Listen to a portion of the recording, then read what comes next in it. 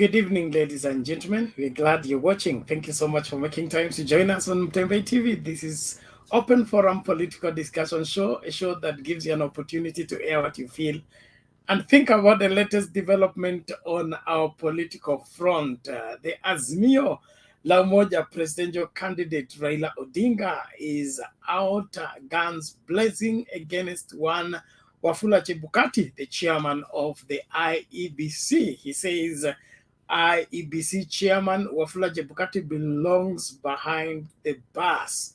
What is your take on the same? And today we are treated with counter attacks and reaction and counter reactions from the IEBC commissioners, some implicating others, others reporting others. Well, this Supreme Court petition is going to expose us to some of the things we have not seen for a long time. Welcome to the show, even as we get down to looking at what is the way forward for Kenya, what is the way forward for this great country, even as political leaders dig in on their stand about the general elections that we concluded on the 9th August 2022. The Kenya Kwanza Alliance placed down the petition that is before the Supreme Court against the win of their presidential candidate, Deputy President William Ruto. What is your take on the same? Is it just mind games, or they have a point that there is absolutely nothing that warrants the overturning of that decision of the chairman of IEBC, Wafula Chebukati, in insisting that William Ruto got the majority of the vote and therefore he is qualified and given mandate by Kenyans as president-elect. Let's get talking. The link to use to get in the studio is right now in the comment section. Click on it, allow StreamYard to configure for you the camera as well as the audio, and you will be in this space for us to get talking. And if you're able to get us, we continue to urge you, please invite 1, 2, 3, 4 people to join into the discourse. Share that link with everybody in your Facebook groups, WhatsApp groups, and every other social platform where everybody can get into this particular show and be able to gain from the insight that Kenyans are giving on different views and perspective on our matter at hand right now. Karibu kila mmoja, naomba tujumuike wakati tunajitahidi. Natumai una habari kwamba Mombasa na Kakamega wanachagua gavana wao Jumatatu. Sijui umejiandaa vipi? Kama uko Mombasa, uko Kakamega, tungependa kujua hali ilivyo, kama Azimio bado ndio ina vuma huko ama kuna mabadiliko. Salome Mbone, karibu kwa show. Alice Wanga, karibu kwa show. Nani huyu? Flo Makoha, you welcome to the show. Collins Ombuya, welcome to the show. Pamela Kageni, karibu sana. True Fosa Lai, welcome, hello to you. GFHGG, welcome, welcome, long time no seen, karibu sana. Kuna Meltetic Baraza, nakwambia majina yako hapa nje. Kuna Dahi Abdi, karibu sana. Ondiek mtoto, you're following, thank you so much. Kuna Masete Morris Mangeni, karibu sana. Thank you for the long share there. We trust everybody is here. Kuna Haji Kim Ozili, you're welcome. Fatuma Nasimiyu, welcome. Lucky Peter, Nastasia Marachi, nani huyu mwingine? Kuna Raison Adele, alafu Benson Lucas, Aftin Abdi, may what? Maimuna Kede, I hope that's right. Kuna Maurice, alafu kuna Sansen P, kuna Alvin Peter, kuna Sadia Imani, kuna nani huyu mwingine? Josephine Hatonde. Hey, kuna Nyayo Frangorama, kuna nani huyu? Kadafi Aaron, Kenneth Munyao, nani mwingine huyo, nisifungie mwingine yeyote nje. Kuna Mogoti Asiba, alafu Janet Miruka, alafu Rogers Albert, Masi Wata, kuna Mogusi Rico, kuna Gloria. Asante sana kila mmoja, mko wengi leo. Nashukuru kwa kujumuika nasi katika kipindi cha leo tunavyoangazia agizo ama hoja ya mmoja wa viongozi hapa, Raila Odinga. Anasema Chebukati angekuwa ashafungiwa. Kwa maoni yako, unaona haya mambo vipi? Karibu kila mmoja, na ukifika studio tafadhali hakikisha kamera yako inakaa on full time, and then you keep your mic mute until is your turn to speak. It is awesome for us to gather again on this particular platform as we share our views as Kenyans on the way we see things and the way they ought to be. We only encourage everybody to be here and present forth facts and not propaganda. That's all. Mama Selina, karibu sana. Vipi leo? Asante sana Penat. Ni maajabu kwa sababu kwanza Chebukati mambo yake, ile kitu imenishangaza Penat is the Supreme Court ya kwamba all commissioners. Unajua samani tulikuwa tunastaki IEBC. Na IEBC we are not touching to anybody. Lakini leo naona Chebukati ameongea mpaka anataja security. Imagine kusema wanajeshi, ati alikuwa ndani, wanajeshi wanakuja, anasema kina sijui nani, this man. Na kama serikali ilikuwa imemwambia afanye ukweli, naona ule Kulei anasema angetangaza hiyo 27 constituencies kwa sababu walifahamiwa. Lies. Kwa nini utangaze kama ulikuwa umefahamiwa ama serikali ilikuwa imekuja kuchukua? Chebukati was not very strong Penat kushinda vile anasema mkubwa ya jeshi, mkubwa ya Inspector General. Ilikuwa kwani Chebukati alikuwa very strong kama serikali ingetaka Raila atangazwe. Ni ukweli ilikuwa inatakikana Penat. And I want to thank God kwa sababu commissioners kila mtu amesema part yake, na nashukuru Martha Karua kwa sababu alituambia IEBC atuendi kwa IEBC, we go for individuals.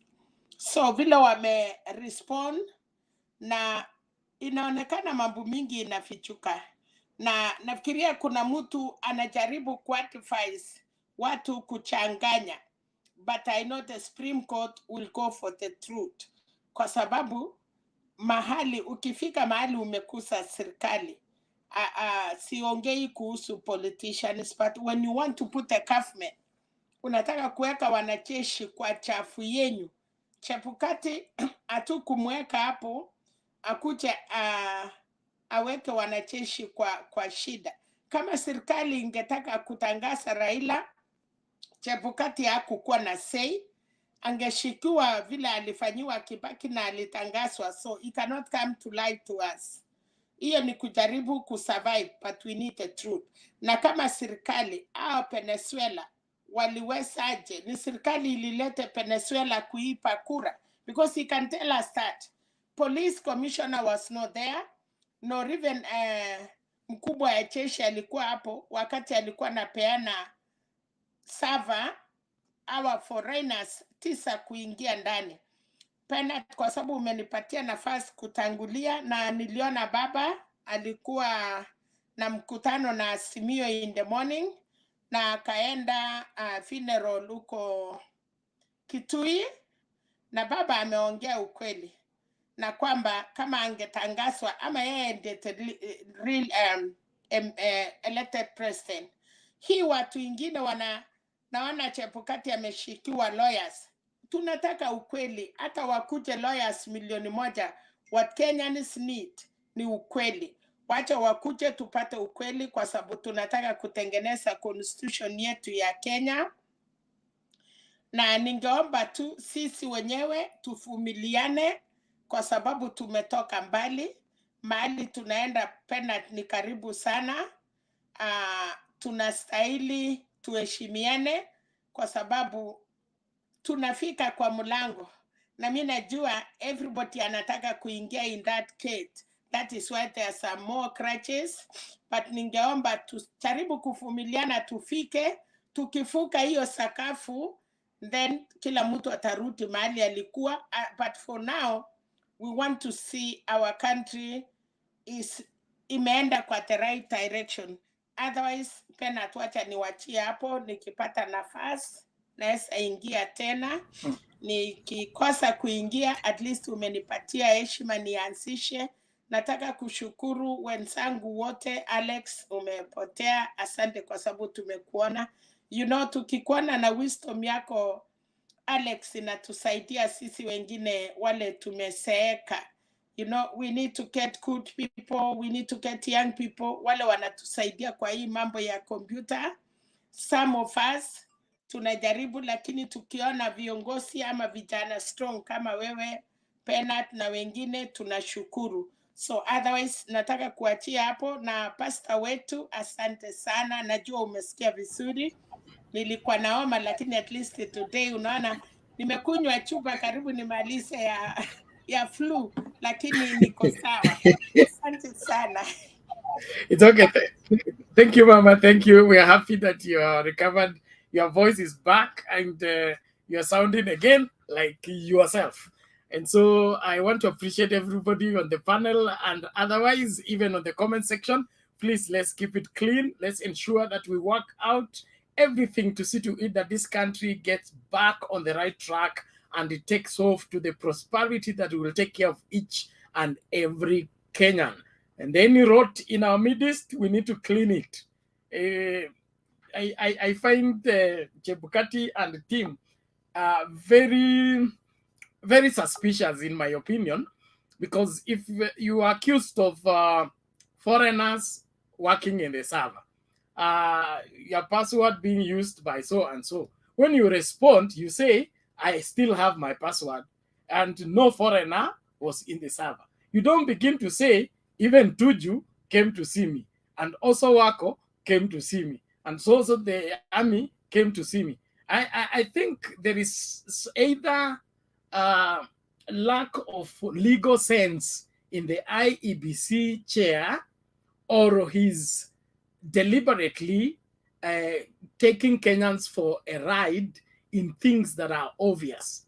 Because I don't see the relationship between the security committee coming to bomb us and the other people coming to bomb us in relation to foreigners hacking into the system and strange from 34As finding finding their place on the floor of the verification desk of bombers of Kenya. So kama wa Kenya ni vizuri tuulize maswali yanayofaa ili tupate majibu. Lakini tukikubali tu kuchezewa vile watu wanatuchezea hivi, hii mambo haitakuisha vizuri. As Kenyans, is our responsibility to see to it that whatever that it takes for our country to recover completely, let that happen.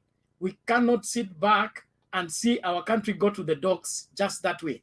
IEBC should conduct the election and let us hear the voice we voted for, or rather our decision appearing into the results. One moment we get a video, and then we move to the next person.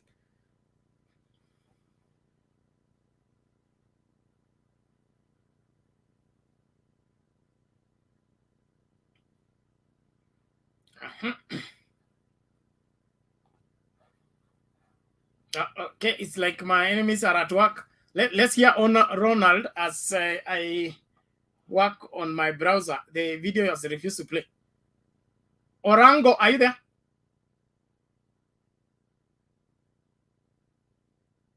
Orango seems not to be there. Ondiek, go ahead. Bernard, vitu ni mingi. Ebu tafadhali ni excuse kidogo. Napiga kagari hapa. I'm very sorry. Sawa sawa, wewe tengeneza ka ugali alafu utasambaza. Asante. Bernard. Okay. Bernard, my take on this is that Itumbi, yes, Chirchir, and IBC are one. If you look at their affidavits, zile vitu wanaongea ni kama propaganda. Everything wanafanya inatengenezwa kwa kona moja, then inakuja inawekwa, of which tunajua ini UDA and IBC ni one. Upande wa Chebukati, mimi kitu moja nilikuwa na suggest, because electoral malpractices is a very big threat to our country.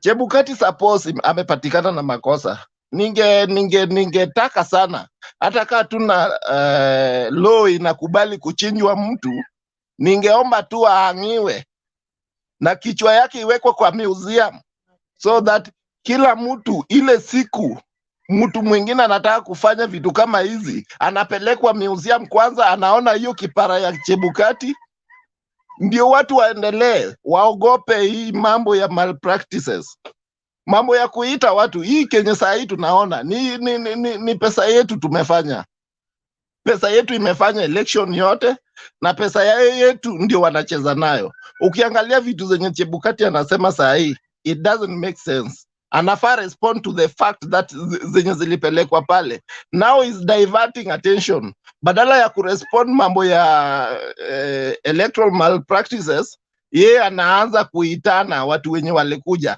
Furthermore, Raila is not in government. Ruto is in government and Uhuru is in government. If at all these people came to see him, then Ruto should be questioned. Useme hiyo kitu tena, umesema watu wasikie.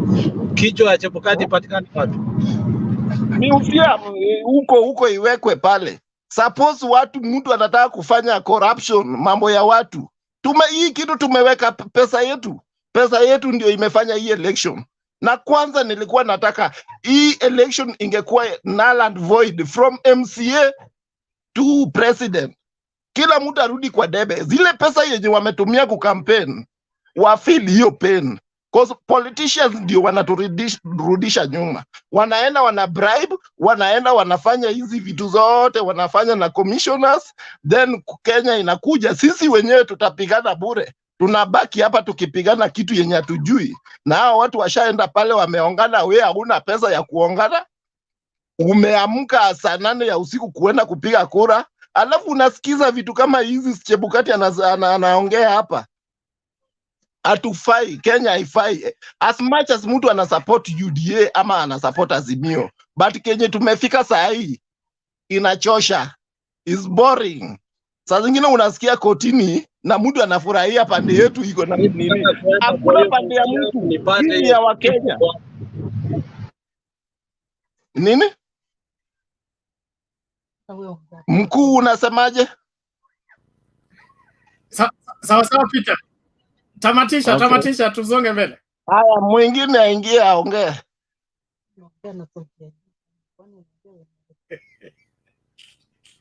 Sawa Peter, asante sana na tunashukuru kwa your passion and commitment to a better Kenya. We pray that better Kenya will get there in our time. We cannot take it anymore. We cannot be treated 40 billion. Alafu mtu anatuletea hapa election ambayo ieleweki, haina mbele wala nyuma. We need to demand the value for our money. And if you are not able to carry out the assignment, jitoe mapema. Hakuna haja wewe umetupa 40 billion, uliitisha budget kubwa ukapewa hela. So, the Attorney General came, Mama Ngilu came. Did we give the budget to Mama Ngilu and the rest of the people who visited you in Bomas of Kenya? Chebukati belongs behind bars. And even after this, we'll begin the campaign. Arrest Chebukati. If it's not arrested, we cannot take this madness anymore. Thank you. Let's hear from Alex. Najua, today, a few things have happened in Kenya. And we need to acknowledge, first of all, the UN Secretary General for calling Baba the 5th. kwa sababu ukiona hata Uhuru hajapigiwa simu, mtu ambaye anapigiwa simu kuulizwa Kenya inaendelea aje ni Raila. Na hii vitu yote hizo vipara ambazo tumeongea hapa, hizo vipara haziende kutushtua sisi. Sisi tumeamua na tunajua mahali tunaenda. Martha Karua amesema leo vizuri sana. 19 foreigners and 2 Kenyans. Sisi hatutaki hata kwenda kwa hiyo foreigners kwanza. We want to know who are those 2 Kenyans so that we can deal with them. Haya. Mutiambai ameenda kwa leave ambayo inanishtua sana. Why is Mutiambai going for a leave when we need him? Kenyans, we must stand and ask very few questions but are very little in our democracy. What is going on in Kenya? Those 3 things I've said are very vital in our democracy. UN has called Raila. Mutiambai anataka kwenda leave. What does he want? What does he know that he doesn't want to deal with? Because that's what leadership wants. Lastly, we want to know, where are we headed to?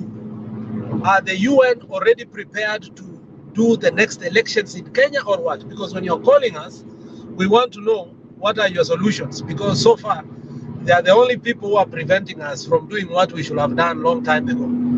Ukisikia hii maneno yote ni ya ukweli, ni ya ukweli. Na Wakenya msidanganywe, sio ya ukweli. Ni ya ukweli kuwa ingetaka tungeapisha baba, lakini baba ndiye amekataa. Anataka ashinde hizi kura nice and clean. Na hatuna hiyo shida. Lakini kama ataenda na kutuchezea hivi, sisi tunachukua hata bibi yake tumwapishe. Because where we are headed to, we don't want a direction whereby you know very well. You know, there are so many things that happen today in Kenya. Na Bernard, usikirie ni mchezo. Leo karibu baba aapishwe. Leo tukiongea. Lakini yeye amekataa. Anataka ati aapishwe kwa njia ambayo ni, kwani yeye ndiye atatuambia vile tunamwapisha? Si tumempigia kura na ameshinda. Leo he was almost being sworn in. Amekataa, akasema sawa, wacha UN Secretary General wameongea na yeye na hizo vitu zingine. Sisi kitu tunataka Kenya. Sasa hii tunataka uongozi. Hatutaki mchezo. Ukiona Matiang'i only spoke today after very many days. Why are they quiet? Because they know our country is in danger. Wakenya simameni bana. Hizi vitu ambazo mnaona zinaendelea Kenya, very soon tutatana kama Rwanda tusipoongea.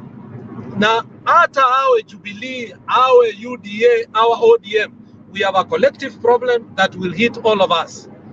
And we must say no to some of those shenanigans. Tutaongea baadaye. Tena adoacha wengine, lakini huyu jamaa amenifurahisha sana. Hiyo kichwa itakana ipatikane huko kwa museum as soon as possible. Hiyo kichwa tunaitaka in the museum as soon as possible. Thank you. Alex, take it easy, Alex. Take it easy. Thank you. Alex, kwani wewe ni chingororo?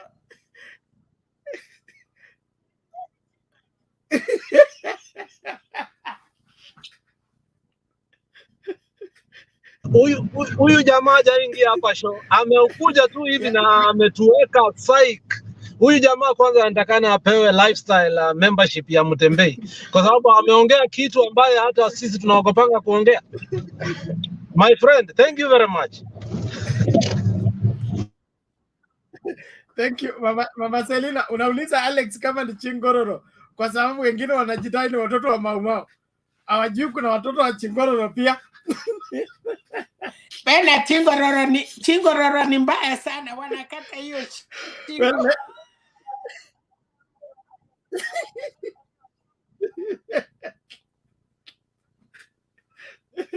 Okay, let's try to play this video and see if it plays before we go to the next person. Thank you, everybody. Please, let's keep inviting each other. The discourse is on. This is Open Forum, political discussion show on Mutembei TV. tuko hapa kuhakiki mambo na kuyasema yalivyo, kwa sababu nchi yetu inahitaji uongozi sasa hivi na lazima kieleweke. Lazima kieleweke. Chebukati na wenzake na wote ambao wamehusika katika hii election imepita, lazima ukweli ujulikane. Hakuna kupiga mbizi na hii. Chris Munara, vipi?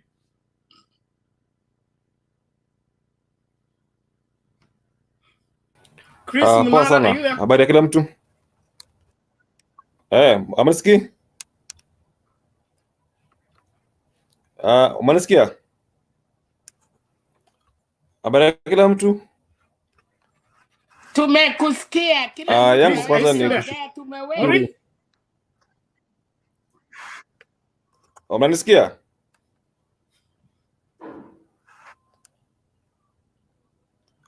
Yangu ni kwanza kutoa shukrani kwa kila mtu hapa, alafu na alitoka kuongea hapa Peter Ondieki.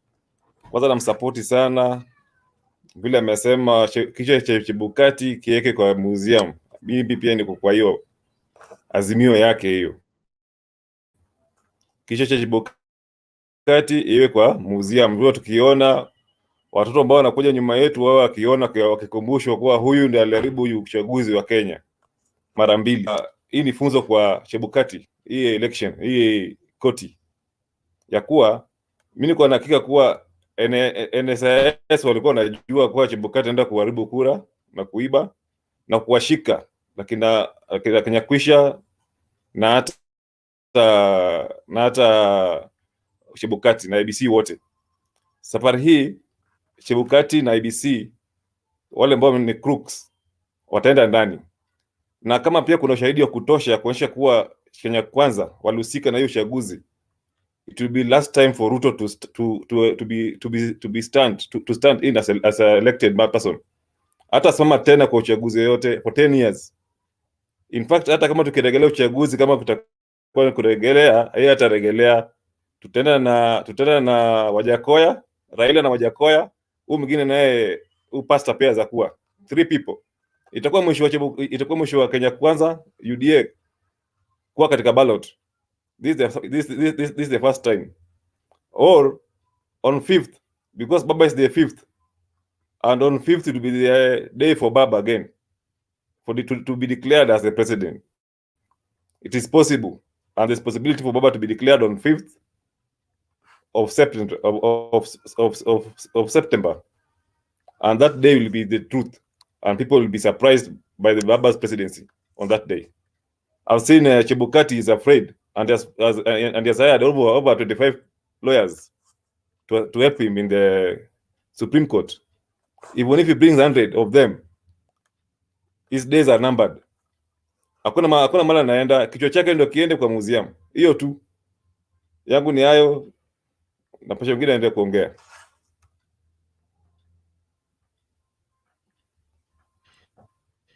Okay, asante Chris, we appreciate that. Let's move forward. It's important that we push for a better Kenya, and the better Kenya is the one that is built and carried forward on the rule of the law, not people who subvert the will of Kenyans above what Kenya stands for. We cannot be treated to this embarrassment of monumental wherever appearance in the international community simply because we can't put our act together. 40 billion to conduct an election, and you still want to bungle the same election. Hiyo haitawezekana. Supreme Court. Maureen, huko.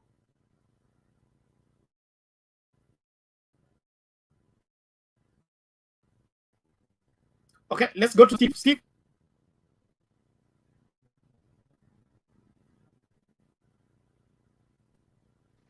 Bernard. Hi, everyone.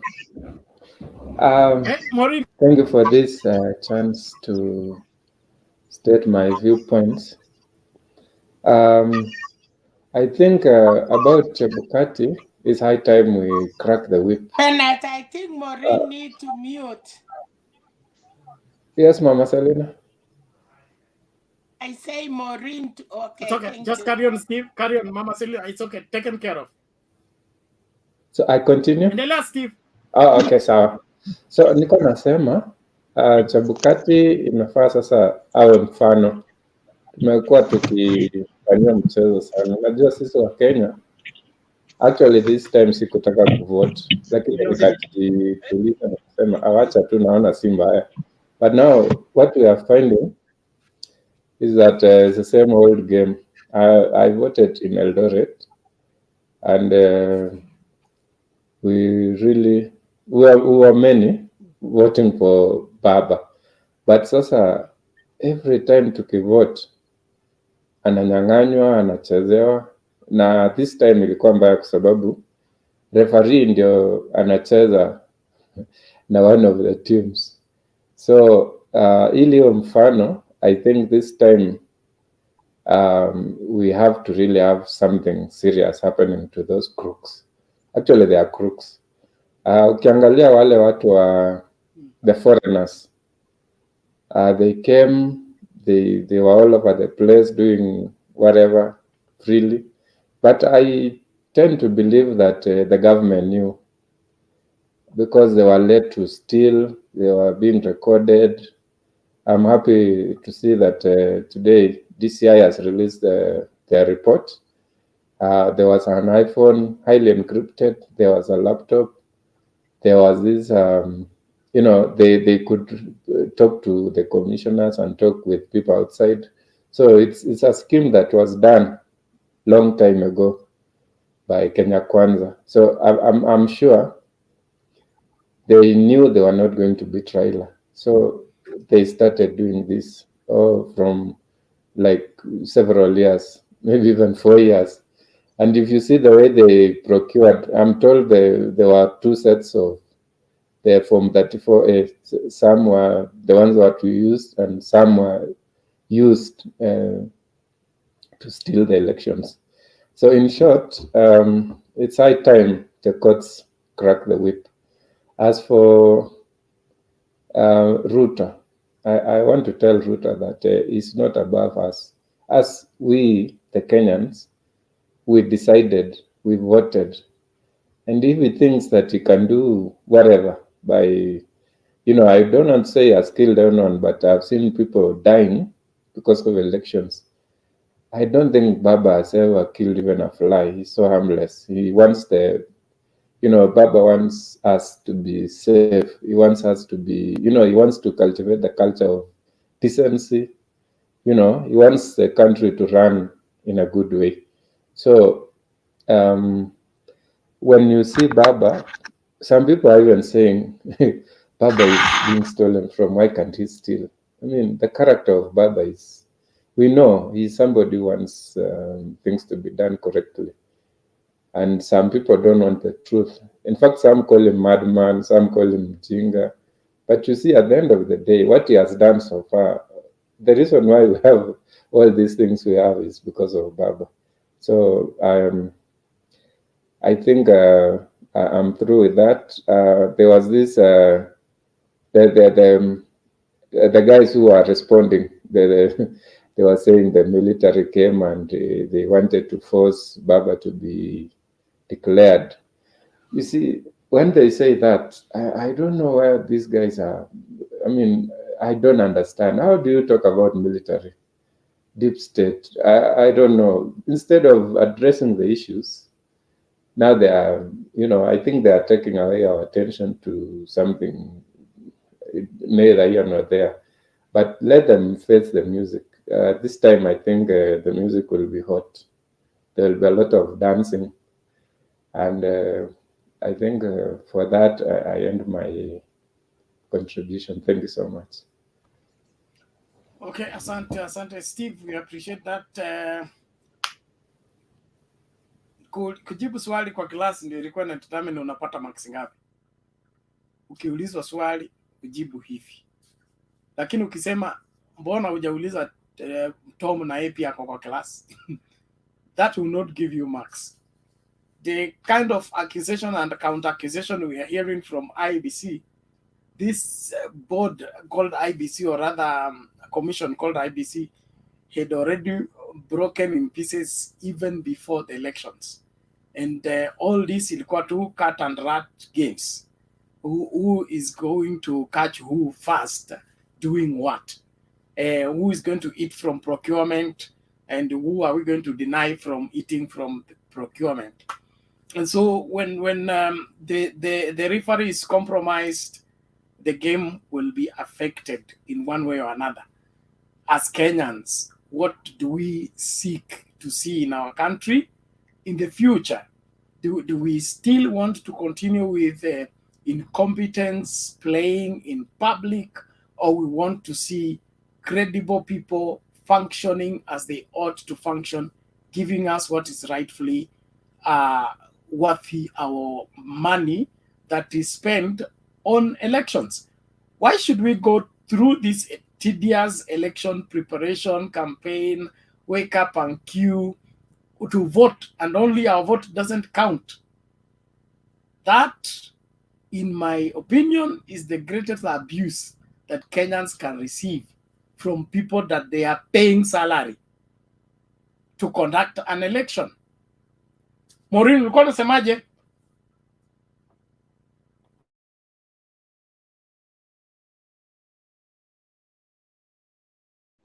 Hello. Hello. Yes, we can hear you. Go ahead. Okay, Bernard. For me, I'm very neutral. And I think tusikuwe emotional sana na hii topic. Either Raila akwe president ama Ruto. For me, I advocate like think about yourself, you know. And then kusema ati Chebukati sijui kichwa yake iweke wapi. No, Chebukati alikuwa anafanya kenye constitution ilisema. You know, ni kufollow law. Unaona? So for me, I think as Kenyans, tukubali tu to follow sheria. Sasa tungoje Supreme Court wakideclare ni Ruto ana win, it's okay. Ama ni Raila ana win, it's okay. But fighting individuals like Chebukati, by the way, hata nimemhurumia. Mnamfight kwa nini? Amefanya kazi yake. Hata wewe kupe hiyo position ya Chebukati saa hii. We Bernard, utafanya nini? Seriously, you just have to do what the constitution requires you to do. It is not fair ati wakisema Chebukati sijui kichwa yake iende wapi. That is so bad. But for sure, tukue tolerant. We just wait for the courts. We just wait for the Supreme Court to declare whether the winner ikwe Raila ama Ruto. Maisha yaendelee. But hizi ma hate speech zinatoka by the italeta Kenya vibaya sana. Vibaya, by the way, italeta vitambaya and nobody will benefit. Either if you're supporting Uhuru or whatever, Raila or Ruto, at the end of the day, kama huku Europe penye mimi niko saizi, Ukraine wana fight. Putin ana fight Ukrainians. Ukrainians wako ni masonko but wanasafa saizi, wamekuja kukua ka refugees. So you can imagine, hata wewe Kenya imagine vita ikitokelezea saizi, where will you go? Tuta lose wote. So Maureen, the best thing, let's wait for the Supreme Court to determine. We just follow the law. Excuse me, Maureen. Don't talk until you're given permission to. I'm pressed. Hi, Maureen. No, hi. What I'm saying is that we don't have to be emotional with this thing. Maureen, malizia alafu ata respond baadaye. Okay, wacha nimalizie. For sure. Aki, tusikue emotional. Mtu kama Ruto sahi watoto wake ako comfortable na watoto wake, whether he wins or not. Raila ako poa. Sasa si wa Kenya wenye hatuna ene ndio tunataka kufight. Sijui nini. No, we shouldn't fight. Tungoje tufuate tu Supreme Court Kenya watasema, and either mwenye ata win akwe president wetu. Period. Na Chebukati akimumsame, Chebukati alikuwa anafanya kazi yake vile inatakana. Hata kama ni wewe ungekuwa Chebukati saizi, kazi yako ni nini? Si ni kusoma tu results. Maureen. Wachia hapo tafadhali. Okay, Ni nimemaliza. President Moi alikuwa anasema nimemaliza kusoma ile niandikiwa niwasomee. Wacha na mimi niseme yangu. But Exactly, aki Chebukati mwache tu. is not supposed to Bernard, read. No, tunataka kuona sura ya Chebukati is not Maureen. supposed to read what is told. Bernard, wacha Order. tuone sura ya huyo Maureen anaongea. Mama Selina. Ako gizani. Mimi niko gizani. Mama Selina, mimi ni It's the mkale normal Maureen, you know. mimi ni mkale wako Mama Selina. And I'm of course proud to be a Kalenjin, but we need to be neutral. Tukiongea kwa hii forum, tuongee kama wa Kenya, si ati kuongea vitu za kusema ati Chebukati tuone kichwa yake kwa museum. That is backwardness. That is so bad, you know? So Maureen, umeita china yangu. Are you happy with what Chebukati did? Unafurahi vile alifanya? Okay, for me, I take Chebukati like he was just working. About Mandate 9 alipewa afanye foreigners. to declare Maureen, according to the result. Maureen, tuliambia Chebukati atuletee Venezuela, 3 Venezuelas na 9 foreigners wakuje achak IEBC. Tulimpatia hiyo kasi. Ukiniambia hivyo ndiye tulituma Chebukati, nitasema asamewe. Lakini kama tulimtuma kama Mkenya mwenzetu, afanye haki, aongee na commissioners, achunge safa. Unajua nini? Alafu ngoja, kama Ruto amewin, kwa ukweli ya Mungu anastahili kupatiwa hiyo kiti. Lakini kama Chebukati anakuja kuipa kura na kuita Ruto, wewe ni mkale, mimi ni mkale, sahi wa Kenya wanatuchukua ache. Mimi yangu ni hivi, kama Chebukati alifanya makosa, 1, anakula pesa ya Wakenya. Kwa nini ametuletea watu kutoka nje? Hatukusaa vijana ama wasichana yenye wanaweza simamia uchaguzi yetu. Ya 3, anasema wanajeshi, anasema mkubwa ya polisi walitaka kupendua serikali. Wewe Maureen, wewe unafikiria serikali ingetaka kutangaza Raila ingekuwa ngumu? So hatutaki uongo. Kama yeye amefanya makosa, najua mama hata mwisi, wewe ukikuta mwisi ya mama ingine ungesema asamewe. Mara wa mama tunasema apelekwe kwa mama yake. Lakini ndio ikuwe a lesson. Hii si kuna ile inasema makosa ama kurutia makosa. Chebukati anarutia makosa. So it is safe ile kitu atafanya. Kama ni mara ya kwanza tutamsamea. Lakini sasa ni mara ya pili, wacha akutane na ile kitu atakutana. Okay, Mama Selina, wacha ni respond hivi. For me, kuna kotini. Unaona? Supreme Court waamue kama Chebukati aliiba kura ama sijui alifanya corruption, to wait for the court wa determine. Kama yenyewe Ruto aliiba kura wakisaidiana na Chebukati, ionekane. Tungoje Supreme Court. Wakishaamua Chebukati alifanya makosa, hakufanya the right thing, then of course Chebukati ako na makosa. Ama Ruto ako na makosa, ama Raila, you know, we should just wait for that verdict ya Supreme Court. Okay, Order. Thank you, both of you. Kwa sasa, Bernard, 1 minute. Kwa sasa, sisi wote Bernard, control the meeting, man.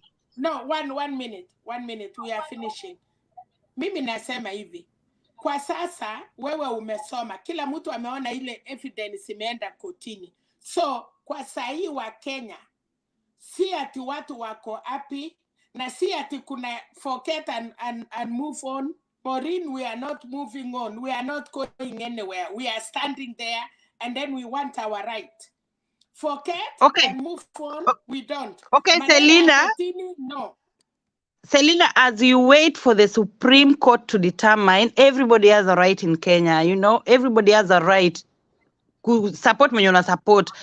But right now, tungoje tu Supreme Court wataamua nini, and Supreme Court wakiamua ni Raila. I think your point is made, Maureen. Okay, Maureen, thank you. I think your point is made.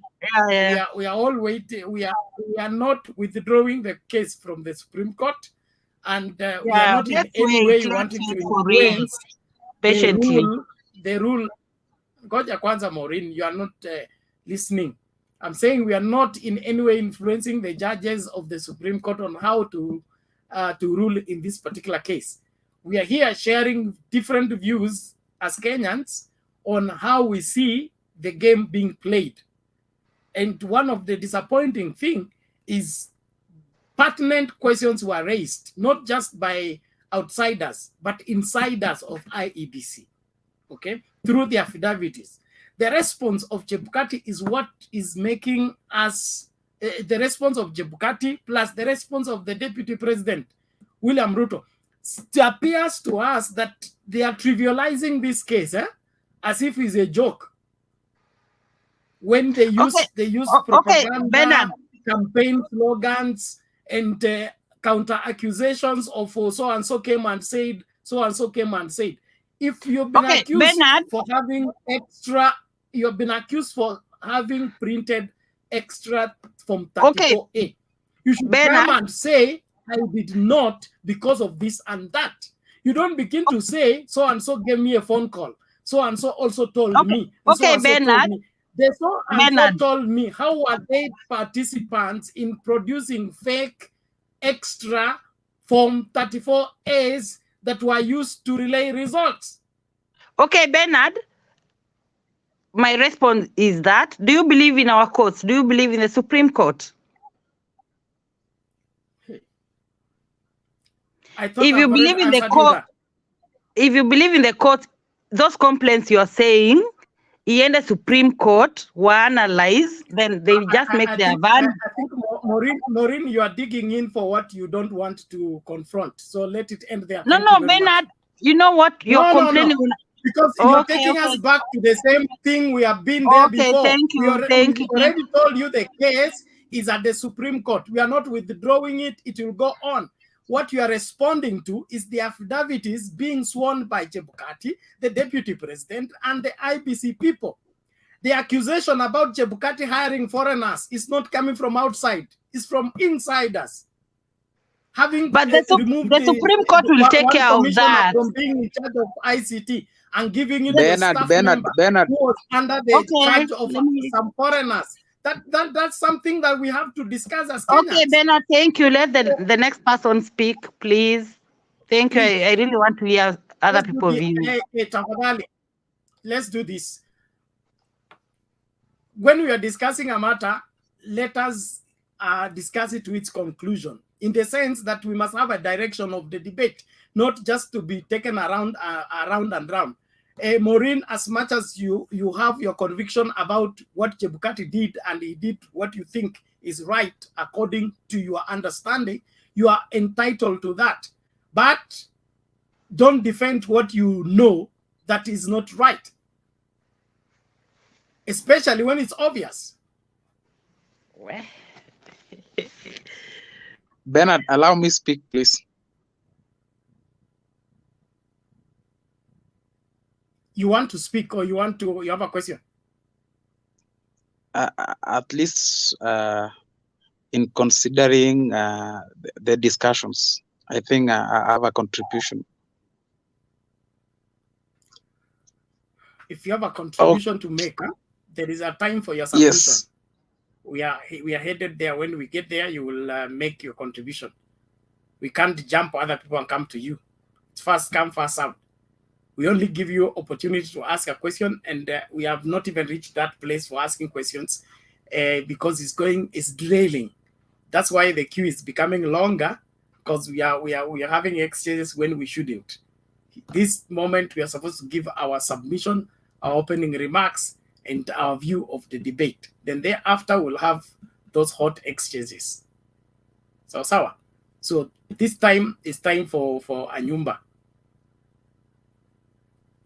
Anyumba, make your submission quickly, please. 2 to 3 minutes.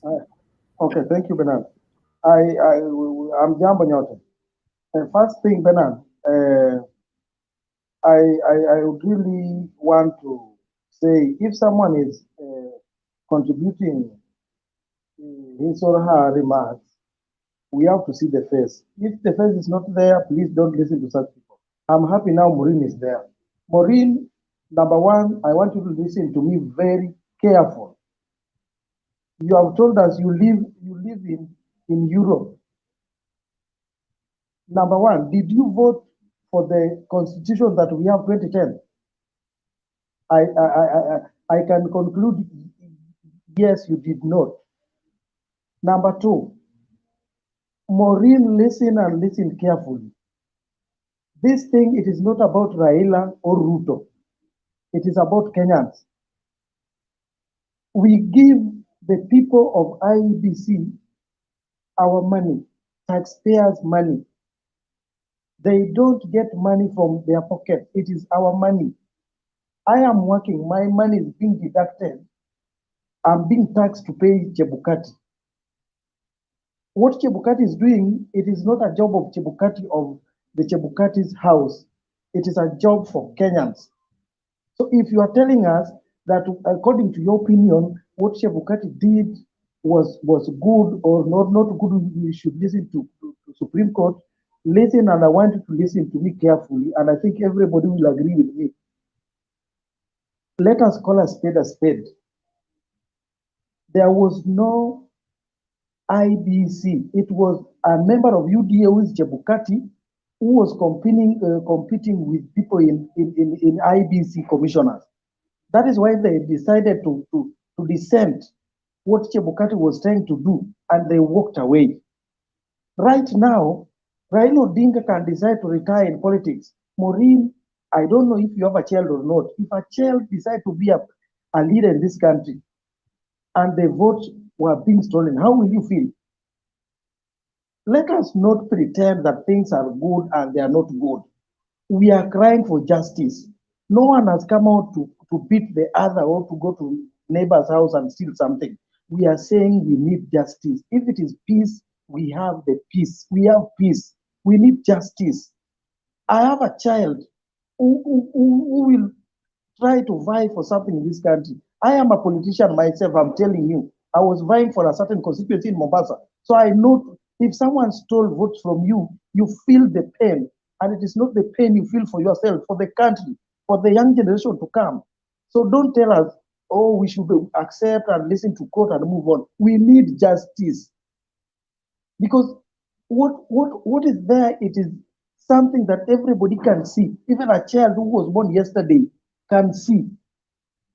We paid Chebukati bwana. Don't take us for a ride. We are here and we are listening to what. How can Chebukati mention people like Commander in Chief? I mean the Kibochi. This person called Kibochi. In fact, Mama Selina said something. Kama serikali wangetaka kutangaza Raila, Chebukati wangemshinda. Awache kudrag majina ya watu. Ni Ruto anamwambia weka jina ya huyu mtu, weka jina ya huyu mtu. They are failures, and this time I'm telling you, we are coming for you, Chebukati. And I don't know, Bernard, if this media, what we are discussing, our president can see. So Anyumba, I think you made your point. Don't go further. Let's do this. Okay. Bernard, can I respond? We are not threatening Chebukati. We want Can I Chebukati to be respond, caught Bernard? guilty by the court of law. Maureen, mute your mic, please. Mute your mic, please. Everybody mute your mic. Thank you very much. I'll give you right of response, Maureen, but hold your horses, okay? Anyumba, mind your language. We should not threaten Chebukati, but we should state facts as they are. If Chebukati had something to do with bungling these elections, he must not be let off the hook like he was in 2017. Even if the Supreme Court releases him, Kenyans should come together and take care of Chebukati in the sense of his display of incompetence in conducting an election like he did this time around. The kind of affidavit that have been sworn, that are been presented, filed at the Supreme Court, You go through them, you get angry. You get angry because either there's somebody who is sleeping on the job, or there is awajali. They don't care.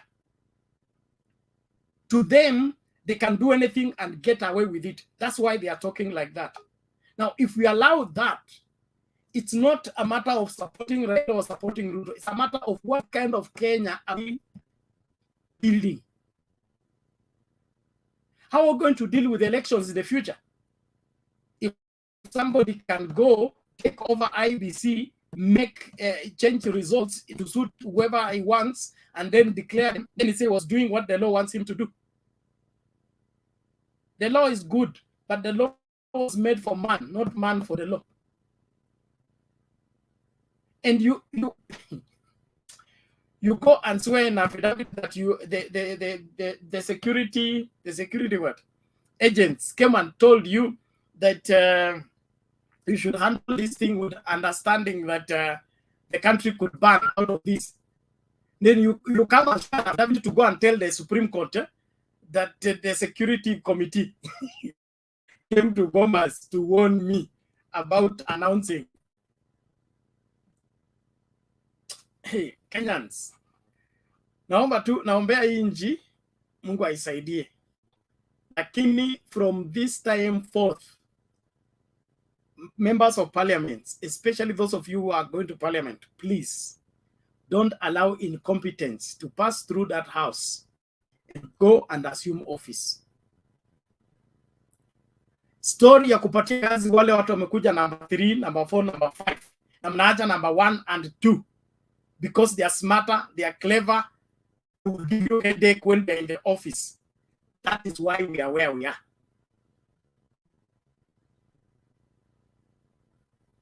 Let me see if I can play the video and then see if I'll give 1 minute to Maureen to respond then to the next person.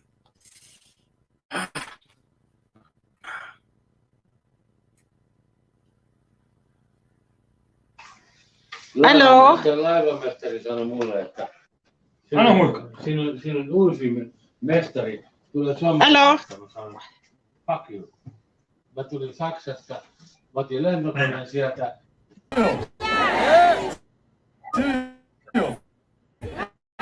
Manake yale ambayo amefanya ni maovu zaidi.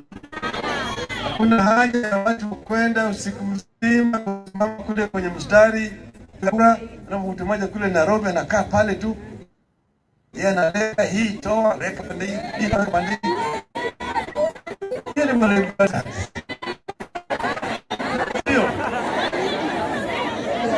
Lakini nasema Mungu yuko, sio? Sio.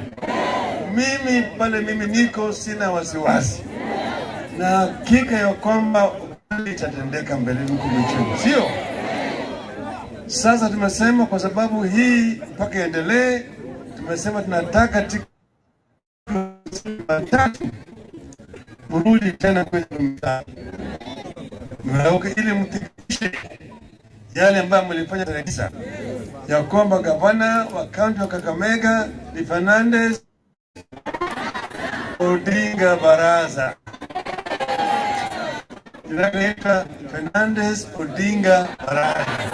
Sio, inaitwa Raila Amolo Odinga. Hiyo nimetajwa, ndiye ametajwa. Maana hiyo wewe yeye ndugu yangu. Ndio sio? Nataka mpige kura ili ionekane Kakamega na Mombasa ni ngome ya chama cha ili tukishika, maana mimi na tutashika ile serikali ya juu. Unajua namna hiyo? Na Paranya atashika ile wizara ya fedha. Sio? Tutatoa pesa kule juu na kuja kwa mkono ya mtu ambaye sisi tunaamini hapa. Sawa sawa? Na tumesema tutazidisha pesa ambayo inatoka juu na kuja hapa chini kutoka 15 kwa 100 hadi 35 kwa 100. Ndio vizuri. Ili watengeneze naye maendeleo hapa chini. Mambo ya maji, mambo ya barabara, mambo ya elimu, mambo ya matibabu, mambo ya biashara, yote yaende vizuri. Sawa? Si ni mpango tulikuwa tumesema, sio? Ndio ndio msita. Unajua msita vile vile. Siko pale. Kama msimamo wetu bado ni yale yale. Sisi tuna hakika tunashika ile serikali ya juu. Vile mimi nimesema, sio? Niliambia watu huko ya kwamba sisi kule kwetu watu ni wawindaji. Na ukienda kuwinda msituni kule porini, na sasa wakasema swala ndio hiyo. Swala linakuja hiyo. Na watu wako na mkuki. Ukirusha mkuki, ikienda ikidunga swara, unasikia kwa mkono wako hapa. Unasikia kwa mkono wako hapa. Hata ndege ukirusha jiwe kupiga ndege, ikipiga unasikia kwa mkono wako hapa. Mimi nasikia kwa mkono yangu hapa. Ati ili swara nilidunga.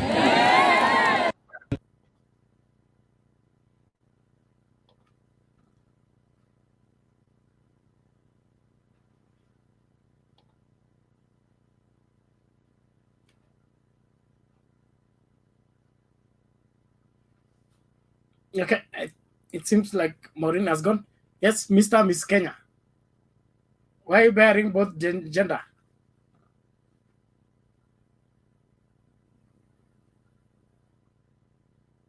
Well, it's gone. Naibezi, mapema. Yeah. Hey, Bernard. Yes. Hello. Yeah, unanipata? Yes, we can hear you. Go ahead. Namna gani? Okay, thank you so much bana. Kwanza ninawasalimia wote. Huyu Morini ndio amehepa kutoka hapo, nitaka nimuulize kitu. Ameniguza, nilikuwa nasikia, yani nilisikia mpaka hata nikakuwa choked. My friend, kabla sijaanza submission yangu, uweze tuambia tupatie huyo jamaa nafasi aendelee kutukanyaga. Aendelee kutukanyaga. And this time round hatuwezi, in fact hii ndio itakuwa mwisho wa kuiba kura Kenya. Na hatuwezi waachia. Hii sasa penye tumekanyaga ribiti ile yenye ni ya mwisho. Hakuna siku nyingine mtu ataendelea kukaa sehemu anapiga hesabu vile ataiba kura. That one, unajua last time, sijui what happened last time. Alishikwa, ameiba, akawachiliwa. Sasa hii vile tumejaribu, nimesikia kila mtu akisema kwamba hata kama sasa hii Martha Koome ataachilia huyu jamaa, tutamuendea sisi kama wa Kenya. Hatuwezi kuwa tunakata ushuru yetu, na hiyo ushuru ikienda inaenda kufanya ujinga, pesa inawekwa kwa mikono ya watu, wanaanza kufanya nayo ujinga. Na kama saizi Raila kama si eti ni mtu anajielewa, saizi angesema ameibiwa, twende kwa barabara, watu ni wangapi wangekuwa wamekufa saizi? Na mtu saizi juu Raila, fact ni namshukuru sana Mungu, aendelee kulinda roho yake mahali, aendelee kulindwa zaidi. Kama si kwamba ni baba anajali watoto wake, saizi watu ingekuwa tunapigana Kenya, tunauana. Na ni kwa sababu ya kimutu kimoja tu, hiki kimzee Kenya nywele imekataa kumea kwa kichwa. Ni uchungu mapema wewe. Ni uchungu. Ni uchungu Bernard, kwa sababu heshima idumu, uchungu kweli, lakini hata kama ni heshima Bernard, huyu mzee anatubo sana na anafanya yeye anatugonganisha tu, anataka tu tupigane. Uwezi tuambie, mimi kitu najua, nilikuwa nafuatilia sana siku walikuwa na announce huyo president Chet huyo. Unakumbuka vile baba alimuita president Chet? Kama ilikuwa nafasi serikali ingilie kutoa Chebukati pale as announce it wasn't a big deal. Kwanza Chebukati wakati ameingia mara ya kwanza Bomas pale ndani, unaona kuna furugu ilitokea pale, akakula ngoto tena akatolewa nje. Pale ingekuwa serikali ndio ilikuwa inataka kwamba Raila atangazwe, pale ndio wangechukua Chebukati waende naye, Raila atangaze mwenye alikuwa anataka, kama serikali ilikuwa inataka. But hiki kimzee, that's why I'm using this term, kimzee kinajaribu kugonganisha watu. Saizi anasema kwamba Uhuru ndo analazimisha sijui nini, sijui askari gani, sijui refrigerator. Chebukati is totally confused. Chebukati is totally confused. And I sense kwamba hao watu wa Kenya Kwisho walikuwa wanajua. That's why siku waliona tu tumepeleka kesi mahakamani na tuko na mpango wa kupeleka kesi mahakamani, they started saying rerun. and of which na tunarudia kusema, hata mimi ninaambia baba, I'm very much sure saa zingine kuna watu ambao wanaangalia hii channel na huwa wanazungumza na baba, we are not going for a rerun, we are not going for a rerun and we are not ready for that, kwa sababu we won square and freely. Nimeona hiyo clip yenye amesema hapo kwamba anajihisi aligonga swara. That is the fact. Tulimaliza biashara mapema. Hii tu kitu iko ni mama aendelee kufanya mambo yake vizuri, amalize, atupatie kiongozi ambaye ni Raila, tusonge mbele. Narudi kwa submission yangu ya leo. Nilikuwa nimekasirika sana wakati huyo mama huyo Morini amesema kwamba ati tuelewe Chebukati, we give him simple time, we give him and we move on. Nikisikia mtu anaongea mambo ya moving on, by the way ninaudhika sana. We cannot move on and we wasted a lot of money. Some billions have gone kwa sababu ya hiyo ujinga yenye mtu anakaa nazo kwa nyumba yake, wana negotiate na wanaanza kutuambia vitu hakuna. So najaribu tu kusema kwamba chenye wanajaribu Chebukati anajaribu kutueleza kwamba serikali ilikuwa inaingilia uchaguzi. Turudi tu akili zetu kidogo tufikirie. Siku ile Chebukati alikuwa announce Ruto, alikuja mara ya kwanza kama mnakumbuka, akatolewa kwa sababu ya security threats. Na kama unaweza kugundua ama kama unaweza rudisha akili yako nyuma, mtu alirudisha tu ile amani pale ni maaskari. Nao maaskari kuna mdosi wao mmoja pale juu, Uhuru Muigai Kenyatta. Kama Uhuru alikuwa anataka kwamba Ruto asitangazwe, saizi hatungekuwa tunaona Chebukati penye yuko. Lakini wakati mtu anajaribu saizi, please Chebukati, kama unanisikiza, endo jibu maswali umeulizwa. Mavenezuela wenye ulileta Kenya, they came to do what? Wacha kuegemeza. Sisi kwa Kikuria tunasemanga kwamba tikakora rera marandora. Wakati mti inaanguka Bernard, mti inaangukanga, tuseme kwa mfano huwa iko na miti yenye imefungana nayo. So ukikata ile mti bahati mbaya inaweza anguka na zote. So Chebukati, usianguke na miti zingine. Go and face your jail, and this one I'm telling you is treason. This is treason yenye amecause Kenya sasa hiki kitu inaendelea. It's treason na ndio tunaenda kumshtaki na hizi tufanyie ujinga. Na kama tumekuwa tukitoa pesa bana, tumekuwa tukichanga, kama saizi tumekatwa mishahara, wengine tumekatwa biashara. Kama mimi saizi niko na KRA machine, ninakata kwa biashara zangu ikete for hiyo election. Alafu juzi anajitokesha na akili yake mzee, anatuambia we don't have money for rerun. Yeye ndo anatoanga pesa kwa mfuko. So sitaki kukuwa na mambo mengi, lakini kabla sijamaliza, wale ambao mnafuatilia hii kesi ni kwamba si kesi tunaenda kufanya, kwa sababu wameanza wao wenyewe pale ndani kuna shida. Sherela, Mungu aendelee kumnemesha maisha marefu, our only lady mwenye anaweza simama na aseme ukweli mbele ya wanaume. And the three commissioners, hii ni kesi ambayo tushashinda by the way. Let me tell you, we Azimio tumeshashinda. Sema tu ni vile hatujaanza kusikiza na muone vile itakuwa ruled. In fact, first patch tulishashinda na mambo na nullification. So what we are trying to argue on saizi, na hata ninajua chenye lawyers wetu wanafanya ni kuhakikisha kwamba we get that clear win, tutangazwe, baba aende kuapishwa. Only that. Lakini kwa saizi hata hao majamaa wote wa Kenya kuisha wamejua kwamba hii kesi iko nullified. Hii uchaguzi iko nullified. That's unaona kila mara penye wanaenda. Juzi mimi hata hao jamaa sijui ukweli kabisa, kuongoza na watoto ni kitu kingine mbaya sana. Unajua hao majamaa Ruto na hivi vijana yake yote ni watoto. Na that's why kumbe wanasemanga mzee akiwa kwa familia, sisi kama Wakuria tunasemanga kwamba omgaka ni uigisike. Yani mzee ndio ile poli ya katikati ya nyumba. Before kitambo sisi Wakuria tulikuwa tunajanganga zile nyumba za round, alafu kuna mti mmoja katikati. So when we have a father katikati, unajua kwamba hiyo nyumba iko ngumu. So juzi wanaenda kutusi Uhuru. Uhuru na yeye amenyamaza. Uhuru na yeye anachezanga kadi zake kierevu.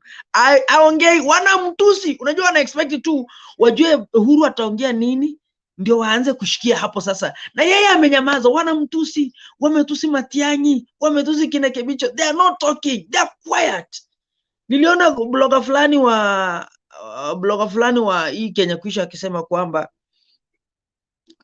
Uhuru, saizi tunajua kitu mnafanya from State House, what you are trying to do with Supreme Court.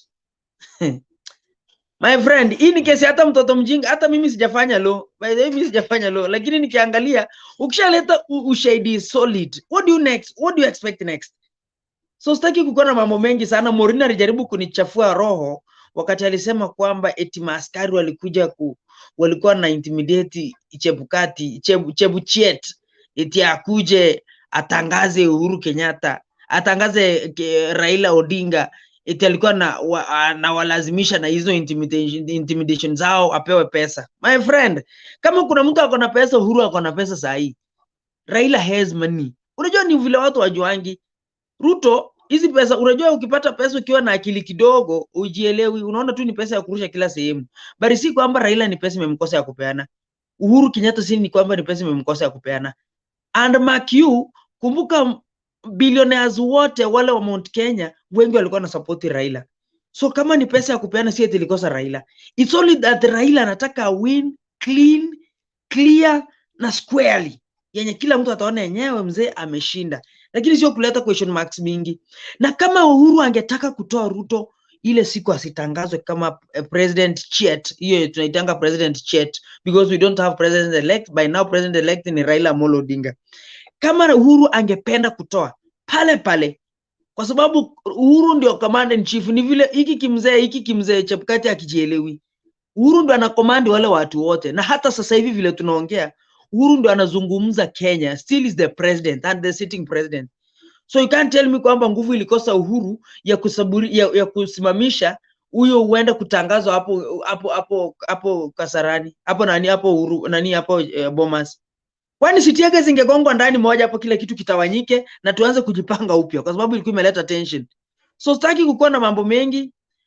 Bernard, huyo Morini akirudi nitaongea naye one on one. This one is not fair. Thank you for that submission. Tuko ndani mpaka hapo naendelea kusubiri, but it's coming home. Thank you MC. Asante kwa huyo asante kwa mchango wako, na tunatazamia kuwa na wakati mwema. Tuliza mori, mambo itanyooka. Tunaamini kwamba koti zetu zitafanya ile ambayo inapaswa kufanywa, lakini kama Wakenya lazima tujirudie, tuanze kuuliza maswali yanayofaa.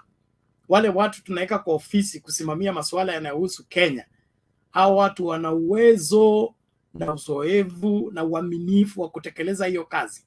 Tusikubali kuweka watu ambao hawafai na tuwapatie kazi ambayo inaguza kila Mkenya. If you cannot take care of the vote as an IEBC commissioner, then you don't need to be anywhere near that process. Because through the vote, Kenyans speak. If you don't protect the voice of Kenyans, you are saying that, oh, you did not have agents in this place, that is why there was rigging. There is no law that says you should have agents in every place. And without agents, the vote is going to be stolen. Stolen by who? Pesa tunatuma tukipeleka kwa banga na M-Pesa, tutumange na agent. Exam tunafanya, tunapeana makaratasi kwa NEC. We don't send agent, we get result. So IEBC na uzembe wao lazima wamakinike. Tutajua mbivu na mbichi. Nani huyu ametoweka? Adams, karibu. Good evening. I don't know good evening to you. How are you? Well. Thanks, I'm doing well. I'll try to keep this short. So for AZIMIO supporters like myself, it's going to be an interesting 4 or 5 days or 6 as we wait on the hearings to conclude. Mine is to encourage us to keep on trusting the process. But at the same time, this trust is not absolute, because institutions overall are run by human beings. And the moment human beings are compromised, anything else can be compromised. So to Maureen and the other persons who are questioning the concerns being raised, yes, we have the constitution, we have the rules, but ultimately if the people in the commissions, the people entrusted mess up, then we're the ones to suffer for the future. What many people don't understand is that even the publication of results in the portal was a result of the petition in 2017. It is a consequence of that judgment that the IEBC has followed that law. That law existed previously, but Chebukati and Molu and Gulie, who were part of that commission then, did not abide. So the concerns around Chebukati are not founded from space. The only thing that they escaped with is a lack of conviction. So in terms of integrity, would you trust somebody who has been found guilty of contravening the law before more than a person who was found justified in 2017? So I think that explains what a great majority of us in AZIMIO feel, that our allegations are not out of the air. So having gotten that out of the way, maybe in about 2 minutes, I'll just summarize by saying what I think is important for us on this side to pay attention to. I am a lawyer by profession, so I've taken time to converse or look into the petitions and the affidavits, not conclusively yet. I think that on the balance of things, we have sufficient grounds. To those worried about the court being compromised, my personal opinion is during the petition, before it begins, there's usually a pre-trial conference where you seek certain orders, some of them being access to IT materials, servers, the KIMS kits. Now you'll notice that in the Okiya Mtata petition, the largest ground is that no candidate qualified for declaration as president, or no candidate managed to garner 50+1. And his assertion is largely based on the declaration by Chebukati, that the turnout was 65.4%. Chebukati has since, in his affidavit, claimed that he corrected that assertion on camera, but he has failed to avail evidence of what the KIMS kits are projecting, which means in simple terms, unless the IEBC allows access to those kits, then there is one person saying X and another person saying Y. Now, in the Supreme Court election petition rules, the court has the power to order for or to issue orders that allow for fair determination of a case. Now, if one person is saying X and another person is saying Y, to a layman, the fairest thing to do is to go to the actual evidence and see what is the evidence actually saying. So what are the KIMS kits actually saying? So to me, on Monday, when the pretrial is held, if the court allows for access to those kits, the servers, then you know that you have a fair chance. If they decline to issue such orders, as happened in 2013, as happened during the second election petition in 17, for the fresh election, for the repeat election, then know that you are working upwards, going against the hill. Lastly, Chebukati has issued a fairly succinct affidavit. It's interesting to note that he relies a lot on his communication to AZIMIO. AZIMIO had raised a few questions concerning the election, and he has used that as part of his evidence of what happened. He has not effectively addressed the issue of alteration of Forms 34A, and I think that is perhaps our strongest ground in this election. So again, the order for scrutiny or a recount or a retally, which has been sought, is going to be a very, very important thing. So if you notice that that order is declined again, you begin to ask a few questions, because one person is claiming that forms have been adulterated. There is evidence to show, because we have duplicates. That is part of one of the affidavits. So it would be interesting to see what grounds the Supreme Court would use to decline a scrutiny or a recount or a retally. So on the balance of things, I think what is in Gulliers and Chebukati's affidavits about the VCDF, Ogola and Tuju, it will be interesting to see whether they'll produce enough evidence around that. I highly doubt. But if they can, then they would have a much, much stronger case against AZIMIO. But from what I have seen,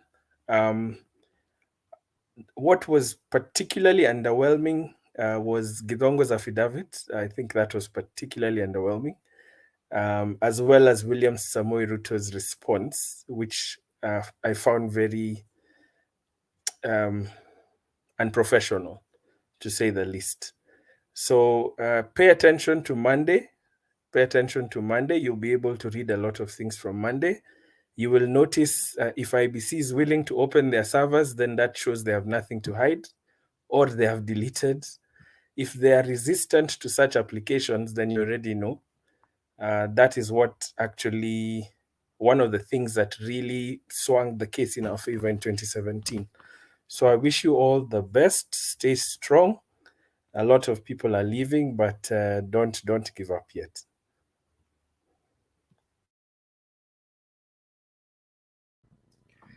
So asante John Adams for that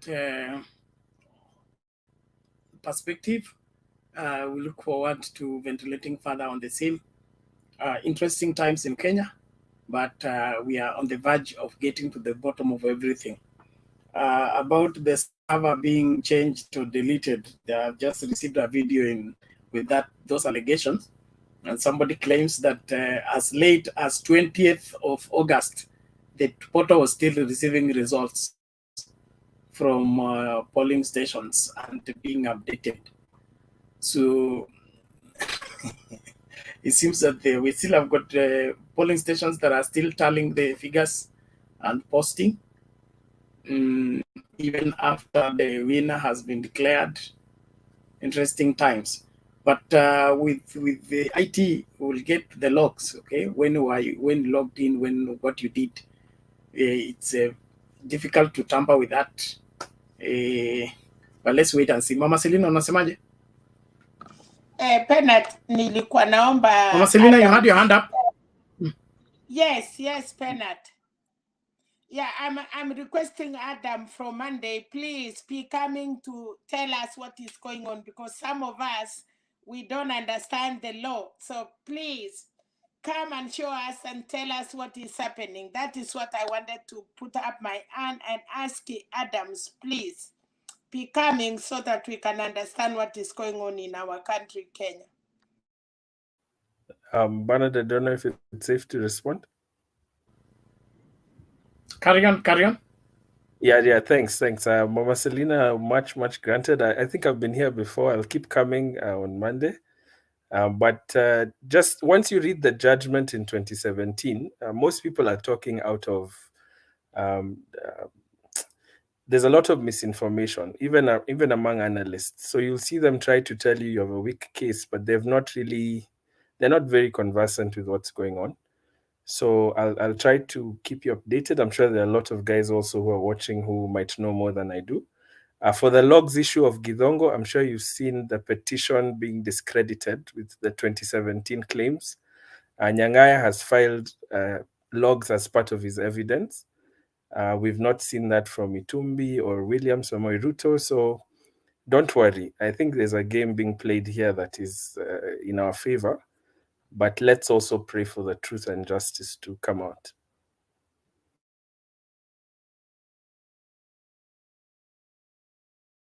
Okay.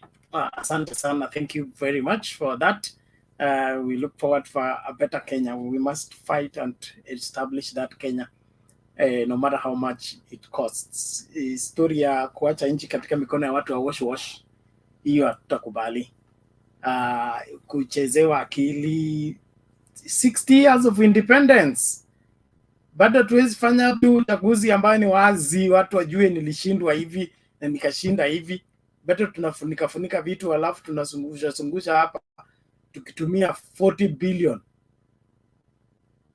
Hiyo IBC mimi, hey, it makes me very angry. It makes me very sad as a Kenyan that after 60 years of independence, we are still caught up into deciding who becomes president, and we can't let Kenyans decide that we have to subvert the will of Kenyans to suit somebody's ego. That must not be acceptable at this point in time. Naomba tumsikilize Sarah. Sarah, are you still there?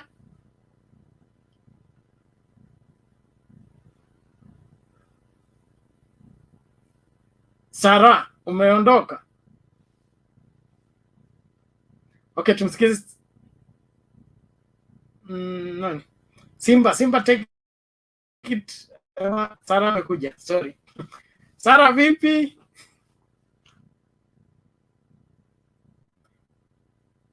Okay, she's gone. Simba take it. Asante sana Bernard na panelists wenzangu wote, and ni jioni nyingine mahali tuko, wengine kama ni asubuhi. Tunaomba Mungu aendelee na kutusaidia. Issue ya nchi yetu, unajua, naona kama tutakuwa na another landmark ruling ambayo nchi zingine zitafuata, kwa sababu I believe these 7 men and women wenye wako kwa hiyo bench already they set their record straight. Malawi wakafuata, and I think this is another calling, na najua watafanya kile wanahitajika kufanya at their best, but like it was in 2017, this time round Attorney General hajahusika kwa hii kesi. Vile ni mshauri wa rais, na kutohusika kwake kwa sababu watu wa UDA wanasema hii uchaguzi haikuwa ya Raila Odinga, ilikuwa ya Rais Uhuru Kenyatta kutaka kuendelea kukalia uongozi. Kama ni hivyo na Attorney General ni mshauri wa rais, mbona hajajihusisha kwa hii kesi? Lakini hata hivyo, Chebukati, allegations nyingi zimewekwa kwake na makosa ikaonekana wazi, kwa sababu hata wakati unaruhusu foreigners kuingia katika database ya IEBC ambayo inahusu Wakenya ambao ni wapiga kura, hiyo inatakiwa huyo jamaa. Niliona hata wafungwa wanauliza ni siku gani, wanangojea kusikia kwamba analetwa wajue ni wapi atapelekwa, kwa sababu wakati unaanza kuhusisha mpaka majeshi kwa makosa yenye umefanya, uhusishe NIS makosa yenye Chebukati amefanya, mpaka Solicitor General, mpaka IG. Do you think hata kama ndio amepeana uongozi kwa William Ruto, ataongoza na amani? Kwa sababu hiyo serikali already iko divided. Ataiongoza akitumia mbinu gani? Na wale watu wenye wanajua huyu hakushinda na ndiye tunafuata orders kwake. Most of these people are in constitutional offices. Atawafuta wote. Kwa hii ni mwananchi wa Kenya anakosewa, na kama uamuzi ambao utatoka katika ile mahakama, huwa wanasema hata kama hatujaridhika, tumekubaliana na mwongozo wenye mahakama itatoa, lakini wananchi wakitoka kwa hiyo laini, hatuna nchi tena. So wacha tuweke imani kwamba mahakama kuu itatoa mwongozo ambao utakuwa very neutral kwa pande zote, lakini haswa kwanza our prayer ni yule mtu kuscrutinize hizo forms. Votes huwa zinafanywa na kuwa concluded kwa vituo. Hizo forms ziko. Ni nini tunaulizana, ni uchunguzi gani inafanyika? Allegations ni saa nini tunawekeana eti huyu alifanya ile? Mwananchi aliamua, kura yake ilihesabiwa na ilikuwa ni mapema. Hii ukarabati yenye inafanywa hapa na hao wakora wenye wameshika nchi ya Kenya mateka, alafu wanageuka hapa wanaanza kutuambia eti unajua Kenya kuna state capture, wakati umecapture wewe maoni ya mwananchi yale ametoa kwa kituo. State capture ni gani? Kwa hivyo sisi tunataka tungoje, na Wakenya wako very patient na tutangojea, lakini ile kitu yenye tunaambiwa eti forget and move on when we cannot even breathe. Sasa tutamove na nini? Where will we find the oxygen ya kumove nayo on? Hayo ni mambo yenye tutaongea kwa siku nyingine. Wacha niwe brief kwa sababu mimi niko around, tutazidi kuongeleshana. Thank you. Asante sana Simba, tunashukuru kwa hayo maoni yako. Sarah, if you are ready, you take it before we play a video.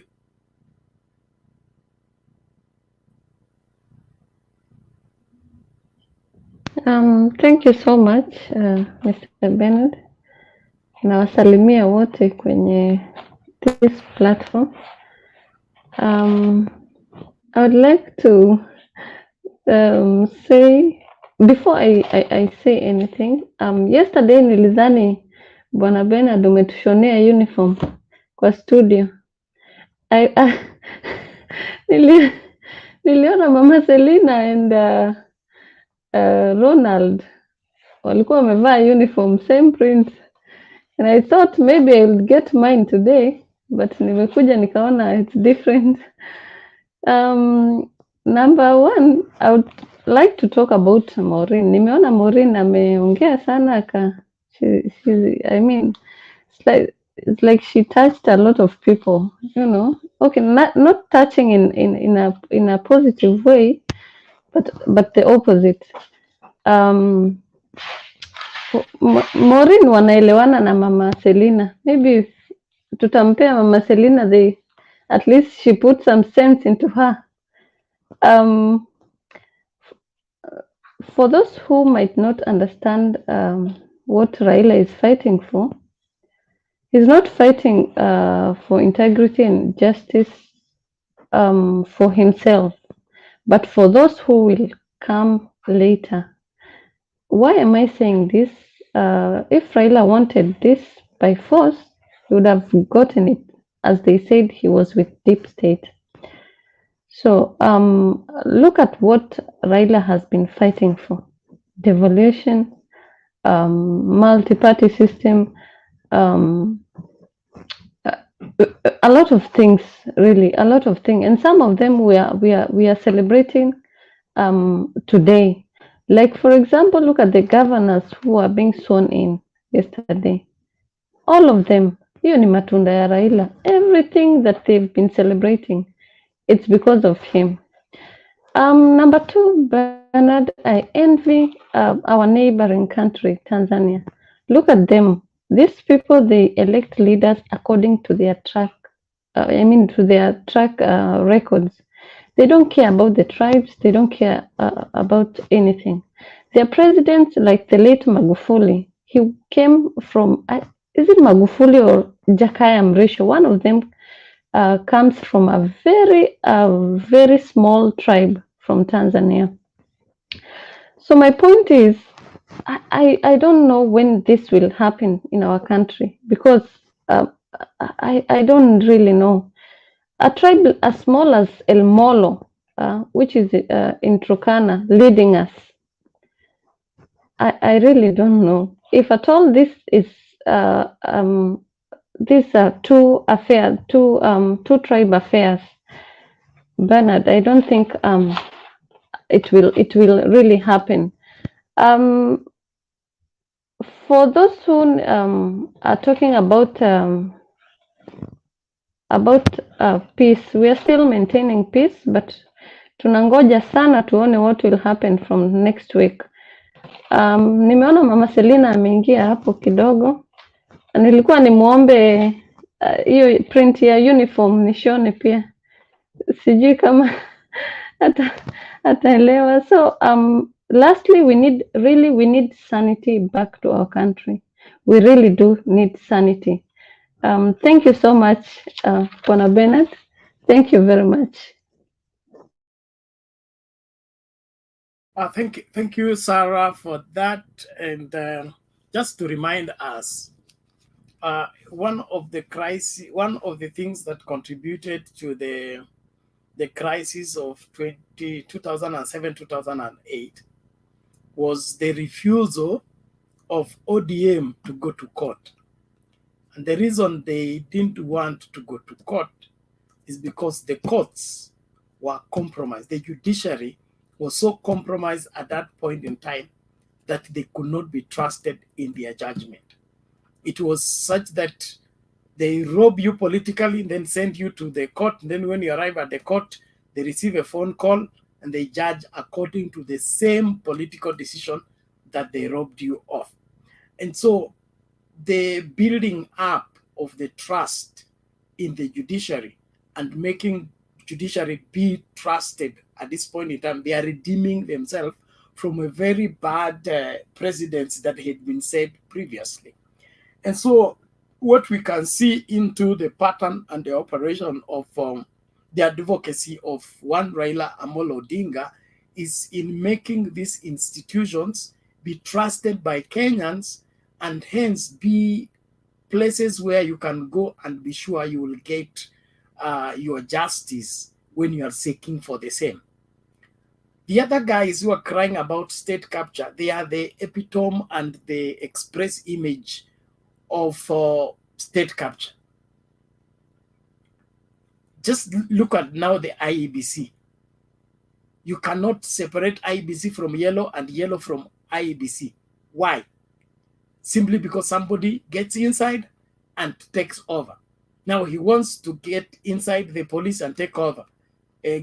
By calling the IG the most incompetent person. Incompetent based on what? Because he refused to receive orders from you, or he refused to give you the tender to supply the police uniform. It's about time Kenyans began to look in this matter critically. Without viable, strong institutions like the judiciary, IEBC, the education sector, the health sector, we don't have a country. What is making us be one of the leading countries in Africa is these functioning systems. If we had, let's say, a registrar of person has fallen, a registrar of wherever, the health sector has fallen, the education sector has fallen, we don't have a standing in the international wherever community. And so as a people, we need to think differently. We should not look at this political crisis as a personal issue. This is not a Raila thing. This is not a William Ruto thing. This is threatening the whole fabric of the Kenyan community and how it will govern itself going forward. Because the moment Kenyans say they don't want to vote, they will not vote because voting does not work.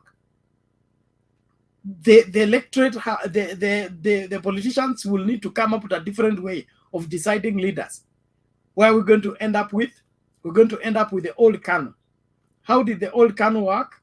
The old Kanu, you win the Kanu ticket, it meant you are already in parliament. And how did you get the Kanu ticket? Orders from above. You see? So if we don't wake up and embrace what is being fought for right now, we are the losers in this.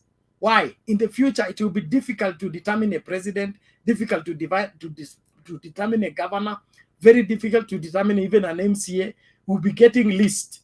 Nairobi mnapewa list, hawa ndio mnachagua, mkienda kinyume na hao, wanabadilishwa wanaweka wale ambao wanataka. Is that what we want? So let's look wider, think wider, and look at these things critically, not just the myopic, limited, understanding that is being pushed down our throat by the UDA bloggers especially. I have war with UDA bloggers because of their deliberate attempt of twisting what is obviously wrong and make it appear right.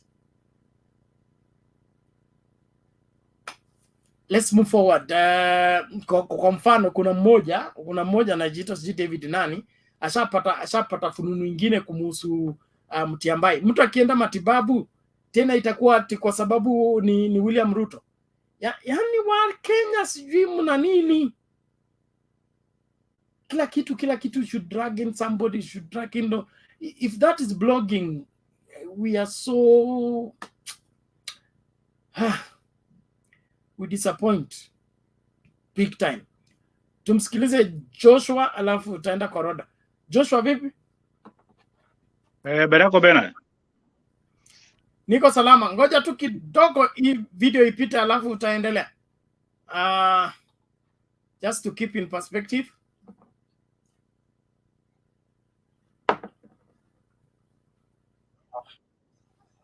And particularly the presidential election. We think that election amounted to a civilian coup to the effect that every rule of the game was violated. We are bringing into focus many other things, including the commission itself. The commission has become a cesspool of transgressions and criminality, and we're accusing the chairperson of the commission for running the commission in a very dictatorial manner. We are also taking into account the manner in which the technology that was used in the conduct of the elections was abused, and we have evidence where systems, networks, laptops, and the entire KIMS kits were corrupted in order to achieve a result in favor of Mr. Ruto. I have never seen a most corrupt election in our country. In fact, if elections are held in a manner like was held in the 9th of August, there is no use to have elections if they can be held in the manner that we experienced on the 9th of August this year. Are you confident? We are very confident. I've participated in many petitions. This one, I can tell you, is a bombshell. And we've got so many smoking guns. And I think at the conclusion of this petition, you're going to have a determination in favor of Raila Odinga.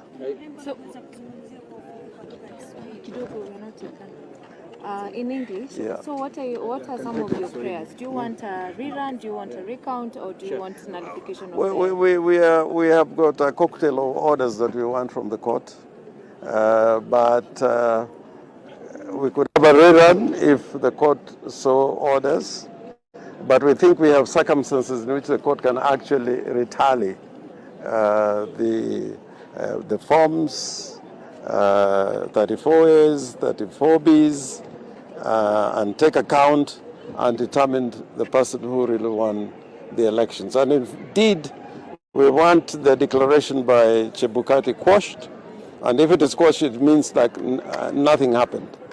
So the matter can go back to the Electoral Commission, but minus Chebukati. We are accusing Chebukati of criminal conduct, of transgressions that amount to violation of leadership and integrity requirements as spelled out in our constitution. Kwa Kiswahili niseme hivi, tumekuwa na kura tarehe 9 mwezi wa 8 ambayo ilikuwa ni kinyume cha katiba na ya sheria ya Kenya, na kulikuwa na uwizi mkubwa sana, uwizi wa kura katika vituo vya kura, na Pia zile form ambazo tunaziita 34A, 34B wakati zilikuwa zinarushwa kwa mitandao, kwa tallying centers, kulikuwa na uwizi mkubwa sana, na tuna hakika haya yote tukiweka mbele ya koti, uamuzi itatoka kwamba Bwana Ruto hakushinda na yeye lazima arudishe mahali alipokuwa, na hiyo ni kurudi nyumbani. Asante. Wacha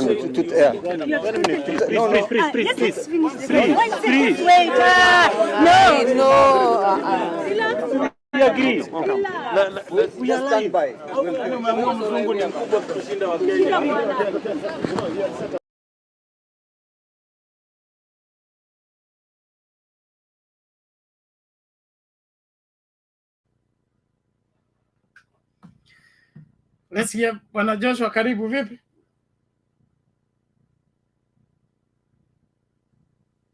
Salama bwana. Karibu mawili matatu tukisonga mbele. Yes, I think we have shown what tumeona ile ambayo imetendeka hapo kwa hiyo video. You know, we are really getting frustrated. When I see something like this, I get frustrated, I get agitated. This thing has really affected us. Mtu ambaye leo how much affected us. Even in our families, our kids are being affected. Like janangu mdogo anashangaa siku hizi dadi angalia TV. You know, he's also worried that what's going wrong. Babi dadi ni mgonjwa ama nini? It's also worried because people are being affected. Me, I don't watch news because this thing still, I'm still shocked until maybe tarehe. I don't watch news, and nilikataa kuangalia news because if I watch news, I get very much agitated. So for me to heal, I have just to remain in my corner with my phone and angalia online and other things. So Chebukati should be put to bar. Chebukati mpaka afungwe because he has really affected so many people. And today I saw their respondents, and I was wondering, what are they responding to? You know, now they want to divert this attention who the state wanted to manipulate the result. Ndio maana wameleta mambo ya JID, wameleta mambo ya, you know, they brought so many issues they were responding, and when you look at the response ya Chebukati na ya Jugulei, they're just more or less the same. They're trying to defend and they're trying to bring in issue state, kuwa state wanted to influence that Raila ameshinda uchaguzi, or maybe they wanted a rerun. And the same rerun that they're talking about is the same rerun that UDA is talking about, that Raila wanted a rerun. So I think the lawyer ambaye anaandika hizi respondent, that's the same lawyer. So UDA, IEBC na Chebukati wake, they're reading the same bed, they're in the same bed, they're in the same book. So to them, I think that they're trying to fool Kenyans. We want IEBC to come with the original forms. Wachana mambo ya ti tujua alienda kwa tallying center, I don't know what it mentioned so many people. They should come with the original form 34A, original form 34B, and form 34C. That is the only thing that need to come with. Hii mambo wengine wanatuletea mambo, I don't know, Tuju wanted them to declare Raila as a president, Raila wanted Raila. We don't want, they should come with the original forms. What they should tell us, how did the original form JPEG change to PDF? These are the things that they should tell us. But mama wanaleta kuleta diversion kwa ionekane kuwa Raila was supposed to be rigged in by the state. That's nonsense. So to me, Chebukati na Ugulei wake, Marjan Hussein Marjan, they should face the reality. If they're sleeping in the same bed with UDA, they should now come out. Because I was asking myself, why are they hiring 26 lawyers? For what? Yet this election was free and fair. UDA, they have 53 lawyers. If sincerely you want this election, don't even have to have a lawyer, because you know very well that you want this election. You just come with the original forms, you table those original forms, and game is over. So their respondents, what they respond today, the affidavit that they respond today is contrary to what we expect them to give us. What we expect them to give us are original Form 34A, Form 34B, and Form 34C. And they should tell us the allegation of hacking. But now hii mambo wanasema kuwa state wanted them to declare Raila. Those are just nonsense. They want to divert our attention so that people can see that Raila was supposed to be rigging. Raila alikuwa na wafuasi, and Raila won this election. And above all, what we need, sometimes tunasema kwamba rerun. To me, I don't think that is very fair, because at the end of it, hiyo pesa inatoka wapi? That 40 billion inatakana ipeleke shuleni huko, watoto wapewe vitabu. And then the question that I'm asking, na nilikuwa one of the panelists anijibu, our 25 lawyers were ABC. Who is going to pay them? Because Chebukati cannot bank on an election, and then it's bringing lawyers, and then these lawyers are being paid with our taxpayer. I think if these lawyers are being paid, they should be paid na pesa Chebukati, not the pesa ABC. The issue ya kusema kuwa IBC lawyers, that is very fake. It should be Chebukati lawyers, Abdi Guleig lawyers, Hussein Marjan lawyers. But mentioning mambo IBC as institution is a very good institution. But we have some few characters ambao wanaharibu IBC. And then yesterday I saw Chebukati was really crying. Analia kuwa each and every year, each and every election, you find one of the officials is being killed. The person who is causing this thing is Chebukati himself. And if we'll not change this thing this time, then even to 2027, bado watu watauawa tu. So Chebukati yesterday, wakati alipokuwa kwa ile matanga ya Musyoka, returning officer wa Embakasi East, he was really trying to pretend that he's very emotional. And he was not emotional. He was just pretending. If Chebukati is really sincere, can he come and tell us what really happened in this election? We want a free and fair election. Even us, we are also human beings. We will not be happy each and every election somebody is dying.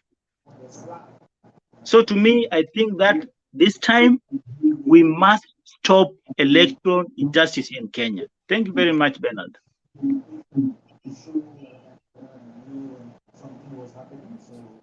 Asante Bwana Joshua kwa maoni yako na mchango wako, tunashukuru. Tunatazamia kuendelea mbele kuchangia na kuhakikisha kwamba nchi yetu haitakwenda kwa mikono isiyofaa. Uongozi wa nchi unategemea na sheria ambazo zinawekwa na hizo sheria kufuatwa. Kama tutaruhusu mtu kuchanganya sheria, alafu badala ya sheria zitetee Kenya zinatetea watu fulani, basi hapo ndio tunaanza kupoteza nchi. Let's watch this and then we'll get to hear from Rhoda.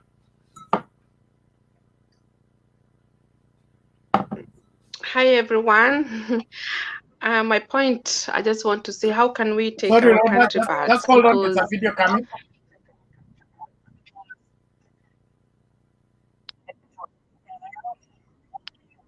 Forensic audit on IEBC digital systems to check for exploitable vulnerabilities.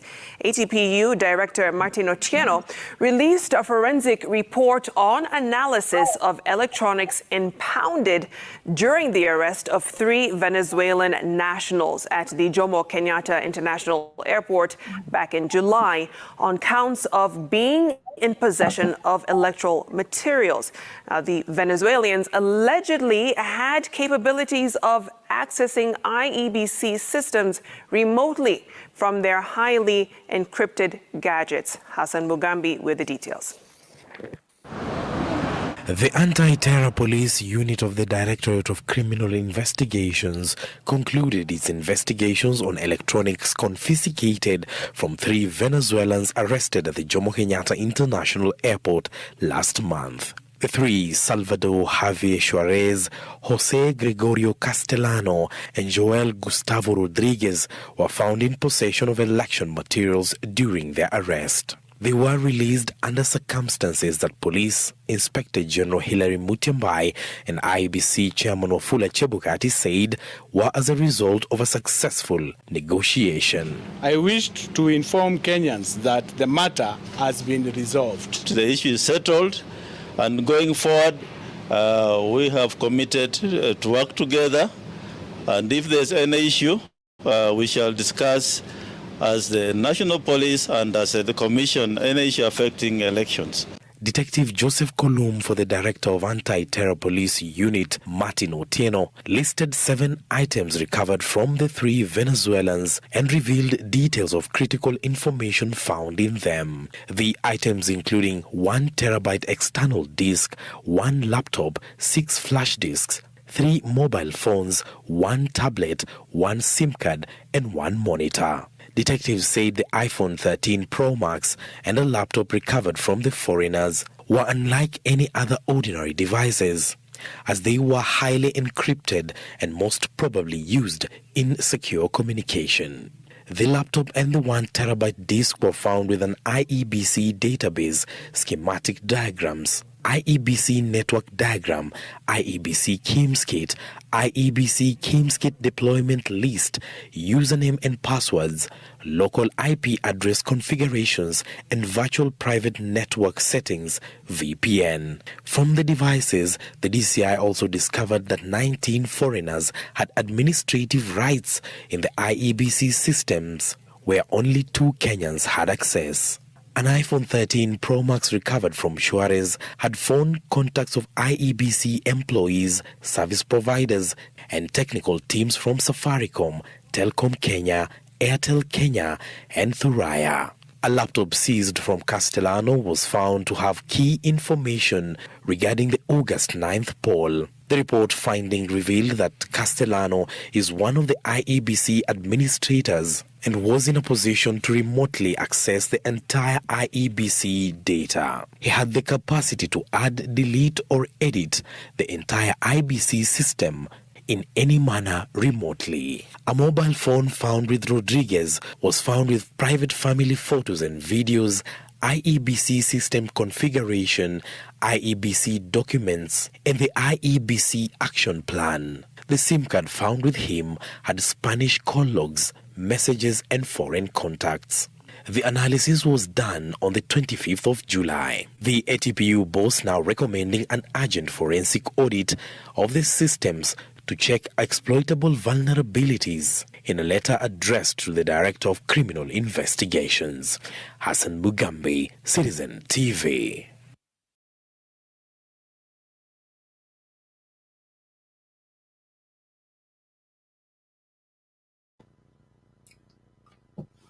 The sad story of Kenya. Rhoda, take it. Yeah, habari zenyu everybody. You know, sometimes when I come this Mutebei TV, people they call me crazy woman. I'm used to be crazy. I'm crazy because me, I'm real. I'm honest. I don't try to hide to play the game. So I'm not talking about IBC. I'm talking about what can we make our country move forward. You know, I have something I can tell you guys. Don't think about Chebukati or Ruto or Raila, whoever. Our country is big than anybody. You know, I remember for many, many years ago, my grandmother used to tell me, Ngaraguya, people, they were dying. Even I have my relative, they die for the hunger of food. Yes, they die for hunger. They didn't have nothing. They died. Can you imagine? Can you imagine Kenyans, how we come from far? How the grace have been so merciful to us. And not many people, they die like those days. Even if a place like Mandera and Wajir, people, they die for their food. So for me, I express the goodness and greatness. So what can we make our country more better, rich, development? Because we have right now is darkness. We don't know who we are. We don't know what we are going. You know, when I watch the news, I get anxiety, I get depressions, because for me, I'm always wishing us my country. I love my country for the best. What can we do as a Kenyan This is not about this community, this community. We are all Kenya. As I say, our grandmothers were telling me, my auntie died because of the hunger of food. So for me, I come for the humble beginning. I don't come for the rich family. I come humble beginning. And that's why I'm always telling you, if you know where you come from, you know where you are going. Be humble yourself. God is looking people who are humble. God love, even this country I'm living, they used to humble themselves. They put their knee to humble themselves. Why Kenya we can put our knee? Even people like Ruto, they humble. People like Chebukati, they humble themselves. They say, God have mercy on me. God have mercy in our country.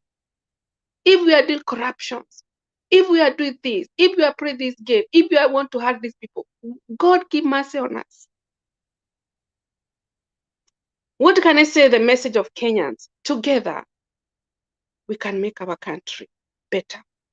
Together, we can make our country better. Economy, development, everybody can have a food in the table and water, and children, they go to school, they get water, and we help with those people who have a disability and those people who die for the food in Wajir, in Madera. I'm telling you, we have a lot of money. Those money, they go 2 billions. They can do it. But together, Kenyans, don't say, oh, I'm a Kikuyu, I'm a Luya, don't do like this. And I'm telling you, that's why in Africa, we always go back. We need a politician who have this, who think visions. What can we make in our country better? Together, we can make our country better the way it is, even future. In the future, even when we die, the next generation, they will remember, oh, how Kenya we did. But we need to humble ourselves. We put our knee and we humble ourselves and we cry to God of Israel, have mercy on me. Have mercy on my family. Have mercy on me, God. Because our country can be rich. Do you want your country to be rich? Yes, I want to live the country with the milk and cheese. People for this country, they used to say, our country is cheese and milk. Yes, I don't want to say poverty is not from me. It's not from God.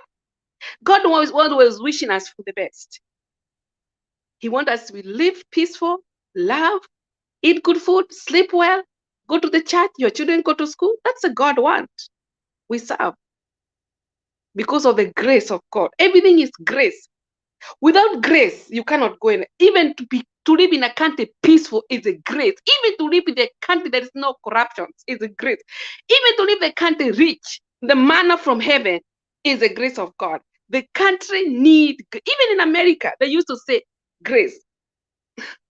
You know, people, they think to live in a Europe, everybody is rich, everybody. No, not the truth. Even them, they suffer. But everything is grace of God. We need a politician to have this, to have a vision, not corrupt, not to pay people because they can do favor, not to pray, oh, do this, do this. We cannot move forward as African nations. And that's why you always see people, they're coming to help us, to give those people a die for food in Madera. Go country like Marawi, poverty is killing women. American women, they are coming to help those women to can have a business, to can live Congos. So Kenyans, let us wake up. We can make our country together. We can make our country better. Yes, that's a message I want to tell you. Okay, asante Roda kwa ujumbe huu, na amini unatufikia kwa njia safi. Mahala popote ulipo kama Mkenya, hatuwezi kusonga mbele kama nchi tusipowajibika. Take responsibility. Whatever that will happen to this country, it will be by reason of what we roll our sleeves and make happen. As we depend on God to guide and lead us and enable us to do the right thing, we must stand for something. If we don't have a roadmap of where we're going and lay it into right values, we are doomed as a people. When I see things like the video we just played, that the Venezuelans had access to IEBC and they could remotely access everything, they could delete or upload anything from anywhere. And those Venezuelans were under the protection of one Wafula Chebukati. And then the elections come out like it came out. There are a lot of red flags everywhere, and we are being asked to accept and move on. I believe we are not being honest with ourselves, and we don't see the danger of cultivating impunity. Because when impunity has outgrown, it will swallow all of us. I fear for us going back to those kind of days where you couldn't say anything. You have to watch your shoulder. You'll be watching. Special branch can come and collect you anytime and you disappear. I don't want us to get back to that place where even our growth as young people was affected, because you can't say anything against anything. You have to sing Kano song, dance Kano dance, wear Kano clothes, and see nothing wrong with Kano. If we don't take our time, we'll get back there, where the judiciary is not working, the electoral commission is not working, the health sector is not working, the education system can be changed. Moi changed the education system from the roadside announcement. It was not even Jamhuri Day. Sijui alikuwa anatoka kanisani akasimama tu akasema sasa mfumo wa elimu nimeonelea tutoke kwa hiyo ingine tuende 844, and that was it. If we don't let our systems work, we are getting back there. Tutaambiwa sasa, ni kama niliambiwa kuna nchi fulani imetangaza mke moja hatoshi. Itakuwa kinyume cha sheria usipooa wawili, watatu, wanne. It's a presidential order. So if we don't watch out as Kenyans, we'll get to that place where utapangiwa wa kuoa, utapangiwa watoto wale utazaa, utapangiwa kila kitu. Let's allow our systems and our law to function as Kenyans. Let us find fault when they are being abused and misused. Anyumba iko nini? Nakupatia nusu ya dakika kwa sababu muda wako ulichukua.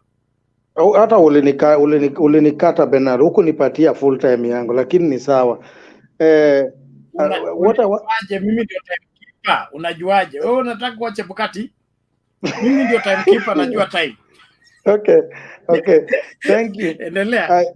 I wanted to say something to tell my sister Waidera that you are preaching a very good message, but where will Kenyans go and start praying, God have mercy on us, yet the leaders who are supposed to lead us to pray, one of them, Olesapet, went to the bombers.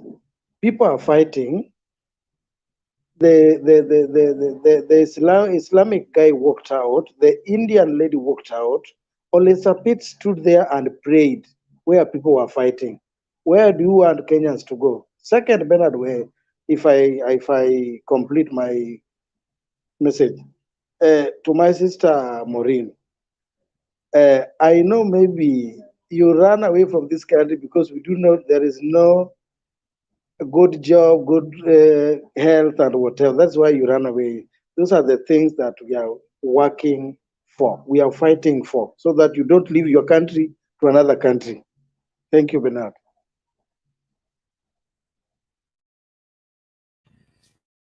Okay, thank you, Anyumba. Yes, Maureen, I was giving you right of reply, then you disappeared. I'll give you 2 minutes. I love you. Okay, Bernard, let me respond to Ayumba. I'm very non-partisan. What I want is for a better Kenya. I'm not pro Raila or pro Ruto. What I want is that we just make Kenya to the best version for everybody to be happy. So Ayumba was accusing me that I'm taking sides with Chebukati. That's why I was saying that we go to Supreme Court. If the Supreme Court finds Chebukati was doing wrong, then of course, if he went against the constitution and the law, afanyiwe Kenya watafanya afungwe. But what I'm advocating for is that peace, peace, peace. And we should all know that even if Raila comes to the presidency or Ruto comes to the presidency, you as an individual, ukoje, jipange we mwenyewe. Juu mazee hawa sewa politicians hawa, atupangi maisha yetu. Even me, for real, I'm a Kalenjin. But hata Ruto akikuwa president, me as a person, what will I gain? Hakuna, you know. So we should like politics musieke ikwe so much vitu yenye inatusumbua. We should just care about our lives. You, Bernard, as an individual, should Raila be the president, wewe utapata nini? What will you gain? Nothing. Na kama seme electoral commission. Sorry, Maureen, is everything okay? It seems that Amanda this side. Okay, can you hear me? I think we hear you. You can continue. So like if electoral commission was so wrong, why are the governors, MPs that were elected not complaining? So ange complain waseme Chebukati, the electoral commission was so wrong that walipata votes wrongly. Why are they celebrating yet? Ikifika kwa presidential, wanasema it was wrong. You know, Simba Arati was celebrating when he was elected. All the wenye walielektiwa huku chini were celebrating, kukwa na shida. Why is it that ikifika kwa presidential kuna fault na IBC? For me, I think you know, Maureen, you know, you behave as if you have just landed from heaven, and if I might be wrong or right. You don't live in Kenya, so I think we should stop discussing Kenya and you are not in Kenya, because you are not helping Kenyans. You are telling Kenyans to fight. We are fighting for justice. I'm a Kenyan, hello, I'm a Kenyan. That's why I'm in this forum. I'm a Kenyan. Maureen, that's why I'm in this forum. But what I'm saying is this. Yeah. Maureen, yeah, Penat ameatakiwa kidogo. So what we can do, we want to follow mpaka yeye arudi. So hatutaki tuchipiane kama Ayumba aliongea bila kupatiwa nafasi. Tunaona Penat ameatakiwa. So what we can do now, wacha tufuate ule ataingia kwanza, alafu maswali tukue nayo kama Penat amekuja, please. So nani alikuwa anafuata? Okay, wacha tupatie Mukoi. Hey, what's that? No, it's not working. Okay, thank you everybody who is in the panel. And whoever is watching us, we take this opportunity to thank Kenya for where we are, and whatever is happening, it is the grace of God we have peace and everything is working on well. Before I say what I wanted to say, I want to talk with Maureen, my sister from Kenya. My sister, you are right. What do you say? You are okay according to your perception. You see everything is okay because the governors and the MPs who are elected from the same IBC, they have been sworn in. But I don't know whether you were there 2017 and the election of the presidential was nullified. The rest were not nullified.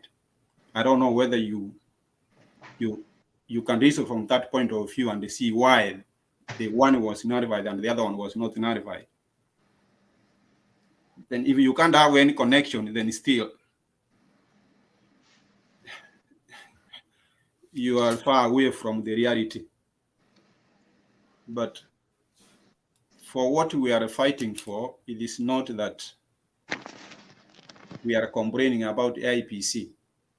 We are complaining about justice of elections. We know presidential elections has motives in Kenya. The governors and the MPs announcement were done at the county level and the constituency level down there. They were not done with Chebukati, and the people managed the election down there. Most of them, they were done with supervision with some people down there. But here, Chebukati gets the result by himself from the polling stations. He is starting the result by himself. He is announcing the result by himself. So he's managing things which are in question. He's hiring people from outside who are foreigners. You didn't see foreigners oversiding the direction of the MPs down there. You didn't see foreigners oversiding the governors down there.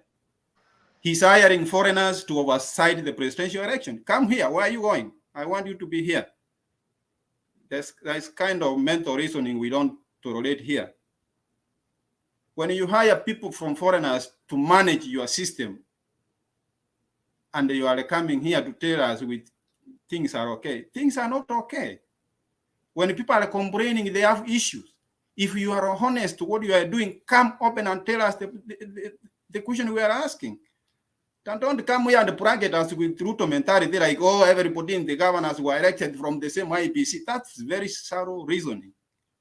Okay, can we go to the topic, please, until Bernard comes in? Okay. If you are finished, you can go with the second person. Okay, thank you. Please, I want to answer Anyumba. Anyumba, you asked me about at if Kenya we can pray, and we asked me, the Lord have mercy. We say, Rhoda, can we slowly wait for Bernard because we cannot control? Let us keep our questions until Bernard come in. So can we go to the second person if Mukoi has already finished? Who was second, Simba, or who is supposed to talk now because we did not even follow? I know Ayumba has already talked.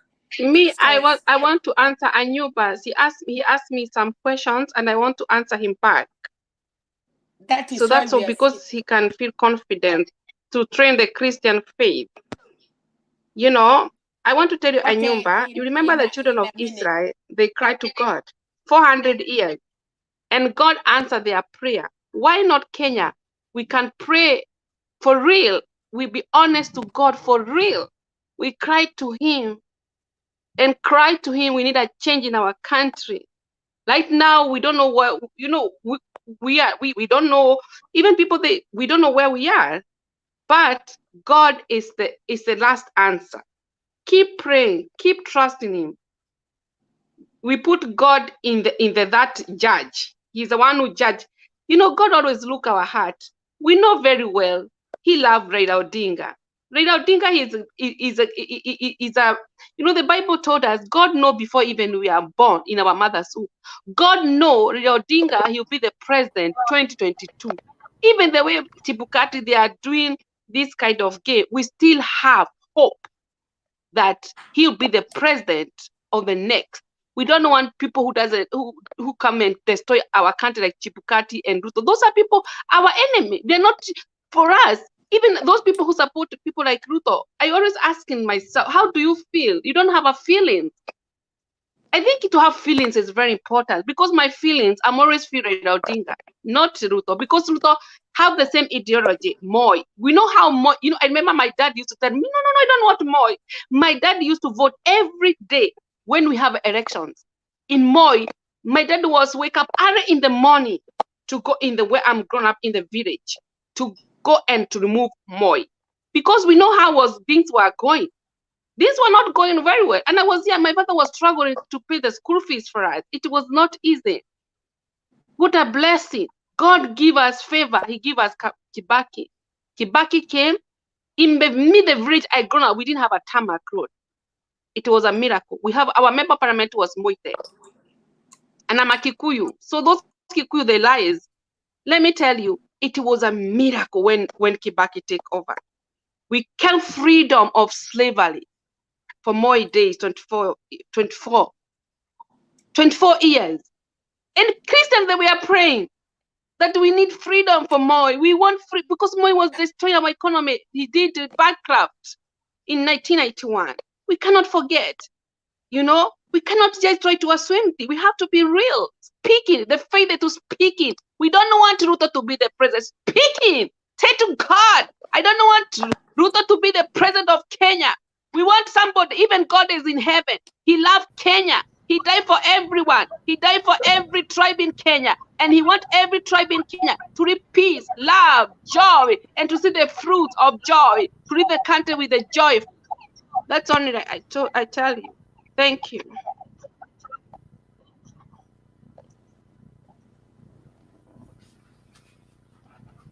Okay, thank you, Rhoda. Mama Selina, you are cheering before I was thrown out. The enemies of progress were after my internet. Now, that is too hot for now. I want us to relax first. I had given Mukoi, so now you can talk either Simba or Orara or PUS. I think that one, Kevin just came in. So I don't know, you can go to anyone now, Penat. Thank you for coming back. I had to step in for you. Thank you, Mami. And you should keep stepping in for me. I'm working on Wekesa to come and to take over since the day is becoming mature. Simba, you have a question or something quickly, please? Just a clarification, Bernard, kwa sababu kuna kitu hapa naona ni kama tutataka kuidiscuss na in fact labda wengine hatuelewi background yake. I think, Rhoda, you are age of my daughter. I will tell you one thing. Understand the history of our country first. So long as unaweza taka kuargue anything, first understand history. Wakati understand the history, you'll put everything right. In fact, what we are discussing about is about elections. Presidential elections, it's not the same as MCA's seat, county women representative governor seat. Hizi viti zote huwa zinafanyiwa elections zao huko chini, zinamaliziwa huko chini. Chebukati ni returning officer of the presidential vote peke yake. So our issue hapa ni very simple. It was not Rhoda, it was Maureen. You are mixing. Oh, sorry. Yes. Sorry. Hivyo nilikuwa na address Maureen. So Maureen, wakati unakuja na argument, understand kwanza hii kitu yenye nina argue, is it okay? Seek advice, tuko hapa, we will put you right. So long as unaweza taka fulani ashinde, ameshinda fairly. Sisi hatuna issue yoyote na Ruto kuwa rais wa Kenya. Sisi ni wa Kenya, atatuongoza. But amefikaje hapo? Hilo ndilo swali. Kwa sababu hauwezi kuwa kwamba unalaumiwa na watu wengi na unataka kuprotect something evil. Hatuwezi kuwa na nchi kwa kisasi ambacho kinataka kuwa brainwashed na mnataka kuendelea that way. It's as simple as that. Thank you.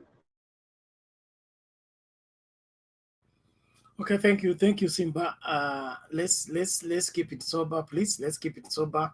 Kueleweshana ndio sababu tunajadiliana. Kueleweshana, whereby we make each other understand. And so it's good that Simba, you have thrown a light to that. Unfortunately, I didn't get the part. Maureen, what is it? I want to defend myself. I'm non-partisan. Mimi sijasema please. Sijasema Ruto atakuwa president ama Raila atakuwa president. What I was advocating, we follow the rule of law. So mtu mwenye anaongea anasema ati Maureen unasema sijui ati Ruto. No. Mimi hata siku vote, by the way. I didn't vote. stop it. Just stop her, please. So I'm just new to. I'm just new to me. Sheria inafuatwa, ndio sababu tuko kotini. Yeah, Sheria imefuatwa kila mahali, hakuna mahali iko shida. Sasa hii sheria unataka kusema nani hajaifuata? Sasa msiniattack, mseme natetea Chebukati, natetea Ruto. No, mimi sitetei mtu. When I say order, you wait, Maureen. When I say order, you wait. Okay? Thank you. Maureen, we have been on this channel for long. Okay, you're not new, you're not a first timer, and we understand whatever that is happening. The issue at hand right now is not withdrawing a case from the Supreme Court or doing any such a thing. We're waiting for the 7 judges. How on your corner future? Exactly, Bernard. As we speak. Exactly. You know what, that does not Ngoja, Maureen, if you only learn to listen, you will understand. Okay? Despite the fact that the 7 judges are the ones we are waiting on to give the ruling, that does not bar us as Kenyans to air our views on the merits and the demerits of the case based on the public affidavits that have been sworn, because the Supreme Court haitaenda kuita Chebukati ambia ulikuwa wapi siku ya kura. Hiyo uko kunanga vioja mahakamani. The affidavit you signed, that's your response. Okay? The only thing that will be sought is clarification of what you wrote in the affidavit, or rather an order seeking clarification of what you wrote in the affidavit. That means there is nothing new Chebukati will bring into the flow of the court beside that affidavit. Unaona? So that means whatever we are discussing here is not far from whatever that will be ruled in the Supreme Court. And so we look at it from both from the layman's view and from the law perspective. Not for Raila Odinga, not for Ruto. For this particular case, particularly. Exactly. This case does not just indict Chebukati. It does not just indict IEBC. It indicts the Kenyan people. Exactly. The international community, I saw me kitu kwamba ni Chebukati na Ruto na Raila. We cannot be here listening for 2 hours for her. Kenyans do their things. So Bernard, what I was just saying is, Mr. K, what when you accuse that you're pro Ruto, pro Raila, or pro Chebukati, what I'm saying is exactly what you've said. We just wait for the Supreme Court to make decision. We should learn to follow the rule of law, be patient enough. Na rule of law wakisema Supreme Court wakideclare ni Raila ni hivyo, wakideclare ni Ruto ni hivyo. I'm just so neutral in this discussion. But as you said, in this forum, everybody has to air what they feel. You are telling us you are neutral, but you are not. Look here, what you are attempting to do is gagging Kenyans from discussing this matter. That's what you are advocating for. Okay? No. You don't want us to say anything about Chebukati's affidavit. You don't want us to say anything about Ruto's affidavit. That's you are gagging us. Okay? So Bernard, you have said your part. You have listened. Thank you. And you've been saying that since we started. So naomba ishie hapo tafadhali. Tusukumane sana. Naomba ishie hapo. Let us move on with the debate, because we keep going back over and over the same thing. Okay, I'm listening. Thank you. Let me listen up. Sawa sawa. So unless kuna swala lingine unataka kuanzisha, bring it up. Lakini kama ni swala la Supreme Court na rule of law na Chebukati and the other, we have discussed that. That's okay. So let's go to the next person. I'm happy Themba is here. He will be taking over from me. Mnajua kesho ni church na lazima nitaleta hii ibada hapa kwa wale ambao muendi kanisani. Nitawaletea kanisa hapa katika Mtembei TV. Utapata session 2 ya mahubiri moto ambayo inasaidia wewe kuimarika katika imani yako na kunyooka katika njia zako. Licha ya hiyo, tupige siasa vizuri. Cha muhimu, weka Kenya mbele.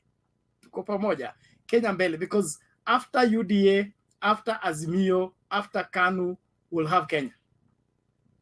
Okay? So don't put your political party above Kenya. Don't put your political position above Kenya. Let us fight for a better Kenya. A better Kenya is where mtoto yule amezaliwa leo Pumwani ana uhakika wa kusoma kutoka kindergarten mpaka university, na akimaliza kuna guarantee atapata job, atakuwa productive.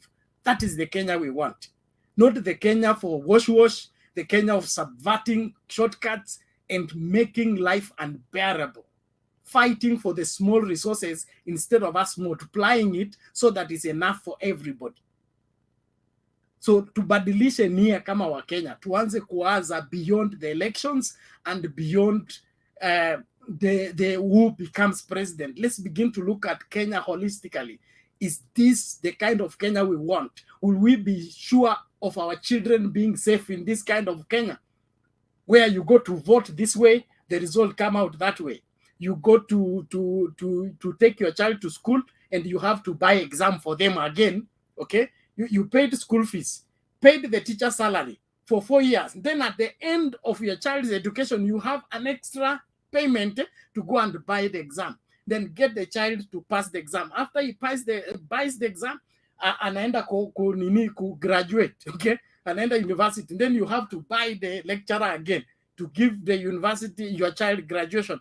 After that, your dunderhead child ends up at the hospital. He's supposed to operate the person. He doesn't know where to start or where to end because he learned nothing. Is that the Kenya you want? If that is not the Kenya you want, then let's forge for what is right. History ya kusumbuana na kupakana mafuta kwa mgongo tuachane, na kwa nyuma kwa mgongo wa chupa tuachane nayo. Let's focus. Hatutaki Kenya ya udanganyifu, hatutaki Kenya ya wizi, hatutaki Kenya ya shortcut. Tunataka Kenya ambayo imenyooka, ambayo watoto wetu watakuwa na future that we are sure of. That when I'm paying school fees, this child is leaving this school competent. Why? It's being handled by competent teachers, competent lecturers, is being groomed for life. Hii Kenya kununua kila kitu tuwachane naye. And let's not support it. Thank you. Mr. Themba, I think is living on a high note, but you proceed from there. It is Baz's time, okay? Between Baz and Olara, who came faster? Let's have Baz, Olara, Kevin. Hao hawajaongea kabisa, wapatie priority. Hao wengine wameongea, utawapatia tu kwa Neema. Okay. Sawa. Baz, go on. Asante, tuonane baadaye wadau. Later on. Thank you. Okay. Hey, thank you, Themba. I think it's a long time. I haven't seen you for a very long time. I think the last time we spoke was way before election. And I think I have been vindicated on my positions since then. Going to the cases, I think we are in a very funny scenario as a country. We never expected that we would see individual commissioners being listed as respondents in the case. We are used to the commission being a respondent as a unit. This time we are seeing commissioners making affidavits and counter affidavits. They have decided to wash everything outside. So that, I don't know how that commission will function in whatever way the Supreme Court is going to rule. I think they'll have to go together because I think this is the last election for Chebukati. So even the rest will have to follow suit. Regarding the case, and let me say, regarding the Kenyan election, I think the way I look at the organization of the election, I think it is always very simple and simplified. And I have never understood where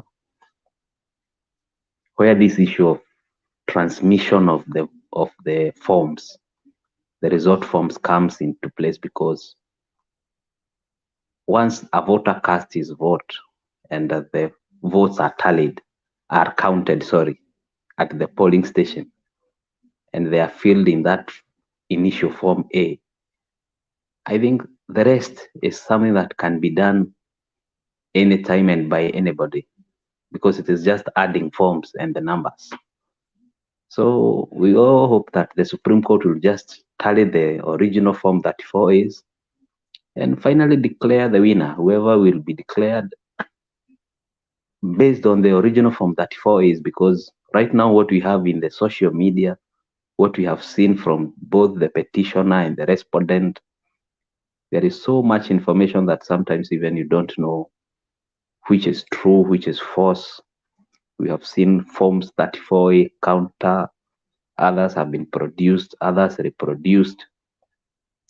So we just hope the Supreme Court will get the originals and tally properly and announce the winner, because their decision will be final. There is nothing beyond that. Whatever they will pronounce, or we just hope that they are not going to throw us back to a rerun, because we don't think we have a body capable of carrying out any election in the near future. So we just hope they will end this game so that the country can resume back to business. So let them proceed and make a determination. I think that's all I have to say them. Thank you, Baz, for that observation. I don't know if they'll have time for tallying. What do you think? Do you think they'll have time for tallying, getting those original Form 34As and tallying them?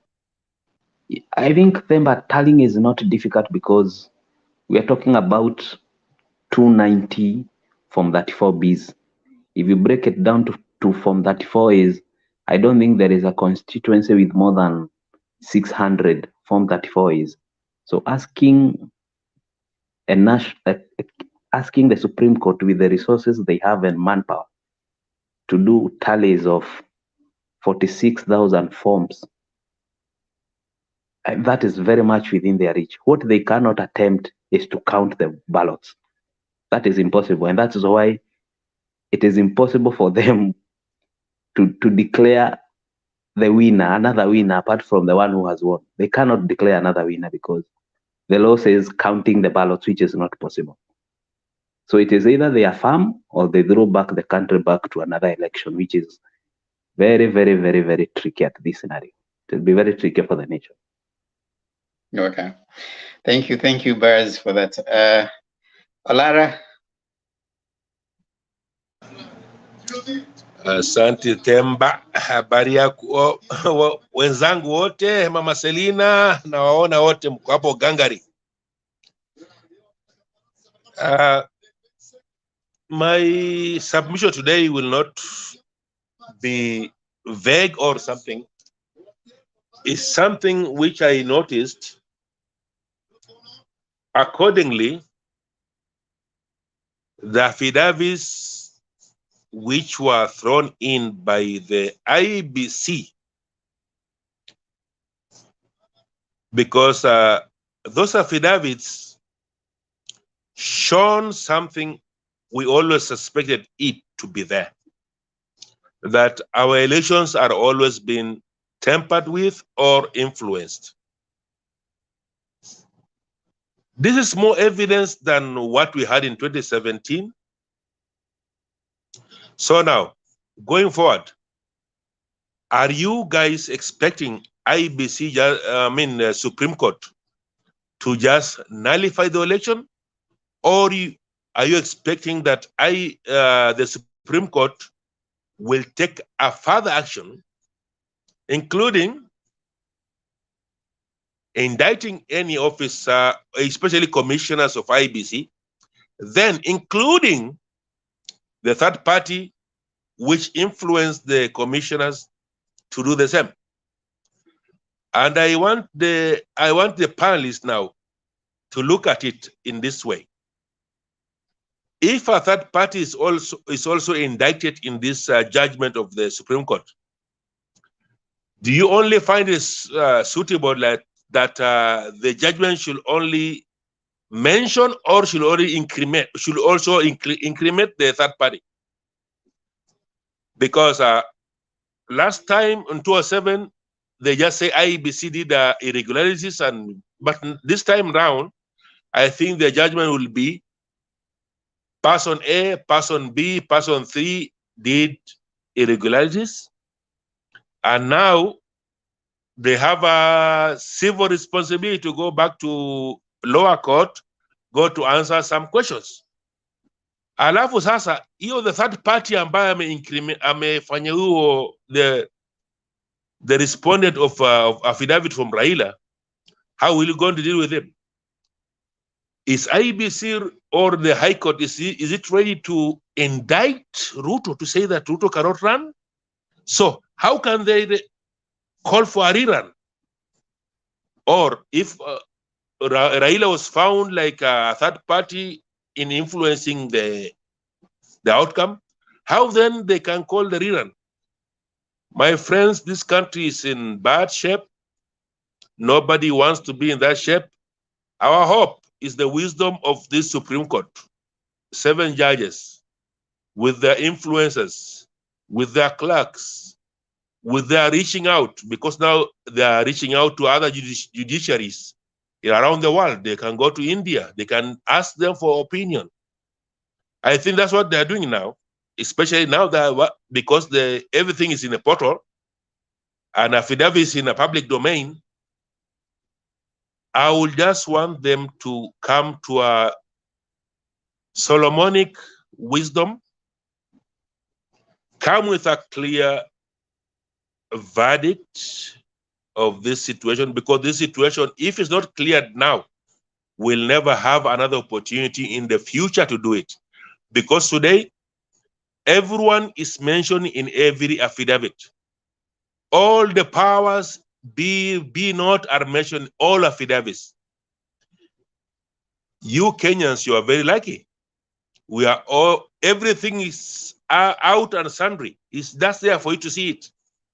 This country is been rotten, and it's rotten to the core, and now it's time to fix this country. We fix it by doing the right thing. Supreme Court should come clear on one thing first. Was the processes and everything the IEBC did, was it regular and according to the law? One, was there interference in the Form 34S? Two, ask who interfered, not just move to the 34B. Okay, is there anything in 34B and 34S regularity? Who interfered? Catch that guy. Then move to 34Cs. Who tallied them?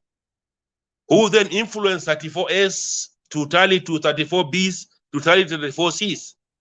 Catch all those guys who came back late after elections, bring them on. And forensic audit is needed now. That's now, you see, after IGP, what they did, they are now going to the actual entries which was done into IEBC portal. And this is going to be a trouble. I don't think within 14 days it's going to be happen. And I don't think 60 days after election is going to happen. Accordingly, if that is the way the Justice Supreme Court should go, expect Uhuru Kenyatta to stay here for another year or two. Asanteni sana. Thank you, Olara, for that.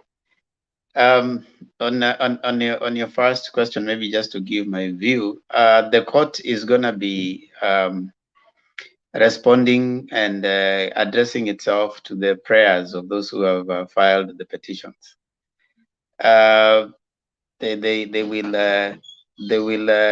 The court is going to address itself to that, respond to that, and then try to either agree with the petitioners or allow their requests, their prayers, or where not possible, they will not. If there's someone who has to be charged, that will be now a different process.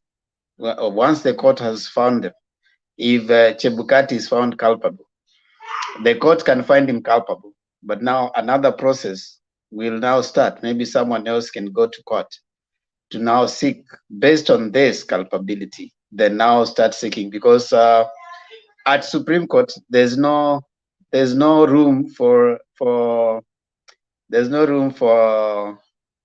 what you call appeal.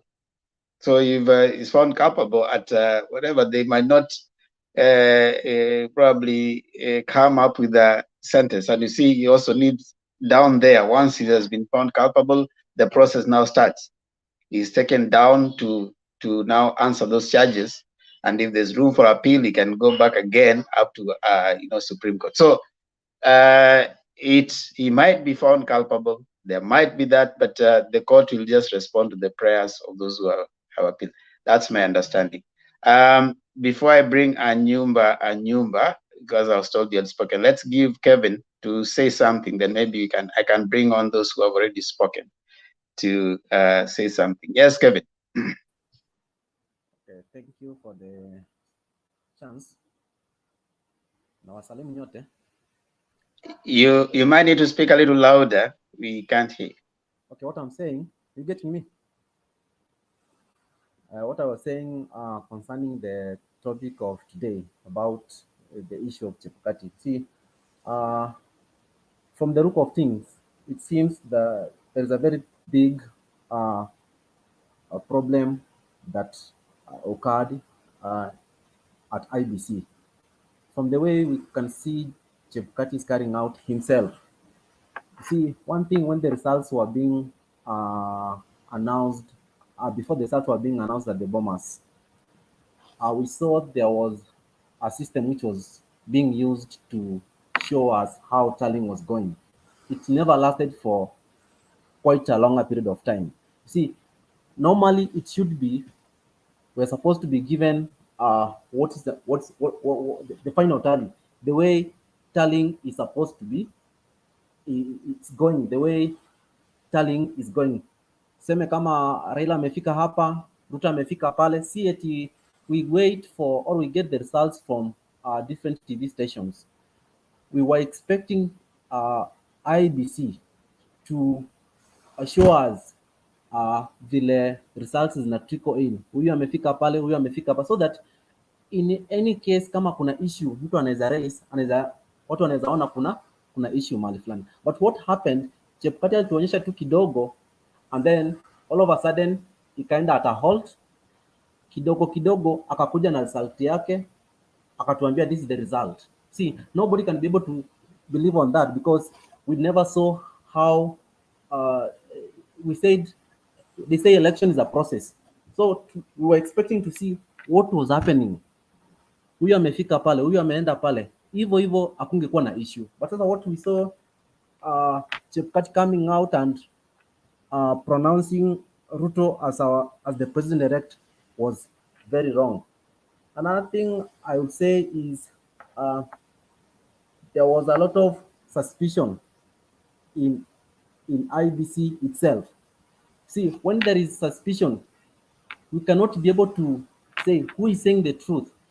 Wacha kesi iamuliwe na Supreme Court, kila mtu amepeleka information yake pale Supreme Court. Supreme Court, the way they will interpret according to our constitution, at the end of the day we'll know what happened. So kitu ningependa kusema ni ile, just be tukue wavumilivu, everything is going to come out the way it was supposed to be. Okay, thank you. Okay, thank you. When I came in, Maureen was saying we follow the law. You know, there's something that the law is very clear, but you're having over 100 lawyers going to try and interpret the same law. You know, there's that that thing that people say the law is very clear, but now you have over 100 lawyers. Don't speak yet, Maureen. Just mute. There are 100 lawyers going to try, and there's 100 lawyers from all the sides, and then even the judges, the Supreme Court judges, they are lawyers first before they are judges. And then, of course, even them, when they give their ruling, the 7 of them, it is not, even in the Maraga case, there was one dissent, you know? So even as you want to say that the law is very clear, follow the law, it's not as clear as you and I think. The Constitution, you say, let's follow the Constitution. The Constitution itself, in chapter 4 of the Constitution, I think we have been reading that here, the Bill of Rights, freedom of speech, freedom of expression, that is also following the law. So when we try and say probably when someone is expressing themselves, they are not following the law, we are also trying to muzzle people using the same law. Follow the Constitution. The Constitution does not say that if there's a case that has been taken to court, it's the public cannot engage. You know, it doesn't say anyway. So we need to, as we give, they say that my right stops where you are start. As we pursue our rights in the Constitution, let us be careful not to step on other people's rights. It is the right of everyone to express themselves as and when they want, because that is the Constitution. So if we say that, okay, fine, the thing is in court, that is true. It's in court, it's going on. Does that deny you a chance as a citizen and as a Kenyan to comment on things of public interest? No, it doesn't. So, and then we can't force people that now we can only be patient when we are following a certain way of things. That's not a constitutional democracy. Constitutional democracy is where you, Maureen, can speak, you can comment on an issue, you can express your displeasure without interfering with another person's rights because you share the same constitution. So this thing, people come and say, if I'm not speaking what you're speaking, I'm not following the law. If I'm speaking what you're speaking, then I'm following the law. That's very, very, a skewed way of interpretation of our constitution. My right to speak does not interfere with your right to speak. You should be able to express yourself, but it shouldn't look like I'm going against the same constitution when I express myself to an issue. So let's as Kenyans, that's why we're saying as Kenyans, as we approach the issue, we may differ on some circumstances, but let's not differ on our constitutional provision. I want to bring in Brian because he has Fen, and then I can allow you guys. Anyumba, 1 minute. You can speak 1 minute before I bring Fen. Anyumba, your hand is up. Thank you, Themba. I agree with you what you are saying, that before I speak, Mugoi was denied a chance to speak. He did not complete what he was talking about. I'm not his lawyer, but I'm only advising the panel to give him a chance. Okay. What I'm saying is this. We have so many lawyers, but in court, me, I've been in court. What matters is the interpretation of the law. That is what matters. So it doesn't matter where you went to study law in America or in the University of Nairobi, but what matters, how do you interpret that law? And last, I'm sorry to say this. I voted, that is why I'm feeling pain. But my sister Maureen did not vote. That is why she's not feeling the pain we are going through.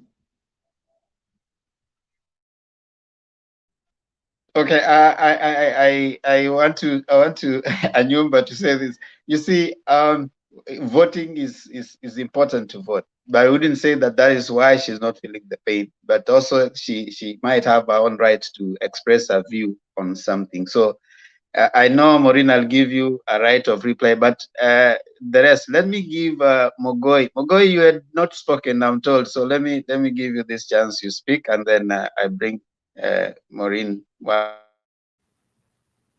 Okay, thank you, Themba, and thank you everybody in the panels. Yeah, my point was when Maureen was trying to tell us that at the election from the governors downwards were okay, so we should not complain about the presidential election. That's what I was telling her, like the governors and the MPs election were down at the county level, and they were announced at the constituency level and the county level down there. And they were being managed by our people down there.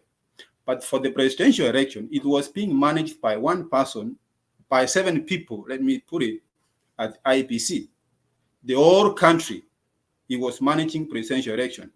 So when you say that because the governors, we are okay with it, we should be okay with the presidential election. That is, I don't know, I can put it in the better way. That is the simplest way of reasoning, which cannot make sense. If that was okay to you, then the 2017 election could not be nullified by Maraga. It was nullified because the mistake Chebukati did for 2017 did not do it at the governor level. It happened at the presidential level. And the presidential level, all the time, it has motives. When Chebukati is bringing foreigners to manage the IBC, that is the problem. When we are seeing IBC themselves making mistakes or trying to manipulate things at the bombers, those are the problem we are facing in Kenya. So you don't tell us that, oh, we should follow the law or the other elections were okay, or we should be okay with that. That myopic way of reasoning, please, it doesn't go well with us here. Sometimes try to feel the pain of the people who voted and how they feel when things are not announced the way they are supposed to be.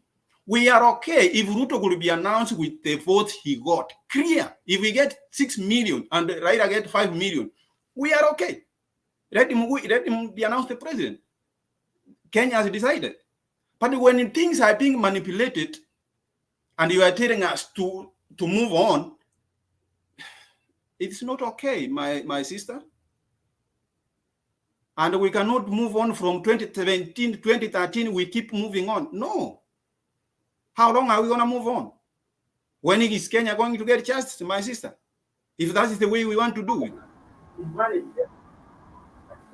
Please, let us reason out of the box. Don't keep yourself in one corner and say you are okay because you are okay with what you want everybody else to perceive it. It is not okay. We are fighting for justice. For Supreme Court, what we are put there, what AZIMIO are put there, what Chebukati is bringing in, you see the problem is here now. Every IBC commissioner is a problem to themselves. Yeah, automatically, even if you are a judge, what case are you going to handle here?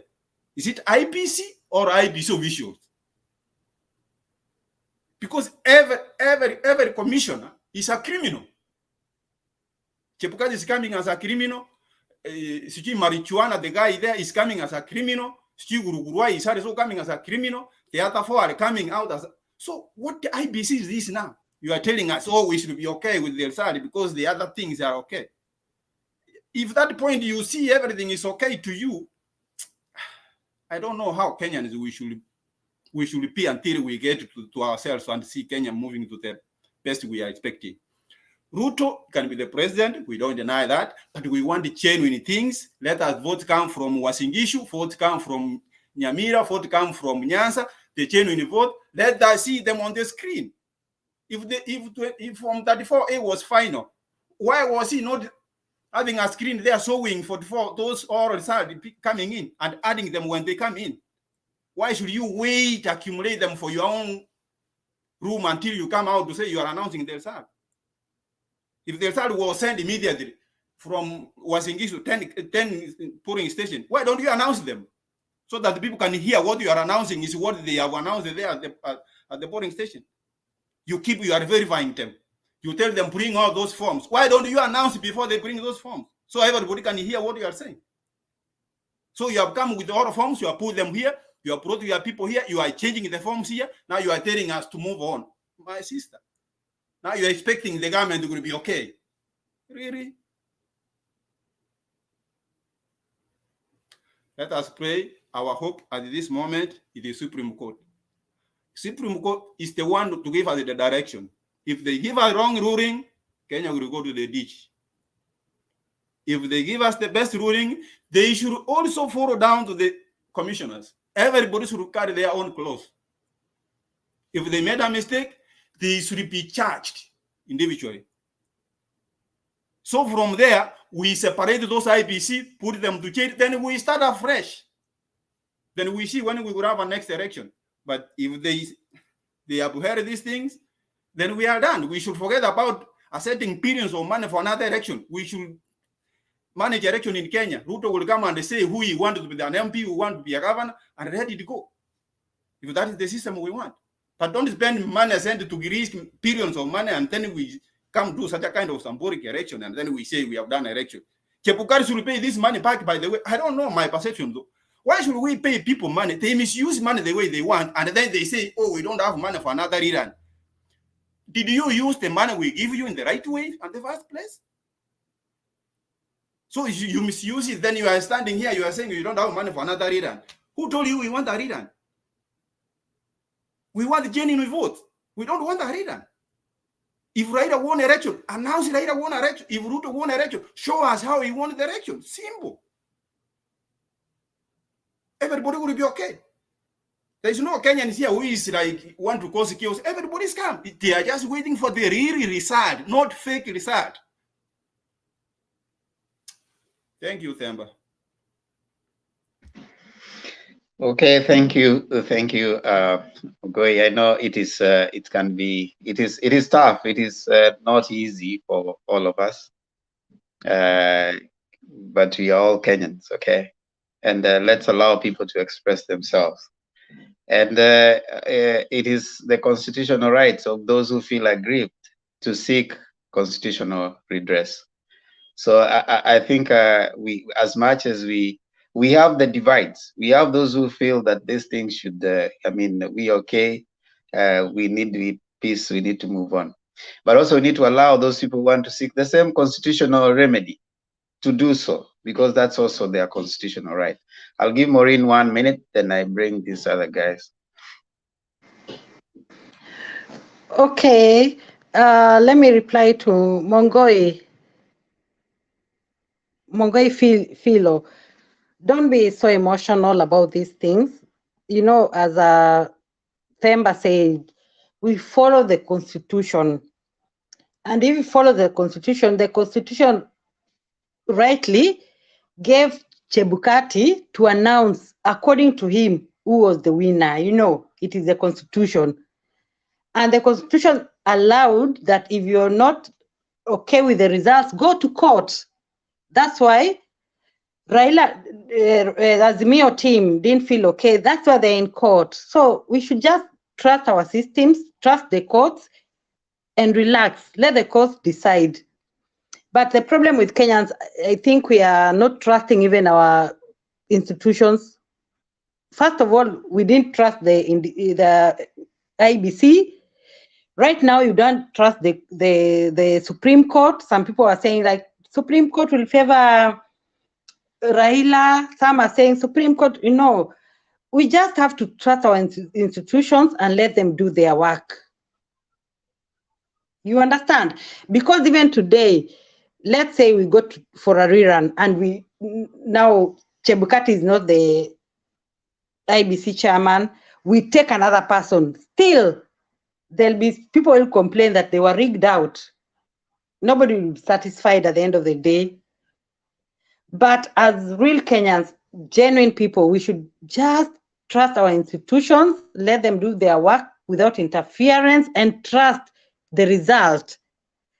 Otherwise, for instance, now we have a runoff or rerun, and Raila is declared like a winner. Ruto people will complain also, they'll go to court, and we will be, you know, they have equal, Ruto has supporters, Raila has supporters who are aggrieved at the same time. So we can never move on if we play these games of like, hi, you stole, you didn't steal, I don't know what. For me, as a Kenyan, I think for real, we should just leave this thing alone. Let the Supreme Court do their work without bias. If the Supreme Court are genuine, they declare, according to the evidence, they declare Raila as a winner or Ruto as a winner. And we move on as Kenyans, for real, you know? But complaining here like, hey, Raila should have won, Ruto should have won, I don't know, we are wasting our time as Kenyans. We are wasting our time for real, because we need to move on as a country. We need to move on. Wewe watoto wako saizi you need waende shule, tuendelee na maisha, tufanye biashara. And then you should remember all these people are politicians. Hakuna mtu anakusaidia hapo. Hakuna mtu atakuja kwa mlango wako kukuletea food ama nini. They are just politicians wakusaidii. Sisi ndio tunapiga kelele ati hey, Raila ama Ruto ama nini. Watu wanaendelea, they are moving on with their lives. Watu wanaishi poa, they are studying well. Wewe ujiuliza as an individual, mtoto wako wako wapi wewe as you talk right now like me, vile niko kwa hii debate. Mtoto wangu wako wapi? Ruto atanisaidia ninakuwa president. Raila atanisaidia ninakuwa president. So mi sioni emotions zenye tunaleta. The best thing is to cool down as Kenyans. Let's cool down.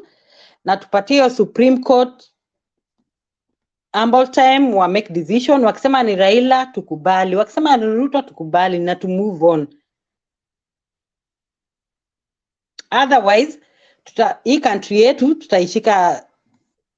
tutapigana vita ya bure alafu tukue kama Somalia ama tukue, I mean vita ileti faida. All of us will lose at the end of the day. So we just wait for the rule of law. Supreme Court declare winner. Na either party, kama ni Ruto side, kama ni Raila, we just agree huyu ndio president na to move on. Okay. We shouldn't be so emotional about this thing. Thank you, Maureen. You've made your point. I know it's that's your view. I mean, and there are probably many other people who share your view, but also there are those who share the view that Mogoi has expressed, and they are all also having their right to express that view. It's not wrong if kama nimeshiba na kuna mtu anapiga kelele huko nje ako na njaa, nimwambie wewe nyamaza, unajua nimeshiba, tumeshiba, wewe hii inatosha. You know, that's how constitutional democracy. Let me give you an example. To date, Trump supporters have never accepted that there is a president in the US. You see? And you see, that's their right. Nobody is telling them, you guys accept and move on. Nobody is telling them that. Because in a constitutional democracy, not everyone will buy your line of thinking. Okay? That's your line of thinking. That is what you imagine that, you know, people should accept, people should not go to court. You have a right to go to court. And there's nowhere in the Constitution written that you have to accept whoever has been declared. There's nowhere in the Constitution. That's not a constitutional provision. The Constitution gives the IEBC the mandate to deliver a verifiable, free, fair, and verifiable election. Now, if someone and supporters feel that we are not satisfied, even if they wake up tomorrow and say we are not satisfied, that is not, there's nothing, as long as you accepted that you are a constitutional democracy, you will differ. In a monarchy, it is what has been said, you follow the law. In a dictatorship, that is what happens. You cannot talk, you cannot say anything. But in a democratic society like ours, Maureen, you will preach, you will say, oh, let's just move on. Oh, people have to talk, people have to vent, people have to share, people have to say that this is what we think. If you don't like it, you go to court. That's why you have magistrate court, a high court, Supreme Court, appeals court, Supreme Court. I mean, there is a reason as to why you have those institutions within our society. So I would Temba. Hold on. I give it to you. I mean, I appreciate your line of thinking, and probably there are many who share that. We shouldn't even, hold on. Temba, I didn't say that. You wanna hold on? People's I don't really like it when I'm talking and someone is talking on. Okay. What I do, tunaendelea na nini, because we listen to you when you're talking. Now, what we are saying is, you have a view which is yours, and we'll give you a chance to express it. But it is not wrong for others also to express their view. That is how democracy works. And I said there are people like you who say that let's agree and keep quiet and move on and wait. But there are those who feel we need to ventilate on an issue. People are mad. People are upset. There are people who do not like the manner in which Chebukati pronounced himself into that whatever. So we need to allow them to vent. I want to allow Brian Cedric. He's been here for a while and he hasn't spoken. Now, there are those people who are trying to come in. I think Flora was trying to come in. Kindly, as you come in, mute, because when you don't mute, you interfere with the broadcasting. As you come in, as you get into the link, kindly come in and mute, and then you can shut down all the other. If you have YouTube, if you have other running whatever, because of the feedback. So when you come in, as soon as you click on the link, mute yourself so that when you come in, when someone is speaking, there's no interference. So Brian Cedric, tafadhali, before I go to Mr. K. Okay, good morning, everyone. Good morning, Deba. I can't complain. How are you? It's not morning where I am. It's Good, evening. I'm good. Okay. First, I'll go straight to Maureen. Because sometimes I wonder whether she really understands what happens in Kenya. Considering before even we had an election, let's go back to like 1 month or 2 months back. You're telling us to trust in our institution, and you've been seeing the occurrences, what has been happening, and the government was okay to that work. Even the Venezuelans, when you were arrested at the airport, everyone was quiet. We are told for the peace purposes. No one was told what happened. Now this time, now the evidences are coming now, and you're still supporting. How can you trust such an institution? Today they've given up. Okay, the petition was filed. Today was a day for the respondent to respond by giving out an affidavit. Instead of Chebukati and his team to give us an explanation on the case, the 10 points that were given, rigging, the way Chebukati announced the results without consulting the other commissioners, irregularities. He avoided all those questions completely. Instead, he has diverted it. It's like now he's targeting Uhuru in his statement, in that affidavit. It's not even, there's no way it touches even about the election. So I'm just left wondering how is the case will be handled, because he's not responding to the case. Instead, he's diverting it and diverting it to a different direction. Maybe somebody else will advise me on that, but I don't know. It's only that. Thank you, Mr. K. How are you, everybody? I want also to chip in on Maureen. Maureen, let me tell you, life is about talking. When people stop talking, they start fighting. And it's always good to ventilate and talk about the issues affecting Kenya. I don't know where you are. I don't know which country you are. But when you say politicians do not help us, then you ask yourself, what is bad governance and what is good governance? Because we wake up to go and vote good governance. And the reason why we are here is because we know what is good and what is bad, and you choose between the two. And I'll say this. Many countries that are developing and have developed, it is because of good governance. They might not be helped by pesa mfukoni per se, but if you have good roads and good hospitals, then you can be sure that's a good governance. So I want you to not think that voting for a good governance or a good politician is a waste of time, that it cannot help you. The other thing I want to say is that with the evidence adduced, and of course that has been seen by or the affidavits that have been taken to the Supreme Court, it is rather obvious that Chebukati what he did here is a school play, is a child play. He never conducted any election, because you can imagine from procurement it's a problem, from the Kim's kits is a problem, that voter turnout is a problem, the voter register is a problem. I mean, what kind of a person is this? Did we get, or did we miss a person who can conduct an election without problems, postponing even elections, suppressing even voters? I've just watched a documentary of Indonesia, of almost 143 million people who vote, and there are about 5 commissioners. And we are talking about 46,000 polling stations in Kenya. And these guys have over 100 plus thousands of polling stations. And yet nobody complains, because there's what we call simplicity, verification, and everybody can trace. But now what are we hearing in Kenya?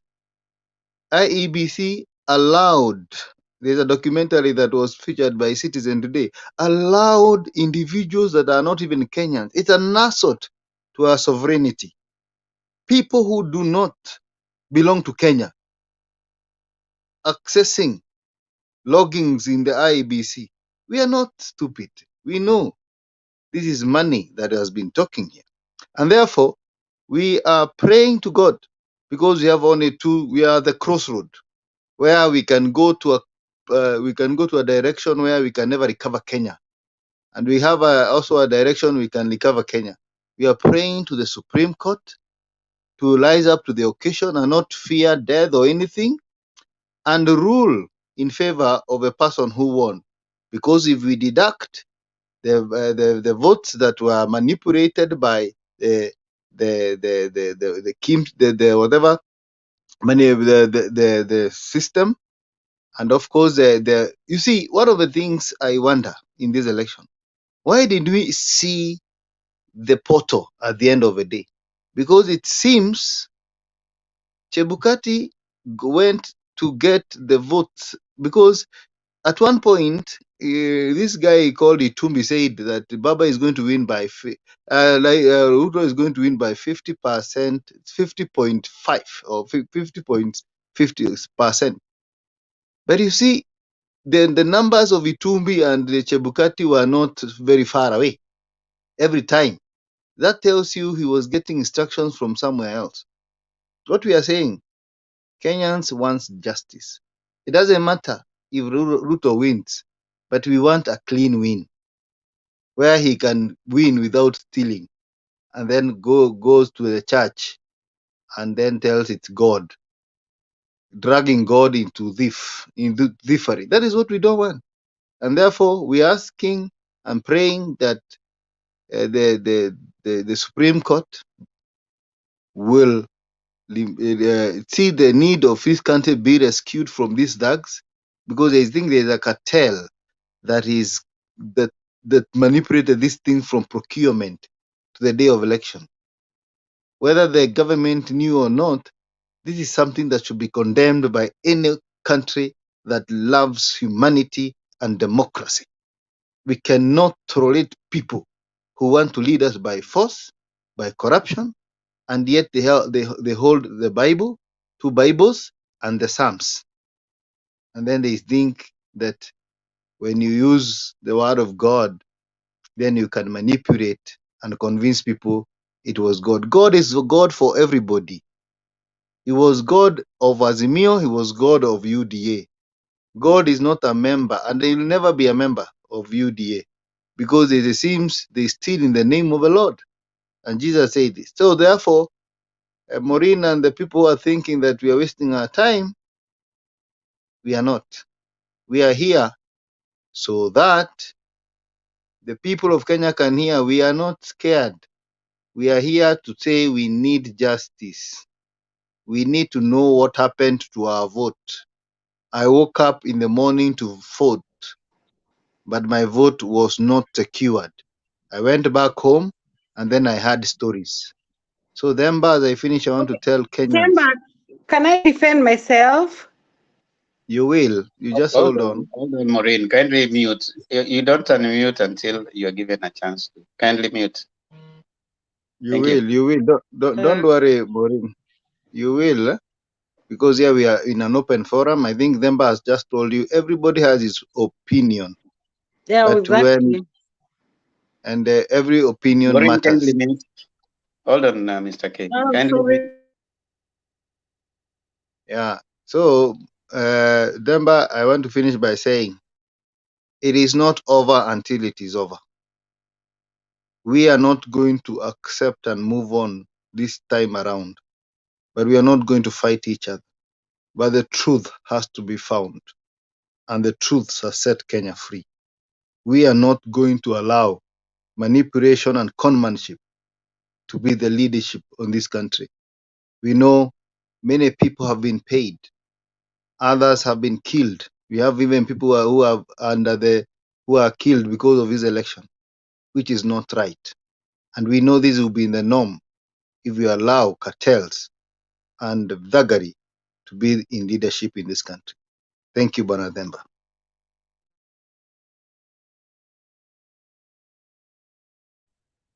Thank you, Mr. K. Jakababa.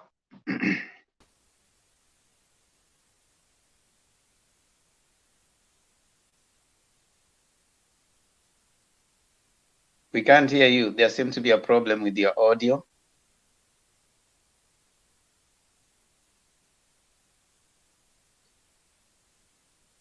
You may want to log out and come back again because we can't hear what you're saying, Jakababa.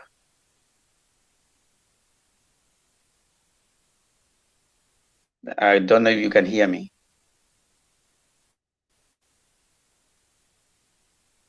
All right, let me get to hear Fen Omon. He was here and he dropped out. Then we can. Okay, thank you, Themba. Today you've denied me a chance. Don't know why. Okay. Hi to everyone. I just gave you a chance and you are coming in It's complaining. okay. You came in, dropped out. No, no, it's just okay. Just Why okay. have we become a complaining generation? Just giving you. No. Okay, speak on. Okay.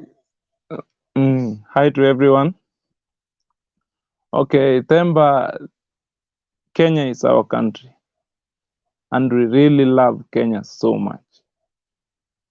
I know some of us are in diaspora. Me, I'm in Kenya right now. But we cannot just sit back and relax and watch things going this direction. We must complain no matter what, because this was the most bungled election ever I've seen in my life. Chebukati failed the whole process, right from the polling station. I heard one of us said Chebukati alinterfere na only presidential election, but see hivyo, you will see many petitions in court, especially where this yellow waves is.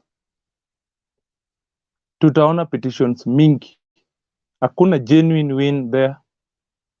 There is no genuine win. Chebukati hired people. Alitry kutumia watu kuingia kwa server. Wakahack server. Wakafanya vitu mingi. Even DCI alikuja kuingia kusema kuna watu walikuwa wanatumia server. And then Chebukati aliturn this election to be a one-man show. Hiyo ni mafanya. Haku include other commissioners. Chebukati announced the result without the tallying of 27 constituencies and verification of those constituencies. Na kama alifanya hivyo, order ilikuwa ni ya nani? sababu inafaa research isome kama kile every constituency has been tallied. Kwa hivyo hiyo ndio view yangu, sina mengi ya kusema, but let's wait for the court. Thank you. Okay, thank you, friend. Give Maureen 1 minute, and then I come to Winnie Ayeko is supposed to be a lady. I see the face of a man. Okay, Maureen 1 minute, and then I come to Winnie Ayeko, then Hello. Simba Netaya. Pole sana, nilikuwa unajua naona kwa TV na narudia pia kwa simu. Pole, that's why niko nyuma kidogo. Okay. Now, nilikuwa nataka kusema kitu moja. Nimesikia Maureen anatoa views yake. Nimepeana views zake. Kuna kitu sijafurahia sana. Yenye anasema Can you hear me? Ati politicians hawatulishi. Nataka kumwambia kitu moja na Can you hear me, Winnie Ayeko? Can you hear me? Can you stop the other links so that you? Sorry, I've muted. Sorry. Maureen, nilikuwa nasikia views za Maureen. Hold on. Can you hear me? Just mute all the other things so that you can only have this conversation. Iko sawa? Okay. Iko sawa? I think you have a problem with your link. I Can you get out, then you come back? Can you hear me now? Get out, then you come back again. Just go and click on the link, you come back again so that tuweze kuelewana. Maureen, what did you have to say? 1 minute, and then I go to Simba Neta. We can't see Simba Neta. Can you put your camera well? We want to see you because we can't see you. We want to talk to people that we can see. Yeah. Kuja vizuri kwa camera so that tuone uso yako vizuri. Okay, go ahead, Maureen. Okay, Aki, msinichukie. Kila mtu anasema Maureen. No, for me I'm so neutral. Nimewambia. For me nasema tungoje Supreme Court will make decision yao. Okay, wait, Maureen. We've had you, we've had that, whatever it is. Don't worry. People have their views, they will talk. You don't have to keep repeating that, okay? Unless you have something different you want to say, because we've already had that. You are repeating it many times and people have heard it. So that's your point. And I said already that you hold that view and it's okay. So just you don't have to keep repeating it over and over. You're making it redundant. We already know that for you want people to wait, but others want to speak. So allow others to speak so that they can. Can I speak even about these rigging issues? And for me, I know like when the voting was done, I was watching it on TV. They were announced results from the constitution, from the constituency directly to IBC, and Chebukati was announcing them live direct. So I don't understand how the rigging came about, how like That's not true. That's not true, Maureen. Do you understand how elections are held? Okay, my view. You allow me. It's not about your view. Wait, it's not about your view. Do you understand how elections take place in Kenya? I do. I voted in Kenya. In fact, I voted for Raila the first time. The only first time I voted ever. Hold on. Now, at what point does Chebukati come to announce? Chebukati asked to announce the results that came from the constituencies or the wherever. Akuja announce na aliweka kwa portal, alafu returning officers walikuwa analeta. Tunataka tuende pamoja na wewe polepole so that probably you don't understand.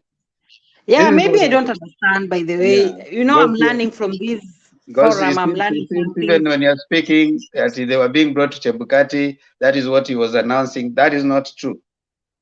This is what happens in an election. The Form 34A at the polling station, once people have voted, that's the presidential forms.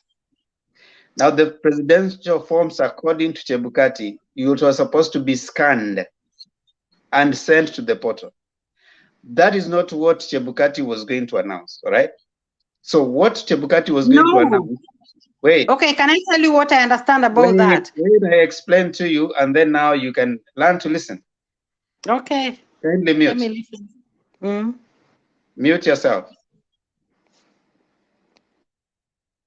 So once that form, the picture has been sent to the portal, what happens next is the returning officer, right, has to take the form, and then the form has to be brought for verification. No, it has to take it to the county, where we have 34 Bs, which now come to from the 290 constituencies. Okay, it's taken to the constituency returning officers, where they bring it to the what?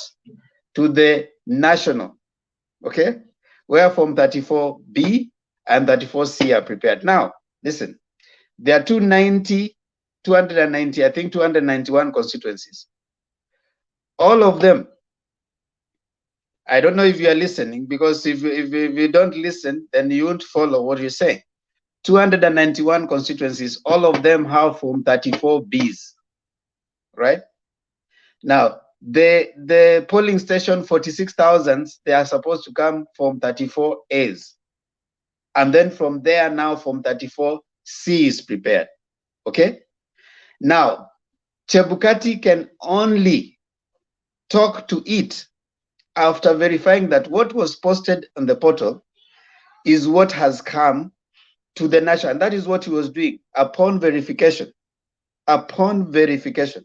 All right? Now, the contest is this. What was being verified versus what was announced in the polling station was not tallying. Okay? And if you remember, there's actually even a constituency, I think Kiambu, where there was 10K more.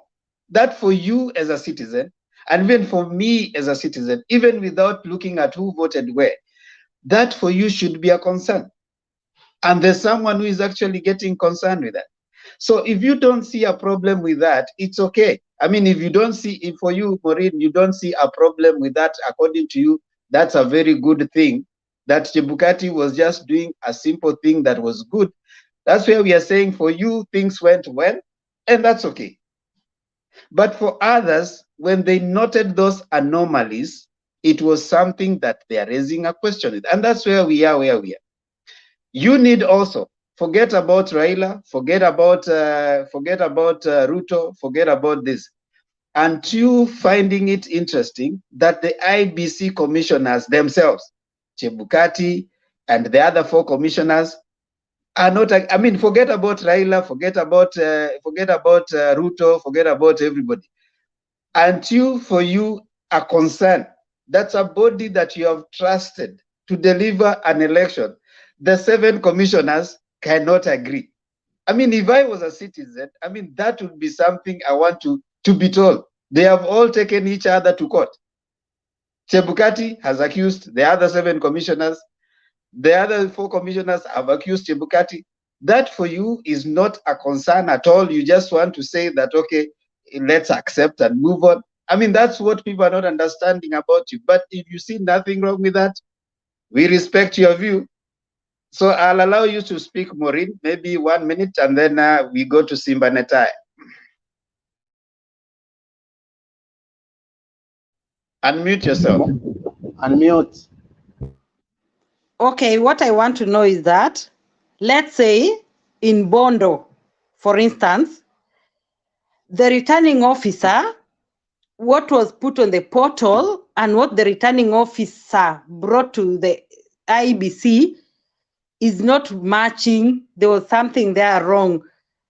How was the rigging coming? Because Chebukati was announcing what the returning officer on the ground brought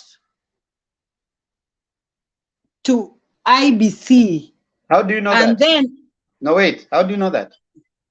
Because the returning officer on the ground was signed, they signed that the votes are okay. But what I want them to prove is that maybe when it came to IBC, they were not tallying. The number that came to IBC is wrong. That's okay. Have you gone to IBC portal and seen the turnout in some places? You see, Okay, for me, the problem with you, Maureen, is this, and I want to urge you and ask you, kindly try and go back and read the IBC, whatever. Even IBC, its own submission, they are tallying their turnout, and the number of vote is not tallying. I mean, it's simple, Maureen. It's simple math.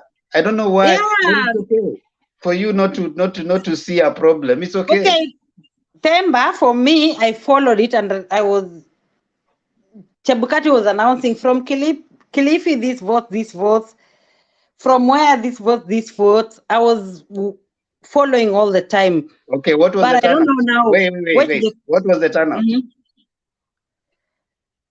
What do you mean by turnout? You know, what was the turnout according to Chebukati?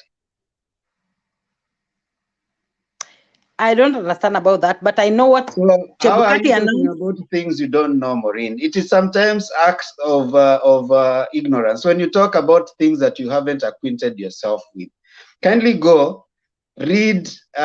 You can read Chebukati's own admission. Don't even read Raila's. Forget about Raila, right? Go and read Chebukati. Okay, Temba, we go to the next person. That's why I'm here to learn. Let me listen, because I have to learn.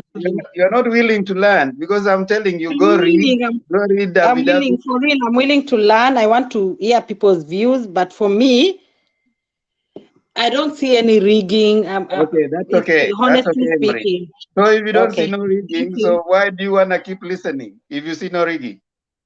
Because I want to listen people's views too. I want to know what's happening. I just told you, Maureen, hold on. I want to help you. Go read Chebukati's, don't read even Raila's, all right? Don't even read Ruto's. It is up in the Supreme Court wall. Just to go read. You don't have to listen to us here because we can be biased. That's what I want to tell you early. We can be biased. Just go read Chebukati's affidavits. Go read IBC affidavits. Don't even shika Raila. Him is used to losing. He's used to complaining. So don't worry about it. For me, I'm not like Raila is losing. I'm not like Ruto is winning. I'm like, let's wait for the Supreme Court. Just mute and let me yourself. just see people's opinions yourself. on this platform. Mute yourself. Okay? Mute yourself. Thank you. Simba Neta ya karibu. Asante sana Bwana Demba, na ninataka niende polepole kwa sababu nataka wenzetu wafuate, kwa sababu mambo mengine hawaelewi. Before we went to elections, kulikuwa na cleaning up of our register, and according to one voter mwenye ame-move to court to challenge IEBC today, I mean yesterday, this is what he's trying to tell us. Wale watu ambao walitolewa kwa register ambao wamekufa walivote hata this election. That is evidence in court. Secondly, wale watu ambao walitumia duplicate wame double register walivote this election. Sijui watu wengine wanaishi nchi gani na hawajui mambo yenye iko kwa nchi yao na wayaelewe. Bado wale 14 super agents ambao walikuwa wana access servers za IEBC walikuwa kazini. What kind of cleaning ilifanyika kwa register yetu? Hayo ni mambo ambayo yamepelekwa under oath to the Supreme Court. Na from Tuesday, these things will be out. Wale wenye bado wanasema hakuna kitu ilifanyika, hakuna nini, be there seated on your screens and you will see these things coming out by themselves. Anyway, kwa sahizi, in fact, kama ingekuwa ni nchi nyingine, hatungekuwa tunaongea hivi vitu yenye tungekuwa tunaongea.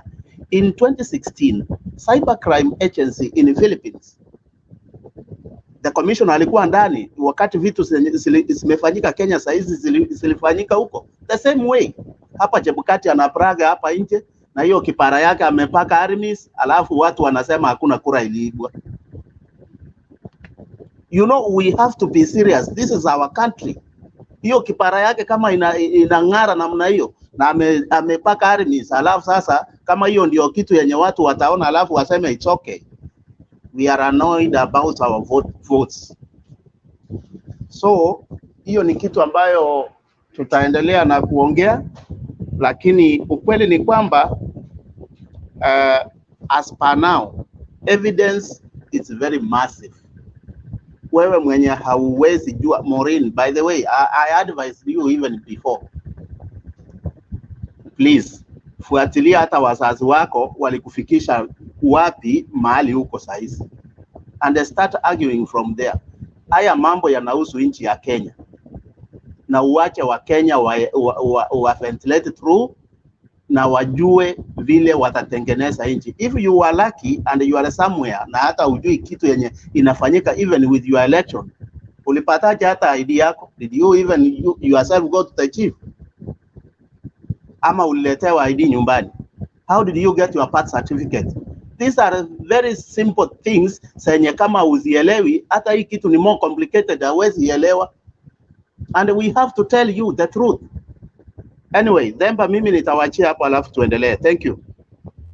Asante sana. Wacha nilete Elizabeth hajaongea, alafu nipatie Mr. K. Naona watu wameinua mikono. Wacha nilete Elizabeth hajaongea, alafu tutaleta watu wameinua mikono sasa. Yes, Elizabeth. Thank you so much, Themba. Hi everyone. Yeah, I hope mko salama. Nashukuru pia niko salama. Nilikuwa hata nisiingie mara nyingi huwa niko nje tu, naona, nasikiza, nina comment.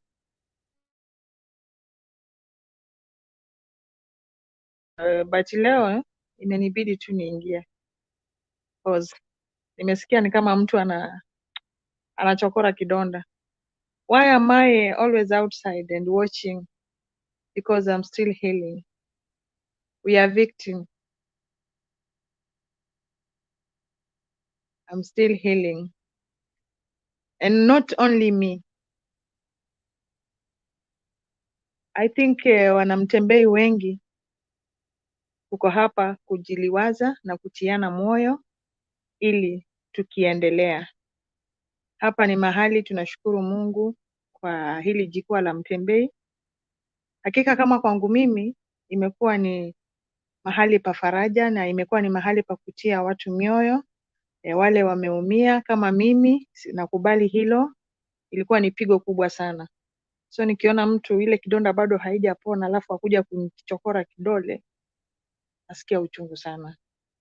So Maureen, mimi naweza kuambia kama umetumwa, pole. Hapa we are in a very serious issues.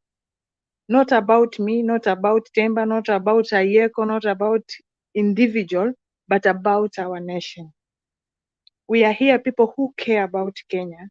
We care about all Kenyans.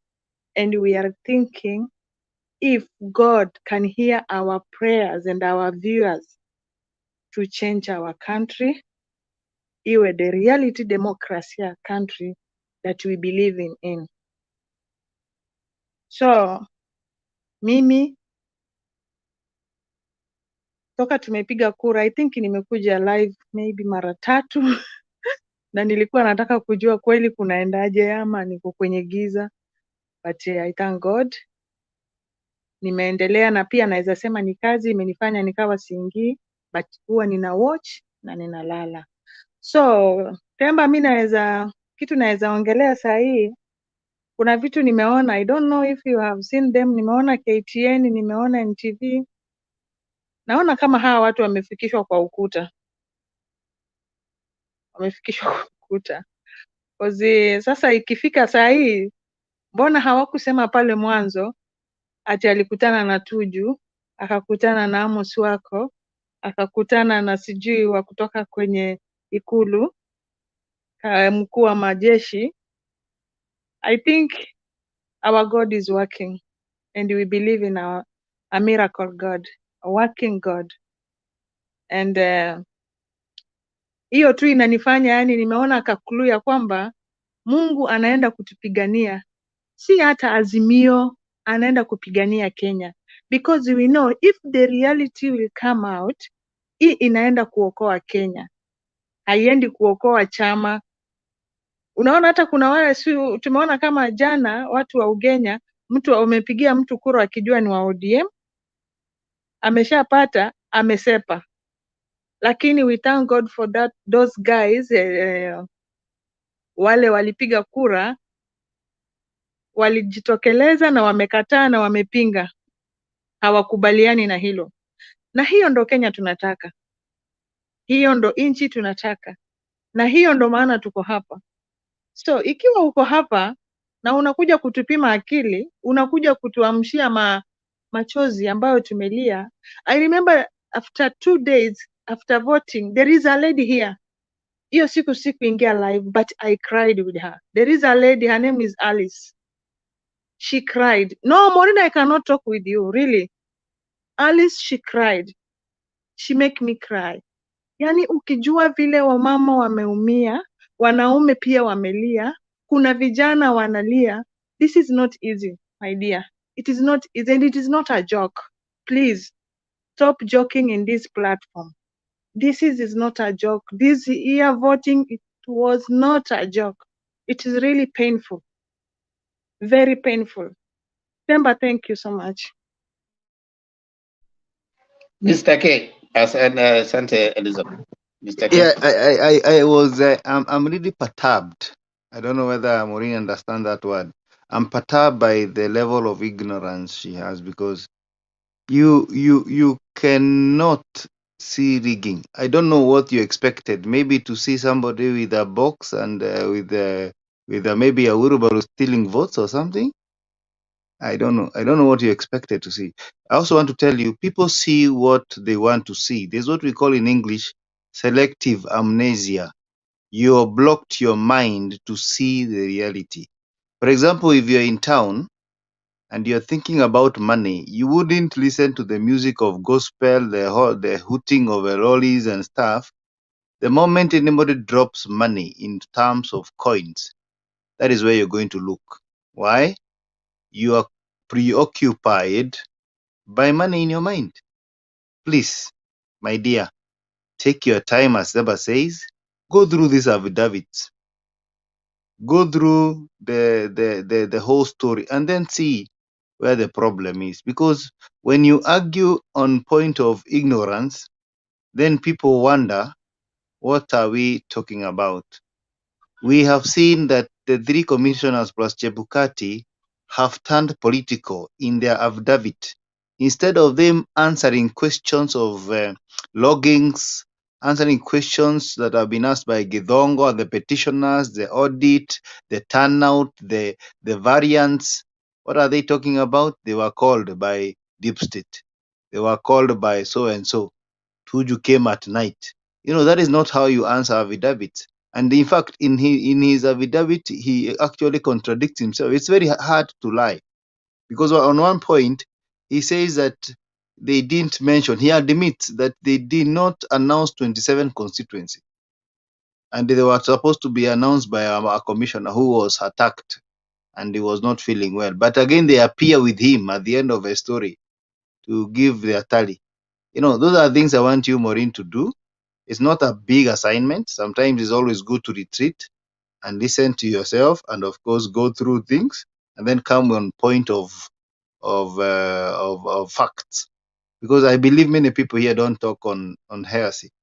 Chebukati will be jailed sooner than later.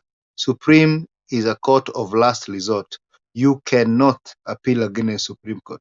And I think from where I sit, I'm not a lawyer, but from my layman understanding, the evidence is overwhelming. It's overwhelming, and we have to wait and see. So just acquaint yourself with those things, and it is going to be helpful to you, so that the people who are commenting here, sijui tutalia, tutafanya nini, it's okay. Kulia inanga shida, is part of emotional, ni kutoa hiyo ma-stress. But sisi tunataka Kenya ibadilike, iwe na watu ambao ni wagwana, na wale wanasema baba hata yeye angeiba, wajue baba si mwizi, na si lazima kila mtu aibe ndio kusemekane ati ule mwizi aliiba zaidi ndio mzuri. I know our cultures Nchi zetu zimekuwa nchi ambayo imejaa na wakora. That is why you see in some cultures watu wanabarikiwa waende wakaibe ng'ombe. They believe that stealing is the way of life. That is not going to be condoned, and things have to come to an end. So Maureen, my advice to you, go through these things. They are on Twitter, they are everywhere. Read them. Thank you. Winnie Ayeko.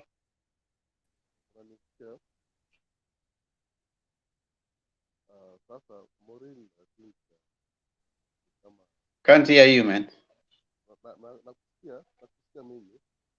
Can't hear you.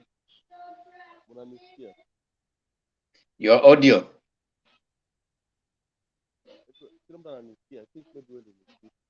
You might need to fix your audio, man. We can't hear you. We have Morina. I don't want to give you time anymore. You might just want to sit and listen, because if you speak on something you don't know, and you want to insist on the same. I really just give me a right of reply. No, you're replying to nothing, Maureen. Okay, continue. You know what? Many people are complaining about me. I'm so sorry. It was my views. No, we've had that. We've had that, Maureen. I mean, you've said. Listen, you don't have to be. Listen, you don't have to be sorry to anyone. That's your view, and you have had you. So, you are free to express your view. You don't have to be sorry. It's what you feel, and you've said it. And I said, just go acquaint yourself with the affidavits, and then from there you can come and speak from a point of information. But as for you seeing that there was nothing, we respect that, and we have had that. You have repeated it over and over. So I mean, that's just okay. Yeah.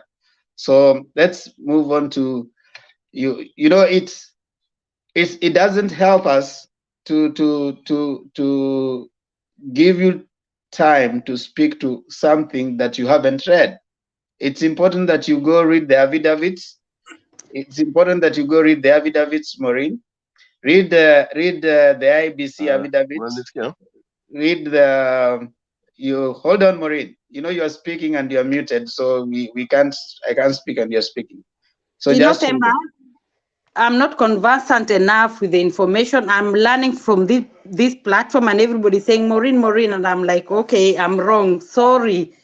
For anybody who thinks what I've said is this. Is wrong to them, I'm so sorry. What I've said is this, Maureen. Just try and read. I mean, it's okay. It doesn't hurt. By the way, it doesn't hurt for you to open yourself to information. When you go and read the affidavit, and I have told you, don't even read Raila's affidavit. Don't even read. Just go and read IBC affidavit. You read the responses by IBC itself, all the commissioners, their responses. Just read that, then you can use that to inform you making up your mind on whether you think there was a problem or not. You can come back to this. That's why I'm saying you can. I'm sorry for people who I offend. I'm sorry for people who think that I offended them. You say that already, and people have heard you. So what you need to do is, once you've already acquainted yourself, come back here.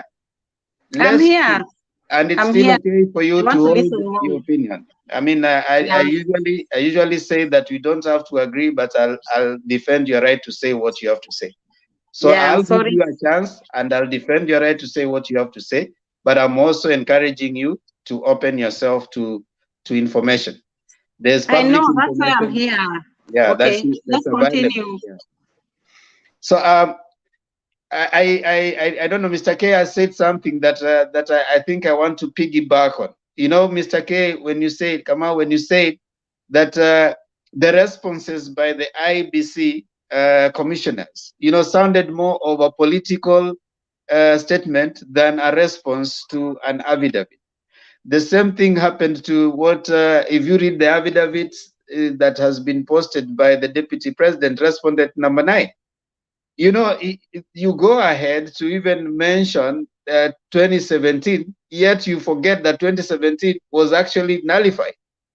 Because when you're saying that Raila has always been a complainer, he didn't accept 2017, he didn't accept 2013, and then you are saying 2017, and the same 2017, you are forgetting that the same IEBC was cited, and the same IEBC was told to open the server, it refused. The same IEBC was told to go and explain how tallying was done, and it was nullified. And by then the difference was 1.4 million. Right now the difference is 233. So you see, when you even when you're writing an affidavit that is more politically motivated, and you're trying to suggest that you are elected validly, and yet you are not the one supposed to verifying the votes, not you. The ninth respondent is not supposed to even verify the votes. The ninth respondent is supposed to just wait and be declared. But now you're saying I was validly declared. Then the IBC and Chebukati in his response says that they did not tally 27 constituencies. So here you are in your affidavit, you are saying I was validly declared and elected as the president-elect. But IBC comes back and says that no, we did not tally 27 constituencies.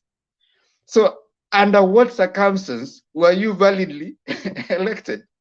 So you see, even in their affidavit, there's a lot of contradiction. If only we bother to check those affidavits, if anything, most of us will come to a conclusion that there is a problem with the IBC. You know, I mean, there is a problem with the IBC itself. Now, what happens? Nyang'aya, a commissioner with the IBC, signs an affidavit and says that there is a foreigner, 3 foreigners, and assisted with other commission staff who accessed the server. And he gives even the times at which they accessed the server. This is an IBC commissioner, not even Raila, not even, they actually responded to the case. I mean, you act of ignorance. If for you, you're saying that that does not mean a thing to you. I would be having a problem with that myself, no matter who is being declared. So these are the things you're saying. It is important for us, even before we come to the platform, to make noise about, oh, I don't know what happened. People should accept and move on. In 2007, if anybody, I think even Maureen, if you are there, you remember that Ruto by that time was with Raila. What was the problem? What did he say? You can go, it's on YouTube. Ruto came on and he was the one saying that, for example, in, I think, Meru County, the people who voted for the president are this many, and the people who voted for the MPs are this many. Do you want to say that this many people voted for the president? They just walked and the only person they voted for was the president. That was the argument in 2007. Okay. Wait, Maureen. 15 years later, the argument is changing. The argument is changing, and someone is saying we have the difference of people who went and voted for the president and they didn't vote for any other seat. But now it is right. It can't be right. It wasn't right then. It can't be right now. It wasn't right in 2017, 2007. It wasn't right in 2017. It is not right in 2022. And that is what we are saying, that if we don't sort it out now, if we are not awakened as a citizen, if we don't have a conscious awakening, that's why someone says, is it Bob Marley that says that emancipate yourself from mental slavery? If you are enslaved mentally, you are not going to see some of the things that are going to affect not this generation. Anybody who is 30 years and above, whichever government that comes into office right now, whatever it does, is not going to benefit you. You need to think about the people who are coming after you. Any atrocities, anything that is bad is going to affect the next generation. We are here because of the time that we have borrowed from our children. So do you want your children to inherit this kind of drama? And we are coming here to say that for me, I don't see anything. That acts of a lot of ignorance. And I think this channel exists to remove such. And we might want to encourage all of us to try and just read. Go to the Supreme Court website. Just read. Read it. Before even you come here to start talking, read. Just read. Don't speak on something you don't know. If you don't know it, accept and just sit down. In fact, normally I say, if you don't know it, the comment section is yours. You can sit there in the comment section, listen until you finish. Then now when you come here, when you come up here, you are ready to speak on something you know. Other than that, it's just diversionary. We could consider that diversionary, which personally I don't think we allow that much diversions. We don't want that, because there are people who just want to come and divert us into, thinking that we are concentrating on something, yet they have a clear mandate to come and divert the panelists into other things. So I want to bring in people who haven't spoken. That is Joe and Stone PK. Joe, then Stone PK. Hello, good day. Hello to all of you, wherever you are, and the people in the comments. And thank you very much, Temba, for giving me this opportunity. I've been listening here for the last maybe 4 or 5 hours. And I'm certain that we are concentrating on one person for the last 3 hours or so. I believe we have over 200 people in the comment section and maybe 10 of us here. And if we concentrate on one person, I think the money we are spending on bundles is quite a lot, because most of the listeners are from this country, Kenya. One thing I'd like to say is, I want to ask is, if a Toyota, a used Toyota from Japan, can cost us 1.3 million, and that 1.3 million could give us quarter, maybe 5 quarters piece of land to live on, what about selling this country? How much would it cost us? It's billions of money. And then I'm asking, is that Chebukati's money? Definitely no. And whose money is this? Or where is Chebukati getting this money to buy these Venezuelans or those 13 foreigners? It must be coming from a source. And the source, where did the source get the money? So this is what is disturbing, and I think this is why people are feeling the pain, because it is our money, maybe stolen in a certain way, to come and steal our election. So it's really hurting and depressing to people. And yet we are trying to explain it to some people here, and they can't understand. They say the leadership of a country does not come to give you food in your house. But can we say the same person, would they like to see policemen picked on the street without training and deployed to police to maintain order? Definitely no. That person will not like that. They'd like a good policeman that will maintain law and order so that they can go about their business peacefully and safely. The policeman does not come to harm and guard you in the house. No. We only need good policemen in place to maintain law and order, so that if you're doing your business, you can do it in a peaceful manner. So the notion of saying a president-elect, whatever they are, they will not come and, feed you in the house, that's a very wrong notion. I think it's simplicity. Me, I'd like to stay in my house here peacefully, knowing I'm safe, because the policemen there are good people. As simple as that. If somebody cannot understand this, then I don't know what they can understand. Surely, how can it take us 3 hours just to put some sense into somebody, a line of thinking, so that they can get it straight?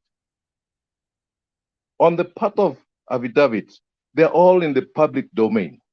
Anybody who can read and write can see through these things. And I don't think even there's need for us to try to make a judgment. It's just to reason which one is making sense and which one is not making sense. Then we wait for the Supreme Court to judge, or how they'll present their cases in court. But as I always said in this forum, whether the Supreme Court will not give a fair judgment, members of the public they can know what is right and wrong. If somebody can't believe, ask Sri Lanka. The members of the public saw that things were going wrong. They took it upon themselves to save their country. And this is what we want to to avoid members of the public taking law into their country. Taking law into their hands. But if justice is done, I think Kenyans are peaceful even up to now. If justice is done, then the country will remain peaceful and will progress. So we cannot allow our country to be sold with our own money, taxpayers' money. Most of us wake up here before 4 to prepare to work. We come back after 7 just to make a living and earning. It is sad if whatever we are trying, because we are taxed, is taken away from us and it's been used again to steal our election. That is not unacceptable. Kenyans, we are mature. I think even the people who cannot understand this, they are outside the country, not that they can't have work here. Jobs can be created here. People like to live alongside their families.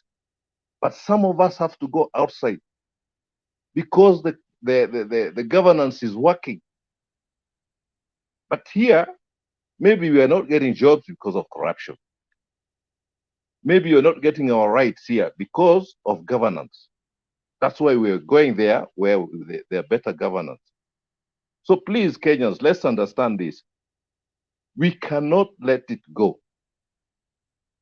No matter where it is decided, we will not let go.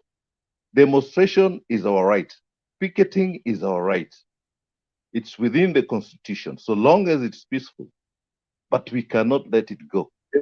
Because we don't want to go back to the dark days.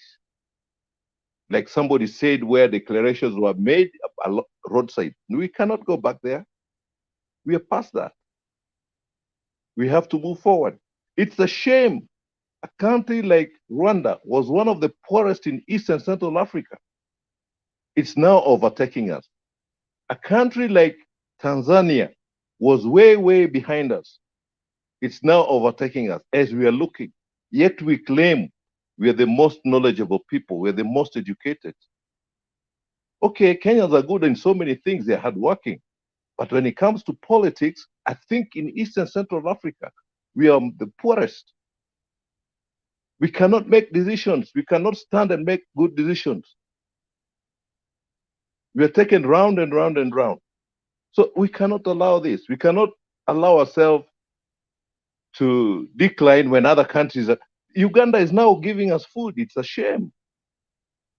How can eggs come from Uganda and sell cheaper than our eggs that we produce here? How can we? Rift Valley, part of Western, they grow maize in large scale. How come we are now getting maize from Tanzania and Uganda? It's a shame. It's a shame. It's a big shame. We should get out of this. We are capable. We are really capable. That's what I want to say, Mr. Themba. Let's not waste time on one person who can't understand these simple things. That they want the president to come and bring me food here. No. Governance. How come there's a difference between Kibaki and Moi? It's governance. How come there's a difference between Kibaki's time and Uhuru Ruto's time? It's governance. So let's not say that the president and whoever is there, it doesn't matter. They'll not bring food on our table. No, it doesn't work that way. Thank you, Themba. Yeah, thank you, Joe. I think I need to make it clear. When we are responding to someone, we are not responding to Maureen. Maureen represents so many people who think like her. We are responding to what Maureen is saying, not Maureen. Maureen, when Maureen comes to speak here, where Maureen can be speaking, but we have 905 people watching. There could be many people who share her views. So let's not make it look like it's Maureen. We are responding to the views that Maureen has expressed. We have no issue with Maureen. Maureen is a good person. Maureen is a Kenyan, and she has an interest of a better Kenya. We are responding to the views that we differ with, all right? And it's okay to differ, that's a democracy. So we might take long, but it's okay for us to engage. And Maureen doesn't have to come to our side. She doesn't have to agree with what we are saying.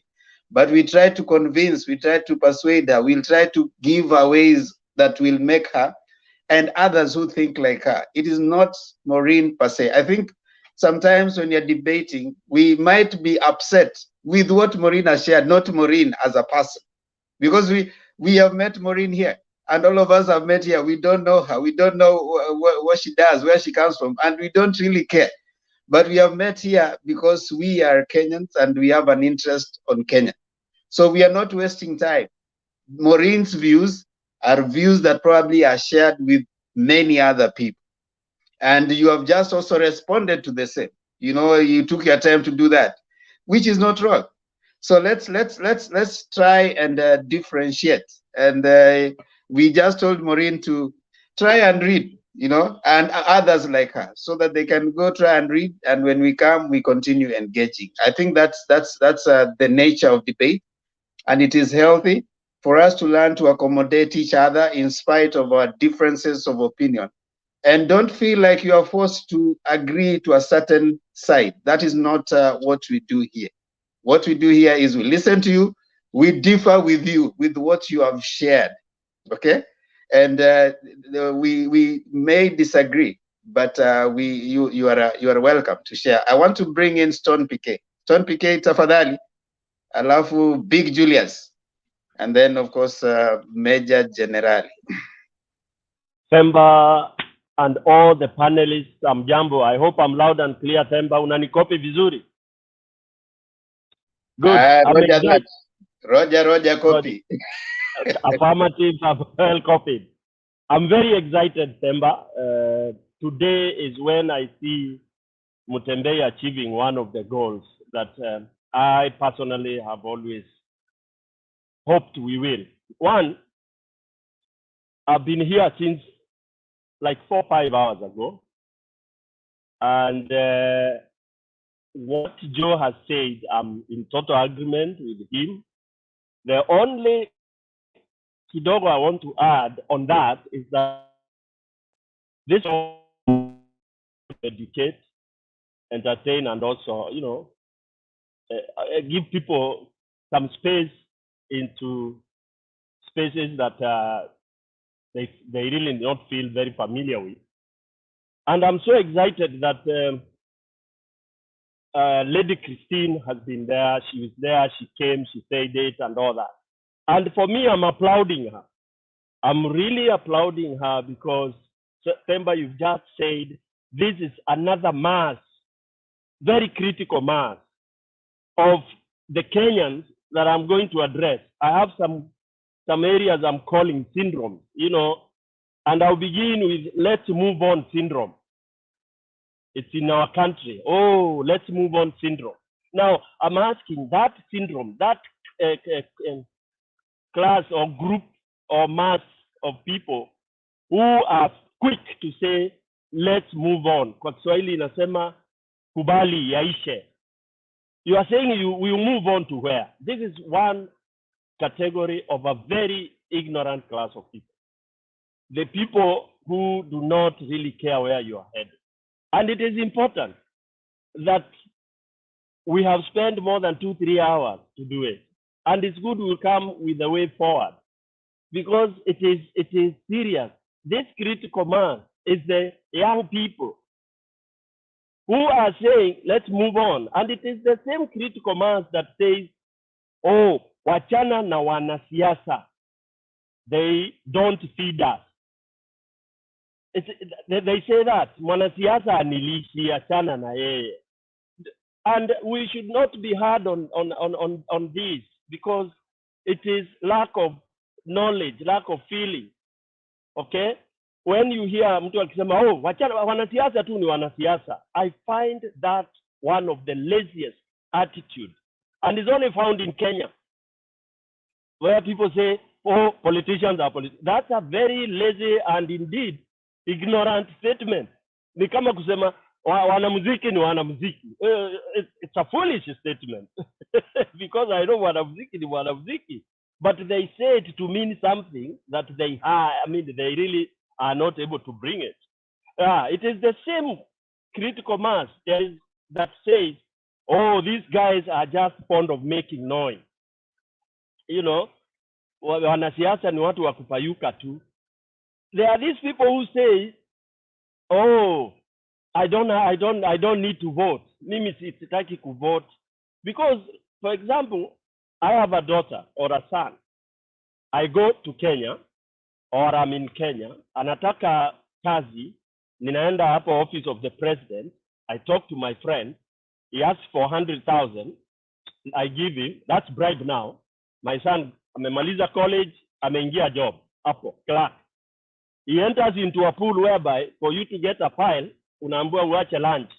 So my son gets indoctrinated into anybody who walks into this office, anatoa kitu ndio niende kumtafutia file. That child has already gone into that very deep hole that you cannot pull him out. Na ndiye atakuja apande cheo, ana bribe, then he becomes a PS. He becomes very serious. Then you have a government that has that kind of culture. This guy who was your child, who you paid university for, went into a hole of evil, of rot. When you try to tell him that kuna kitu inaitwa corruption, to him, you see, he went into an office whereby aliambiwa mazee hapa, ukitaka mtu wa kufanya name search, unatoa kitu. So to him, he thought that is how it goes. And you will have a very hard time with this person kuanza kumwambia ati kuna kitu inaitwa bad governance. That is where Kenya is. We have 4 generations that are rotten.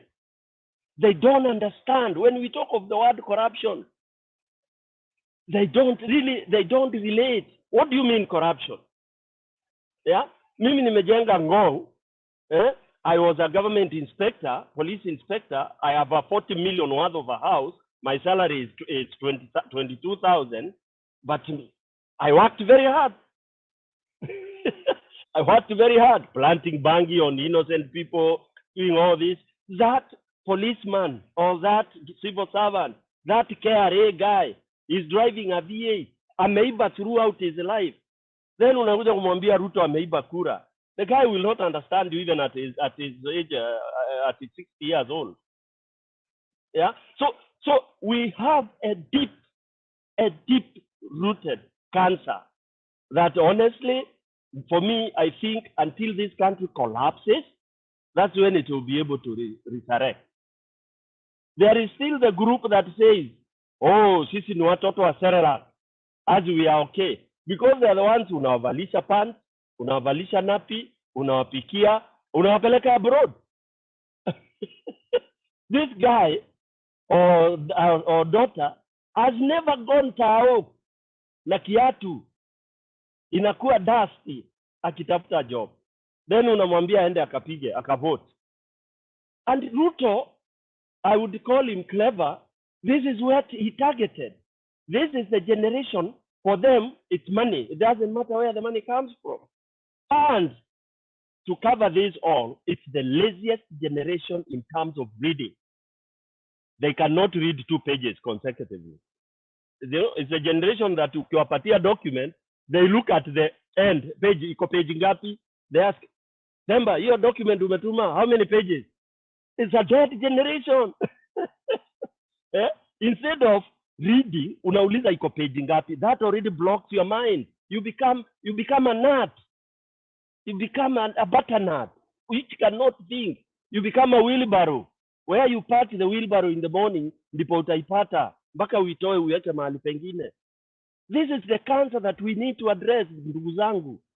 Yeah, and I'm happy Maureen has brought it because if you look at me, I have daughter and son who are teenagers, so I know what I'm talking.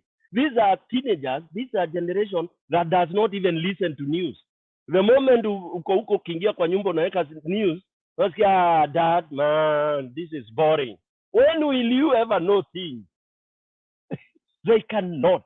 They are on their phone, TikToking, talking about sex, they are very good at sex, by the way. Sorry to say this. They are the best. That is what they know best. Yeah, ask them about, oh, you know, who is the minister for this, who is this? Nothing. And then people are asking, when did the rain begin to beat us?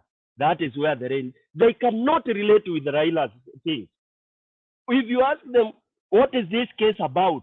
They don't know. Kabisa, you now have to start a tutorial. Like in Tendai, that's what we need to do.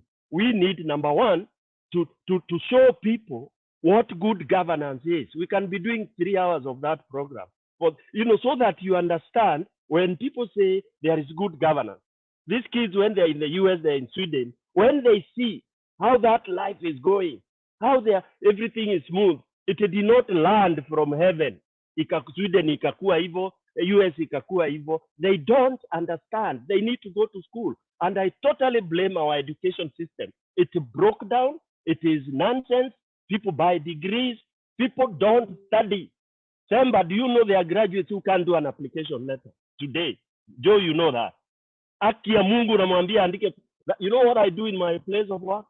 You come, I tell you, all of you, the first test, kila mtu apply ile job alikuwa ameapply.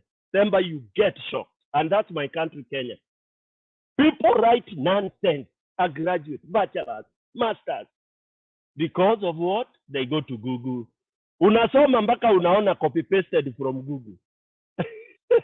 So gentlemen and ladies, this politics we have, we can only try to make it for them, create it so that we give them a table. You don't expect them to participate and do it well. Thank you. I'll be coming. I have so much. Let me stop there for others. Thanks. Wewe uko hapa kabisa. I think you have raised something that is very important, and I want to agree with you. We really need some re-education of the mind. And when we see politicians, we need to see them for the causes they stand for, not for what we imagine they are. What cause have these politicians stood for? There are some of us who don't understand good governance. Why do we think about good governance? Why do we need it? Why do we need institutional freedom? Why do we need? Maureen was talking about trust. I mean, trust is not something that you just happens. Trust happens in an environment, and trust once has been broken, it is so hard for you to bring it back. And that's where we are as a society, you know. So we need to appreciate that, yes, there are things that happen in our governance system that has led us to where we are. And propaganda has been created. I want to suggest this. They have created propaganda across to try and suggest certain things and take certain view and push people to think in a certain way. Right now, if you read the affidavits of Ruto, the affidavits, respondent number 9, affidavits of Chebukati, what they are trying to push for is to suggest that Raila has never accepted a defeat. They are removing people from appreciating that every time Raila has come out and has appealed is because of the constitutional provision. And I think once we will start getting our mind to allow our constitution to work, not imagine that it can only work when it is working for me. When you're saying that, you know, we need to follow the constitution, I think once we get into that agreement as Kenyans, I think for as long as that is happening, we are going to have this many years to come. But one thing that Joe has said that I want to agree with, this is the time that things have to be done, and they gotta be done right. For me, I'm suggesting anybody who shall be found guilty, I mean, people should be held personally accountable. Personally accountable. Now, personal accountability means what?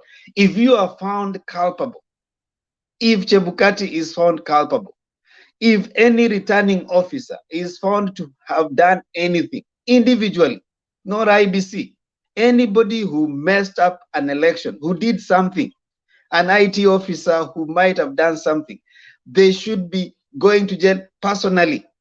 Because you see, those people who are coming here supporting either Kenya Kwanza or AZIMIO, these are just victims of circumstance. someone comes and thinks that Ruto won. For them, according to them, Ruto won. I mean, that's their right because that's the person they support. They are not the ones who are conducting the vote. They are not, even some people, I have friends who are supporting Kenya Kwanza who told me they don't even know how Ruto became the president. They don't know. They were surprised as much as other people are surprised because according to them, this thing was gone. And then they wake up and they see some voodoo politics happening somewhere. And all of a sudden, Ruto is the president. So it is the opaqueness and that kind of confusion that you want to remove so that when someone is going, whether you lose or you win, it is clear and people can see it. But if you have to contest it, if we have to get, and you see, there's always something that someone did, something that people didn't understand. There's a problem, and this is where we are sorting it. Anybody who did anything, anybody who even changed, even added one vote, or even who did something that was not supposed to be done, that person must be held personally. And I think in this petition, after the Supreme Court, we are, for those in the comment section, kindly, Maureen has a right to speak and she's raising issues and we have to respond. So if you think you are getting tired with Maureen speaking, you get out to go do something else, come back later. Because hata nyinyi sasa ati umechoka na we have 856 people listening. And we are listening to issues that Maureen has brought, not Maureen as a person. And we are listening to issues of election, issues of people thinking. So if you are tired listening to Maureen and the issues Maureen has brought up, Maureen, kindly mute when you are not talking. Yeah, just step out, come back when you have rested a little bit. We'll have someone else akiongea pia wewe utaongea. Now, Big J, karibu Big J.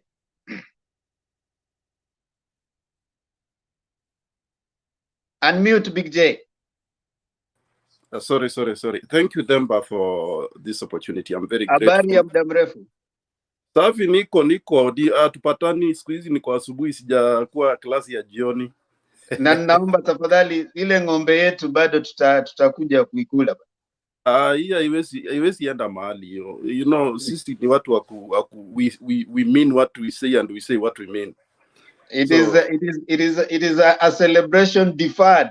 We are still going to celebrate. Na vile Joe amesema, it was just extended. Supreme Court ikisema kitu ingine, tuko na aina mingi sana ya kuua paka. Tutaiua. Big J. Yeah, thank you, Temba.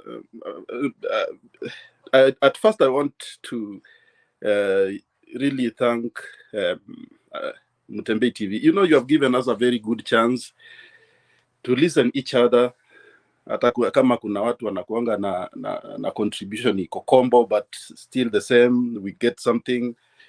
I appreciate and I'm thankful to Temba, Kina, na crew yote. You guys, you're doing a good job. I appreciate it. Anyway, you know, Joe and Stone PK, they have just stolen my what I wanted to say. But again, we have a lot of things we are thinking about because we love our country, Kenya, so much. I don't have a double citizenship. I'm a Kenyan, a pure Kenyan. And I love Kenya. I love Kenya because that's my home. I don't have it anywhere else. So I have this feeling that you know, what wanasema ati to move on. Where do we move on? Kenya tutaipeleka wapi?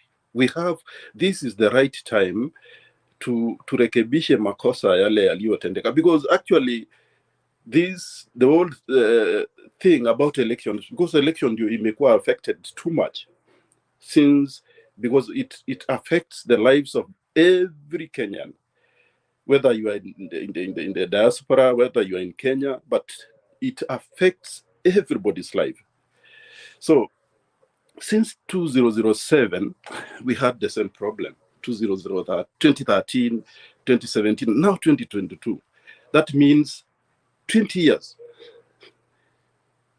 20 years And we cannot solve, because, for example, as Stone PK said that he has teenagers. I also have teenagers. I have over 25 years old. The firstborn is 25 years old. Sasa ukijaribu kuangalia, when a child grows and akianza kumisbehave, you have to try your best akiwa mdogo umrekebishe, so that that child will grow a good person, a respectful person, a respectful child ambaye anaheshimu kila mtu. So ukisema ati acha huyu mtoto wacha ikae tu hivyo, let us just move on, then you definitely there is something wrong somewhere, because ukikosea steps, you go back and start again, so that you'll walk in the right path. Kwa hivyo hii maneno ya kusema to move on, it's okay, it's a good word to speak, but lazima turekebishe yale makosa tumekuwa tukifanya, so that we start a new Kenya. And actually, we don't have any other time kurekebisha nchi. This is the right time. And I am very disappointed with many Kenyans that they think this election of 2022 is about Raila. It's not about Raila. Raila is a person who is not going to live that long in this country. Ni mzee, ni mtu mzee. What about the future? What about my grandchildren? What about my children? So let's not, this election, kusema ukweli, it's not only presidential and iko na makosa. Almost MCA, women rep, kila mahali there was a big problem. There was a big problem. And this time, the only good thing that we have is that nobody is stopped to see what is happening. Because 2017 and 2013 and 2007, it was in the government side. But this time it's open. So that's why we can see all these things. Kwa hivyo, I think Mungu kuna mpango ambaye anataka tutengeneze nchi yetu. And we love that country. Wherever we are doing, we have to tujikaze, tutengeneze. This is the right time. Because our national anthem, the first stanza, second line, inasema ilete baraka kwetu, haki iwe ngao na mlinzi, na tukae na undugu, amani na uhuru, raha na tupate ustawi. So amani iwe ngao, haki iwe ngao, haki iwe ngao. So we cannot, we have to understand why the composers of our national anthem, what are they thinking? Because actually, if you try to see our national anthem, is almost like a prayer. It's a prayer, praying for the country. But we cannot sweep that national anthem under the carpet and say, let us move on. That is not something that we are wishing for the good country, Kenya. And because, as I said, and other PKU amesema, we have, this is the right time that we have to rectify the mistakes that we have been doing all along. To rekebisha na tutengene. Let us not think about the election of the winners and the losers. Let us think about the nation. And then if we think like that, we definitely, because hakuna haja every 5 years.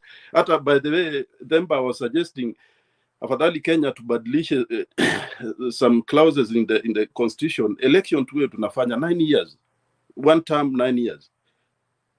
Ama 8 years. We forget about it, so that mtu ana election nafanya after 9 or ama after 8, one term peke yake kama America. I think it's better, because we are spending too much money, too much resources in the only 5 years. Utatumia bilioni. Saa hizi ukiona Supreme Court ati this world, haki ya Mungu, kusema ukweli, things are bad. Mtu 54 IBC kuna 36. Surely to represent them in court. That is how much, and they are paying from the government, pesa ya serikali. It's not somebody's pocket money. So we have to think about these things. Mimi naona, I think that's my suggestion. Kama if it to find election, even only one term with about 8 years or 9 years. That is it. Badala every 5 years tunafanya election, and we are repeating the same mistake, spending too much money. So anyway, Themba, let me just stop there and wachie wenzangu pia wachangie. Thank you so much. Asante Big J. Hiyo unasema kwamba bill ya IBC inalipwa na taxpayers money. The same IBC is saying it doesn't have money for a rerun. You see the irony. Inatuambia haina pesa ya rerun, lakini iko na pesa ya kulipa 36 lawyers. It's coming to a bill of about 21 point something billion. I think 0.6 billion.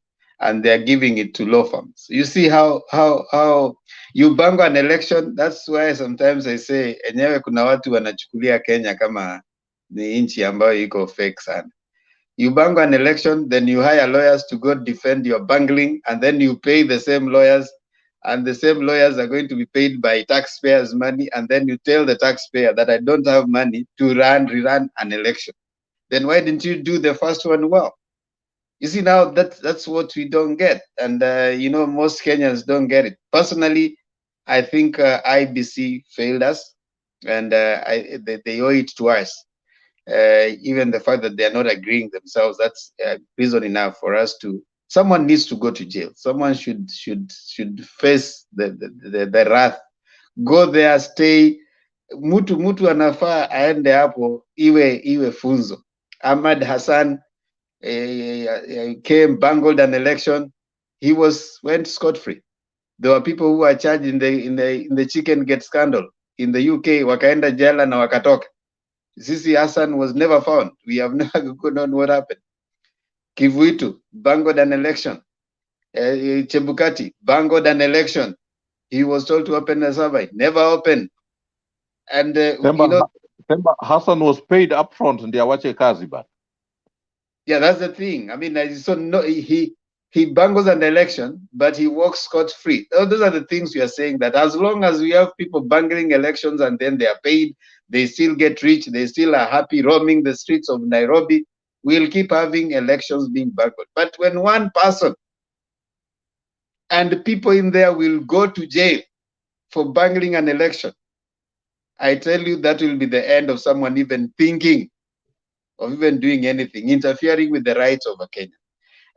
Major Generali Karibu.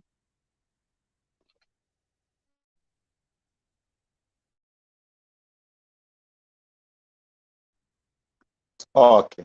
Hamjambo nyote analysts and kuna mtu anainua mkono pale, Simba Netaya. Okay. Utamruhusu ama nizidi kuongea? Ani salamu tunakupungia mkono wa heri na salamu bana. Okay, sawa Simba. Sawa Simba, nashukuru. Okay, asubuhi vile kabla niende kazi nili rewind kidogo nikapata wazee wa kazi kina Themba, Stone PK, Guru na Makiadi walikuwa wanatuchezea muziki pale zilizopendwa Lingala. so nashukuru sana kwa wakati tunakuwa na wewe Meja Generali, wacha vitu ambazo zinafanyikanga asubuhi zifanyike asubuhi. Saa hizi ni wakati unataka kuharibu watu ambao ni walokole, unawaambia tunachezanga Lingala hapa tukienda kumaliza show. Tafadhali wacha walokole wabaki hivyo hivyo. Kina Franco Lwanzo Makiadi. Okay, sasa politics za Kenya, watu wa Kenya kweli sijui wengine hawajasoma siasa za Kenya ama ni nini. Manake nowadays those people who are 20s, most of them hawaelewi politics za Kenya. mahali zimetoka, mahali zinaelekea. Saizi kuna groups ambazo tuko nazo hapa Dubai, ambapo pale kwenye group tunalumbana sana. Wale unapata mtu atajavote mara 3 mara ngapi, unamuuliza wewe, huyu mtu ambaye umemvotea, huyu Ruto ana nini ambacho amefanyia Kenya kwa hiyo miaka yote? Ukimlinganisha na Raila, amepigania nini Kenya yetu kufikia mahali tumefika? Haezi kuambia lolote. Yeye tu ni Raila must not be, Raila will never be the president of Kenya. Naona haelewi. Hawa ni watu ambao wanafuata siasa za wazazi wao, baba zao na mama zao, ambapo wako na zile tribal politics. This guy I cannot give him, let's give this guy. Unaona? Alafu wengine, their politics, we can say they are mature, but they are immature in politics. Manake ukiangalia saizi kwa mambo kama this, we have county governments. This county government were brought by Constitution of 2010 ambayo Raila alipigania, and by that time Ruto was against the constitution. And when Raila and Uhuru, yes, Meja Generali, ngoja kidogo.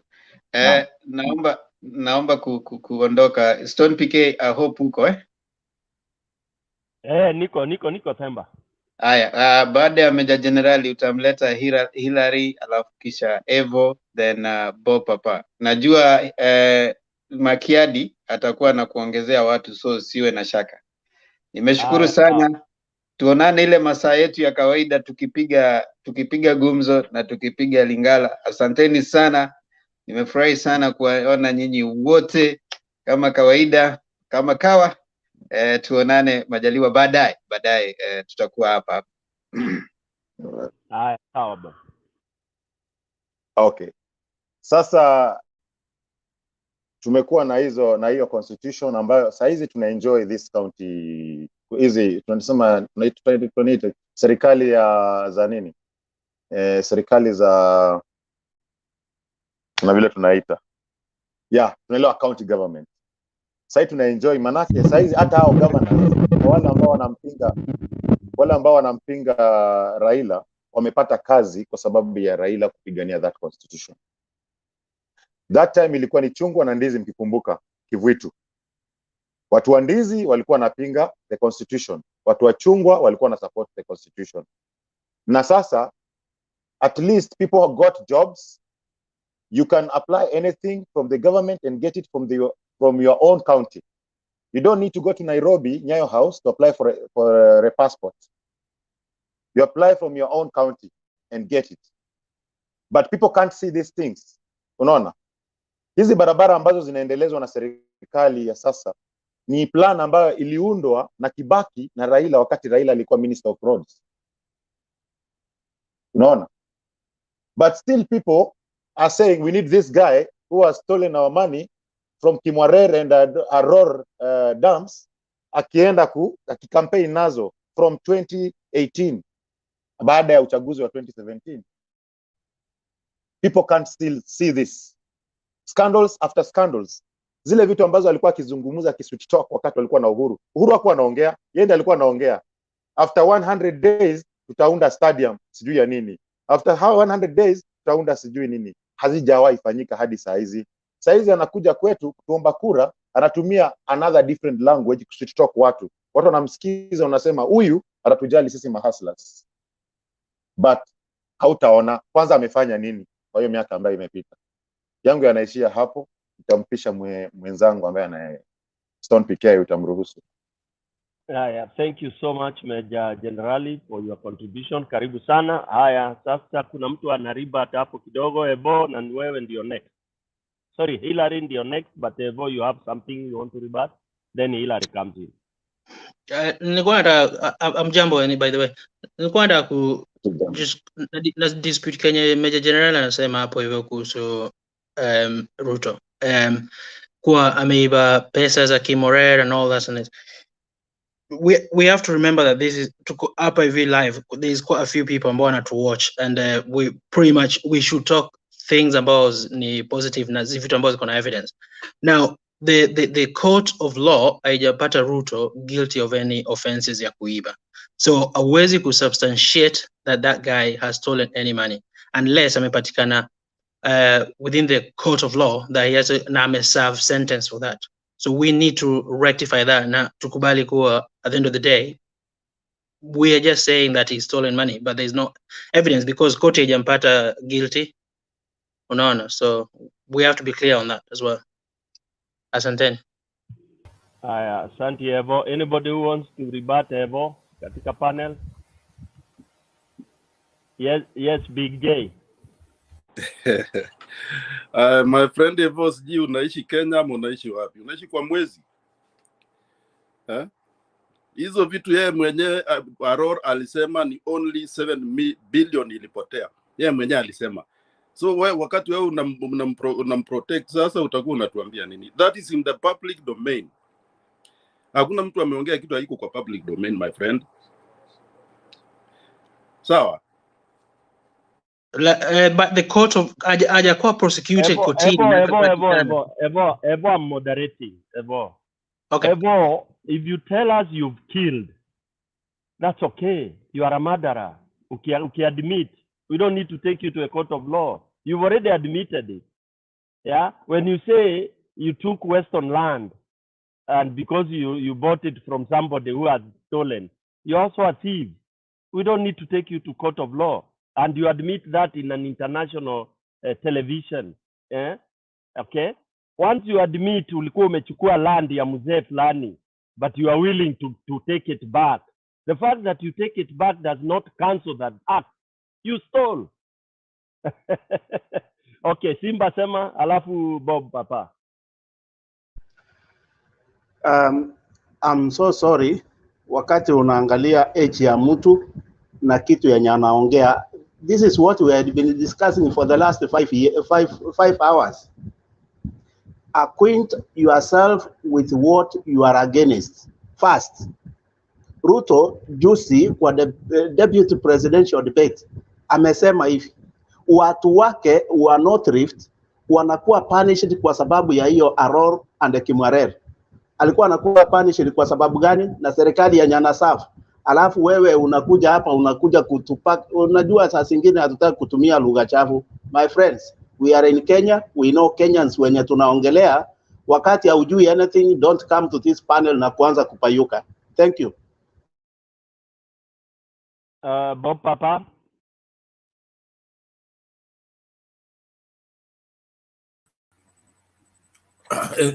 Jambo nyote. Is it I just want to confirm Stone, is it a question or a submission?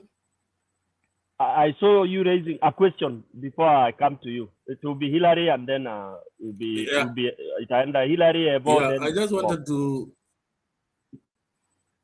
Yeah, I just wanted to inform Evo that you know, sometimes there is something called the court of public opinion.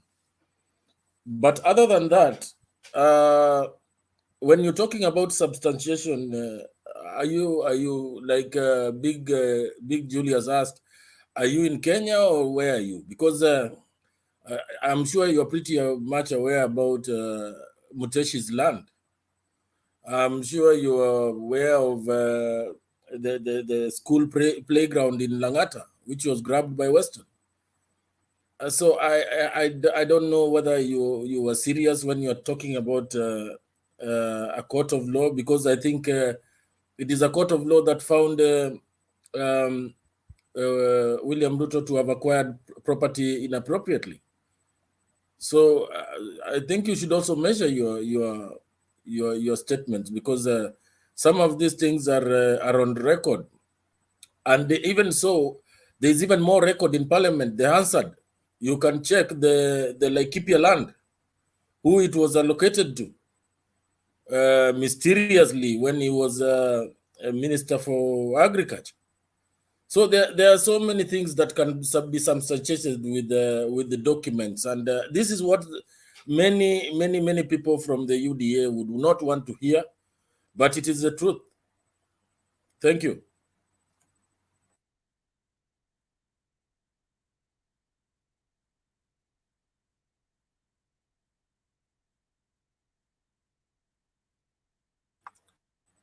Back to you, Stone. Stone, back to you. Okay.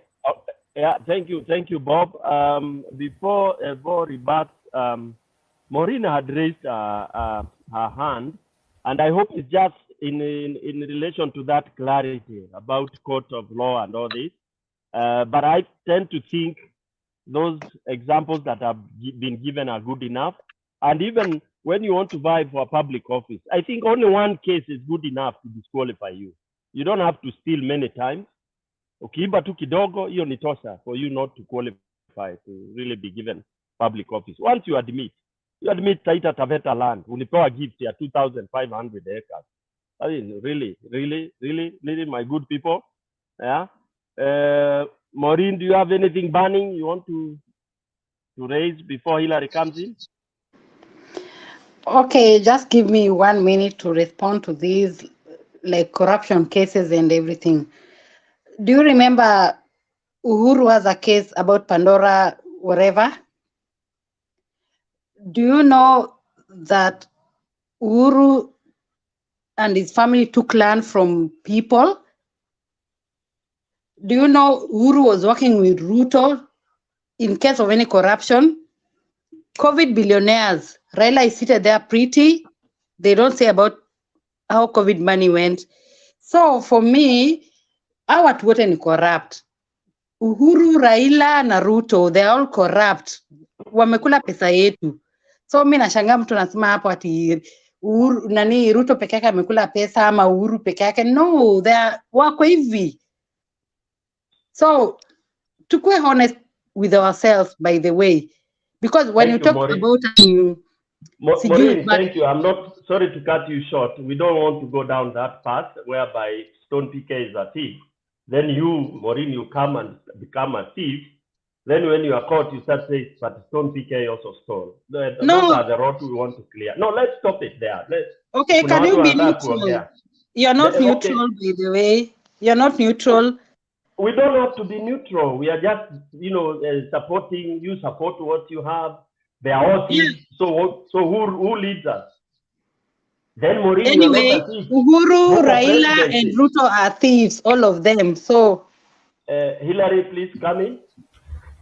Yes, thank you, Stone, for allowing me, and hello, the panel. Yeah, good to be back in Mutabe TV. After so much, after quite a long time. I think I joined before elections, and things were really heated. So, good to be back, and I think I recognize all your faces actually. So just on very quickly on corruption. In fact, I was not going to talk about corruption, but what I think Kenya needs to do is to fight corruption the way it's been fought in the Western world. I remember a few years ago when I just arrived in US, there was a lot of corruption about energy, and all those people who are involved, they went to jail. As simple as that. If you look at a country like United Kingdom, for example, a lot of money repatriated from here back to Kenya, it was actually done by independent institutions. You didn't even hear Prime Minister or whoever shouting. The same with citizens. You don't shout. So in other words, institutions should work, period. The issue of, people are free to say what they want to say, but I think the best way to fight that is to have independent institutions. And it should be as simple as that. Now, back to today's discussion, and before I dive into today's discussion, my belief actually is that both Raila and Ruto can actually be equal to the task. The thing is, all of these, both of the candidates, I think they should be given that benefit of doubt by Kenyans. And that means the undertones are about corruption. I don't know, somebody else running a corruption laundry. I think that should be put aside. So I honestly believe both of them are equal to task. And I've been a supporter for Raila for quite a while, except on this election. And I have my own personal reasons, and I did quite extensive research before jumping ship. I was actually pro Raila person for a long time. I attended a lot of his meetings abroad, but for this election, I said no. And it's not long ago actually. I think I took that decision like a year before elections. Now, so having said that, I think I honestly believe the election that at the moment is with Supreme Court.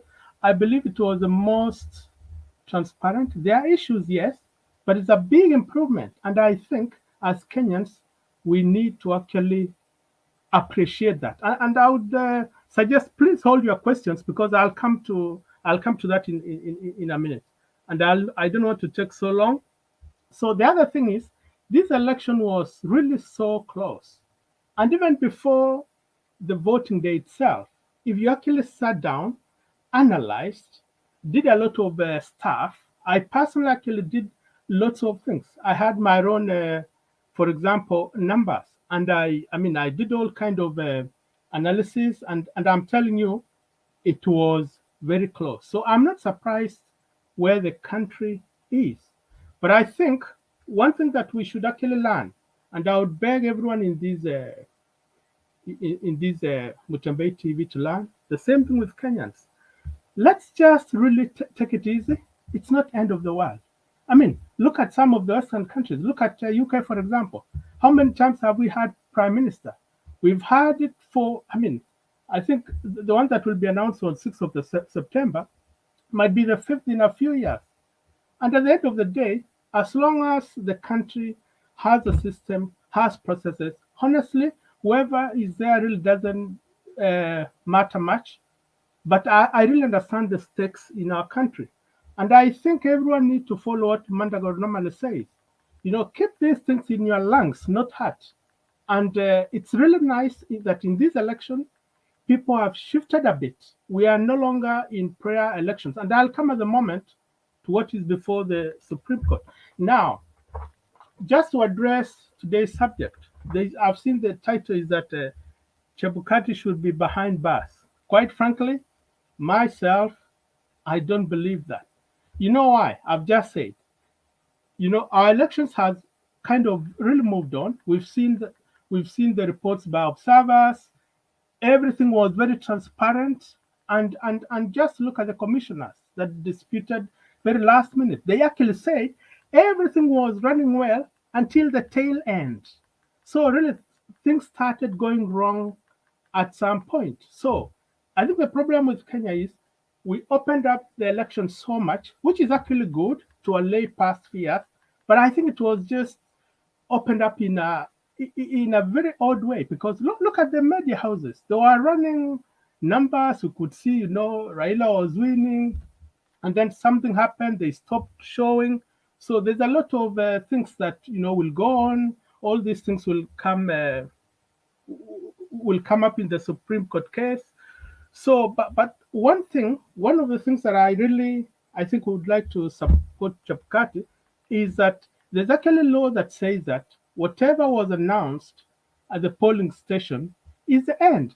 And Chebukati kept saying that they're actually using those results, and as and when they actually think that they should alter, they will not. They'll just probably put a note to say, what was wrong with those results, and should the Supreme Court need, then that's it. And I think as Kenya, we should celebrate that. My dear countrymen, we should celebrate that, because that is a milestone. And I'm telling you, were it not for the problems that have come up as a result of this case, I'm telling you, Kenya was sky high in terms of reputation. I'm actually a member of diaspora, and I've been, away from Kenya for quite a while. And I'm telling you, we were very proud of our country. And what is before Supreme Court is very unfortunate, but we are just hoping that things will go on smoothly, because we think, regardless of who wins, Kenya has sent a very, very good message out there. And let me tell you, in fact, our results in Kenya is quite good, because we use ID. Look at United States; they don't use ID. Look at UK here; you don't even need ID to go and vote. You just say you live here, and because the system here is quite good, by the time you reach the polling station, you just say your name. They just ask you what is your address. You don't need to produce any ID. It's because people have trusted the system over a long time. So the problem we have in Kenya is not as big as people put it. And we should celebrate the fact that the country has actually moved on. Not because maybe Ruto is winning or Raila will win. No. As Kenyans, I think we've put a very good system out there for the world. And I'm telling you, if we don't really appreciate that, then I think as a country we are screwed. If we don't just celebrate that little bit, then I think, there's something wrong with that. So I've talked about transparency. I've talked about, IBC. So, and observer. So generally, I think people should just spare Chebukati of all these things. Now, the second point, which was part of your discussions today, was on IBC response. Unfortunately, I haven't read, but I'll make a point of reading that response. I've had people talk about it, and I might come back in a few days. Actually, I've read Raila's petition. I've read. Just move to Hillary for the Yes. sake of time. Just move to what you have read. Move to what you have some authority Yes. on. So Forget what about I've actually read in terms of Raila's petition, personally, as an individual and as a law student, by the way, I'm not a solicitor or a barrister, but I've done actually law, so I actually understand. So law is not my profession, but I've actually done law here actually. So I really have a problem with Raila's petition, because to me, it appears like he has some points to drive, but in my opinion, it sounds like a fishing expedition. And I totally understand. There are grievances that he has, but actually, he could have actually done a much better job. That is my own honest opinion. Hillary, And let me say one thing. Hillary. Even before election, he would have actually done better. But I think there is just something that is not working in his favor. Now, let me actually say why, because I've compared Raila's petition versus Ruto. I don't want to dwell into details. Hillary. Yes. Hillary, are you a judge? No, I'm not. That's what I'm saying. I'm giving a layman's opinion. There's nothing called a layman's opinion. When you come here to tell us that he's doing a fishing expedition, under what circumstances are you looking at the? If you look at the grounds in which Raila has mentioned, they're actually around seven kind of Roman numbers kind of grounds. So Hillary, it would be Hillary. You would learn so well. We waited for Monday, Tuesday that week, then because now we will be wasting our breath. Mutembei TV, please.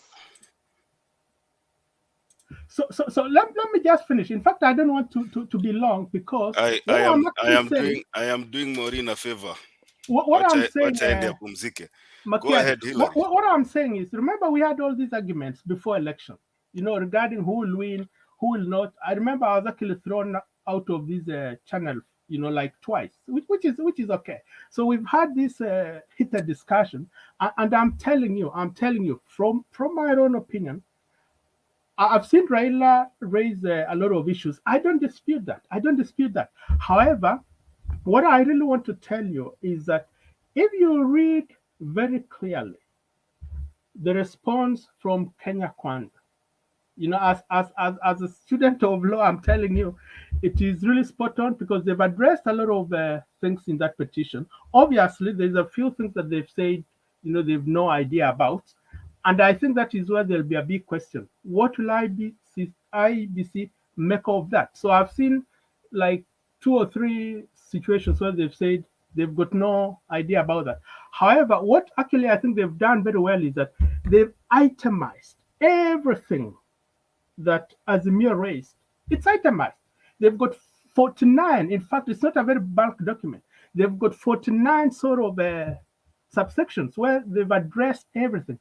And it's very clear. And what really struck me, which I'm really confident that I think the Supreme Court is likely to uphold Ruto's win, is because they've actually addressed, and in fact they've gone much further than I actually expected, in that they've actually kind of stated situations in which the Supreme Court can overturn the results. And just 2 minutes before I finish. Now, this is my worry, and this is the reason I actually came here.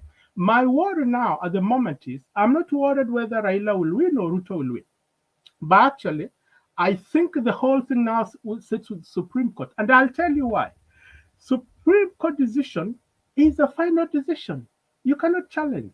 Now, the problem with that is, if they make an error, that will be really problematic, because in most legal jurisdictions, Hillary, just stop there. You are straying into. Do not punish us to listen to you, eh? Yeah. Do not punish us. Let me finish. 2 minutes. No, 2 you've minutes. been given I'm enough not, time. I'm not staying Stone more than PK. that. Stone PK. You've given Hillary enough time. I have a question That's for too you, much Hillary, time, and there are and, so many Okay. questions here. Let me ask you, because you are coming here giving us an opinion that is opposing. You're opposing yourself. Let me ask you here. You said that the election was free and fair. What does it tell you when the IEBC chairman announces a president-elect without 27 constituencies? Without? Okay. In fact, it's good you've mentioned that. Go back to the response by Kenya Kwanza. No.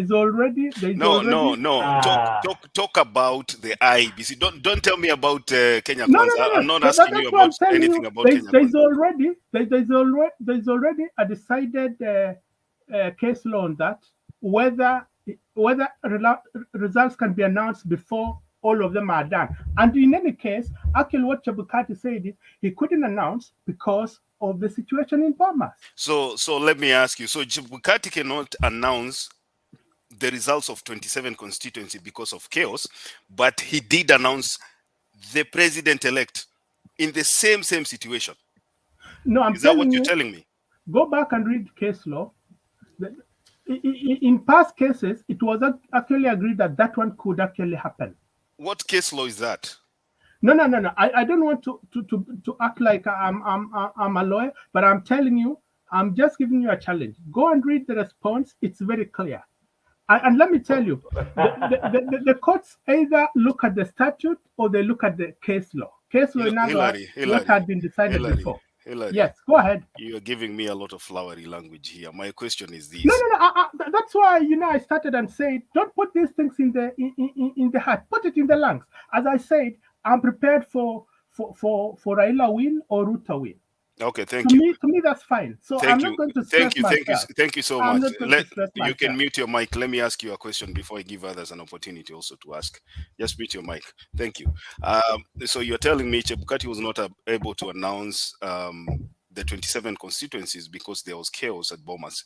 But the same Chebukati went ahead to announce the president-elect minus the 27 constituency. And you are here telling us that the election process was free and fair than ever before.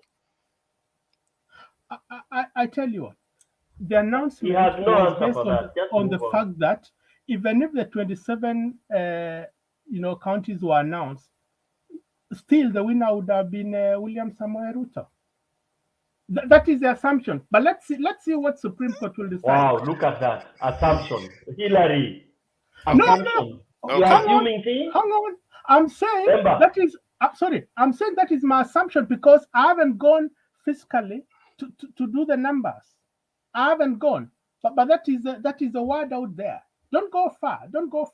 So you already have your conclusion. You already have your numbers from the 27 constituencies, and you know that even if the 27 constituency results were announced, William Ruto would still have been the winner, right? Even without the verification of those numbers that you say you have. To be honest with you, they'll normally have how many people voted there. So, I mean, that's why I said before, let's give these guys the benefit of doubt. Most of what we are discussing here will actually come out in the Supreme Court case. And just before elections, we argued here a lot. Let me ask you, Hillary. Yes. Hillary, approximately how many voters or votes are you looking at when you talk about 27 constituencies? Approximately, according to your math, how many? I don't have that number. I don't want to cheat. Okay. As I said, I was not following the numbers, but I'm following the arguments. But votes is about numbers. So if you tell us William Ruto would still have won and you don't have the numbers, what basis are you giving us your information from? Okay, so for example, if you actually added the issue of 50% plus one, maybe Raila would not have made it. As simple as that. And Ruto had crossed I the agree. I threshold. agree with all that. I agree with all that. But Yes, thank now you. we have 27 constituencies here. We have 27 constituencies here remaining. And I want you to tell me the difference between Raila Odinga and William Ruto in terms of numbers. And then let's add the remaining 27 constituencies and see what difference those votes would have made. And so that is why I'm asking you, approximately how many voters are you looking at when you look at the 27 constituencies that were remaining? No, Makiadi. When I came to this studio, okay, my job is not to actually do the numbers. I don't want to do the numbers here. The Supreme the Supreme Case judgment is just weeks away. Why do we have to burn energy to just crunch numbers? And that one will just come in 8 days' time. Let's not waste our time. Let's look at the bigger picture. That's all I'm saying. Okay, let me give somebody else, maybe kuna mwingine anaweza kuuliza swali. Big J, dakika moja tuulize Hillary maswali. Hillary, you can mute your mic. Yes, thank you. I'll mute. Yeah, thank you. Hillary is a very good liar. You're a very good liar. I think you because one thing, Hillary, you cannot come here if you don't have the facts. Surely you have. We need facts because that's why we have this live TV show. We tell the people the truth. It doesn't matter whether you're supporting Ruto or you're supporting Raila or you are in AZIMIO or UDA. We need the fact in the table so that we can share with our viewers the truth. Because when you talk that, you say election was free and fair, surely. I mean, why are you lying? Okay, let us talk about Tarakaniti 2007. What did Ruto say? He said the voters were more for the president was more than the other leaders, and Ruto complained. But now there is 1 million voters who voted only for Ruto, and you are just trying to ignore that. Surely. Can I respond to that? I mean, you know your problem when you are talking. Nobody's this. I want you to give me. Hold on, Hillary. Let's do this. I just want to give at least people a few minutes, 1 minute each to ask questions, and then I can give you time to respond, and then we can go to Bob Papa. Tafadhali. So it's not good to because if you say that, let us see the bigger picture. Which bigger picture? That why are we here then? We are here to educate those people down there, our viewers, to tell them the truth. But Ukizamat, let us see the bigger picture. What is that bigger picture? Because the case now is in the Supreme Court, right? So at least when I come here talk about we have to give the facts in the table. Thank you, Makiadi. 1 minute, Joe. Yeah, thank you very much for giving me this opportunity. Hillary, you came here. I heard you doing the introduction that just some days before the elections, you disappeared from this forum. And apparently, you've just popped up now. It tells a lot if you have to analyze it. The reasons why you disappeared before the elections, I think you had already analyzed and saw what was going on. So you found yourself under pressure coming here. Now you've come up because there's a president-elect. Maybe because your name Hillary, I can see an I, a double L-A. The second name also starts with the R and it ends with O.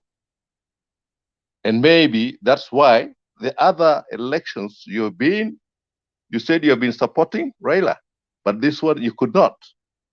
There must be a reason to it. Secondly, you've said Raila could have done better. He did little, he could have done better. That means you have some evidence that his affidavit could have been better. And yet you're contradicting yourself and saying it's a free and fair elections. How come? Yeah, I think the last question came from Simba. I think that's the last question, and then we can move on. Semester, you said you did your own numbers, and please kindly, can you the total turnout in percentage and the figures, please?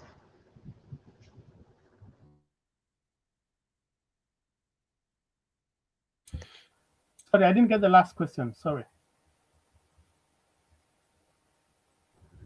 Pardon?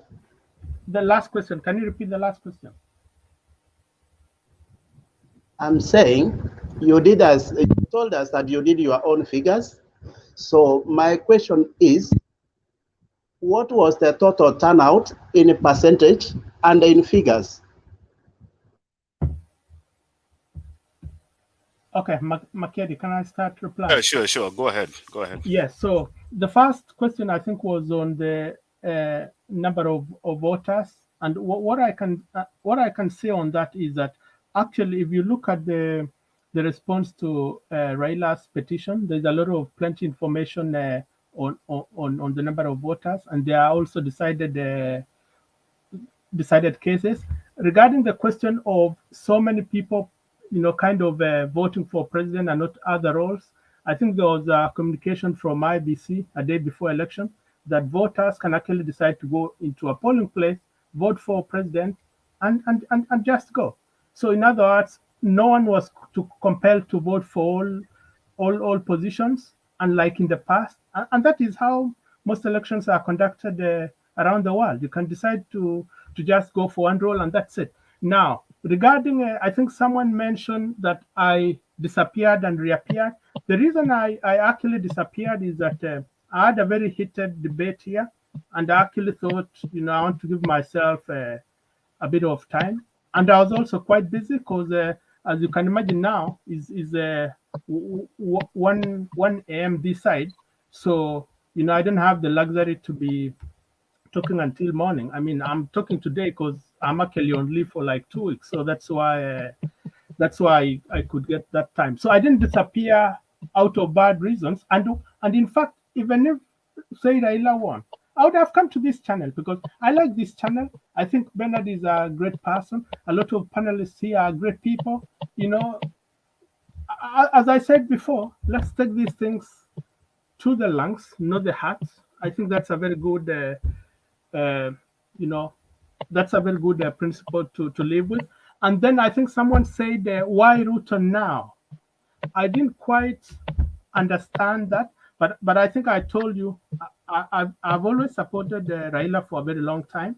I've attended a lot of his meetings abroad, and they are quite good. In fact, and as I say, the reason I switched to Ruto is not because of my second surname. No. I don't believe in tribalism, by the way. I've been out of Kenya for quite a while. And over here, the issue of tribalism, racism, those are things we put behind. So I've got my own personal reasons why I switched. I quite believed a lot of things that were said about Ruto for a very long time, but I did my own research, and I came to the personal conclusion that I think I'll support William Samoei Ruto. I'm happy I did that. Whether he wins or he doesn't win, I still support his principles and the manifesto for Kenya Kwanza. Now, regarding, somebody mentioned that I said Raila could have done better.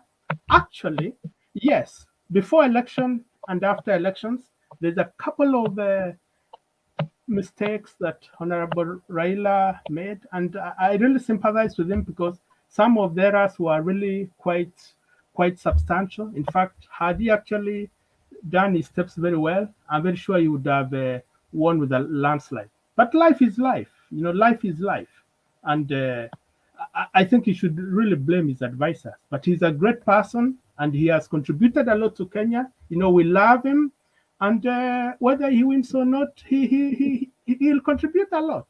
He's loved around the world. What I'm just saying is, whatever Supreme Court comes out with, I think everyone should be ready to accept. But as I said before, my worry actually is if the Supreme Court makes an error, that will really be problematic for Kenya. So Okay.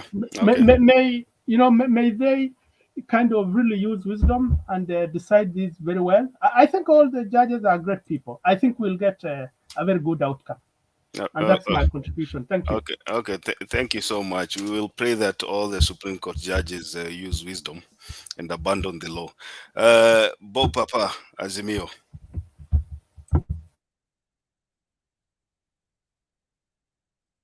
Ama imekuwa ni senior siku hizi. Bob Papa senior. Jambo. Pole, nimekuita Azimio na nimebadilisha jina. Sawa, karibu. Jambo, nashukuru sana kwa nafasi hii. Nawasalimia nyote, Stone PK, Makiadi mwenyewe, Simba, Joe, Big Julius, Domi Kuseo, Hillary na Major Generali.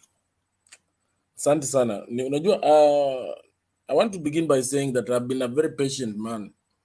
And I've listened to Hillary and it has been difficult. Hillary, to be honest, I was like in a torture chambers listening to you.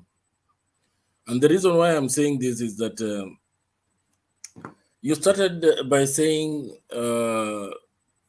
Kenya Kwanza did a very good response. Somebody's mic is Simba, mute your mic. Joe, Simba, both your mics are on.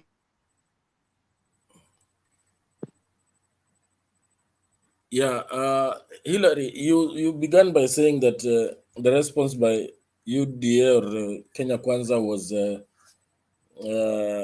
was very, very well documented and done. And I don't know whether you are serious or you are joking.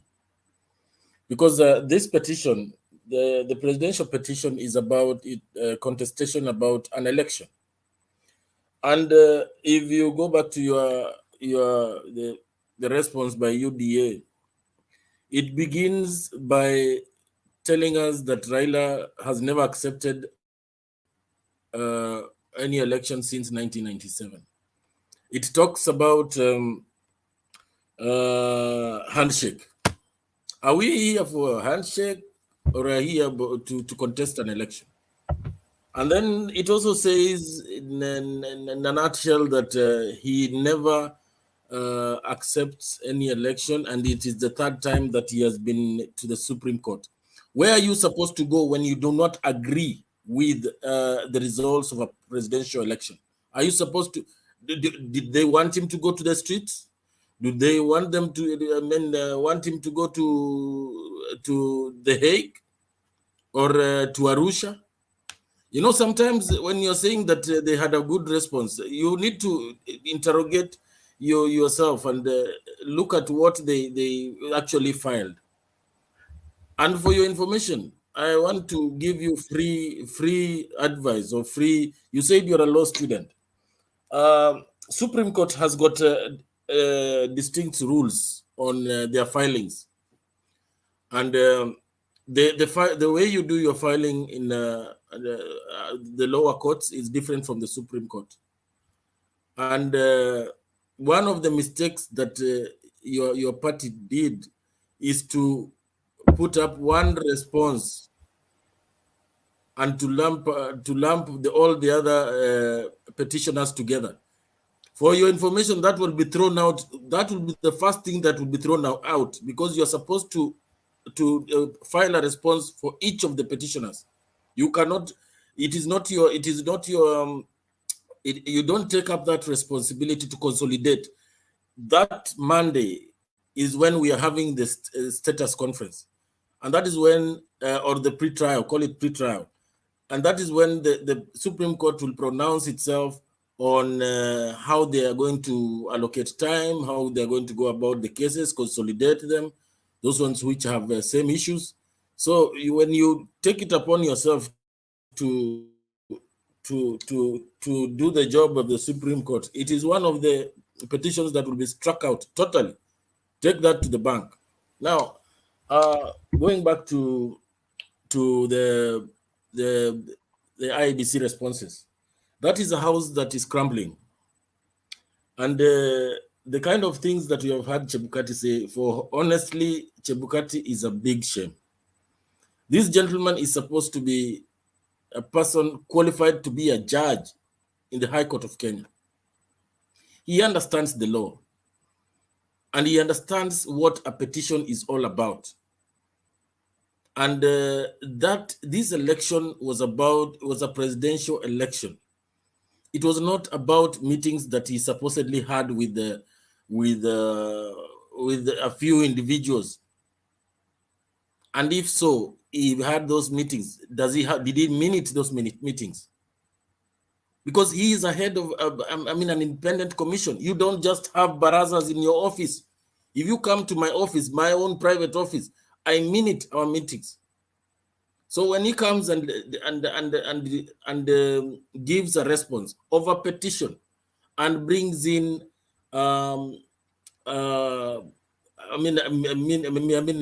allegations of meetings in his office at Bomas, and does not focus on the issues of the petition. What is he trying to portray? In fact, whatever response he gave, I can consider it. I can consider Chebukati as a threat to national security, because for one, he's discussing his meeting with the National Security Advisory Committee. Government are making some coffee. Don't throw me out. Sorry, do you want me to just say something quickly? No, hold on. Joe was excusing himself. It's okay. Bob Papa, you're speaking. Rono, keep your mic shut. Joe wanted to go kutengeneza coffee, so we are good. Okay, sir. Now, when Chebukati himself is a threat to national security, because that petition required a response, and to bring in meetings that he had with his with some individuals whom we cannot ascertain whether it was true or not was a very big mistake. And more so, in his response, he actually brings in and names those individuals. Some of those individuals are people charged with the security of this country. And further down, after he mentions these people, he goes ahead to mention or to allege that these people told him that already people are fighting in Kibera, Kikuyus, and he's even making it tribal. You can see how dangerous this man is. This man is a threat to national security. He should even be arrested. There was no Kikuyu who was fighting a Luo. And yet that is what he has opined in his affidavit. Seriously, this is not a joke. You know, when Chebukati tries to flame, tries to try and incite people, that was something extremely wrong, because that petition should have been answered straight to the point and not sideshows. So that Chebukati himself is a problem in this country, and anybody who cannot see this, then I do not know where where you stand for your country, because Chebukati is a mess. He was given 40 billion Kenya shillings to organize one-day event. It was like a one-day party, which was to run from 6 to 5 o'clock in the evening, and he could not. Even with the infrastructure, the security forces who chipped in, and it is the same Chebukati in November who was called for a joint meeting with other agencies, government agencies, and he refused because he claimed he was independent. The same policemen who were guarding him, the same policemen who were guarding the ballot papers, are the same, and are the people he avoided in November. Now he comes to tell us that he was being battered, or they were injured, and he could not announce he could not verify the 27 constituencies. This is a joker. We need to. I just pray that the Supreme Court can hold him to account, and so that we can change how things are done in this country going forward. Lastly, I want to just mention one thing that will solidify my argument that IEBC is in shambles, because whatever is happening at the IEBC, I think the people really need to analyze these people and check whether they are fit. We need to disband that thing totally, because if you go to the response that was filed by, or the affidavit that was filed by one of the commissioners, is he called Anganya or Nyangaya? I want all panelists here and even the people in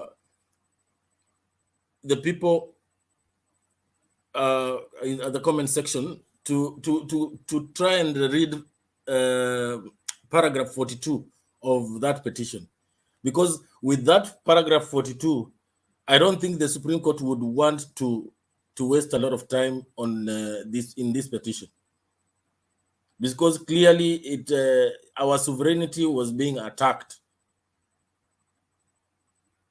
I want to wind up there, but I want to answer one Mary Jones, that she has alluded the fact that in law you can talk about petitioners' past conduct. It is admissible. It is admissible. This is only an introduction to read. You know, the petitioner's past conduct is that he has been a law-abiding citizen. That's why he has gone back to the Supreme Court thrice, and that is given in law. It is his right. So that, what past conduct are you talking about? Because that past conduct is that he is a law-abiding citizen, and that is why he has followed the constitutional avenues to challenge a presidential petition. So Mary, maybe you are misguided on that. You need to educate yourself on matters law. Thank you. Now, I know that Hillary mentioned that in law you are allowed to walk into a polling station and vote for the president and walk away. Good. A polling booth. Yes. You're given 6 ballot papers. Yes. So you decide, as you may decide, yes, that you'll only vote for a presidential candidate. Correct. That leaves you with 5. Yes. Those 5 yes. are not stray. No. They are unused.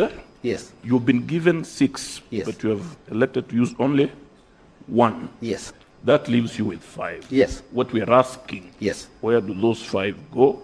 How are they accounted for? It's a simple question. Oh, yes. They're not stray. No, they're not stray. They can only be stray if they have found themselves through in the wrong ballot box. And that's the point. Okay. So they're not stray. So you still remain with 5. Yes. Where do you put them?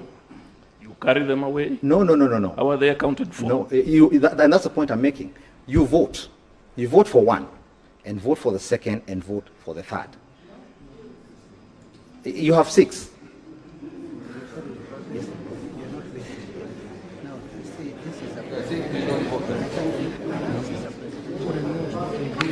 Yes, my lord. Please cut me along.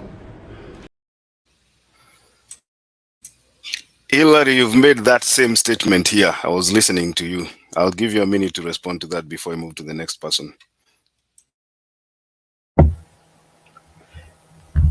Yeah, I don't think that response was complete, to be honest with you. You could see that after that person spoke, something happened, but I don't think that one is correct. And as I said, IBC said, and in fact, there was a communication before election that a voter can decide to go and, choose president, and that's it. I think there was a communication. Just check your record. No, the Supreme Court judge, Smoking Wanjala, Dr. Smoking Wanjala, is asking what happens to the other 5 ballot papers. It's unused. I think somebody said in that clip said unused. What happens to them? What happens to them? There's no vote. There's no mark. It's empty. Okay. I'm sorry. Can I just respond to something by? Yeah, 30 Bob? seconds. Just very quickly. 30 seconds, yeah. Go Yeah, ahead. 30 seconds. So, I mean, I think I'm right with that person in the chat in that if you are making a submission to court, you are actually allowed to kind of, discuss regarding the sort of conduct of the petitioner. So I think Kenya Kwanza was right to mention the fact that this was almost the 5th time for Raila to challenge election. And having said that, I think it's only in the introductory section that we get to know who Raila is. Otherwise, in terms of all the other points, the response was very clear. And as I said, let's await Supreme Court next week. Just like before elections, we kept saying, "Oh, these and these will win." No, let's just be patient. But again, let's keep the discussion going. But as I said, in 7 days, we will know the outcome. So I think I end my submission, and thank you very much, good people. I think I'll get out of the studio now, unless anyone has a question. Okay, thank you, Rono. Thank you for your submission. We look forward to seeing you more and more. Asante sana. Before I come to you, Bob Papa, I think there's an issue that Black keeps on raising here. He's telling me that in response to what I've just played here, I should try and explain what happened in Homa Bay's election between the governor, senator, and presidential election tally differences. Black, I think... Richard, allow me to interrupt. I think Hillary needs to be around so that we can respond to some of the issues he has brought. But you see, we cannot force Hillary to be on the panel if he doesn't. I'm asking him. So sorry, I can stay. He has indicated he wanted to leave. Okay, all right. So let's go to Bob Papa. I'll give you a minute before I go to Kuseo because he has questions maybe to Hillary. Just a minute. Yeah, just one thing I want to inform Hillary is that to acquaint himself with the petition of 2017, because the same route that UDA is taking is the same route Ahmed Nasir took of trying to cast aspersion on the petitioner. This is not a criminal case. This is a petition. It's a presidential petition. It is not about the character of an individual. And if you follow the 2017 petition, this is the same route that Ahmed Nassim took, and it could not hold any water. So you need to look at, and there is something called a threshold. A Supreme Court, once it has set some kind of ruling or jurisprudence, it cannot go below that. So you need, unless there is new information that has come in that can make them change their earlier, rulings, which as far as we are concerned, nothing has come up for the 2017 petition. That ruling still stands. So that this is not a criminal, something criminal. This is civil. So casting on aspersions on the petitioner when he abides by the law by seeking the intervention of the court, which is his right guaranteed in the Constitution, then he's out. Then you're out of order. Thank you. Sorry, can I respond, Bob? Let me just say one thing. I see that you are really dwelling a lot on the character issue, but let me tell you one thing. When something is decided by courts, you can just list like 100 things, and the courts are happy to disregard a few things. So, like for example, the issue of character, the court may well disregard, or they might take it. But what I'm trying to say is that's just part of the submission. If you read the entire document, just go and read. It's 49 kind of numbers in terms of response, and it's very clear. It gives a case law, it quotes statute. It's very clear, brief, and to the point. So as I said, let's just await the court ruling next week. But let's keep discussing. But as I've said, I really liked Kenya Kwanza response as a law, as somebody who's qualified in law. I really liked it. It doesn't take a lot of minutes to read, and that's what the judges like. You don't bring a whole panel of staff targeted. I'm telling you. So anyway, I'll see you next week unless anyone else has a question. Kuse.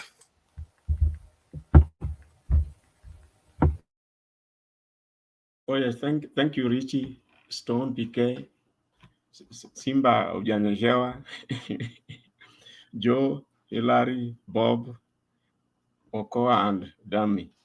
Is it Domi? Domi, yeah. I remember Domi. And now Kevin. Good evening to all of you. I just wanted to respond to one or two issues that Hilary has brought up. You see, first of all, the most recent one, the one about balloting, the 6 ballot papers.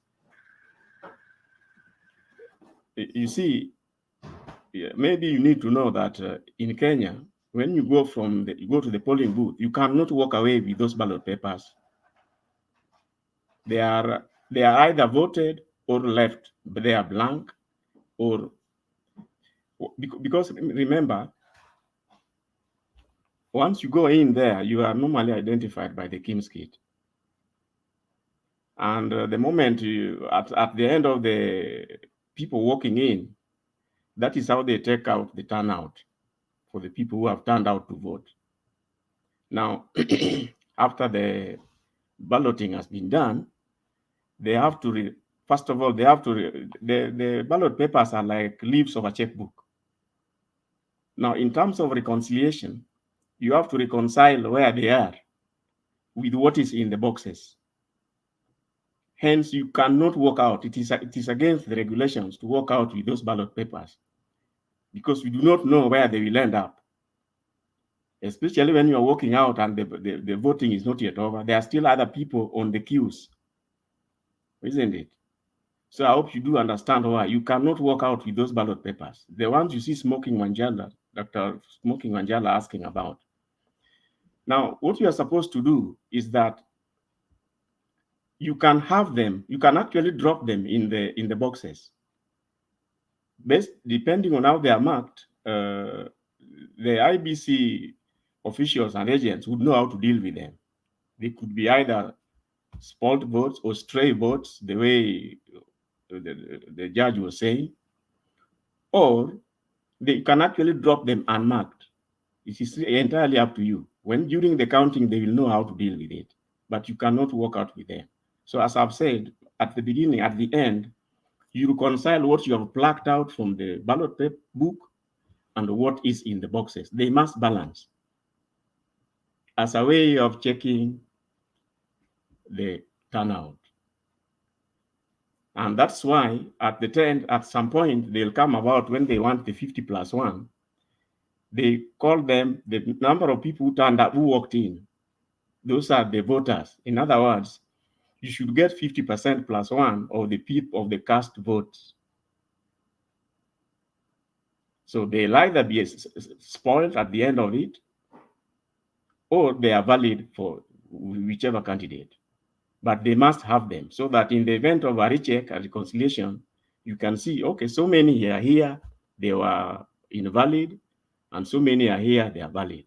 They should total and reconcile. And if 100 people have walked into that polling station, by the end of it, the boxes must also have 100. That is how they audit the usage of the polling books. Now, you are bringing up the issue of transparent elections. And I think you did mention that there are cases which have passed and are being considered. And according to you, this election was the most transparent, the most this and that. Now, if you are saying that you have seen the affidavits which are presented by the AZIMIO team, they are all talking about irregularities. And some people had said that there are people who hacked the servers. I did say here, and I'll repeat it again. The servers were not hacked because the people who logged in there used the credentials which were created on those systems. They used the credentials for users on that system to go in. The malpractices which are stated in the various affidavits were done by IBC officials. Now you are here praising the IBC out there, they have what name across the world. It is very unfortunate. Now, if I were you, I would say, let me hear what, because you seem to doubt what the affidavits are saying. So the best way, let the process, the due diligence through the courts go its way, full course, and then you can see where the truth is. Now, you know very well that the announcements were done before the verification was over. And you come here praising this, that it is a mark across the world. Which world? It is not fair to most of us on this panel. We bother to do research and we come up with the analysis and we make arguments about things which are in the public domain. You come here and you say you are assuming. How do you assume and you want to well, I don't understand you. I'm not asking you to respond. I'm just trying to rebut what you are saying, because if you are a law student, the way you are trying to imply, maybe the best thing you do, pick up the cases, pick up the affidavits, listen how the cases are delivered at the end. That way you'll be better informed. Then you can see how to decide. Thank you. Okoa. Yes, thank you, Makedi. I think I had a question or maybe a thought process that I think many Kenyans are hoodwinked to believe that the election was transparent. Okay, I may not know that, but there's one thing that is bothering me seriously, because we were told that what we know that from the polling station, the form 33, the form 34 was supposed to be the photos, because a photo you can know the location where the photo was taken.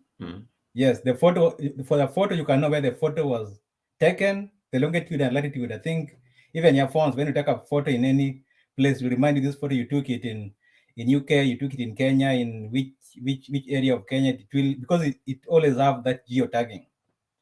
But the opaqueness of IBC comes in that they don't give us the photos, they give us the PDFs. So who was converting the photos from JPEG or whatever form they were, the photos are transmitted into, to make them PDF that we cannot verify where the PDFs are coming from, because PDF, you cannot say the location of the PDF is here. So what IBC made us to believe is that there are PDF forms somewhere in the portal that we can all see, but what they don't tell us that these PDFs we cannot verify where they are from, because I can generate PDFs maybe from my home in my home office in Nairobi and transmit that PDF and put it in the portal and say that's the final. Where are the PDFs that I can verify that I voted in this location? I can go to the Google map and confirm that my longitude for my area, my polling station is XY and AB, that I can confirm this, because what is happening, that what we have, what the problem we have with ABC is not how they showed the result, is what they did between transmission and display. What happened? This is what many people would not know how the process was being done, would be hoodwinked to think that this election was very transparent. This is, I think, is a critical mass that needs to be unearthed so that we can know who actually got what votes in this election. If the Supreme Court cannot force IBC or force them to show the folders or the places where these JPEGs or photos are stored before they were converted into PDFs, then we are still opaque. So that is my question. Do anybody have any idea on this? Hilary, you said the election was transparent. Do you have idea where these JPEGs are? Thank you. Domi, we'll still come to you. We're almost getting to the last person, so just hold on. Domi karibu. Okay, hamjambo wote. I think okay, let me start off by saying, I think, Hilary, if you went through a law class, then I think I expect the better of you than the way you are speaking. According to what I have seen, the the response of the Kenya Kwanza, they have not addressed any of the allegations presented by AZIMIO in court. What they are doing is just cast aspersion, and they're just talking about character. To me, that is total noise. You see, if there is anybody here to cast aspersion on, it is Chebukati, because it was proven in court that he failed the last election. So if he failed this time, it is the second time. So that is the way things are.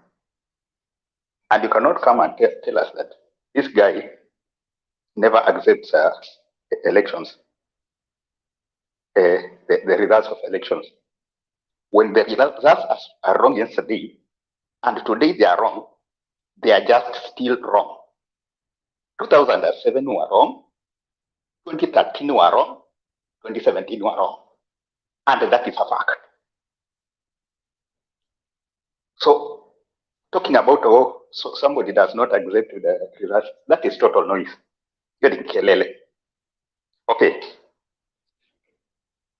I think let me add something on. I think what Kuseo has explained. I think let me divide it properly. I think so that you can get it well. When you go to the polling station, you are given 6 ballot papers. The accountability is after the election. We will have, if 100 people voted for the president, we will have 100 votes, total votes for the MCA, 100 total votes for the for the governor and others. And if at all this person did not vote, a person that did not vote, they will still account for the votes that were spoiled. They'll still account for the votes that were not used.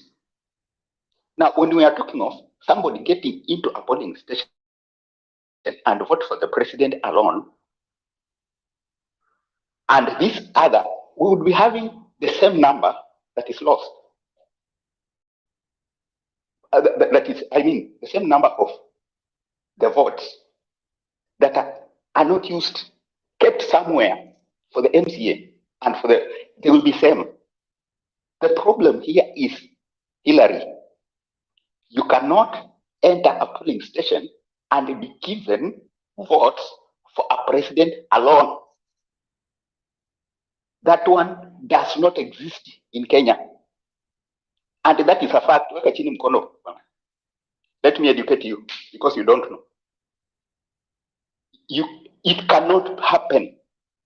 It cannot happen. You'll vote for the president, but these other 6 votes will have, these other 5 votes will have to be accounted for. We are talking of a place where they are not accounted for, which means somebody gave leaves for the presidential alone to one person, like the case that was there. Somebody gives 5 presidential votes to one person. That is how wrong it is. And you cannot stand here to say it's free and fair. It is not. Just take it as that. That's the way it is. And I expect you as a law student to think better.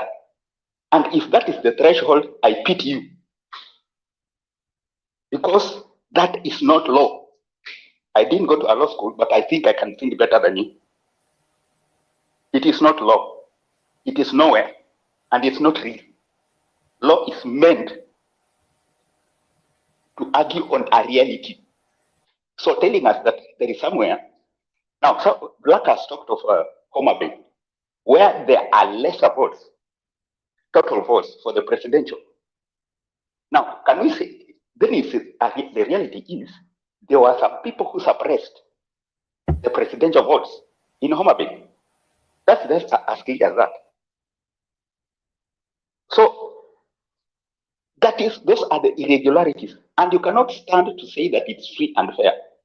And if anything, then it proves to me that Hillary, you are just a tribalist, because what you are defending cannot be defended, and it is not out of, because if your support, if your support is for that person, if your support for that person, it is objective, then you present facts. If it's not factual, then it's tribal. Then it has another motivation, which is not factual. And it's in simple terms, I will take it as tribal. That is the way it is. So, because you are not telling us any facts, what you are presenting us here is just what I will call hot air. My friend, you're Nikelele, and telling us that Chebukati should be spared. Chebukati was paid, is paid to do a right job. And if he fails, the blame squarely lies on his head. And he's supposed to be prosecuted. He is supposed to be prosecuted for doing a wrong job. Yeah? So don't come. This is the way people Kenyans, Africans, let me say Africans, let go of wicked people. Somebody has failed, and you can stand up and defend him. Really? And he has spent 40 billion. 40 billion, we are talking of several hospitals built. 40 billion, we are talking of several schools built. 40 billion, we are talking of Marsabit getting mobile schools for those people, for the nomads. It has been invested in Iebc.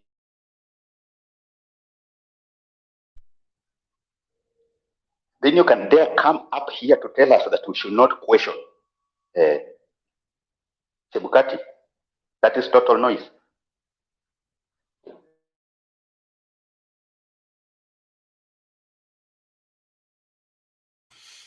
I think we lost Domi. Let's go to Kevin, and then I think we'll have an open forum now. Kevin.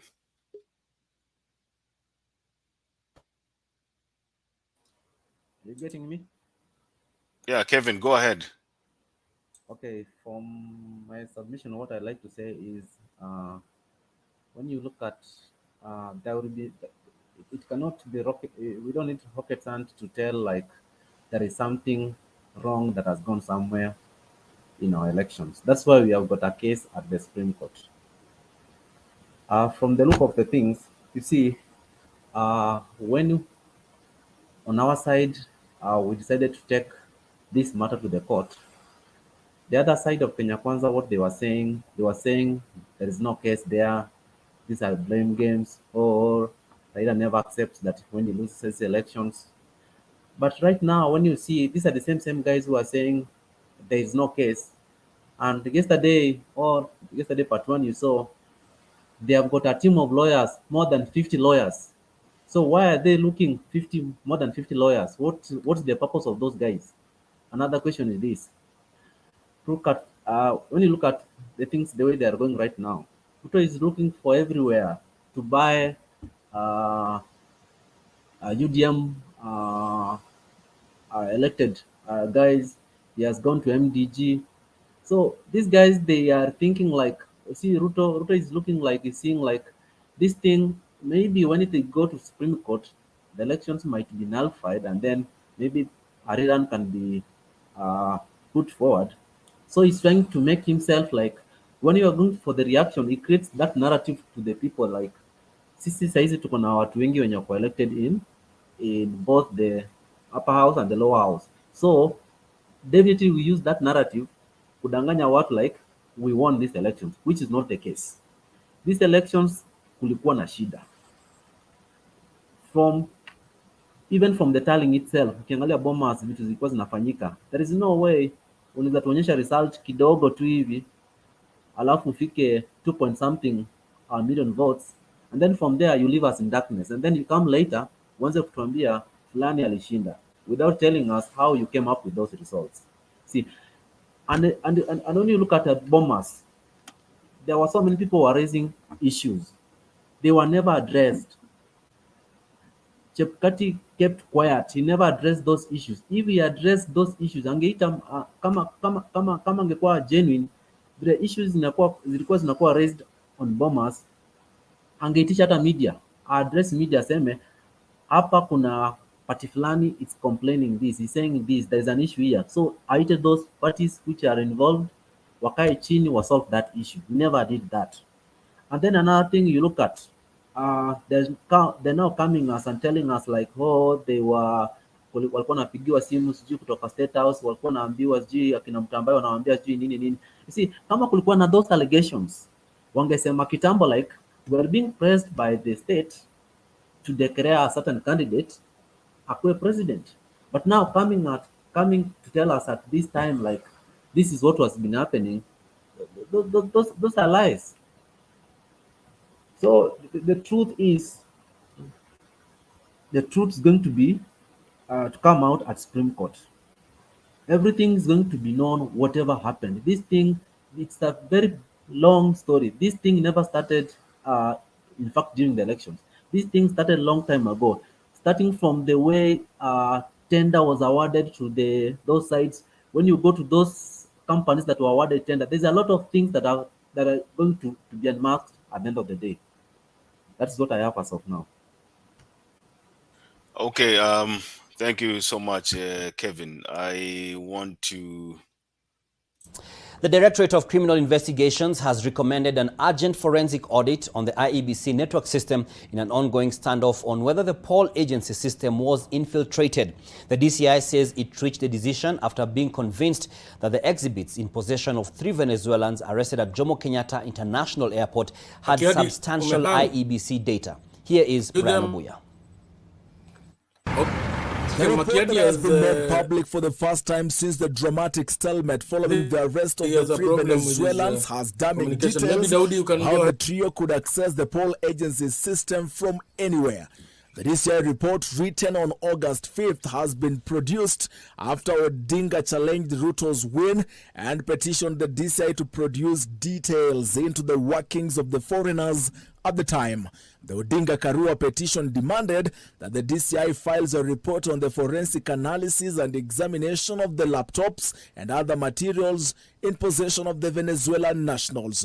The anti-terror unit of the DCI singled out exhibits showed that the laptop and 1 terabyte external disk had IEBC database schematic diagram, IEBC network diagram, IEBC KIMS kit, IEBC KIMS kit deployment list, usernames and passwords of different people to access the system. It further had local IP address configurations and virtual private network or VPN settings. Jose Gregorio Camargo Castellano was found to be one of the IEBC system administrators and with unfettered power to remotely access the entire IEBC data. Jose Camargo Castellano also had the capacity to add, delete, edit, or manipulate in any manner the entire poll agency. It has shown that the IEBC election system administrative rights were in the hands of 21 individuals, and of which 19 are foreigners and only 2 Kenyans. The Odinga Karua petition had sought an order to summon DCI boss George Kinoti. Anyway, I think that video is incomplete, but then I'll give Rono a minute. You wanted to respond to something before I go to Daudi. Yes, thank you, Makiadi. I mean, just to respond on the issue of a voter going to the voting station and getting 6 ballots for the various roles.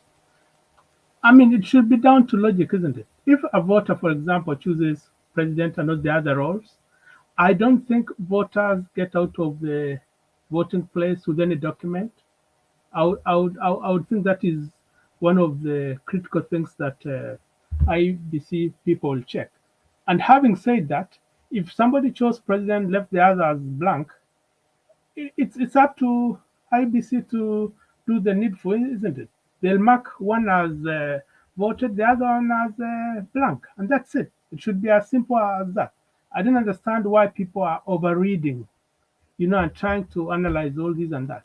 And I'm sure it will come out from the Supreme Court. And having said that, some of the variances were not actually that huge, even if you read Mr. Odinga's petition. Anyhow, I just wanted to clarify that. So I'll get out of the studio and yeah, thank you guys. And Hold on. You're making your stay here juicier every moment you stay. Now let me just read you a small document I have here before you go. You might not even need to respond to this. Maybe you might go and do your research later and come back tomorrow with the answers. So I'm reading results from 5 counties very briefly. 8 counties: Nyeri, Nyandarua, Murang'a, Kirinyaga, Kiambu, Laikipia, and Tharaka Nithi, and Nakuru. The total number of people that voted for the president were 3,561,000. The total number of people that voted for the governor, that is gubernatorial seat, were 2.575 million. The people who voted for senator were 2.255 million, and the people who voted for women rep were 2.16. So the difference between the people who voted for the president and people who voted for the women rep in those 8 counties is roughly 835,000 people. 835,000 people walked into a polling station, took only the presidential ballot paper, voted for the president only, and then walked out. That is the kind of logic you want us to believe. Let me go to Daudi. But Makiadi, you forgot to add that you should have the balanced votes remaining with IBC so that during the counting they are identified as either spoiled or whatever. That is the reconciliation you need at the end of that exercise. I don't understand. They were nowhere. I don't understand what you're trying to say. What I'm saying is, Kuseo, what I'm saying is there are people, over 800,000 people who walked into a polling station, picked only the ballot paper for the presidential candidate, voted for the presidential candidate, and walked out. That is what Rono's logic sounds like. Yeah, and I'm saying the missing 835 should be with the IBC staff in that polling station and used. They were nowhere. Okay. Daudi. Yeah, thank you, Makiadi. Bwana Rono, I think maybe you should have had a tutorial from Bwana Kuseo on what the procedure requires when a voter walks into a polling station.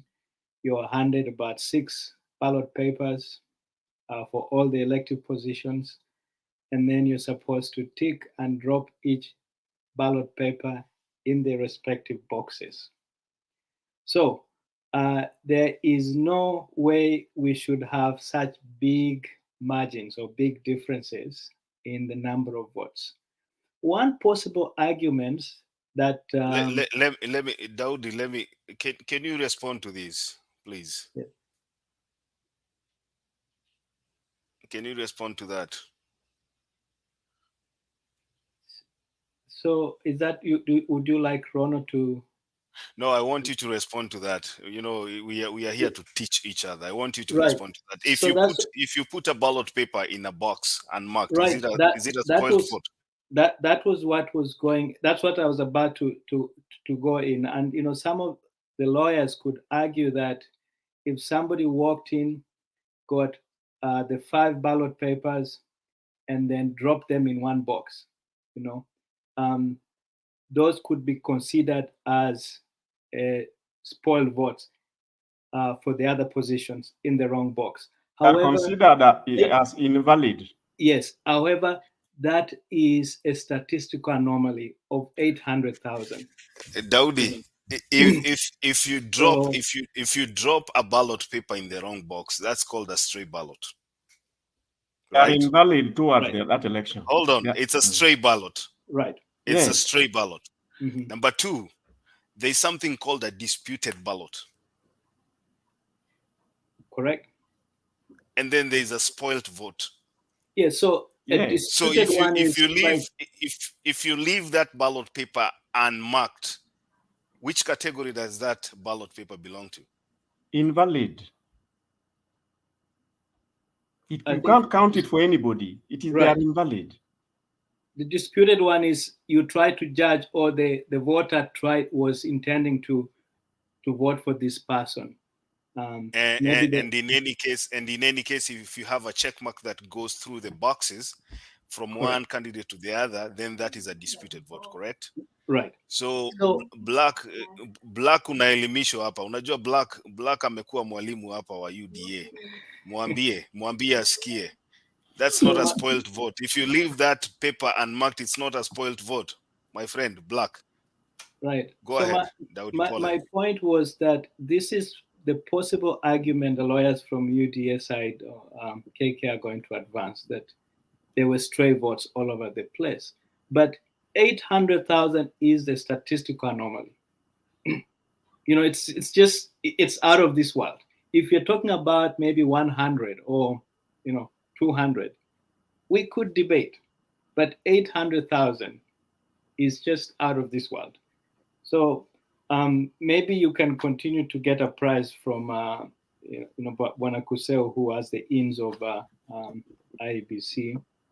But my point of discussion today was on the response that Bwana Ruto brought to the court.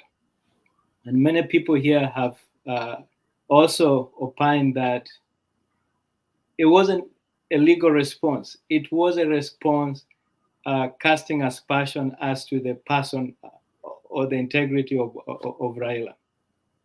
So in many ways, it fails to be a legal response.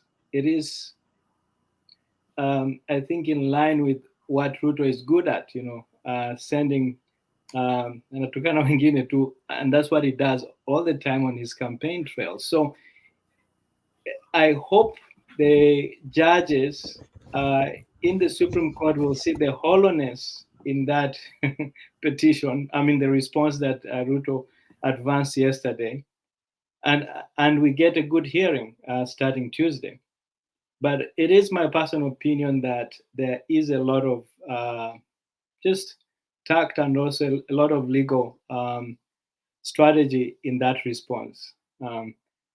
I also feel like there are other things that he was trying to advance in form of casting. I think he's trying to probably intimidate the judiciary. We also see the same strategy coming out with Chebukati today, saying that the army folks approached him and also Gulia and Molu. So their strategy is to say we were people who were under intimidation from the government.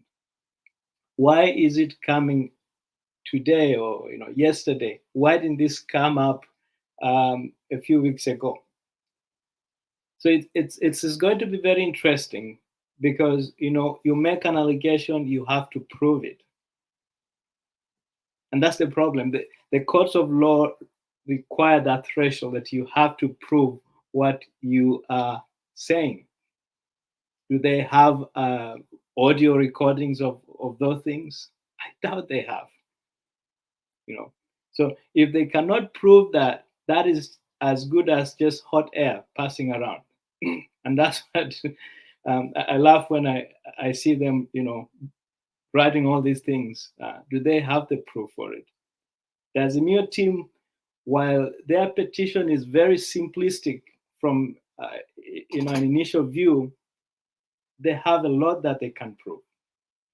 And that's why I'm saying that I think from Tuesday onwards, we will see a very good legal battle going on.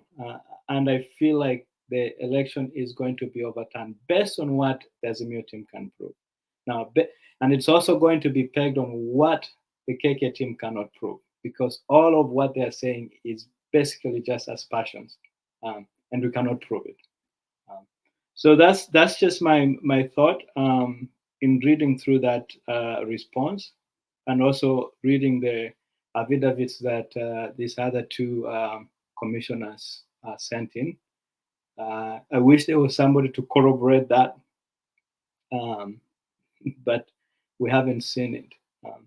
You know, and you know, in Kenya today, if there's an allegation, there's maybe a clip or, you know, an audio recording that will be going around. We haven't seen that.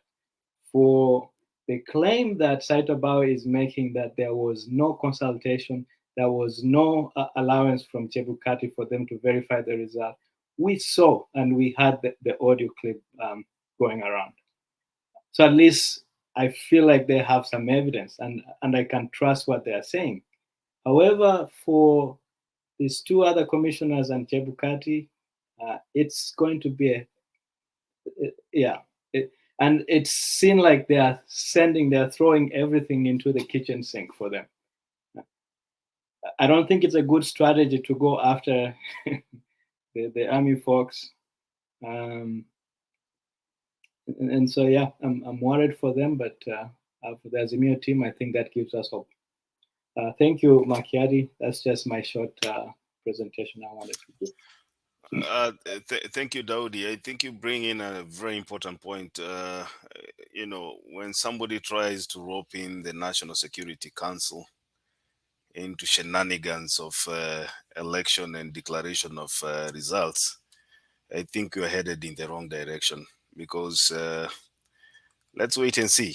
Like you said, if you cannot substantiate any claims that you make, then I think even the court should take necessary actions to punish you for that, because that's what I see is a commission in total disarray. And I think from what we are looking at, it's like Nelson Harvey put it. He said that it's like all the commissioners have decided to put on a suicide vest. You know, wameamua ilipuke, uli atabaki, which is good, because it shows us that this 2022 election was no election at all. It was shambles. It was choreographed to give a predetermined outlook. And it looks like we wasted our 40, what was it, 46 or 47 billion? Roughly 40 billion. Around 40 billion. You know, you are counting 40 billion, but you're forgetting one thing. Chebukati is going to use 520 million shillings to defend himself and the other commissioners. No, actually not himself in the Supreme Court. We 520 million Kenyans. We will sue him for that. Listen to that. Chebukati has bungled the 2022 election, and now he's going to spend 520 million Kenyan shillings to defend himself in the Supreme Court. Bob Papa, 1 minute, alafu tuende kwa DJ Achiva. Yeah, just to add on what David Bariako. I think I didn't say hi to you and Mgoi and Kevin.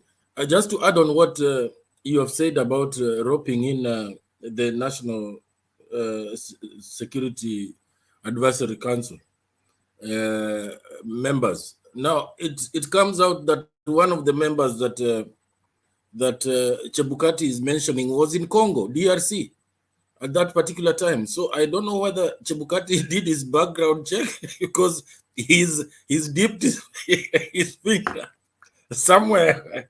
He's dipped his finger in some sulfuric acid. So let's see what happens from Monday, because it will be very interesting. Aya, asante DJ Chiva. Habari ya ni 237 ama ni wapi? Wiko ni area 237. Unajua sisi ndio the only town in Kenya ambayo iko na plus 237. Nyinyi ndio mko. Ninajua hiyo stage hapo ya Nganya. Sisi ndio kusema huko hiyo gani. Kuna stage ya Nganya inaitwa stage Manchester, ya Nganya. Manchester hiyo. Stage ya Mboka. Haya, sawa, karibu. Mimi niko nataka Hillary nimekuja hapa tu juu ya Hillary. Mimi nimezoka huko kwa comment section, but sasa zingine nikikaa huku mtu aongee vitu zingine unachoka. Unajua sometimes unachoka, yani hadi kuacha kukaa huko unakuja huko, kwa sababu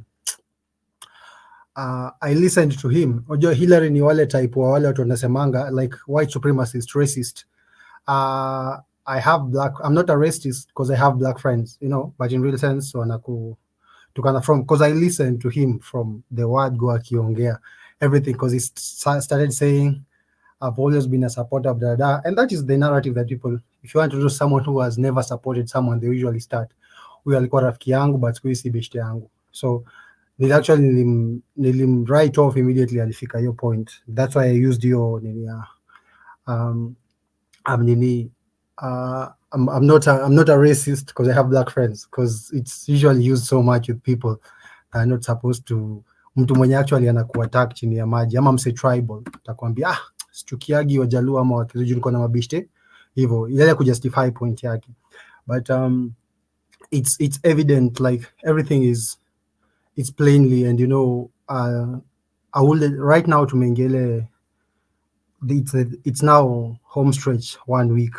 Kila mtu already, Hillary was here, and it's sometimes ni mbaya, people who are seniors to youngins kama sisi wakiko kwa hii platform, and then mnasema vitu zingine zenye hata sisi tukiwa wadogo you wonder unaona, kwa sababu already the IBC kuwa na shambo zenye iko nayo from the commissioners, it's already saying there is a problem. Number one, you cannot even defend Chebukati. That is prosecution ya kwanza ni IBC is in a mess. We can defend 2017, 2013. In as much as there was a mess, they could still hold together. Unaona? So kuna zile vitu zenye cracks are not in public, but this one, it's evident in public. Nyagaya, actually weird enough, kila commissioner ameenda na lawyers wake. I actually expected they'll go as a team. So Nyagaya has, Cherera has, everyone has their own people who are defending them.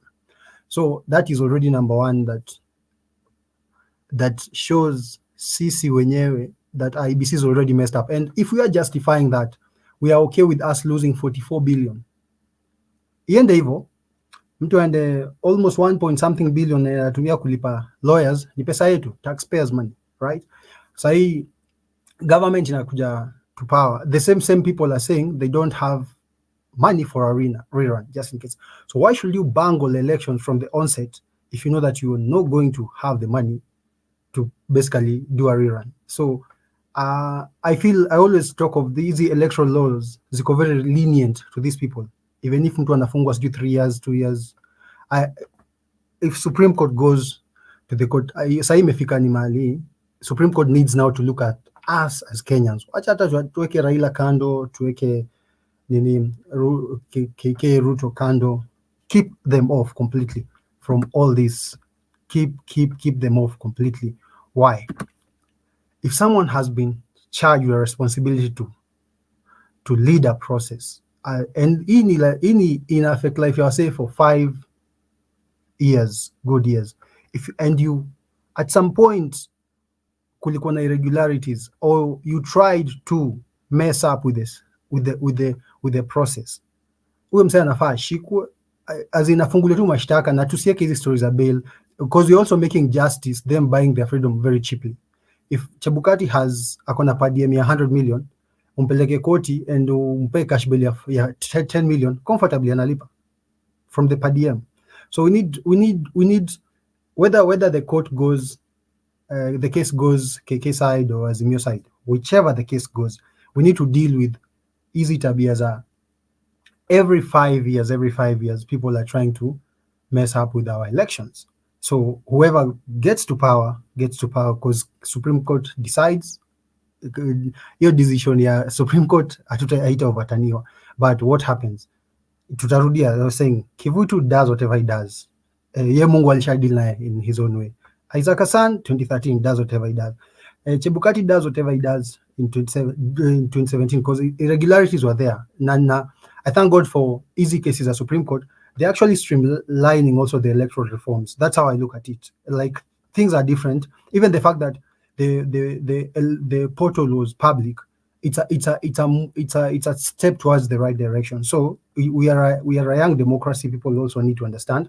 Sometimes I don't like comparing USA, what will pata freedom house 17 gapi 200 years plus so before us. So what we need to do, if these people are found culpable, number one, culpable of they participated in any irregularities. Tuache, let them be a lesson. Kama tutapewa Chebukati Nairobi, tumslap sisi watu wote kwa kichwa hadi we kill him, well and good. Tuache, tuache kunormalize, yani mtu kucheza na lives za watu, una understand? Also wasting time. Unajua sahi resources will be used. Kuna watu bado wanakula hiyo do, pesa yenye fai kuwa inakuliwa, probably money that will be ingekuwa inatumika side nyingine. Tulikuwa tusha move on na hii story from the 29th. Kesho actually msana nasoniwa inaikuwa asoniwa in kesho, and then from the 30th we move on with our lives. So me, my is I'm actually calling on the judges. The judges awaangalia sasa tu wa Kenya. Like we cannot normalize this because this is not ending, and if we are normalizing this, what will be the reason for us waking up in the morning to go vote, go queue? Staacha kuenda hustle yangu 2027 ati niache kuenda vichakani niende ni queue juu ya ati naenda kuchagua mtu na ni vitu either zishakuwa predetermined ama msee alisha coincide na watu, because everything is plain forms that hizo forms 34 that were printed, double copies, kila kitu is there, ina incriminate our say. So deal with at the end of it all, by 5th kuna one party will be aggrieved, fine, tuta move on with that. But if that party is aggrieved and you still don't deal with these people who are responsible in bungling, sahi kuna clerk tu huko mwenye analipa sijui 8k Nyeri atakula sasa githeri kwa ama maharagwe ama ugali for maybe a year because of mse mmoja ali, na huyo mtu mwenye ako juu ataachwa akienda scot free. So me, I'm actually Martha Koome and the team, they are actually, and I'm happy that Chebukati walked out on Martha Koome when Martha Koome was asking vitu last year. Sasa sahi anaenda kupata ule mtu mwenye alidharau, nika ile mtu anakutukana alafu anakuja kwako, anakuja sasa kwako, sasa sahi unakuta sasa ni Chebukati versus Martha Koome. And if our sio walikuwa wamefanya kila kitu clear and everything, you don't even need to hire our lawyers what we hire. That's our money. So they need to be any damages kama IEBC itapatikana culpable, they need to pay. Hiyo ni taxpayers money. Tuna taxiwa huku domop, inakuwa hata sisi ngumu kufanya. Me, the industry that I'm in ya tourism, we pay for gari zetu, tunalipa almost 4 licenses for the drivers for them to use instead of having one. Ndio gava iweze kurecover hii pesa. Hauwezi eka gari kwa barabara kusijui bila certificates zote, uko na driver anahitajiwa TSV sijui na nini, gari anahitajiwa RSL, a lot of documents, yani for gava to make money of us. And if we are paying all this money and then kuna mtu amekaa tu mahali akona pa DM sijui and Greece sijui kufanya nini, alafu akuje ya Bangle elections kama they are found culpable, nini should deal with these people? Na iko tu ni kufungwa maisha ama hata warudishe the harshest punishment these people can get, because youngins wataangalia sahi, because most of them wana file nil. But the moment you go into employment, hautai file nil. Unajua wase file nil returns sahi hawana shida, for them they don't care. But the moment you're employed and now returns zako zinafuatwa kila mwaka, hautaondokea, you will now start feeling the pain on the how it's hard for you to do business and everything. So let's mimi nimepatia Supreme Court nini trust yangu yote, let them do, na wacha tu will ya God ifanyike, because sisi wote uomba Mungu, si ati kuna na mtu sidhani ati because you support Kenya Kwanza ati God wenu wanatuangalianga different. God anatuangalianga, God has his own way how he looks at people and he knows hearts za watu. So whether you believe in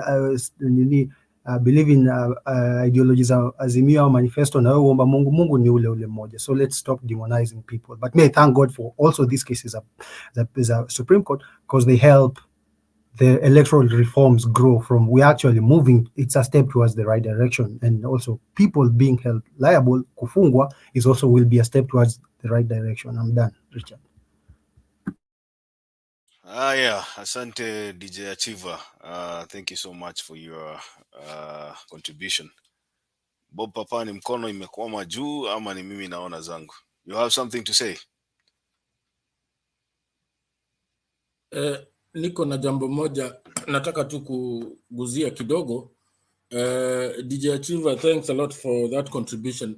Makiadi and all the panelists and other fellow guys in the comment section, you know, sometimes we need to look at ourselves in the mirror and see whether we are advocating for the right thing. Because when Black is telling DJ Achiva ati wewe pia tumia sijui orosho za na mrengo wa kuhepa karao usilipe license, what kind of advice is this? You know, Black, sometimes you are a disgusting piece of human being. You know, how can you advocate for that kind of life? You know, we are trying to make Kenya a better Kenya, but what Black is posting on the comment section leaves a lot to be desired. You know, I thank God, you know, if I had rights, I would have blocked you, Black, because you are a disgusting piece of human being. That is not the way the Kenya we want. And that's why you see nothing with the stolen elections. Because if that can come from your mouth, then I don't know. I'm very pissed off. I didn't like it, and I just had to say it. Thank you. Let me respond, Bob. Let me respond to him because he's a youngin like me. I think, and that's what I was saying. We are normalizing ujinga. Unaelewa? That's how I say it. Tuna normalize ujinga. So in the next, let's say, if CBC is going into full fruition very soon. Let's say Black will be apparent, and I expect mtoto wake akienda shule access hizo vitu zote sijui. Okay, probably mimi nitakuwa privilege, nitapeleka mtoto wangu academy ama yeye atapeleka mtoto wake academy au problem an international school because the schools have all the infrastructure. But what about if I don't pay? I go to Masai Mara. If I don't pay my park fees pale Masai Mara, wale watoto wanasomanga huko kwa miti watapata classrooms lini? Understand? How will that community benefit for them to be able to build those classrooms? And I say, kuna kitu moja Raila alisema, tunafaa kuondoa ujinga. And I always say, ni kama ukianza kusupport and let me just say, it's like when the evangelicals wambia mse, you shall receive, you're dying, you need money for the hospital, but bado anakwambia panda mbegu ndio akuombe. Wewe una need do, but anakwambia sasa ndio mentality. Unauziwa hope, alafu ukiuziwa hope kichwa yako inaacha kufikiria. So that is how Black is. And I actually don't blame them. I blame them kwa sababu wase wameenda shule. Mzee Kalala said here, there are people who have gone to school, they are educated but they are not learned. And that is what is ailing this young generation. Tuko na akili but tunazitumia kama Marvin. So that's how I can answer Black. Siwezi kosa kufanya the right thing as a young man. Nitalipa taxes zangu vile naweza because pia na need barabara zikiwa safi. People who I'm in the tourism industry. Tukienda Masai Mara 10 years ago, before like tutengeneze hiyo tarmac, ilikuwa whole day. Unaenda huko uwezi fanya game drive, unapeleka gari garage. It was expensive even when entire gari. We know how right now unatoka Nairobi, tumetengenezewa barabara ya kutoka Rongai, unapiga hivyo hadi Suswa, imebakisha like 10 kilometers iko tarmac. Ukipata Maima hiyo imeshikana, unarudi unazunguka. So movements zetu zimekuwa eased, and sometimes you hear these young lads like almost mtu kaa Black akisema that hatukulangi mabarabara, and I'm like, you need roads for everything. Ndio mtoto wako afike shule on time, you need road. Chakula ifike kwa soko, you need road. Ndio ufike hosi, una need barabara. Everything ni barabara. So you hear mtu ameenda chuo akona degree, like he probably in a Teams University, so I don't blame them. I'm done, George. Okay, asante DJ Achiva. Wacha niende kwa Joe. Yeah, thanks once again. I don't have much to say because most of the things have been said there. But the painful part is the wastage of money. Kenya already took na madeni mingi sana. The poverty level ni mbaya sana. Wengi cannot put their bread on the table. But when we see the wastage ambayo inafanyika IBC, it's actually really painful. I believe from the discussions, from what we've been seeing around, it's like Chebukati is protecting a Ruto presidency.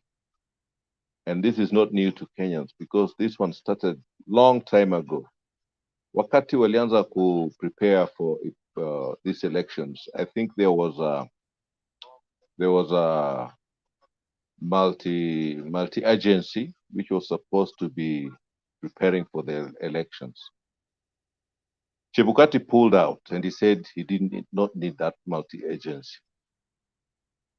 And this was actually a very clear indicator that this guy wanted to do his own things. Then other things followed. And it has accumulated into this. I don't know whether the government knew or not. I'm 50-50 on this, because if they knew, they should have stopped it, because it's the government that needs the money. They should not have let it go to a waste like this. And it's not worth. I think if they could have stopped it, it could have been better for Kenya as a whole, as a nation. The wastage is really, really painful. You're talking about 520 million defense IBC chairman. How much do this? Because these are the people who are talking about Mama Mbogas and Boda. How many do this could have this one bought? Even for every county, 47 counties, a lot of them do this. It would have given employment to the vulnerable. So the painful part is, you see, if you leave the money alone the IBC is using and wasting, there's also a complication of paying other stakeholders, like the police. They have to be paid when they go for those duties. The petrol that they use. So it's actually running into billions of wasted money down the drain. Sorry, and this is very painful. Like me, okay, I'm not poor, I'm not rich. I'm maybe a middle class. But the number of people that come every day begging for me, and some of them even haven't do this. They're saying, "Hakuna kazi mzee." Leo sina kitu. Some of them even live and do this, and they go kuskoroga simiti at building sites. And yet, we are here wasting money. Yani, it's just like throwing it down the drain, because this money is not helping Kenyans at all. Like I said here earlier before, if a Toyota is 1 million, a used Toyota, unaenda kutoa pale port, unalipa 1.2 and taxes labda juu yake, and that's a used Toyota. How much was paid to sell this country to the foreigners? How much was paid? And the painful thing is the Kenyan taxpayers' money. So I actually feel sorry when some of them come here, or they call me and they want maybe like 200 shillings, 100 shillings just to put food on the table. Which when I give the money out, they're really, really thankful. What about these billions of money we are wasting? And to make it worse, I find it funny, because before 2013, Ruto had no money. But all of a sudden, he seems like he's got money more than the government. I say this because what he has been paying out to people is more than what the government can pay people. Maybe the government has got more money, but they have a lot of responsibility, like the hospital, buying medicine, building roads, and all these things. He has individual money. He does not have to build hospitals and everything. He just has to dish it out. So he's got money more than the government. And that is why he's able to buy people. The government cannot buy people, but he can buy people. He can buy people to do his bids, people in IBC, people in literally government departments. Like, let's say even policemen, they get like 32,000. That's a monthly. And some of them got loans. And when it's deducted, they end up with 5,000 shillings. Definitely, if Ruto is going to give you 50,000, even for a month, you'll work for him. What about other government departments? How does Itumbi get the information? It's the money. He's paying people more than the government can pay people. Hata ukiwa unapata 50,000, ukiwa deducted, huko na loan, unabaki na 32, maybe you're living in a rented house. Now live a rented house, 22. If you rent a house for 10,000, that's a really small house, maybe in Nairobi here. Unabaki na 10,000, you have a family. You can't survive. But here's a guy, maybe you're working in a strategic place. He wants to give you triple that amount. and because you want to survive. Maybe you're patriotic, but at the end of it, it's your family. No matter how patriotic you are, at the end of it, it's your family that matters most. I mean, I have been in so many places, like Baragoy.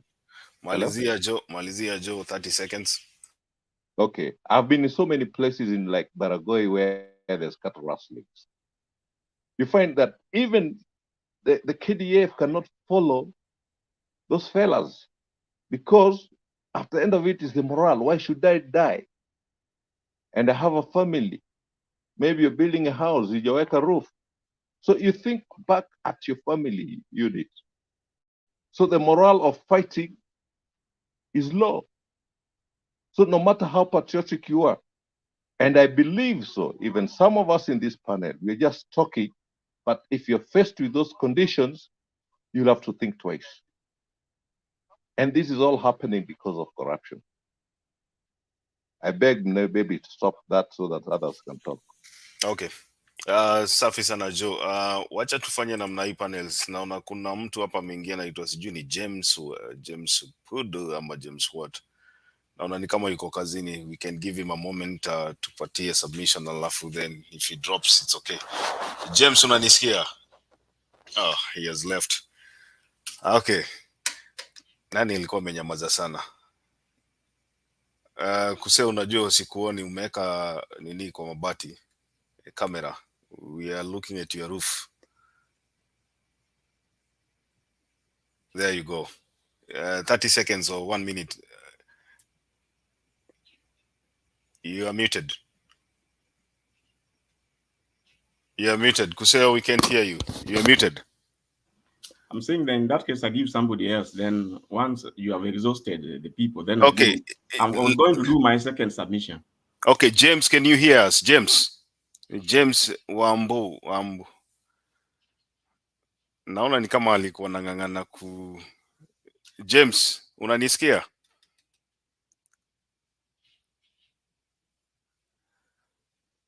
I don't know. I wanted to give him an opportunity, ni kama naona kwa kazini ndio tuende kwa mtu mwingine.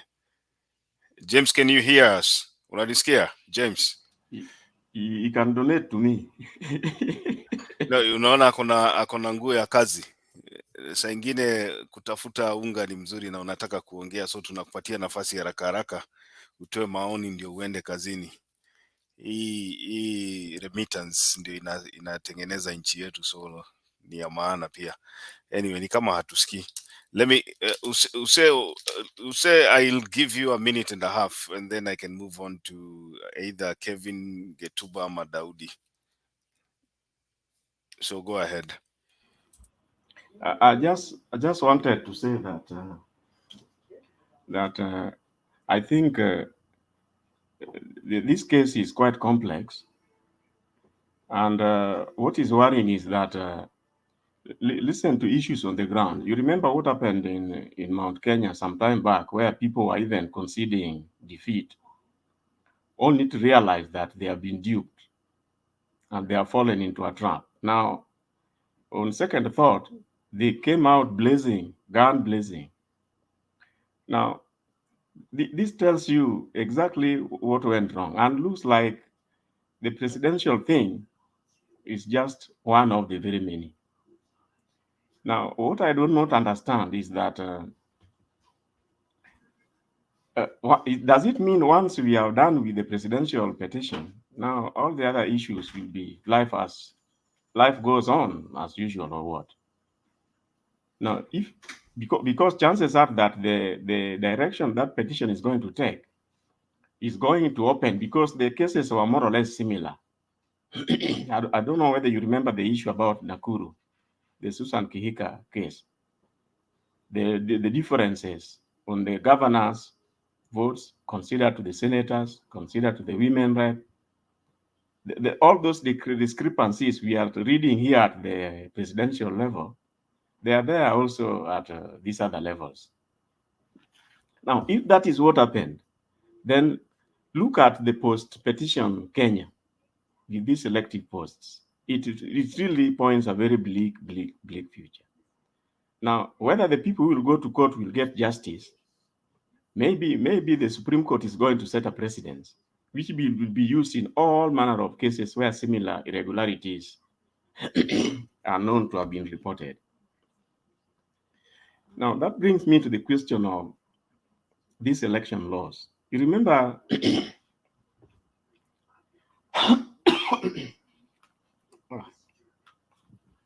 I think I'll take a break. Usee kunywa maji. Unajua ubaya yako unaongea mambo ya IBC throughout. Kunywa maji kwanza alafu urudi. Kevin dakika moja na nusu alafu tuende kwa kunywa maji Usee. Kevin, unanisikia? Kevin inaonekana ameteka break. Okay, sawa. Daudi.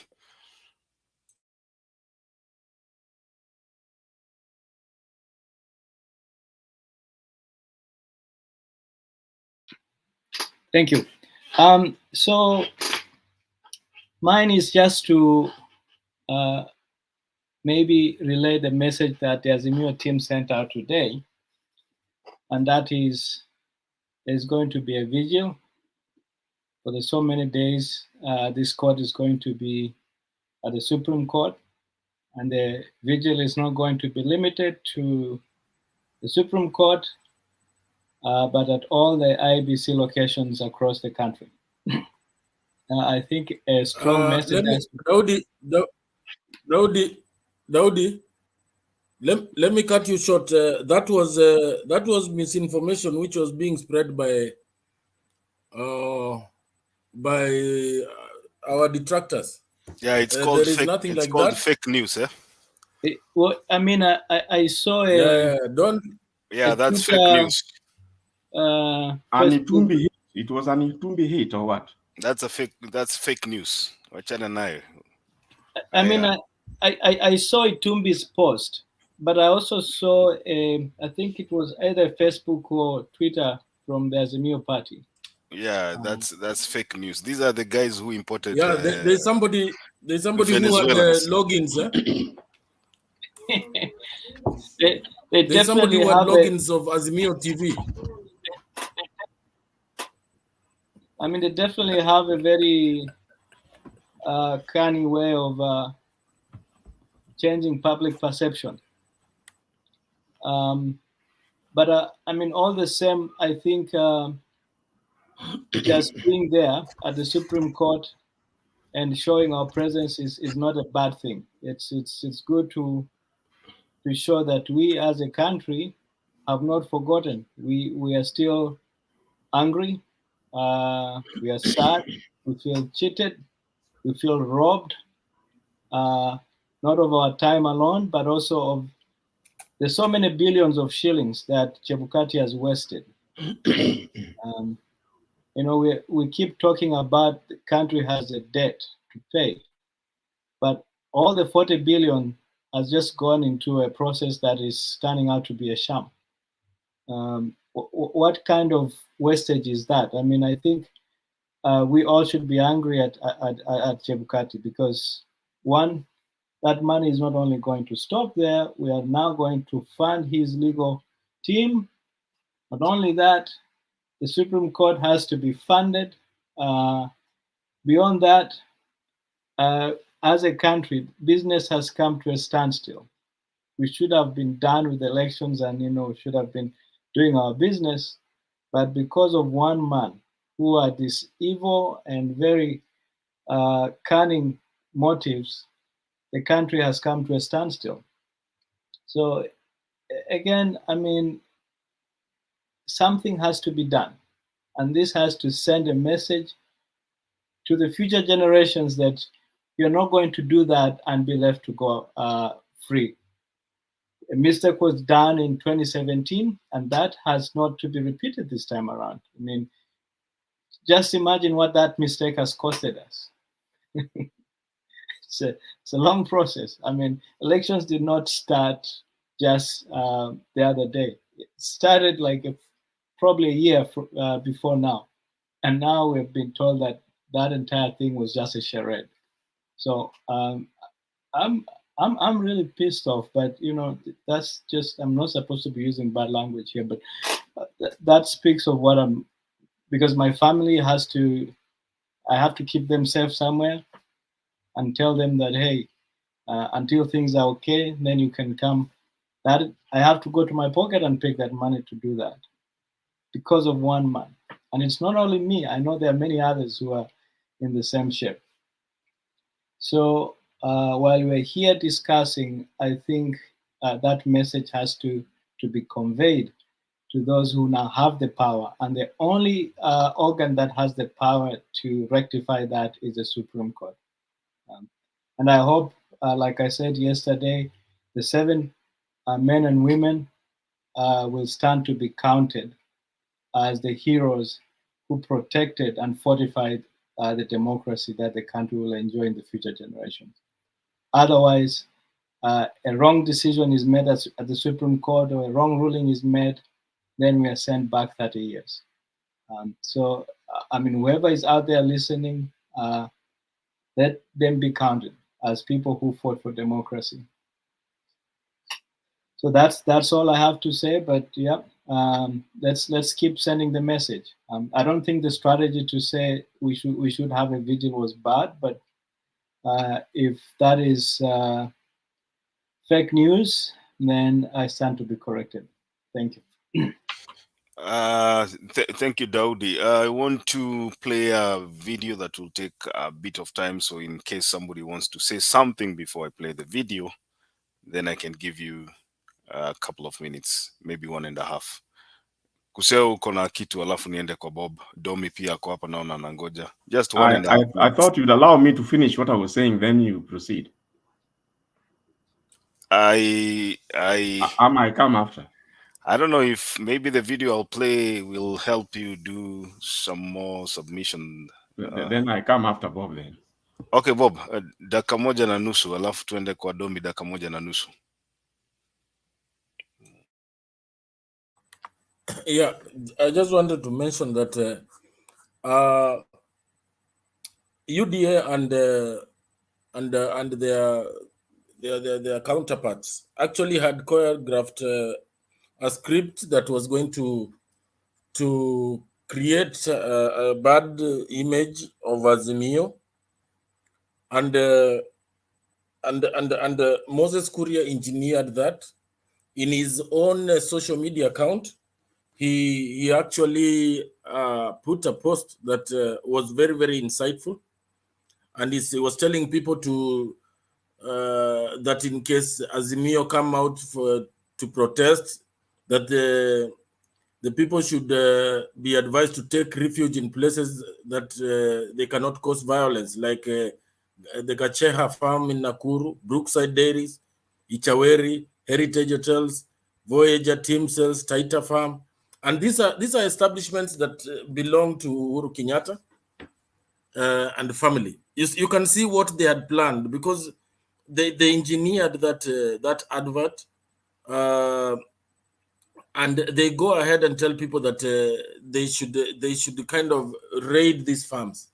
So you can see what UDA is all about, so that they can create a negative image of AZIMIO before we proceed to the Supreme Court. They are extremely desperate, and for all AZIMIO supporters who are listening to us here, just become, let us, go the constitutional way, and I think we will make it out of there. But whatever UDA is up to, they are desperate. Even as late as yesterday, I think yesterday or the day before yesterday, they were already circulating misinformation that there is mutiny in this country. But we appreciate the fact that our disciplined forces have conducted themselves with decorum. So we should be very wary of these fellows, because they don't mean well. They feel like they're going to lose it in court, and therefore they are up to causing any kind of disruption, and don't mean well for this country. Thank you. I'll be back with some final submission. Okay, so Bob Papa, I'm going to play a video usiseme nimekwama. I think connection ya nini yako bado iko na shida, but I'm playing a video, so last time nilikuwa nacheza video ukasema ni kama nimekwama. I hope this time itakuwa clear. So I'm playing a video. Let's see. IEBC Chairman Wafula Chebukati has defended his conduct of the August 9th presidential election and declaration of William Ruto as the president-elect. Chebukati, in response to AZIMIO La UMOJA One Kenya presidential candidate Raila Odinga's petition at the Supreme Court, listed Vice Chief of Defense Forces Lieutenant General Francis Ogola, Inspector General of Police Hilary Mutyambai, Solicitor General Kennedy Ogeto, and Principal Administrative Secretary in the Office of the President Kennedy Kihara among top national government officials who were coercing him to moderate the presidential results in Odinga's favor, and in the alternative, a runoff poll ostensibly in national security interest. And as Francis Gashuri reports, Chebukati has cited his deputy Juliana Cherera and Commissioners Francis Wanderi, Irene Masit, and Justice Nyang'aya for colluding with forces keen on subverting the electorate's will and alteration of the presidential results.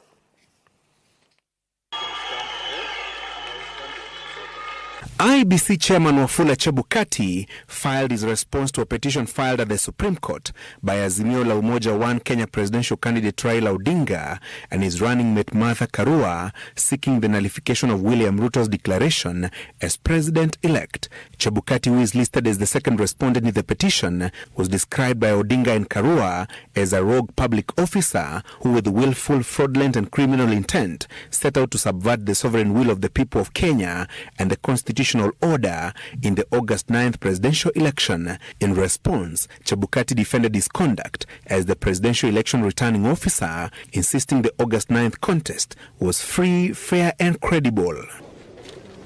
In return, Chebukati turned the heat on top national security officials, claiming hours before he declared the presidential election results in Ruto's favor, they had piled pressure on him and the other 6 IEBC commissioners to alter the State House race outcome.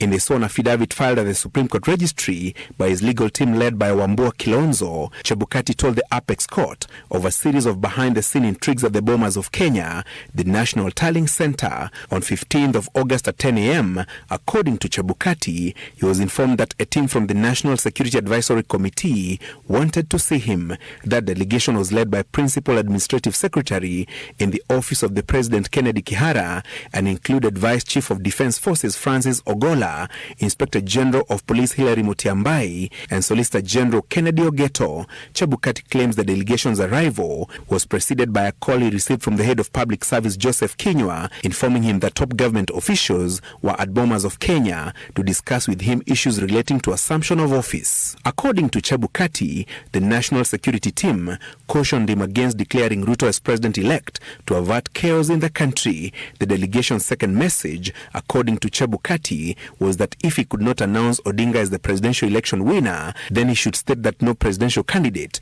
met the constitutional threshold of garnering more than half of the total votes cast and order a repeat State House race, a proposal Chebukati says was supported by his deputy Juliana Cherera and Commissioners Justice Nyang'aya, Irene Masit and Francis Wanderi, who have accused him of isolating them in commission decisions.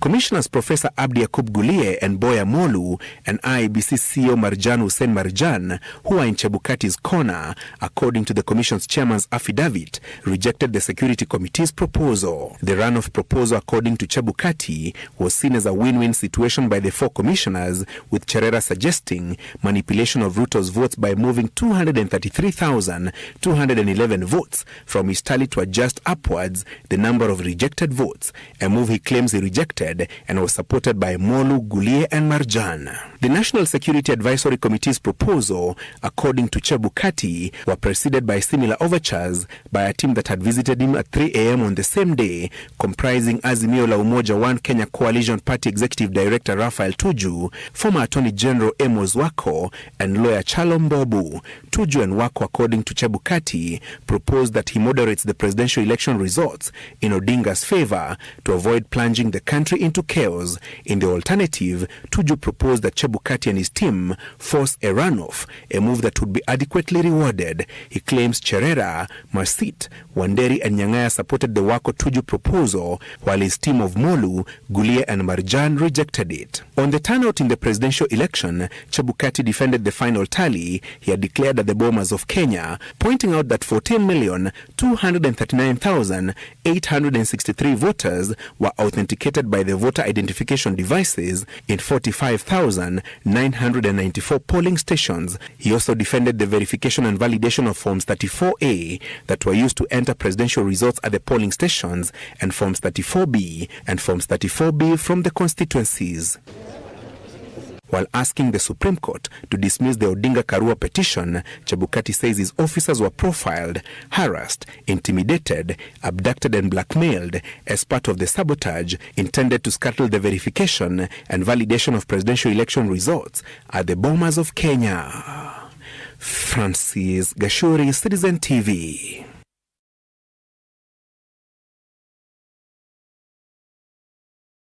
Okay. Let me ask you panelists a question. Here, Chebukati is filing a response, and he's saying that Marjan supported his position.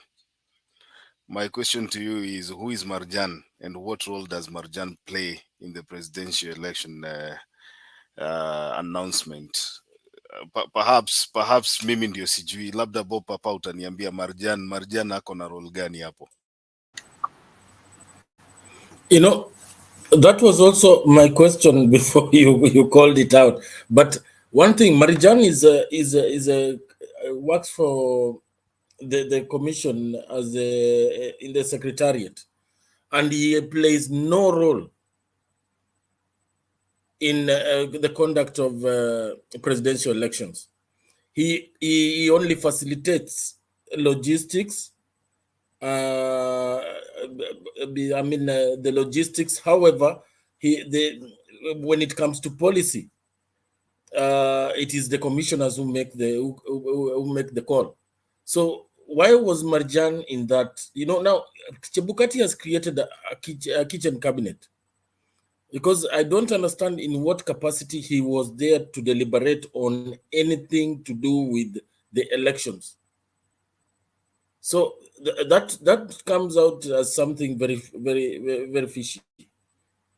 And unless Kuse, who has his love for IEBC, you know, it goes a long way, can give us his idea.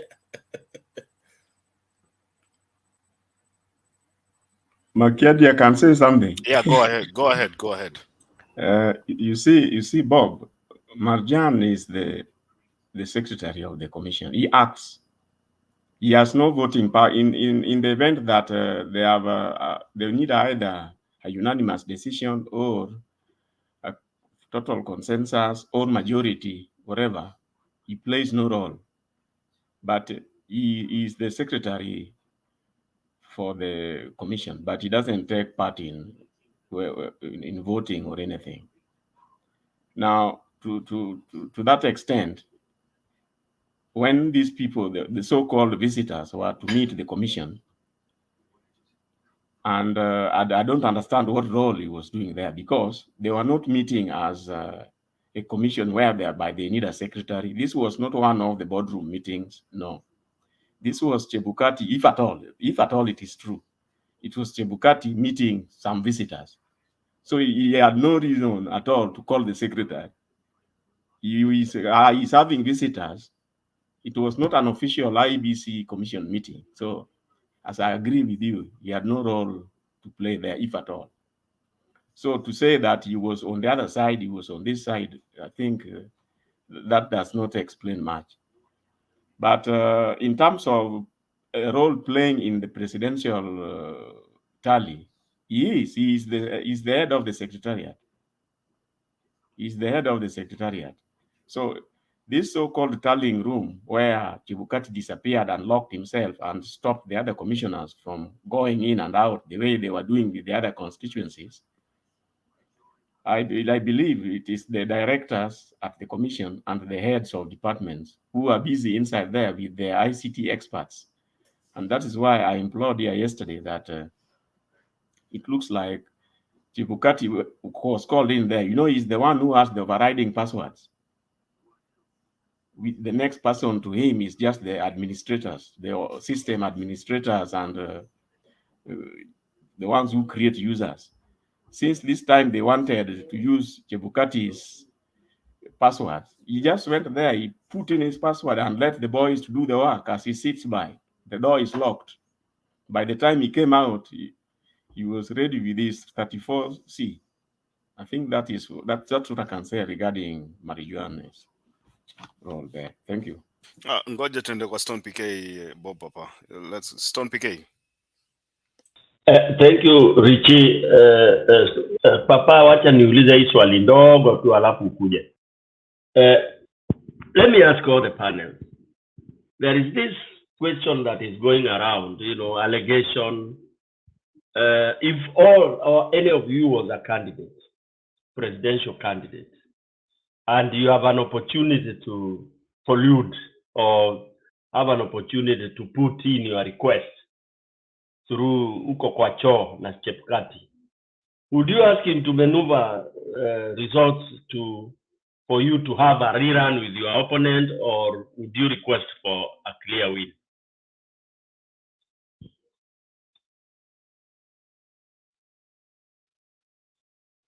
Stone, you want to catch us where? Oh God, Daudi.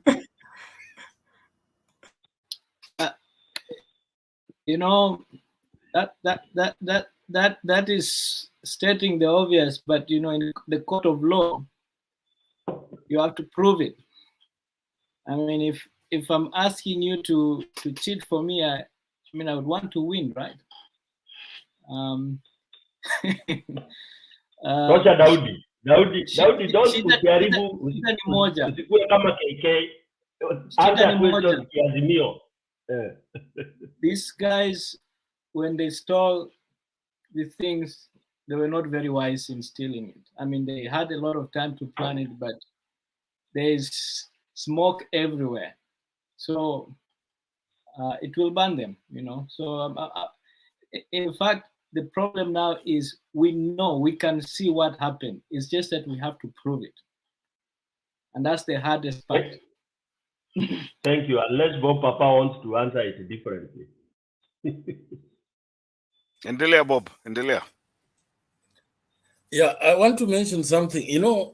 That meeting of the clip that you played. I have seen a few guys in the comment trying to say there is a video, there is CCTV, there is what.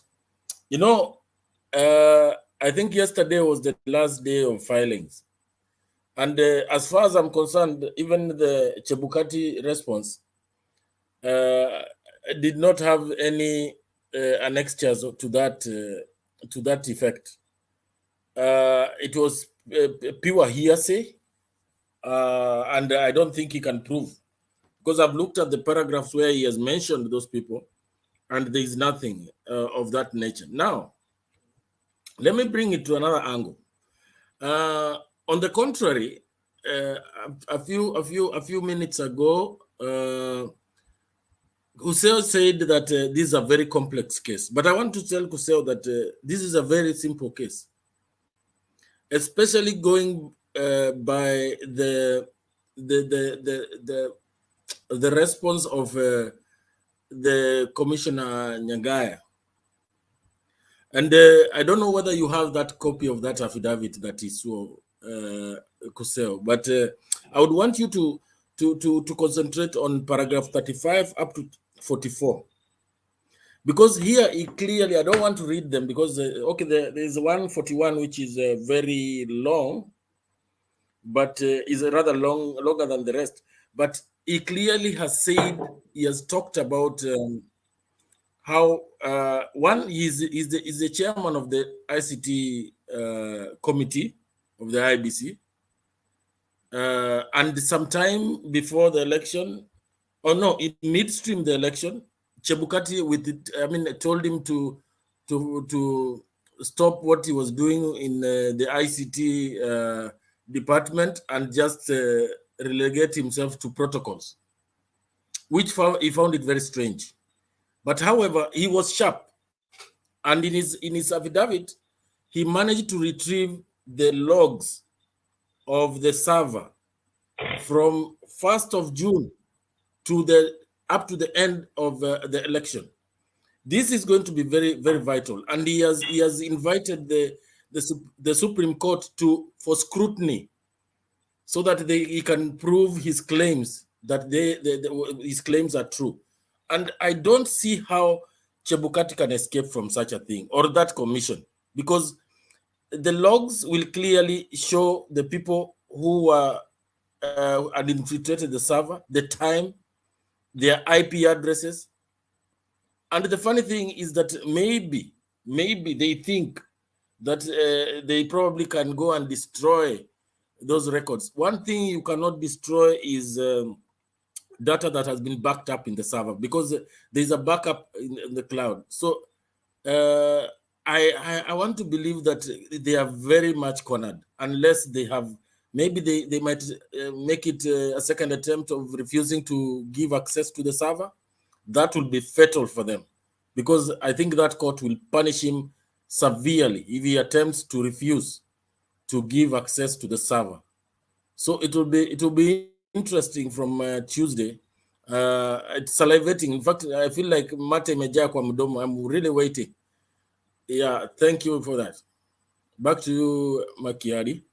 Stone PK, endelea. Oh, bro, Papa, you know, I raised your hand while you are proceeding. Alafu ukaguzia what I wanted to ask you. You know, these guys are not going to open any server. That's my worry. And there is no server. Everything is destroyed. What shall we do? Can you imagine somebody? No. Yeah, from the little knowledge that I have, you know, in these server things, there is something called CRUD. CRUD is CRUD, where you create, you can read, update, and delete.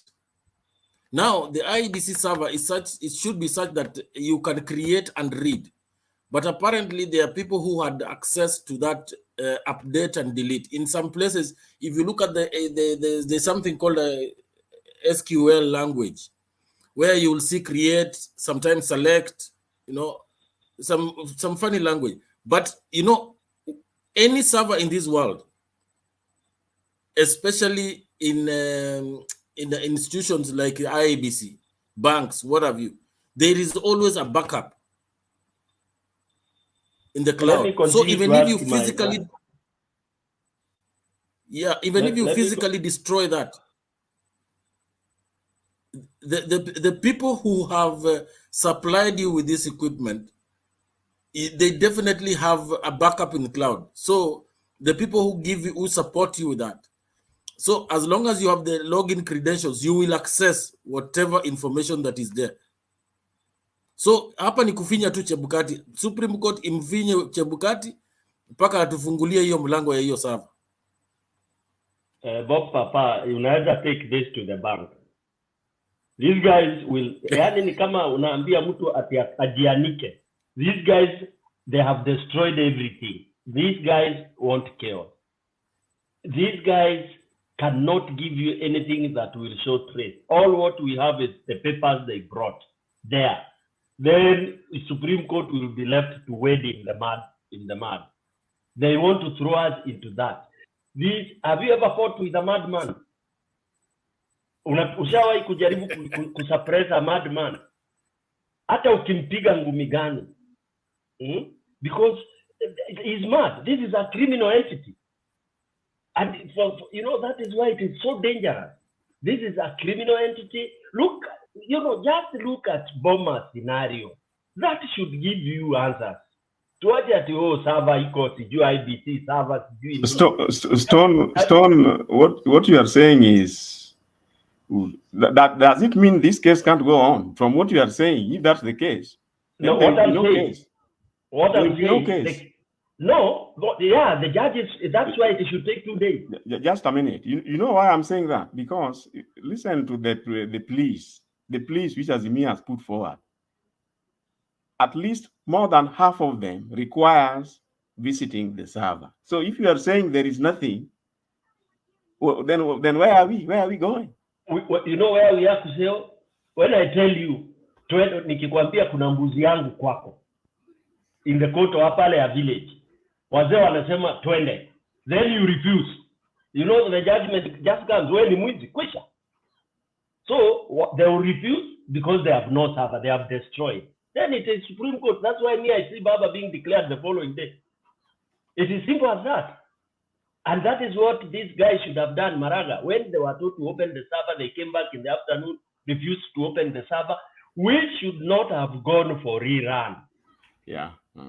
You understand? So for me, hata mimi nina dance, hata nimenunua mawine, nimepack. Because for me, it's the only case. It is true. And any normal Kenyan, once you present, our pleas will be read and read and read. Then they will be told, plea number 1, number 2, number 3, we need to see what was in the server. They don't have it. Why should people sit there and listen to other things? Chijui kama you are hearing what Stone is saying. I'm listening to Stony. And where is Simba? So for me, and Now, that's why you see Stone, wameanza, Stone. sijui jeshi ilifanya, sijui nani. They are going all over the world. Stone. Kelele, to create Stone. havoc. Yes, go ahead. Yeah. Go ahead, Bob. Stone, I want to tell you that the unwillingness of to open servers in 2017 was occasioned by the fact that at that particular time, a deep state was with them, both of them. But here is a situation where the deep state, you can see even the AG, he decided that he didn't want to be part of it. I hear he has changed his mind again, and he is going to pronounce himself. I don't know on the petition, but I'm not sure about that.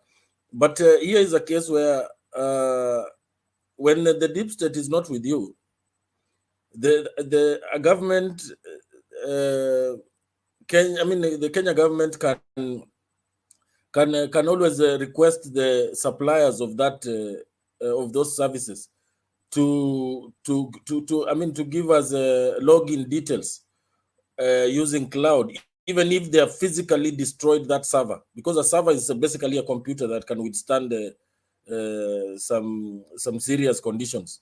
So as a government, the Ministry of ICT can seek orders to compel the suppliers to give us login access to the same server in the cloud. So I don't think it is at all order. It all depends on how serious the Supreme Court can be, because you cannot destroy. That is information that you can never destroy. Bob Papa. And one thing, you guys surprised me. I Now, consulted Stone realize, Stone, you're telling us a very serious matter. That is it. No. Let me finish. To the bank. Stone, let me finish. Let me finish. Am I hearing right? There is some. Let me finish first. There's something that the UDA have been peddling, especially on social media, that Gidongo petition. There is a copy of a page that is showing 2017 and all that manner of stories, and that AZIMIO is also still using the same argument which failed in 2017. Now, I consulted an IT fellow who is very vast with these server issues, and he told me that page does not change. the last time that server was accessed was in 2017, and any information that comes out after that will always capture the number of, the logins. So when you see a 2017 and 2022 in that SQL, the language that they use to read server information, it is because of those logins. They can never go away. They will even show you 2014.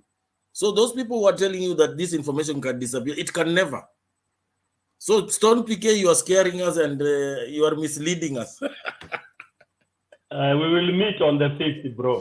Yeah. I told people that Ruto was going to do something drastic in Bomas, here in Mutembei. People said, no, I said before the announcement, people said I was an alarmist. I just said, because this guy is desperate. You've seen people dying. And then we are seated here, even the clerks, these people receiving this information. This guy has poisoned and bought everybody. Huyu anataka tu kunyang'anywa hii kitu na nguvu. Nilisema hivyo na mimi sita withdraw hiyo. This man should be chased back to whichever way. I'm telling you, hakuna justice in Kenya as far as elections are concerned. AZIMIO, we will be beaten lying down. And we will be beaten unorthodox. Nimetumia hiyo word sana. Ortho. Mtaani tulikuwa tunasema ortho. Ile unakimbia na mimi nashika shati na kuvuruta na kutega, unadunda chini na ninaendelea. That is what he's doing. And that's why this idea of vigil nilikuwa nimeipenda sana, David. I want us to camp there for 7 days.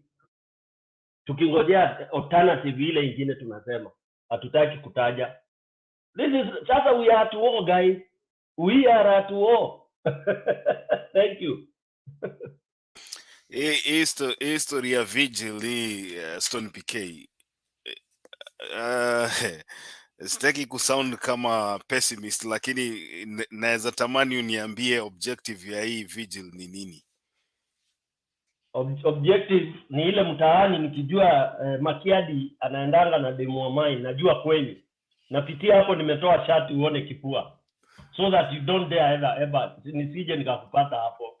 Na ninapita hapo nikisema Makiadi najua hapa ndio kwenye. Ukae huko usije ukatoka. Hiyo psychological. It looks crude. Let me tell you. I am on the other side of the fence na history ya vigil. Honestly. If you tell me right now you're going to camp on outside every IBC office in the country, mimi nakwambia utaenda peke yako. Because saa hii watu wanajua ile kitu ambayo imebaki katikati yao na presidents ni Supreme Court. Only that. And we have to put all our efforts hapo. History ingine ya kwenda kuzunguka kwa maofisi ziko sijui Oljororoko huko, hata hakuna mtu anakuanga ndani. Ati unakaa nje huko unataka watu waache kupoteza masaa na vitu kama hizo. Sema ati tunaenda kukaa nje ya maofisi ya IBC countrywide. Kuna ofisi zingine hata hazina watu, hazina desk, hazina nini, imepakwa tu rangi ya green na white. Yeah, and they are locked. And they are locked. Sasa utashinda hapo nje ukifanya nini, Stone PK? Na huko ndani hata hakuna furniture. Ni sawa, mimi nitaenda peke yangu. Watu wamechoma mpaka tallying centers. Wewe unaenda kukaa nje ya ofisi yenye haina watu ya kazi gani, na unaona mpaka tallying centers zinachomwa. Mahali ya kuweka main effort saizi ni Supreme Court. Hapo ndio ungesema tungejipanga to make sure tuko na lawyers wa kutosha wa kufanya. Hiyo ni sawa, mimi nitakubaliana naye. Lakini hivi vitu vingine ya kuzunguka Nairobi, hata saizi ukiambia kina Joshua hapa sahi ati unataka Monday waende kuandamana Nairobi, watu watakwambia my friend, si tulipiga kura. Si tulipiga kura, kazi yako ilikuwa ni kuchunga ile kura tumepiga. Kama uko na uwezo ya kuchunga, kama uliacha ibiwe, shauri yako. That is why people are so bitter na history ya IEBC, because people voted and they expected IEBC kuhesabu hiyo kura venye imepigwa. So you can even listen to the sentiments of most of the panelists wenye wanakuja hapa, wanasema sisi tulijua tumepiga kura na tuli expect kura yetu ihesabiwe. So sasa ukianza kuambia watu tena ati tuanze kuandamana, I should bring you some of the videos zenye nimeona kwa internet. Watu wakisema saa hii ikisemekana ni kupiga kura tena na hii Chebukati na timu yake watu 7 kama bado wako, people will not vote. People have said that. And mimi si discourage anybody. I'm just telling you the majority of the sentiments za watu ni kwamba without the reforms, hata kama Supreme Court itasema turudie hii kitu, then Chebukati is the wrong person wa kurudia hii kitu. Afadhali hata jeshi iseme my friend, kama ni jeshi ichukue iende. You know, if without reforming the IEBC, we are still going to do the same thing and expect different results, which is not going to happen. Niko na swali kwa PK, please. Yes. PK, there is some going rounds regarding the IEBC and their legal fees. These legal experts or lawyers, that it is a way of making money, whereby I make you my lawyer, but since I'm not the one paying, I allow you to charge me the earth.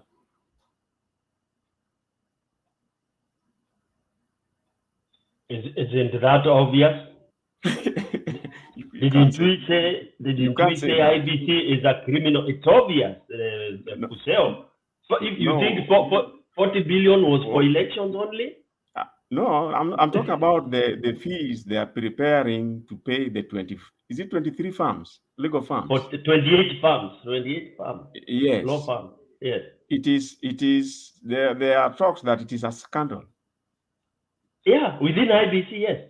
Not within. By the time, let me tell you, by the time this case is over, you know the lawyers will be paid either way. By who? By the government. You know they are going to be using your taxpayers' money to pay those lawyers. But whose vote is that? Let me say to in the budget, the IBC. I do not know whether they are allowed that can I kind cut of a you short? Ose, I want to cut you short. Yeah. Let me just finish. Just a minute, then you come in. Then the other thing is that you see Chebukati, who is the second respondent, that is in his capacity as a person. So ideally, you should foot that. No. It doesn't happen like that, Useo. Oh, what about the other commissioners? He has been sued as the IBC chairman. Yes, but you see, it's the commission who should choose for him a representative. I don't know about that. He can't go, you know. No, the thing is, what you are saying is this. What you are saying is this. We do not want to go deeper into why a lawyer is being paid this amount of money. That is beyond our scope. But what I can say is this. Whether they decide to pick Useo or Bob Papa to do their bidding or whatever in the near, we have no control of that, because akiwa charge 100 million shillings, wewe huwezi enda kukataa kama mwananchi. They will just give that money, because I don't think, unless they have somebody, they call themselves an independent body, unless they have somebody to audit them and say these fees that was paid here ilikuwa exorbitant, then we cannot control that. We have no power to Are you saying they can spend anything on their legal fees, whatever they'll choose? No. Let me hold on, guys. Hold on. Ngoja kidogo Bob Papa. Nataka kumentionia Kuseo a case I think near Nairobi County Council. Ililipa Donald Kipkorir. Is it called Donald Kipkorir or nani? Was it 1 billion ama ilikuwa ngapi? Did you see that? It wasn't a billion. It was very high, but it wasn't a billion. It was over a billion, right? No. Yeah. It was a lot, but it wasn't a billion. It was a billion. Use. I'll check the facts. What I'm saying is this: when it comes to legal fees, I don't know if there's a law that actually curtails these. I don't know if there's a threshold that sets the maximum. Can I answer that? Yes, go ahead. Actually, Richie, that's what I wanted to tell you. Let me explain this. Let me explain this. Just a minute. Bob Papa, ngoja. Dakika moja. Joe amenyamaza for long. I'll give you a minute. Joe, 1 minute. Yeah, this is what I wanted to tell you about the payments of government services rendered to the government. There's usually a threshold of what you can charge. They cannot give you a free hand that you choose what you want, including when you travel out. They have a standard of hotels that a job group should use. They cannot leave you yani free ufanye vile unataka, including hiring of judges. They cannot let you just a free hand. No, never. It can't happen. Mean hiring of lawyers? There's a threshold. What you can do and what you can not do. Okay. So where can we obtain that information? It's not that Chebukati had a free hand to do it. No. Where can you obtain the information? Pardon? Where can you obtain that information? Makiadi, can I speak on that? Yeah. Okay, Joe, you've made your point. Let me go to Bob Papa. Kuna watu wamekuja hapa. I need to give them time to speak also. Yeah, just briefly. You know, there is in the I mean, when advocates are billing their clients, there's something called a bill of cost, which you can file with the registrar of the High Court. Who can now moderate? There is a schedule on how to charge. I remember there is Ahmed Nasir charged the IEBC. I think in 2013 he charged the IEBC. I think almost 160 million. And the IEBC took that bill to the registrar of the High Court, and they did the bill of cost, and he ended up being paid 37 million. So those figures that they quote, you can go back to court and take that file that bill of cost. There is an advocate bill of cost, then it can be moderated by the registrar of the High Court. So those are wild dreams they are imagining. Is it under professional services? No, there is in the Advocates Act, there is how you charge. There's an appendix on how you can charge. So some of those things, if you feel like your advocate is of unless there is prior agreement, you can still file that in court with the registrar, and you can get orders on what to be charged. There is also always a threshold. You cannot just go on the lower. There's a lower and a higher, so it is not just automatic. Some of them have pipe dreams. I think they are going to bill even 200 million, but they are not going to get that money. Like Joe has said, the government can never pay you that kind of money unless you collude, and that's why you have somebody like Ojienda has even issues with the ESCC and KRA, because some of the monies that he was receiving from the Nairobi County was not taxed, and it was exorbitant. It cannot be accounted for. So there is a threshold. You don't just bill of. Yeah, that's what I was saying. You see, the Attorney General is there for the government. So if any department wants to hire a lawyer, it has to go through the Attorney General. That's how it is. You can't just hire a lawyer without going through the Attorney General. No, never. Okay. I mean, that's news to me. Yeah, nimejua leo, which is good information, because I was wondering, because some of these guys are charging the IEBC a lot of money, and after this, I think the IEBC also has its accounts audited by the Auditor General, if I'm not wrong, because I've heard after the aftermath, like in 2017, we heard of a lot of cash that was spent by the IEBC on legal services, a lot of money. Pesa mingi sana, mamilioni na milioni ya pesa. That is why I'm not surprised when I hear that they are going to spend 521 or 512 million Kenyan shillings this time round, just to make sure that Chebukati's irresponsible behavior has been sorted out in court.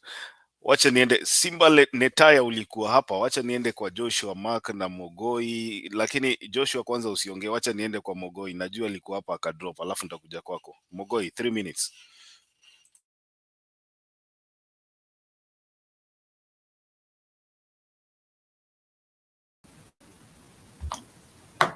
Okay, Makiadi, thank you for the time. Thank you for the opportunity. And I greet you all my big brothers on the panel and wherever is watching us. Yeah, I don't have much to say, but even if I want to talk about what PK said. These things sometimes need courage to take it from the jaws of the people who want to take it by force. We also need it by force. Okay, we don't advocate for violence, but if you are ready for the war, everybody should be ready for it. So why are you so lenient, like, oh, we are not ready, or the countries will be okay? We will be okay when justice will be there. So we don't expect it, if this kind of thing is happening, coming out as evidence, and now we say now the evidence from court which has been given out, then we say now the ruling is okay, the election was fair. Are you think people will be okay with that? And now we keep quiet. Oh, now court has said it. You know, people have been quiet, but people are in pain. People are just waiting for Supreme Court to give guidance. It is not like people will not come out, my friend.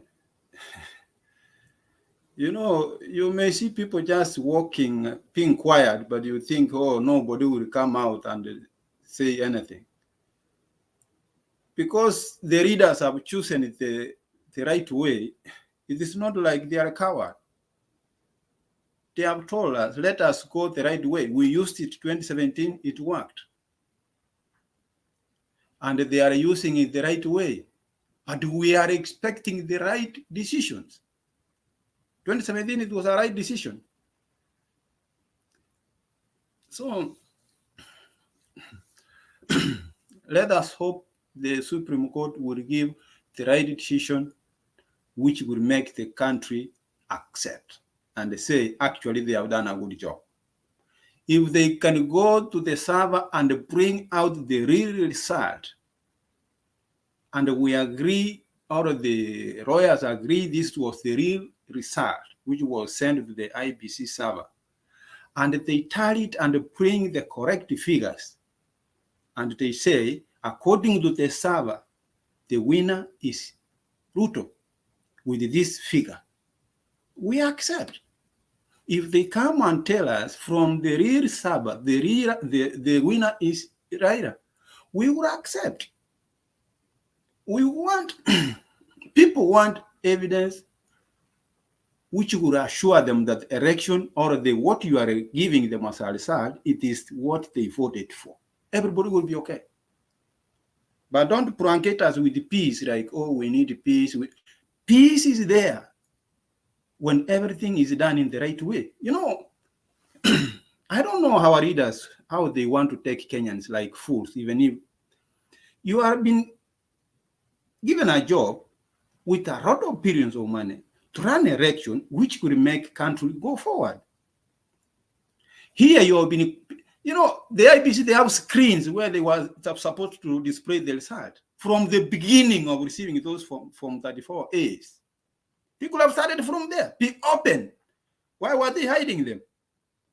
They should be streaming when they come from Washington, one polling station, put it there. Everybody can see. The media will pick it from there. Everybody will see. But you keep these things, or you are keeping them, you are waiting, they are in the server. How many people can access the server or the portal you are talking about? Oh, they are there in the portal. You can log in and download. Really? Why did you have the screens in the POMAS? If those things were being streamed there, every polling station, when it comes, it is put in the screen. People will be okay. And they will be justified their votes from every polling station, the way they were coming. And everybody will be okay with the result. But you keep the result to yourself. The commissioners are not aware of what you are adding behind the table. You have your own crooks here on the table. You are saying they are verifying the result. They are giving out the result and reading them. And you come and tell us, oh, it is okay. Everything now I'm going to read is the result. While you have been keeping people out of the news for almost 6 days. If the election was done one day and the result was sent to Chebukati the same day, why couldn't he announce the result tomorrow, the next day? because he has all the figures. Okay, you are not displaying anything. You have been keeping quiet, telling yourself, you are saying, oh, I'm telling, I'm verifying things. Nobody knows what you are verifying. Nobody knows what you have received. You are telling us to go to the portal. How many people there have the portal to go to the portal and download the things? You are creating people problems so that they can't see what you are doing, and now you are coming, you want to announce the result, people, while you have been keeping people out of their result. I think this is going to be a very difficult situation for the Supreme Court, but as men of this country who know what is going in this country, they have to come with the real solution, which is giving Kenyans hope and having the right direction for the Kenyans. So if you see the way every commissioner has been running on his own way, automatically IBC was not working. So who is the Supreme Court going to listen as an IPC? Did you conduct election? Who is going to say yes? Is it Chebukati? Is it Marijuana, wherever? Or Uruguay, something? You know, when I see you, actually this reading started a long time ago. When our CEO was being interviewed and they say he doesn't know how the tender was done or how the background of the people who were given the tender was done, he just gave it out because the committee proposed it. You see how careless people are and pretending they are doing their job. A CEO, or it was proposed, there was nothing, issue came out. And I don't know about what they did in the other country or the rigging they did it. I'm not aware about it. You just laced it up. A CEO being asked a question from a journalist, and you are saying you don't know. It was proposed by the committee which I set up. And these are the people telling us they have run a very smooth direction. We have a problem in Kenya. And this is the right moment for our Supreme Court to give us the correct direction. Please, we are praying. Peace is there. Every Kenyan is there. Peace. We have been patient enough to wait for this result. But what has happened, it has happened. Where we have reached there in peace. Let Supreme Court come out in a peaceful way with a right decision. If it is going to repeat election, because it's not a rerun, it is a repeat. Because if it's a rerun, it's within two people. That's what I think. But if it is nullified, that means we are going to repeat the election. Then let us hope that direction, they should give us a direction like IPC is, I see this right now, it will not conduct any election. Then from there, we should be given 2 more years to create a new IPC, which will conduct election for people of Kenya to get satisfied with the result, which they will get. But if they try to force people like everything is okay, we go the way it is, I don't know, but may God help us. Thank you, Magiari.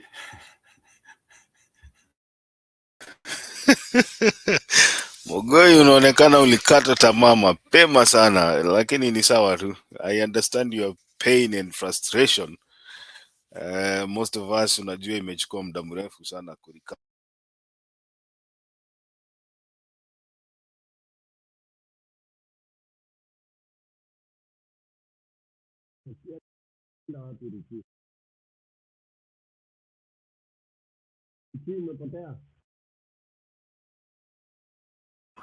Richie, you are. Yeah, I'm having trouble with my connection, but ni sawa sawa. Wacha tuende kwa Mark. Joshua.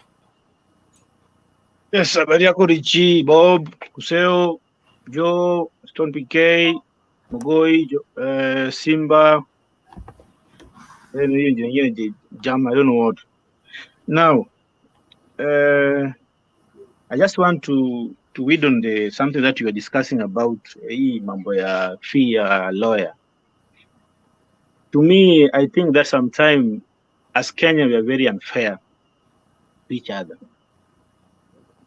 The IBC is a good institution. And the person who has bungled this election, that's few people, Chebukati,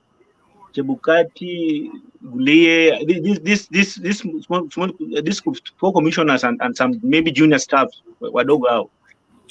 I think that it should be that they are the one to pay lawyers. You see, sometimes even if like whatever they did was a corruption. You realize that maybe Chebukati was paid to bungle this election. Gulie was paid, Hussein Marjan was paid to bungle this election.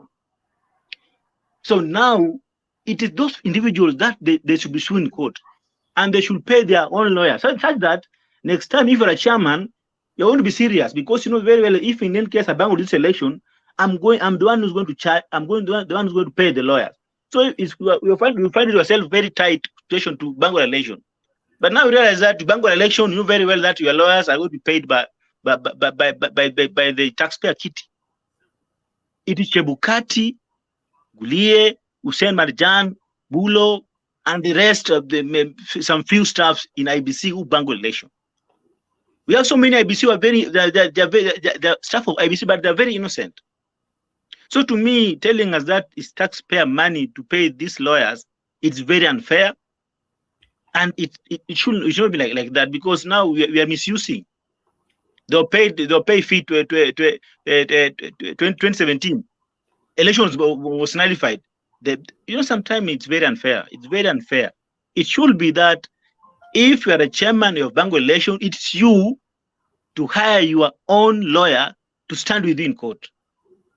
So that in any case I want to bungle an election, I'm going to be very careful, because I know very well that I'm the one who's going to pay. I'm going to feel that pinch. So paying the lawyers with taxpayer money, IBC money, that is very unfair, because I'm sure Chebukati was paid.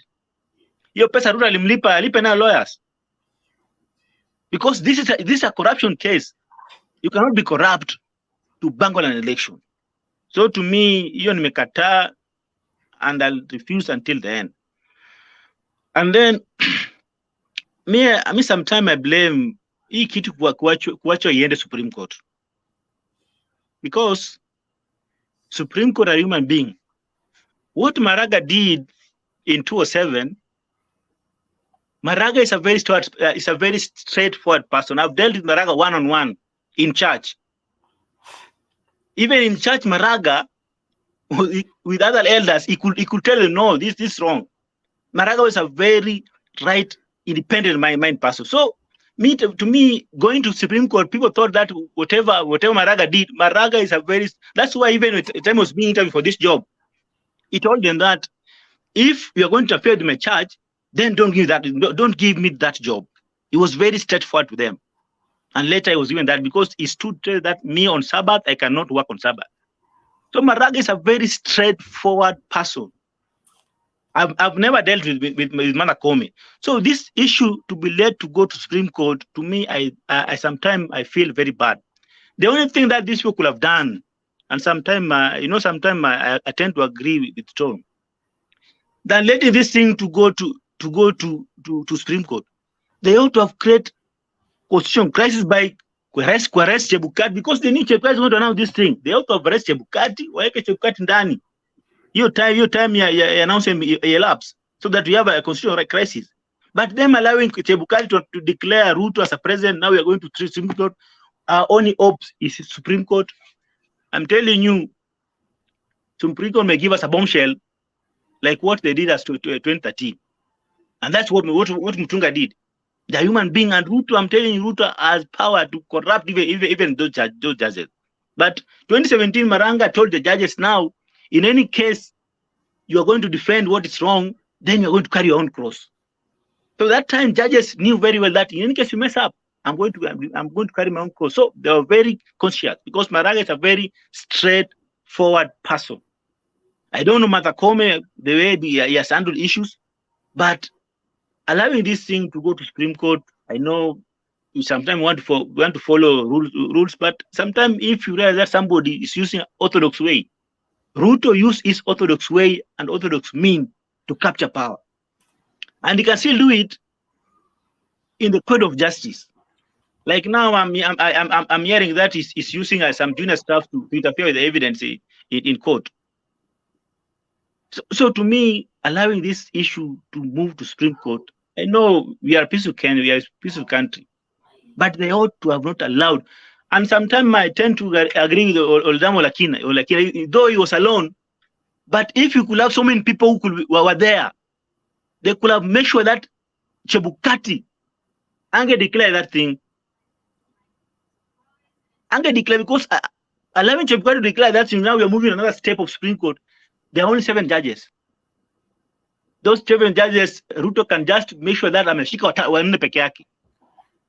And then now in peke yake, that's done. So sometimes when somebody is using orthodox way, because Ruto has been using orthodox way to acquire power, then it must be stopped with orthodox way. Because to me, najua kuwa out of 7 judges, they are human beings.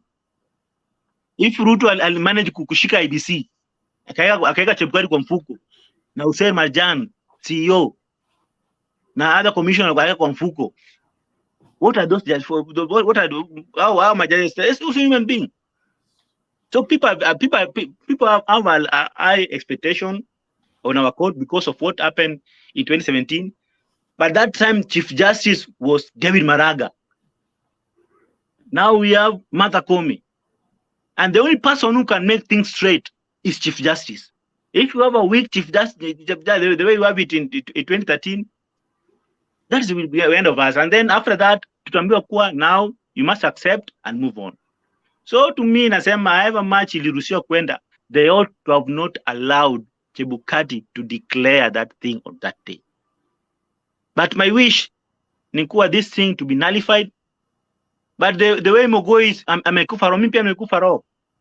Because I cannot depend on our because just imagine a day before election, High Court in a rule kuwa we should not use a manual register. Not even like some few minutes to an election. There was just some few hours. Some few hours to an election. They did a ruling in the evening. So to me, we tend to agree with our judges, but they are human beings. They can also mess up this election.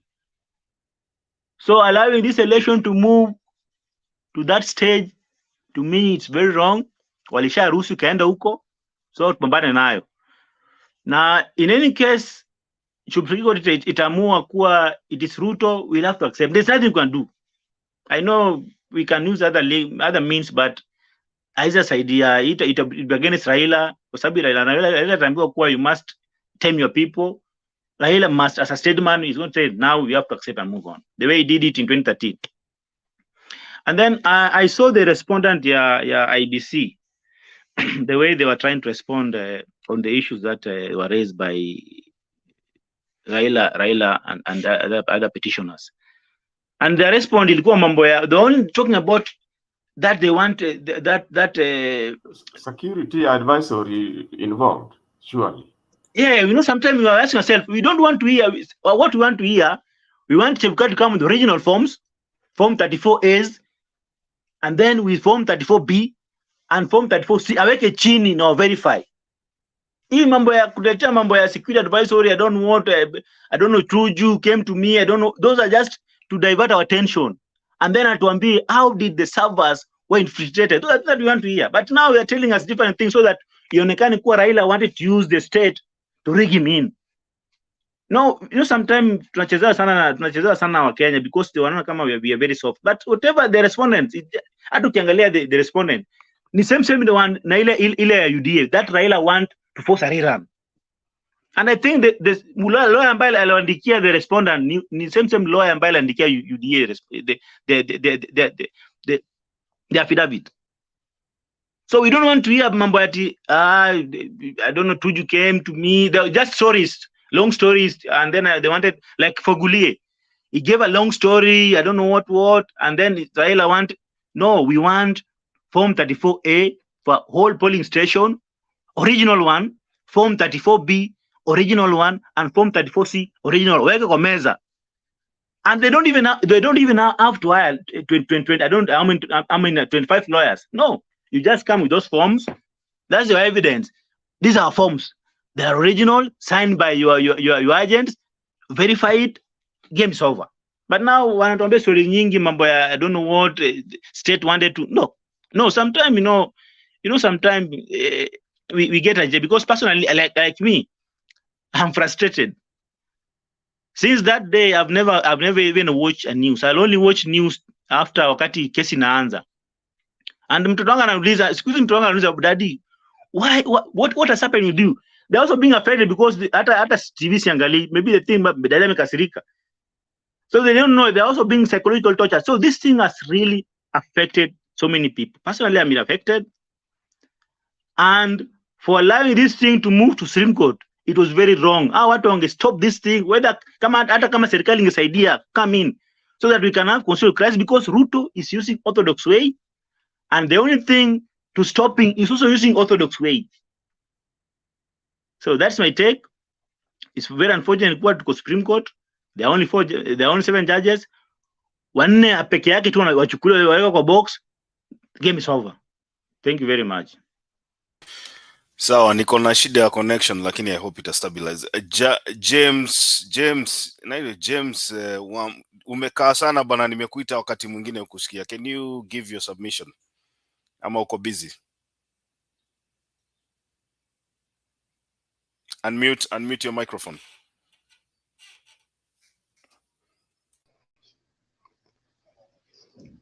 Niko busy kidogo, mtaniruhusu tu. Oh, okay, sawa. Wacha tusonge kwa Simba.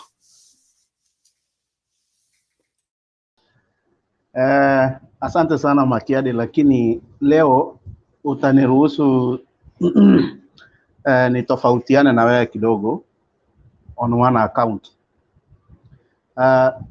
Ukisema kwamba eti sahizi mtu akiambiwa kwenda kwa barabara eti hawataenda, fujo yenye itatokea kwa hizo barabara zetu hautaamini. People are desperate. Ile desperation yenye watu wako nayo sahizi ikisemekana kuanzia kesho. Anyway, kuna jambo ambalo nilikuwa nataka niongelee, kwamba huu uchaguzi ulipangwa usifanyike, na I think kazi ya commission sana ilikuwa ni kuangalia mambo ya ballots vile zilikuwa zinaingia. Hata uchaguzi wa Kakamega na Kisumu na Mombasa haungeahirishwa kwa sababu kulingana na hesabu inaonyesha kwamba it was just the voter suppression. Hiyo ni njia ambayo inatumika, and from that inasemekana kwamba kama huo uchaguzi ungefanyika vile ungefanyika 2017, out of that voter suppression, Raila lost around 14%, ambayo kulingana na hesabu it was about 122,077. Nilisikiza mjadala mahali hii njia ilitumika mwanzo in 1915 na ilifanyika in the US, mahali ambapo kwamba ilisemekana kwamba iliitwa I don't know grandfather first, I don't know something like that. Now my grandfathers they were in jail kwa sababu walikuwa ni slaves. Sasa hakuna vile ungevote kabla your grandfather hajavote. So hiyo ikaleta hiyo tofauti kulingana na hiyo argument. So hiyo peke yake, hiyo 122,000 votes na ile difference yenye ilipatikana kwa hiyo uchaguzi inaonyesha obviously ilifanyika intentionally ili kukosa 50+1. Hiyo ilikuwa ni mbinu, hakuna kitu yenye ilikuwa kwamba kulikuwa na mchanganyiko. Hiyo ni kitu yenye Chebukati alifanya, and nafikiria hiyo wameiweka kama part of their evidence. Kwa sababu ya hiyo ni kitu ilifanyika intentionally, lakini hata hivyo niliona kulikuwa na wakili mmoja ambaye pia alifile nini yake jana akisupport Raila and Martha Karua, and he gave figures ambazo ukisikia ni alarming, kwa sababu walisema kulingana na KPMG report mambo ya cleaning register haikufanyika, na wale watu ambao walikufa na walipiga kura ni watu 1246,465. ambao wako bado kwa register. Out of that, watu wenye wame double register ni 481,711. Hiyo register bado haikufanyiwa anything, na watu ambao walitumia vitambulisho ambazo si sawa ni 266,143, if that is true. Na hapa tunasumbuana na watu wengine ambao wanatuambia kwamba uchaguzi ulikuwa huru na haki. Sasa kama hii report na hii ni sworn affidavit ambayo iko katika Supreme Court, tunaongelea nini hapa wakati ambapo tutaambiwa kwamba Ruto anaweza kuwa declared as president elect, na hiyo mahakama na hiyo ushahidi wote? Wacha tuambiane ukweli na watu waamini kwamba hii ni kitu yenye ilipangwa ifanyike vile ilifanyika. Though mimi nataka kuweka imani yangu kwa mahakama kwamba watatoa uamuzi ambao utakuwa na manufaa kwa Wakenya, sio eti kwa Ruto ama kwa Raila, kwa Wakenya, kwa sababu ile hasira yenye Wakenya wako nayo, hata wakipata nafasi kidogo. PK, nafikiria ninaweza kuwa kwa upande wako kwamba ile kitu yenye itafanyika katika nchi ya Kenya, maybe hakuna mtu atarudia kuiba uchaguzi tena. Nitafikia hapo kwa saizi. Thank you.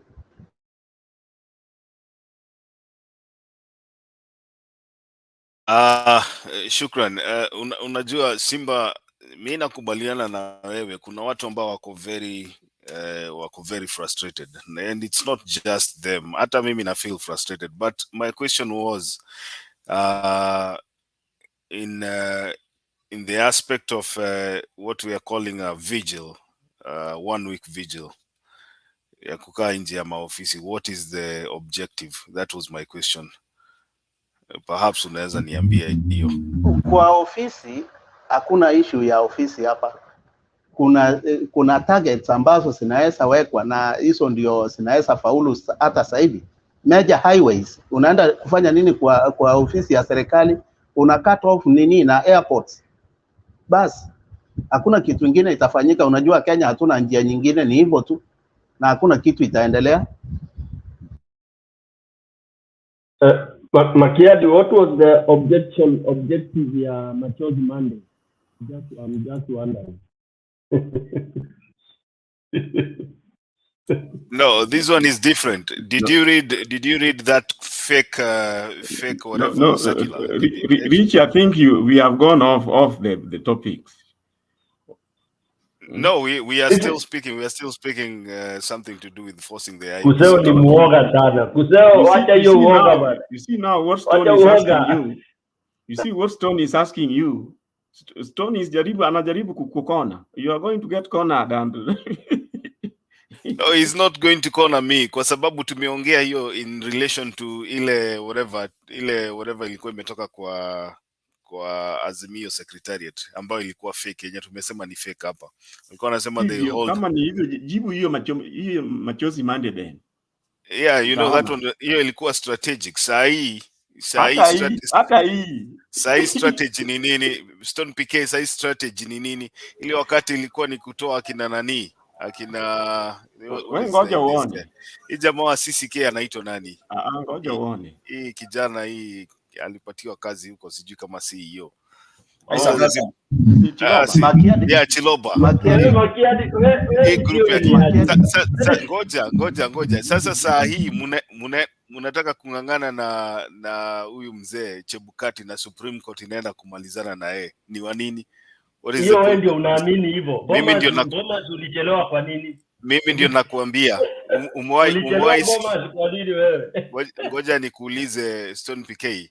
Ukiwa na jogoo rogue, unajua jogoo rogue pale kwa kijiji, siku moja ukiona inakimbiza mwera, unajua mwera ni ile kuku ingine chicken, alafu ingie kwa jikoni, inaitwa kuku jike, inaitwa mwera. Jogoo yako ikiwa rogue ilali kwa boma, unangojeanga siku moja ikimbize mwera iingie kwa jikoni. What do? Utaifukuza isiingie? Unaachana nayo inaingia huko, unafunga milango zote ndio ikamate. So hata hii yenye unasema mambo ya Bomas, si ajabu waliacha jogoo ingie huko ndani ndio wafunge milango, na wakafunga milango sasa wakaishikia huko. Acha tungoje, tutaona hiyo maneno next week. Acha nicheze video moja hapa kwanza kabla tuende kwa ni nani hapo alikuwa anaongea, Joe. Video moja tu hapa ya haraka alafu tusonge mbele. Aha. Lawyer moja hapa amekuwa media analyst. We're back with Charles Kanjama.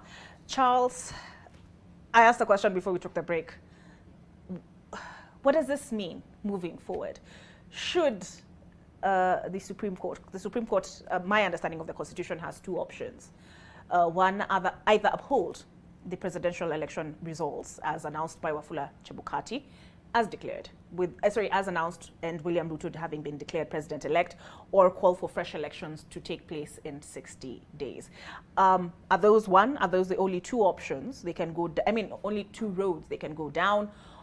Is there a third option? And should they decide to call for a fresh election, what does that mean with the IEBC commissioners at cudgels?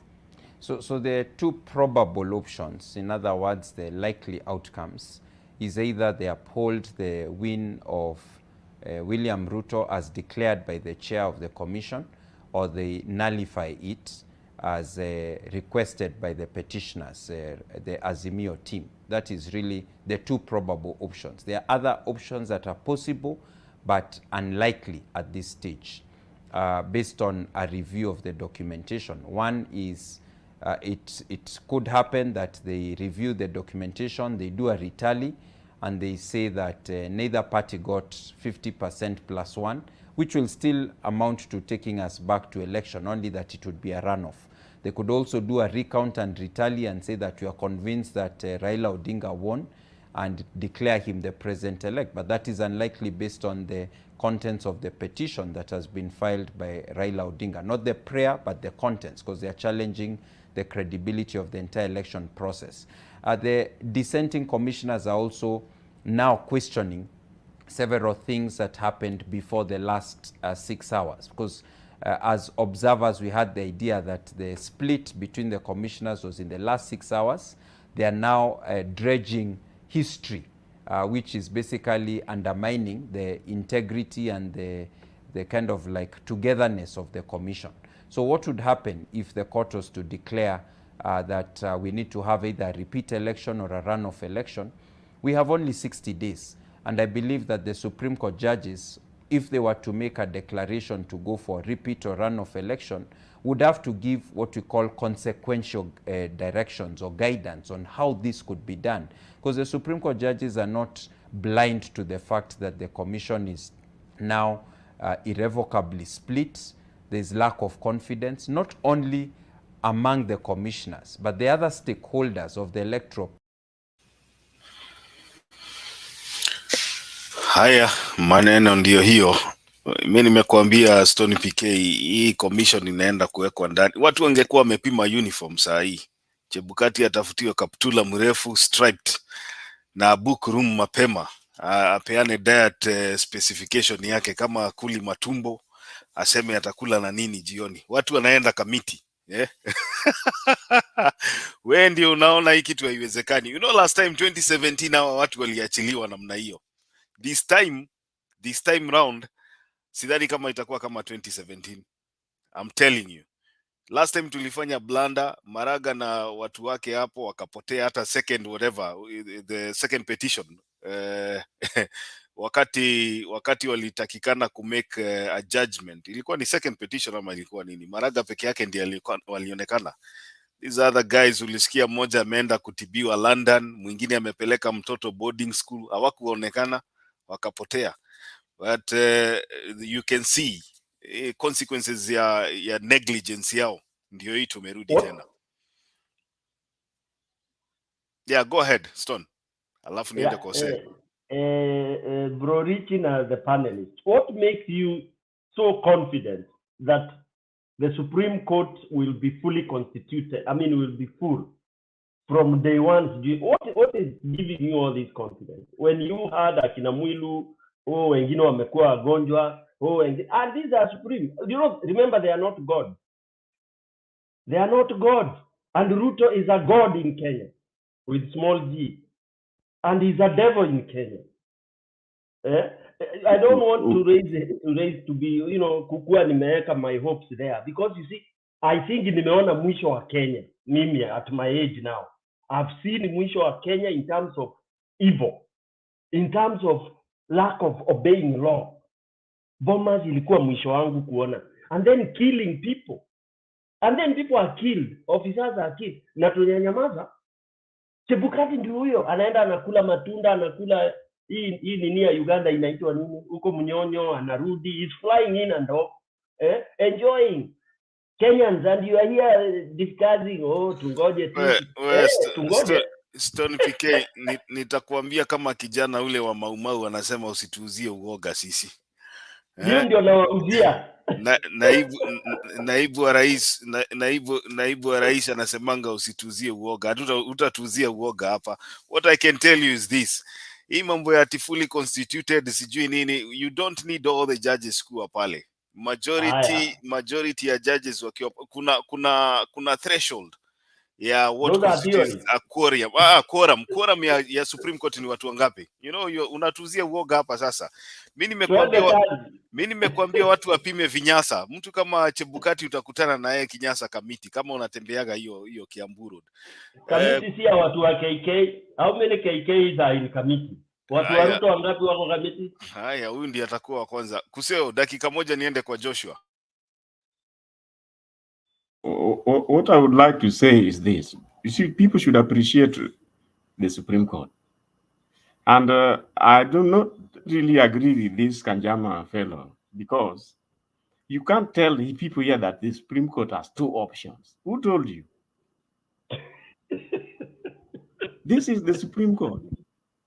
And as he quickly added, is that they are aware of what is bedeviling the IEBC. So do not think that the Supreme Court is going to say, two options, and then what do? Then they leave everything to what? They'll make their decision. They are going to factor in all manner of factors to make sure at least the country is able to go forward. For example, this idea of 60 days, forget it. If they know there is no IEBC, you think the Supreme Court judges will sit there to rule that we have 60 days to do a repeat election, and then they leave it like that? I do not think so. They must give Kenya a solution which is enabling the country to go forward. So this idea of 60 days, they must do 60 days. Even the 14 days may not be must 14 days. Because if you know that there is no IEBC, you must find a solution which either will not be dependent on the existence of IEBC. One of them, they may decide to take 28 days. And literally, so long as they have the initial, I call them the initial from 34As, they use the initial from 34As. It will take long, but it will be worth the trouble. The Supreme Court has got all power. Some of them are not even in writing. Sometimes they talk about the written law and the spirit of the law. They will put all that into action. Thank you. Joshua Mark, 1 minute. Yes, to me, I tend to agree with Stone PK. I'm telling you, our 2017, we had a Chief Justice who's a very straightforward. I'm telling you, I've dealt with Maraga one-on-one, very straightforward. Lakini Joshua, let me finish.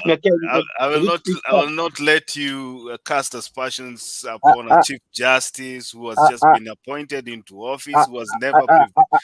Allow me to finish first. No, hold on. I'll give you time. I'll give you time. Unajua ile kitu, we are being unfair kwa Martha Koome. Huwezi sema you cannot compare Martha Koome na Maraga, na Martha Koome hajai prevail upon a case like this. It is her first time. For the benefit of doubt, wacha tumuachie afanye kazi yake kwanza. You cannot come hapa uanze kutuambia sina hopes kwa sababu Martha Koome sijui Chief Justice yule mwingine alikuwa straight. I think we are being unfair to her. Mbona tusingoje? Go ahead, endelea. Now, Mutunga messed up 2013. And you have been told in Africa that the ruling that Maraga did 2017 is historical. So to me, putting our hope so much for Supreme Court, Ruto can only get only four. anawekwa mfuko, and that's the end of it. So ndo nisema when I was giving my submission that allowing this thing to go Supreme Court was the mistake, a big mistake that the government did. Wangemshika Chebukati, weke Chebukati nani, we have a constitutional crisis so that we can move back again to election. So to me, Supreme Court, though it's our hope, but to me, wacha tungoje tu tarehe 5. But Mark, the 4 is the quorum. 4 will again will upload the remaining 3 watakwisha. Only 4 peke yake, not 7, 4. Wacha nikuulize, unajua sometimes when we come here wacha to make statements ambazo pia sisi zitatusaidia. Joshua Mark ukisema serikali ingeshika Chebukati alafu turudi kwa election, just listen to what you're saying. Ishike Chebukati alafu turudi kwa election. What is that actually? What are you trying to say? What I'm saying, and I said this thing, Ruto has been using the orthodox way. So the best way is also using orthodox way to stop him. Not legal way, because now we're moving legal way. Yet he can if he manage, kama manage kuweka Chebukati kwa mfuko. My friend, Ruto is the way so Stone anasema kuwa Ruto is a small god.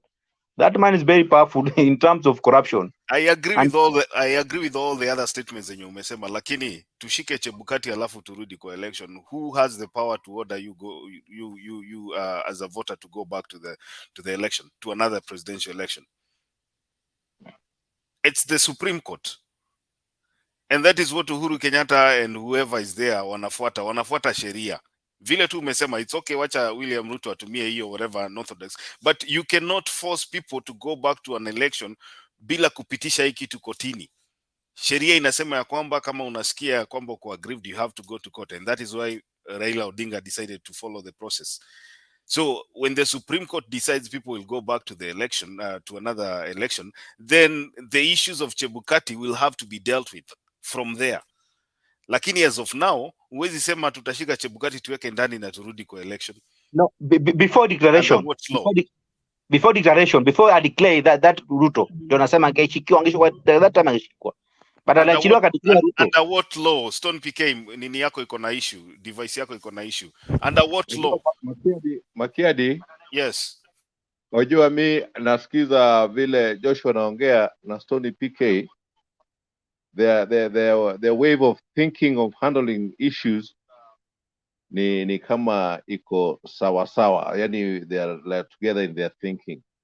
It is actually an ideal situation to handle the situation, but this world has changed so fast. That's why even Kenyans wameona wametulia. Things are changing so fast. We cannot do things the way we did them like yesterday or last month or last week or last 5 years. Things have changed, and you know, even in the judiciary, things have changed. I think the Martha Koome is going to do something different from Maraga, because the mood of the country is also different. So let's not think that maybe the whole world is actually now looking in Kenya. Dunia mzima, even the US, the Europe, wanaangalia Kenya. And Kenya is a pivotal in East and Central Africa. When you're in Africa, we have 4 countries: Nigeria to the west, we have Kenya to the east, we have South Africa, and formerly it was Egypt. Those 4 countries are very important to the Western world. So Kenya sasa we are stuck, and you know, if Kenya sinks, it's almost the East and Central Africa yote inaenda chini. And I think Martha is aware of that. She's aware of even of the members of the public expectations. So she's going to look into all these things. And I think she's going to come out level-headed. She has to balance all these things: the law, the public expectation, the international expectations, and already the evidence is there. Everybody's seeing. So there's no way ambayo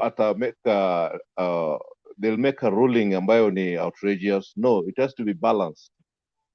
So let's have hope kwamba mambo itakuwa mzuri. And then the other thing, ulikuwa unasema nobody can come out in the streets. I can tell you I have a lot of, I walk around, I talk to a lot of people. It's part of my work. Right now, even the people who are supporting UDA, they're somehow, they're somehow depressed or stressed. Sababu, even the expectation walikuwa wanataka after this thing, it's not coming. Biashara zimeanguka, hao wabodaboda, mama mboga, the vulnerable. Sasa hivi ndio sasa pesa imekwisha kabisa. They're also tired of this thing. And actually tukisikia the blame zinaenda kwa Ruto. So if there's a way they can come and and stop this thing by kicking out Ruto or by refusing kukataa hiyo mambo ya Ruto nataka, they'll come out. People will come out. People are tired. People are hungry. People are going out without food. And it's all because of one man. Because nobody is blaming Raila on this or AZIMIO. They're blaming UDA. And actually, even they're not even blaming UDA. They're now blaming Ruto. So one man hawezi simamisha 50 million Kenyans. So right now, hata wale watu walikuwa na msupport, they are now swaying. Wanaona kama huyu jamaa anafanya kazi isiendelee, na kweli kazi haiendelei. Everybody stress. Jamaa moja hapa amesema hata TV yake angali. That's the situation people are in. Biashara haziendelei. So everybody's tired. Everybody's tired. People wants to move on. That's why people have kept their hope in the Supreme Court, because wanajua hii ndio itakuwa funguo ya kufanya kazi endelee kama ida. We move on. The other issue, nafikiri Joshua ndiye alikuwa anasema ati Chebukati should pay for the legal fee. No, things don't work that way. Hata ukuwa driver ya basi ya company, numegonga wewe ndio una makosa. I think you don't take the responsibility kutengeneza basi, kulipa hata labda nini. The owner of the bus takes responsibility, maybe through his insurance. So hata hii, Chebukati is there for the government. He's working for the government. He's actually working for 50 million Kenyans. So akifanya makosa, if it's criminal, atakuwa charged in court. Kama ni something anaweza kuwa surcharged within the department, anakuwa surcharged. But kusema alete lawyer yake, hire lawyer yake, no, it doesn't work like that actually.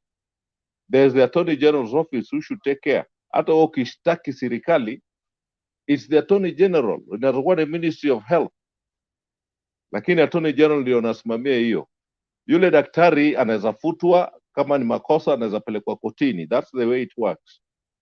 But I know Joshua and PK, hao hata kipewa uongozi nafikiri itakuwa dictatorship kidogo, sababu they want things to happen. Nawaelewa kabisa, because in Africa sometimes the law does not work. So you have to deal with them the way you should deal with them. Because ukisema law in Africa, I'm sorry my friend, things might not work out. That's why hata ile pesa watu walikuwa wanasema ati Ruto atapatia bodaboda alafu atalipa. It can't work, not here. Not here, maybe in developed countries, but hapa haiwezekani. That's why unaona developed countries unasema you don't need even a voter's card. Bora umesema unaishi mali fulani, wanaweza jua wewe ni mtu fulani, wewe ni mwananchi and things all that. Hapa Afrika it cannot work. Without voters card, maiti wengi wataweza vote hata kuliko wale wako hai. So we have to be strict. That's what I want to say. So Okay. some of the things wakina PK wanasema na Joshua, they are the right things to do actually. Especially if you're in Africa, those are the right things to do. Mwafrika ukibembeleza ni mbaya. We see it even with our relatives. Unamweka kwa duka, first week anafanya kazi, second week anafikiria kuiba. Third week ashaanza kuiba left and right ukimweka kwa duka ama kwa kazi. So some of these things, it needs a hard way to work with people around here. Hata kwako nyumbani. Utakuta mtu umemsaidia accommodation, labda ni cousin yako ama ni niece, nephew. Unakuta ashaanza ku-raid labda fridge, ameanza kunywa mapombe zako kisiri, anaweka maji. I mean, Africans, you have to work with them the hard way. Hiyo fridge unaweka lock. Hata kama hakuna lock, unatengeneza padlock, unaweka lock. That's the only way. Ama unafunga na nyororo juu. Unafunga na nyororo. Hiyo yako John ni ukoloni. Inaonekana wewe ndio mtu unaekanga inaitangwa handprint kwa unga. Ukitoka asubuhi unafinya unga na mkono namna hii. Ukikuja But what jioni I'm saying is the reality, actually. It's the reality. What I'm saying is the reality. I agree with all you. You know, unajua ile kitu mimi najaribu kusema ni hii. Mimi sijakataa. There are people who will go to the streets. Lakini mimi nauliza namna hii. Objective ni nini? Because kama ni story ya IEBC, I am very sure the mistake yenye ilifanyika last time kwa petition haitafanyika saa hii. I am very sure. Yeah, that is true. This IEBC ni vile tu umesikia Kanjama hata kama mnasema. Jibu machozi Monday, kama unataka hiyo. No, mimi saa ile miaka nimefika siwezi enda kupigwa na tear gas. Hiyo nimeruka hiyo miaka. Afadhali niangalie kwa TV. Unajua kuna watu wajai onja tear gas wataenda wapigwe hiyo millennium. But what I can say is this. Wamekulipress your age. Ndio ninasema hii watu wanaendanga wakiachiana. Huwezi expect Raila awe anapigwa tear gas for 70 years. Wewe ukiritaya Makiadi, wewe umeritaya, kuna wale wamekuja nyuma yako. Hata Raila hataenda kwa street. Sasa iko jeshi ya Raila na Firingi. Wewe Stone Exactly. Kweli hawezi enda kwa streets hizi. Hii vijana wenye hata wapigi kura ndio unafikiria wataenda kwa streets? Tuko nao. They will. Wewe ngoja Supreme Court ya jeshi ya Raila ni tofauti. Jeshi ya baba ni tofauti. Makiadi, yes. Wataenda, these people iko wanataka ma iPhones huko. So if a situation imekuja opportunity, they'll go.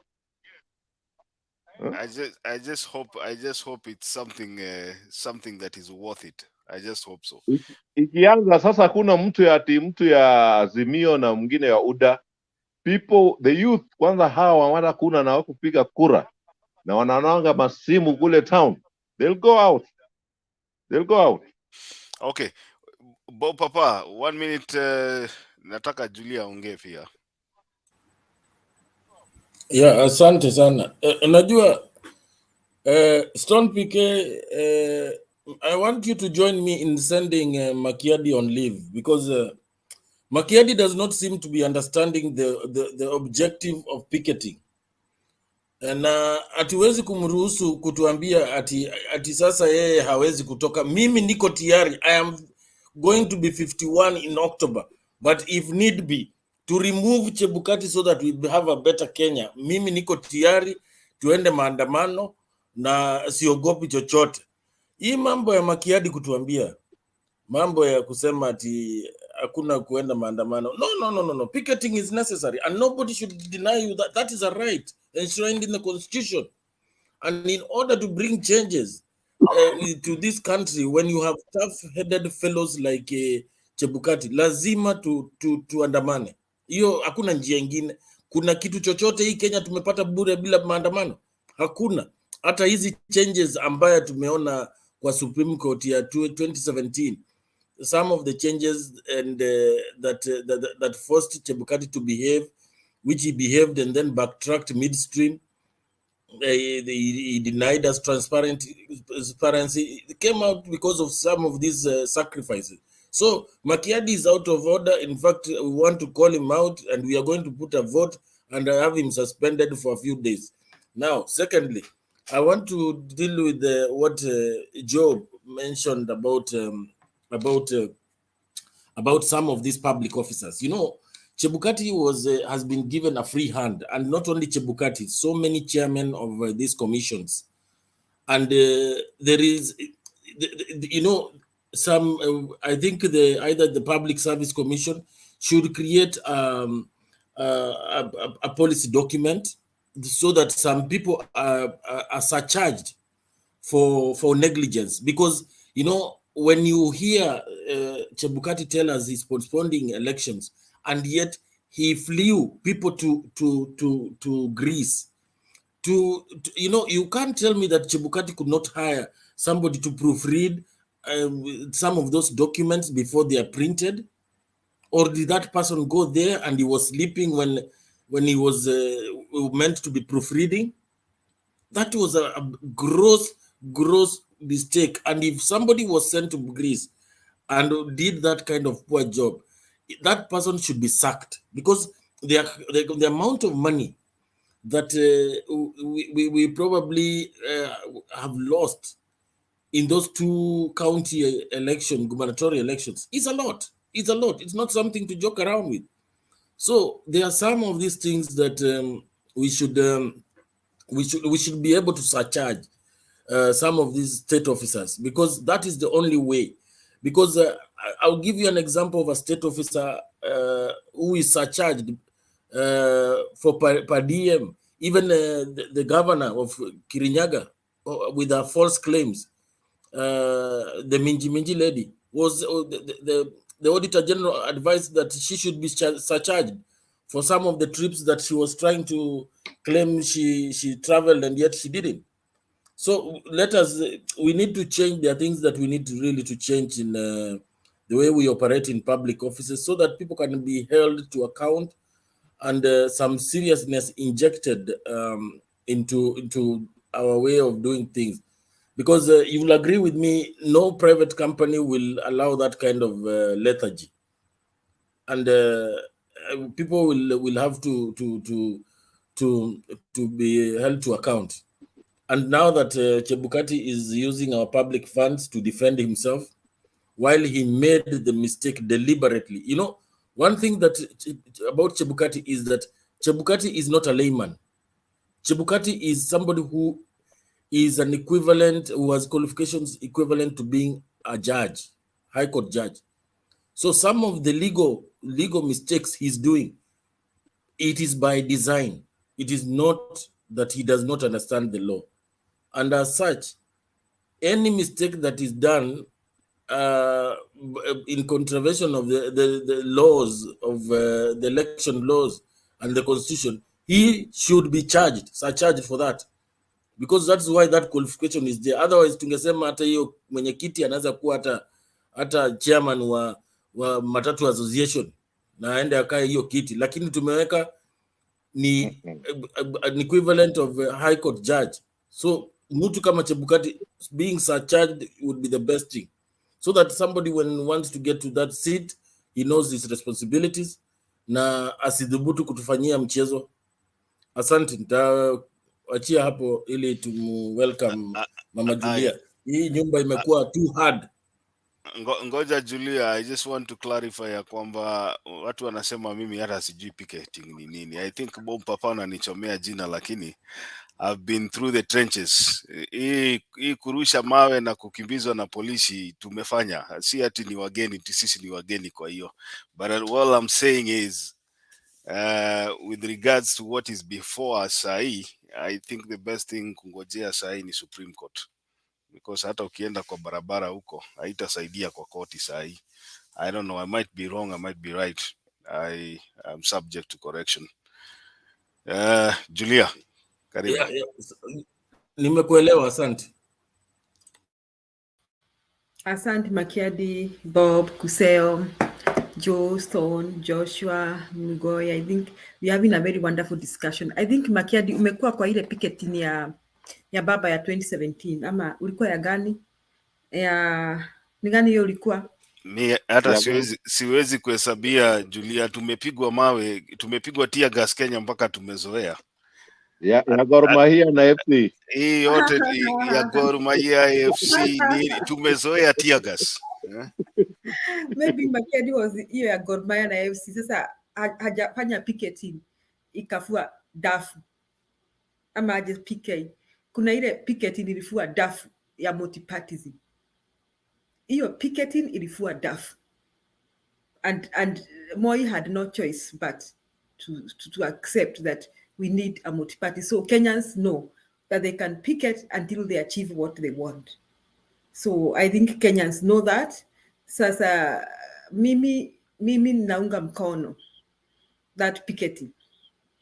But before that, I think we should give I also want to agree with Makiadi. We should give the Supreme Court an opportunity to see how far they can take the country forward. Therefore, I want to correct Joshua. Joshua, it is wrong for you to cast aspersions on Mother Koome. And you are comparing her with Maraga, and you are saying you know Maraga. How do you know Maraga? Kwa sababu ni mwana kanisa. Si mnajua vile tumechoka na watu wa kanisa saa hii. Sio, mimi sio mtu wa kanisa. But I don't want to hear anybody say they saw somebody in church and they think it's okay. Sitaki kusikia hayo, because the people I've seen now in the church are something else. And in fact, I used to be on the other side, and I used to think watu wanaingilia watu wa kanisa sana. But I also belong to the church, and I'm a Christian. But I no longer want to judge anybody on the basis on how many times I see them in church. Hata kama ni wazee wa kanisa, I just want to judge somebody on their actions and their behavior. So it is not right, Joshua, to cast aspersions on Mother Koome and her team. Let us give her an opportunity, and let us not also spread fear or a mentality that we have given up. I don't want us to go there. Let us see whether we can follow the law and have the right. That's why Uhuru and Raila are quiet. Si ati baba hajui haya maneno. Baba amekuwa kwa hii picketing. I think he's the longest person who has fought. He's one of the people that we now know that is alive that has fought for this country. So he knows all the processes, and he knows how far he has come, and he knows when to do. Even in I think it's in Proverbs, there's time for everything. That's what the book of Proverbs says, that there's time for everything. Kuna hata inafikanga sana wakati wa kuongea. So I think it is good we give the Supreme Court the opportunity to take this country forward. And I want to agree with Makedi and somebody else, I don't know, sijui ni nani, kwamba first and foremost, let's hope that the Supreme Court morally, kuna mtu amesema hapa kuna sheria na kuna hidden sheria, kuna hata morals, kuna decisions that will be made because of our moral values and our beliefs and what we think is best. For example, kama you are doing a case between a man and a woman na wako na watoto, na tuseme baba ndiye akona enough income. Usually I think the law determines that the person who can sustain those kids, can take care of those kids, gets custody. Lakini unaona huyo baba ni mbwa mtu. Will you give the children to somebody who will harm the children because he's the sole breadwinner and that he provides? I mean, kuna ile morals huwa unafikiria, you look forward, you look ahead. So I think Mother Koome, we said they are human beings and they are Kenyans and they are not living in an island, and they are watching the news, they are following the news. All this analysis tunapata na hii is news iko kwa bloggers, everything. I think they are alert. And each one of them can make some moral judgments and can decide, really, this is bad, Kenya. We cannot go this way. And they know the consequences of making some decisions. For example, if they decide to stick to the constitution and order a fresh election within 60 days, how will they help us? Now, if they think they don't trust Chebukati, if Chebukati is not trustworthy, Mother Koome and the other judges know that more than half the country will not trust Chebukati in another election. So how then will they order another election with Chebukati there? So they got to do something about Chebukati in these 60 days. They got to do something about it. So in their own wisdom, I think they have to do something about it. Otherwise, we are going to get into a constitutional crisis. Yenye nilisema jana, kwamba we should not be surprised to see Uhuru ruling for the next 2 years plus. Because we need a solution. We need to restructure our electoral processes. Kenya tumesonga sana. We are beyond those countries that go into anarchy and all that blah blah. And thank God to our armed forces. Our armed forces are still very sober. Our armed forces since 1963, apart from the exceptional case in 1982, have behaved. They have not, tamaa ya uongozi haijawaingia. Juu hata saa hii wako na nafasi ya kusema kwamba hatuwezekani kukubali fulani akuwe rais. You see, but they remain diligently protecting our country, and they refuse to indulge in politics and let us make decisions on the direction of our country. So we need to appreciate them so much. So because we have that opportunity to follow the law, I think I agree with Baba. Baba ameenda Supreme Court na Martha wameenda Supreme Court. So let us also wait for the Supreme Court to make a decision. And I think our time here, those of us who have faith and who believe in God and who trust that Kenya belongs to God, tuombe Mungu, the Supreme Court judges will be sober enough, will be above board, and will make a decision that will change Kenya for the rest for the rest of the time, because we need, just like the way we came, we had the single party, and then we later had the multi-party. Now we can now say we have multi-party, yes, but we are not doing well in our electoral processes. And every time we have elections, they are contested. I don't think the Supreme Court wants this song again. Sidhani wanataka huo wimbo tena, ati after 5 years tumerudi tena hapa contesting. And they know, they can feel it. Now, I also want to disagree with Makiadi. Makiadi, watu wataenda kwa barabara wakiitwa. Pressure imeingia. People are under so much pressure. Yani ni kama kuvuta ile elastic. It's just about to cut it. Yani iko karibu kuvunjika. Hapo ndio Wakenya wako. So, wako in a situation whereby the Supreme Court must prevent that next situation. And the only way the Supreme Court can prevent that situation is first to nullify this election, this shambolic election. But the best thing they can do is to ask the public prosecutor to prosecute Chebukati and all the returning officers that were involved in this shambolic election. Wawekwe ndani, that is what they can do. And then they can also give a guideline that we do not recommend an election unless 1, 2, 3 has happened. That is what they should do. So they should not say that the Kenya should have an election after 6 days. They should not say that if they want to help this country. In that case, Wakenya wote, whether in parliament or the president or politicians, just the way people met in Bomas, na wakachora a new constitution. People met again and again, na wakachora a new constitution, na wakaambiana twende referendum. We had those processes. Sometimes, the first time it was shut down. The second time, some people shut it down, we have gone through some process that today we can boast about the 2010 constitution. And that is why we are not worried, because we don't have a vacuum, because we have a president, even if the president remains there for 2 years. You see, we are at peace. Hebu fikirieni saa hii nyinyi watu. Kama tungelikuwa Chebukati ndiye huyu, ametangaza sijui Ruto, na kuna vacuum. You people tell me, tumegekuwa wapi saa hii? Do you think even your relatives in Nairobi will be sleeping there, mngekuwa mwambia wahame? But now we know we don't have a vacuum. So I think we are doing good. So my suggestion is, yeah, I agree with picketing, but let it be the last resort. But we should give the Supreme Court judges an opportunity to show direction for this country. Lakini Makiadi useme watu waweze kwenda street. Watu wamechoka Makiadi. Watu wataenda street.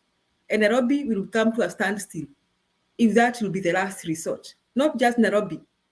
Because my conclusion is something must be done. And if the judges watch this show, they need to know, or anybody who knows them or who speaks with them, or even anybody who speaks with the president or even the politicians, they should know that one, Kenyans are not going for another election with Chebukati. That is one.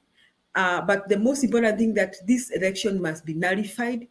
And I think if I was the Martha Koome, I would nullify everything, even a governor, na MP, na senator, tuanze mpya. Because how then do we want to say justify? How then do we want to nullify the election of the president? And we think the ones for the governors and the MPs and the MCAs was done well.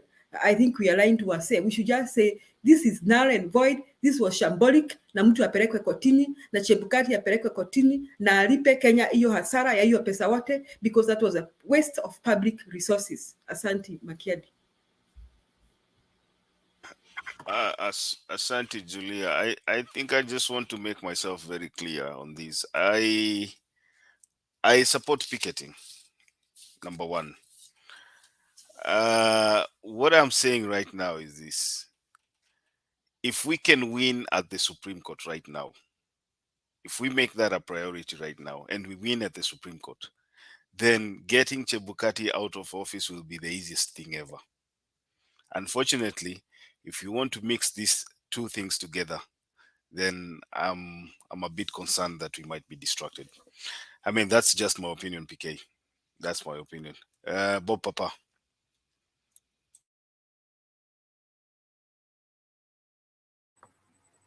Yeah, one thing I want to spend my time today to familiarize myself with the prayers of AZIMIO in detail, because you see, getting Chebukati out, for me, yes, it might be a priority, and certainly he must go out regardless. But even more so, disbanding that IEBC would be a better thing, because that IEBC is extremely rotten, starting with the CEO, Marjan.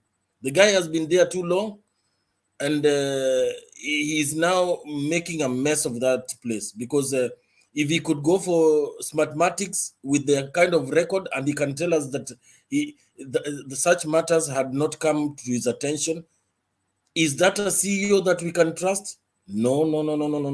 These are people who bungled elections in Philippines, Venezuela, name it, in Florida.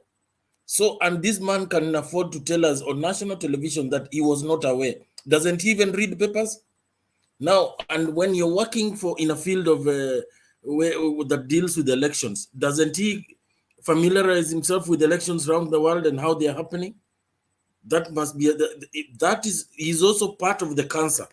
So Chebukati, yes, is a priority, but with that kind of guy, Marijan, in there, that I think would be a mistake to even leave that man there. That is one of the people who must go very fast. But I also want to appreciate Chebukati and team, because they're really working hard to give us 2 more years of Uhuru presidency. As it is, the IEBC as constituted is not going to hold any election in this Kenya that can be free and fair. Number one, the infrastructure that they have, those servers and KIMS kits should be burnt, set on fire, because they have been used in 2 elections, 3 elections now, and they are the source of our problems, because we have people who can access those servers at will. So we need to dump everything in terms of technology and the top tier staff for us to clean up that IEBC. That is the way to go, with the same infrastructure and the same support staff, especially on logistics and IT. Then we will be doing ourselves a very big disservice, because we saw at the floor of bombers the way Gladys Cholet was operating. Gladys Cholet has been in the commission, and whichever people she had recruited there are the people, the kind of people that she was dealing with, the likes of people who have been mentioned in is it Nyagaya's affidavit, the likes of Bilang, So we don't want to hear anything in the name of ICT staff. We need a fresh team. That is the only way we can have credible elections. Otherwise, we are going back to the same trap. And let's hope that the Supreme Court this time, because Orengo alluded that there are a cocktail of orders, and one of the orders I know is to find Chebukati criminally liable. That will be very welcome, so that we can have a good direction on how we deal with the IEBC. Otherwise, we'll still be setting ourselves for slaughter. And this time around, I'm very sure if we are to go back with IEBC as it is constituted, take this to the bank. I don't want to sound like I'm a guy of prophesizing doom, but like Stone PK says, we'll have to ban this country, and then we reconstruct it. That is the only way we'll realize the magnitude of the mistakes we are doing. Thank you. Back to you, Makiadi. Sawa, nimechukua.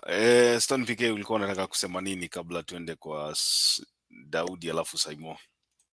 Yeah, I had two questions. One actually was to kind of, correct you, Makiadi. Of course, you put it, you repeated that you are not against picketing. It is true, but what we are not saying we picket before the Supreme Court does its job.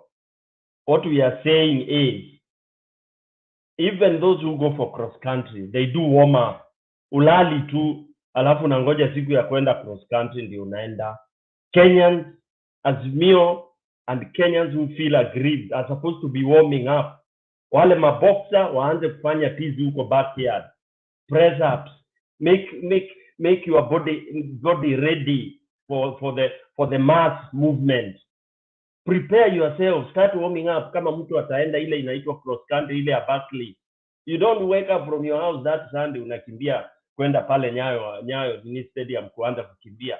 We warm up, tugurumisha magari, engine ziwe zina warm. As Supreme Court continues to do that, our people should know that we don't have two options, which is the truth. We don't have two options. Ama nyinyi hapa mimi naona nikaa nyinyi ndio masofti wale wa huko ubabi. Naona nikaa nyinyi hata mjui value ya 50 bob. Do you know Kenya today? Mtu kupata 50 bob. Ndugu zangu, especially you guys who are in the US and huko ugaibuni. Those people back home wakisikia tukiongea wanasikia machungu sana. Because ukituma $10 home saa hii ni 1,000 na kitu. And you think you have sent a lot of money. These guys are going the whole day kutafuta unga. You guys are people who say, hata sijui nilikula ugali siku gani. Back home, it is ugali. Stone PK. No, I'm just questioning you. Ngoja nikwambie kitu. Unajua, the problem with people, you judge people from the face, eh? Not the face. Ngoja nikwambie, unajua, okay, I know you're just making your remarks, but when ndio mtu wa kwanza kuniita softy. I mean, no, I'm just saying you're making a remark. It's an overall remark. Sinajua hujataja mtu. Some people ukiwaita softy, then we should sit down siku moja nikupigie story. Ndio ujue watu mahali wamepitia, but that's just an off the whatever. Si ati namaanisha umeita mtu. I'm just saying some of us hiyo tear gas yenye watu wanasema hapa tunaogopa.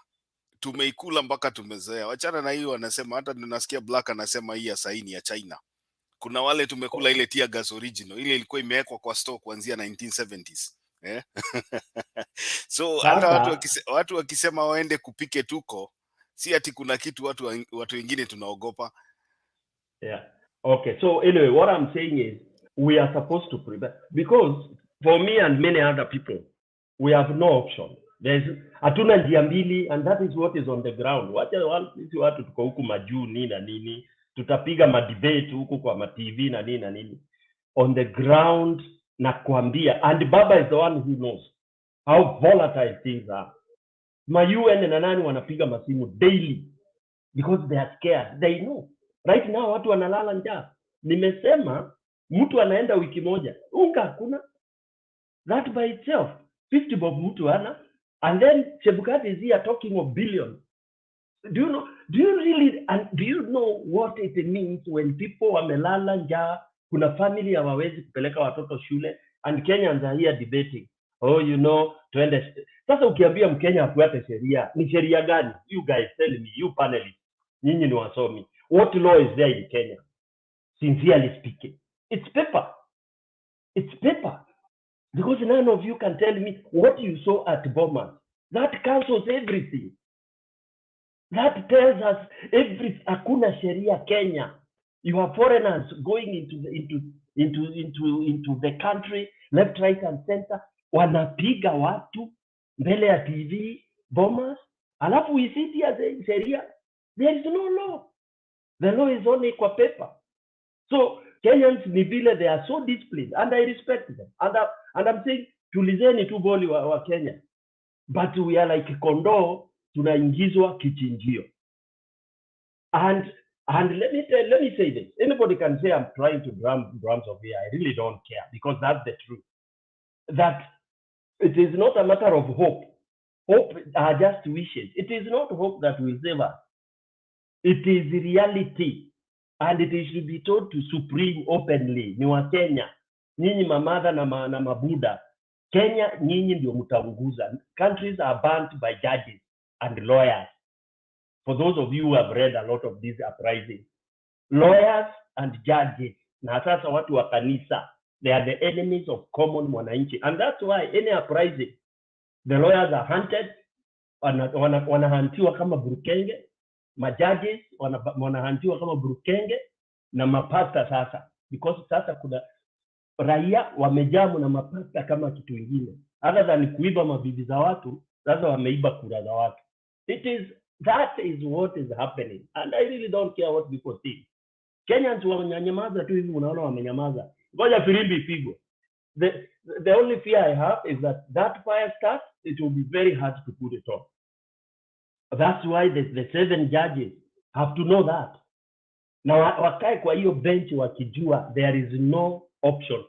Hiyo nani my brother Pilo anasema ati wafanye the right thing. Hakuna right thing nyingine, ni kuua hiyo election, and they don't stop at that. Disband IBC, allow Uhuru to be there as long as I establish. We don't care even if he goes for 5 years.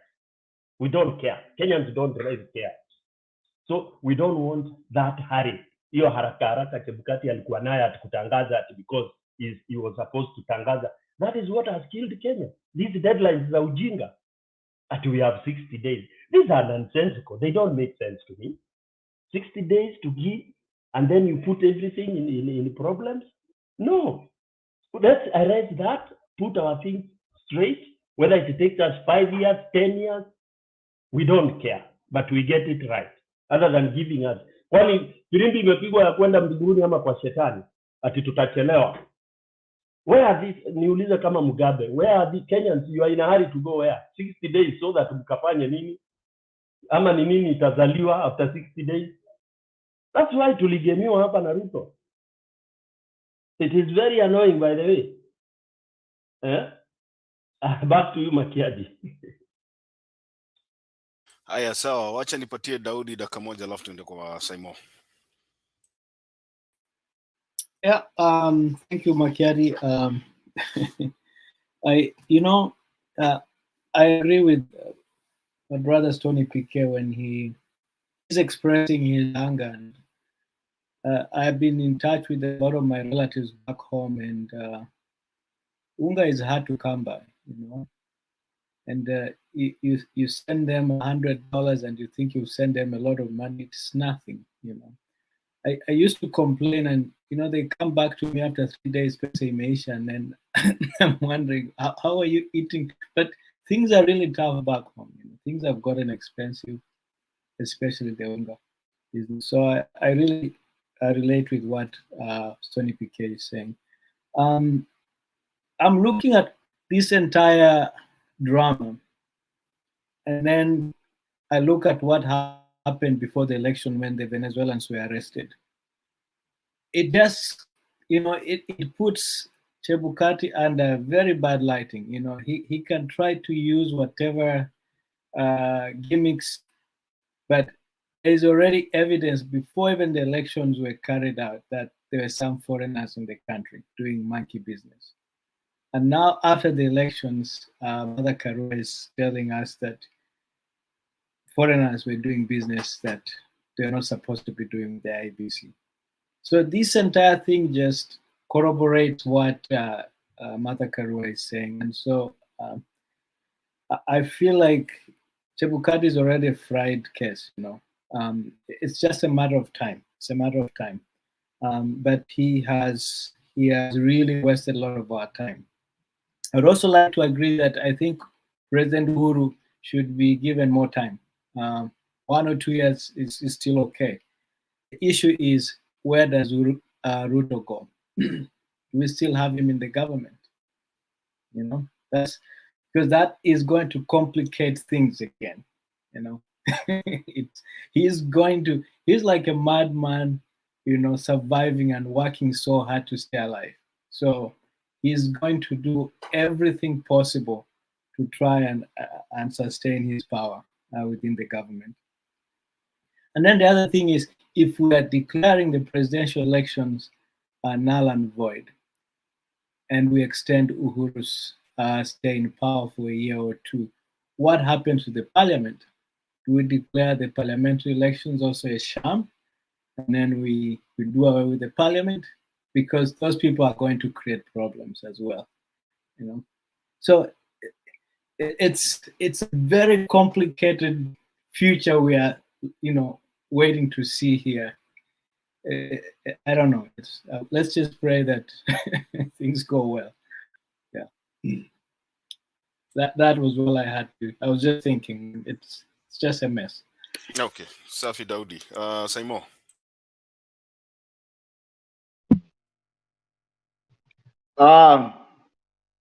Habari zenu. Thank you so much. At least finally Makiendi amenikubalisha kuingia after kunitesa. It's all right. I'm here.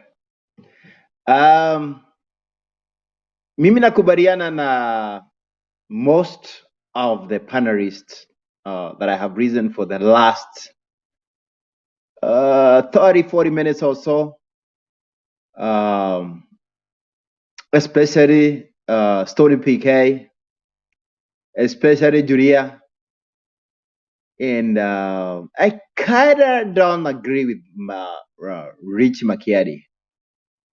But he has come around. Amejaribu kutengeneza vizuri kidogo in his last submission.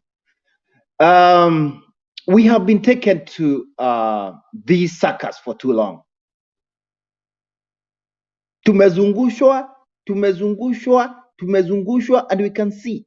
And I asked in this show, and a lot of people have asked in this show, how long tutazungushwa na these politicians? How long? Why? Mimi niliuliza in this show, and I've been asking my friends and anybody who cares to listen, why were we going the elections in the first place? Mwanzo tulikuwa tunaenda elections to do what? We knew very well that Chebukati is the one who is going to be the chairman. Somebody who had already botched 2 elections. 2 elections. I mean, bought vizuri tu. Shamboric too. Now this one is the mother of them all. It's like ile ugonjwa umekuwa naye, you have been having this disease, and now these virus have become resistant. That's what Chebukati has become. He's now more resistant. Now that's what you were dealing with. That's what we are dealing with. Now, this is what I'm saying, and this is what is a lot of panelists are saying today. That, okay, we have a system that we have taken a lot of pain to build, especially the last 20 years. Let me say 30 years, since 1992. I had Makiadi saying, and some of the panelists here, I can tell somebody like Bob has been there since 92. Me, I was one of the pioneers wa kwenda Kamukunji. Tukienda pale kina the father of Raila, Odinga, kina Orengo. All these who are the young tax were there. I was involved. Tulikula tear gas. Ile Makiadi anasema the original. Tuliipata. But I'm saying that we should not get tired. I'll reiterate. Our fathers, our forefathers fought for the country Kenya and for the better part of Africa. Nothing came easy. Nothing has come easy in Kenya. Hakuna kitu tumepewa in a silver platter. Nothing. Why do we expect to pewa silver platter this time? But we have built a system. Now this system, we are hoping. Now hope is not a very good word, but it's a good word. It depends on how you look at it.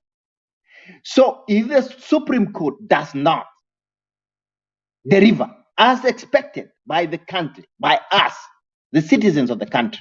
If it doesn't deliver, like I said the other time, like Stone PK is saying, like Juria is saying, everything should be on the table. Nakina Makiadi and the like, don't worry. Let's tell our people, usijali uko na miaka ngapi, if you can walk, let's do something. It's called a revolution. We have to do something. And nothing comes easy. But let's be hopeful with what is going to happen in the Supreme Court. If it doesn't deliver, let them know ahead of time that we are going to go to the next step. And guess what? If you remember very well, not very long ago, 2017, 5 years ago, what the NASA people did, I wasn't supporting them by then, but I see the point now. I see the 100% point and the pain that they had, because that's what I'm having today. I see the pain. I saw it then, but it did not have the impact that it has today.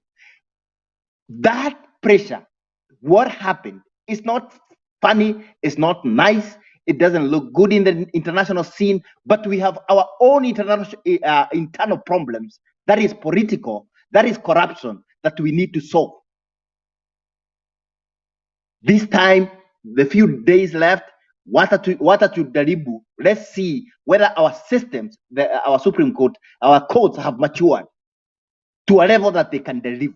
And I strongly believe that Mother Koome and her team, she's going to deliver. Because like somebody have said, the whole world is watching.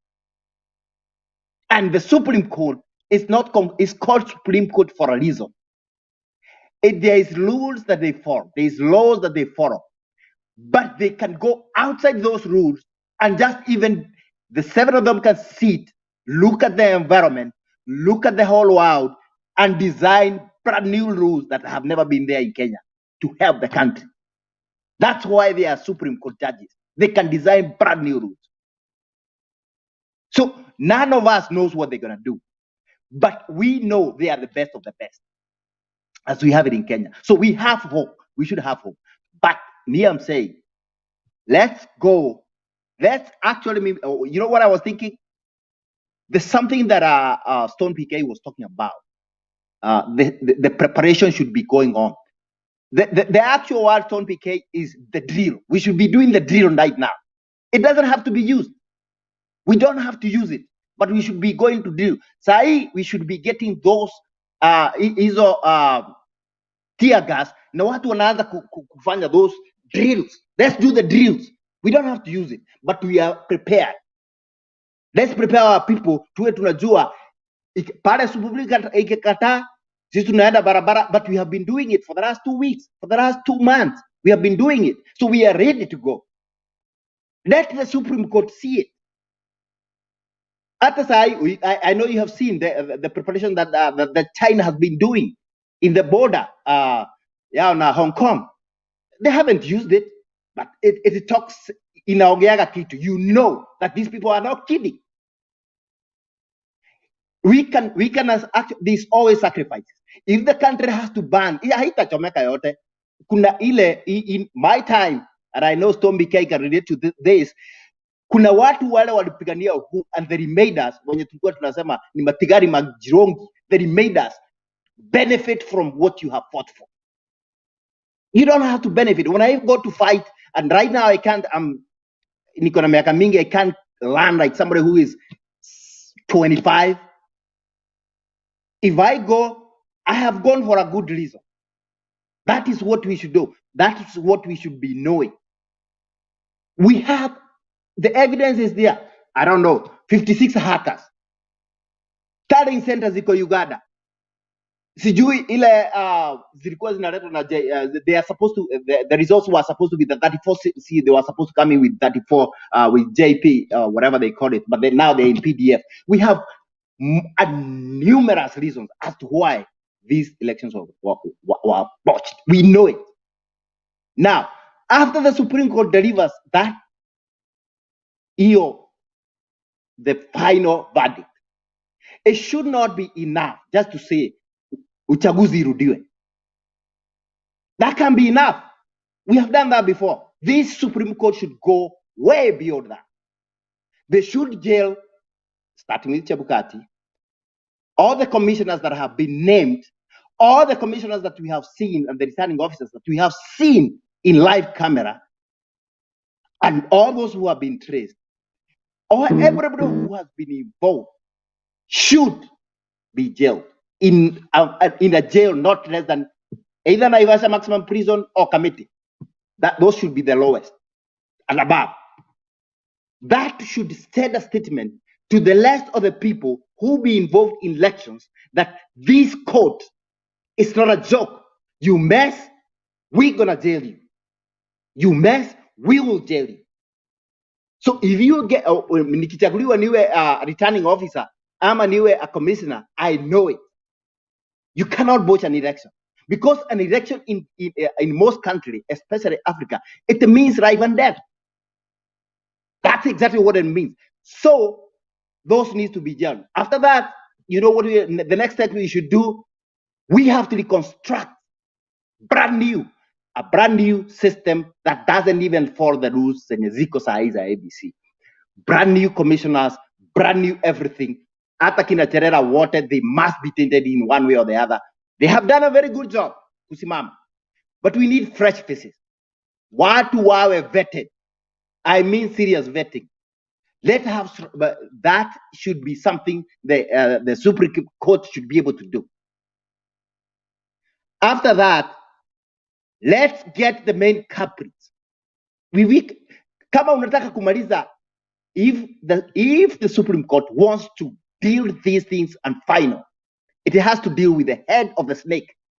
Ukikata mkia wa nyoka, it's gonna grow another one. We have to cut the head. At this time, Chebukati and the IEBC, and the next, if, because I don't know, and we don't know, if Ruto is found to have been involved in changing the outcome of the election, and that is what the law says, he should be put the same prison with Chebukati. Now maybe a different prison because they can still talk in there. Maybe, but the same level of jail. That should be communicated to the whole world that Kenya is not a joke. The Supreme Court of Kenya is not a joke. And that's the only way that we can be able to liberate our country. And the Supreme Court has got the upper hand. Remember, if they don't, I am advocating, like some of the panelists, yes, let's go ahead and pick it. And this time, like never before, something that has never been seen in Africa. That's how countries, that's the only way countries can change. We have seen it in Tunisia. We have seen it in Sudan. Why not Kenya? Ama ni shida hatuna ya kutosha. Maybe we are saying the ugali is expensive, but we still can afford it. When people will not even be able to feed, the revolution will definitely come. Thank you so much. Asante Simon, niulize tu swali ya kupitia 207, ulikuwa Kenya ama ulikuwa nje? 207 nilikuwa hapa. I had families, my own family, that were affected directly. Okay. So I had and people that I know, because I used to live in Eldoret. So I had a lot of friends that were talking. I can remember even one lady that was talking to me in the maize plantation.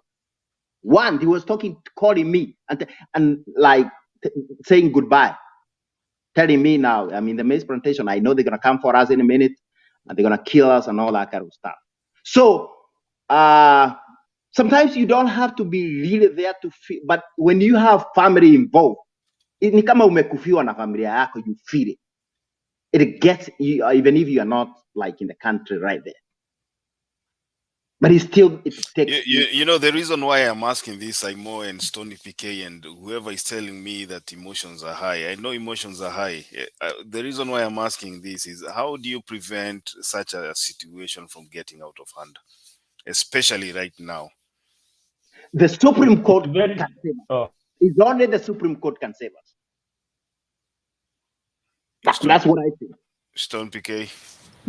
Makiadi, may I say something about what you ask?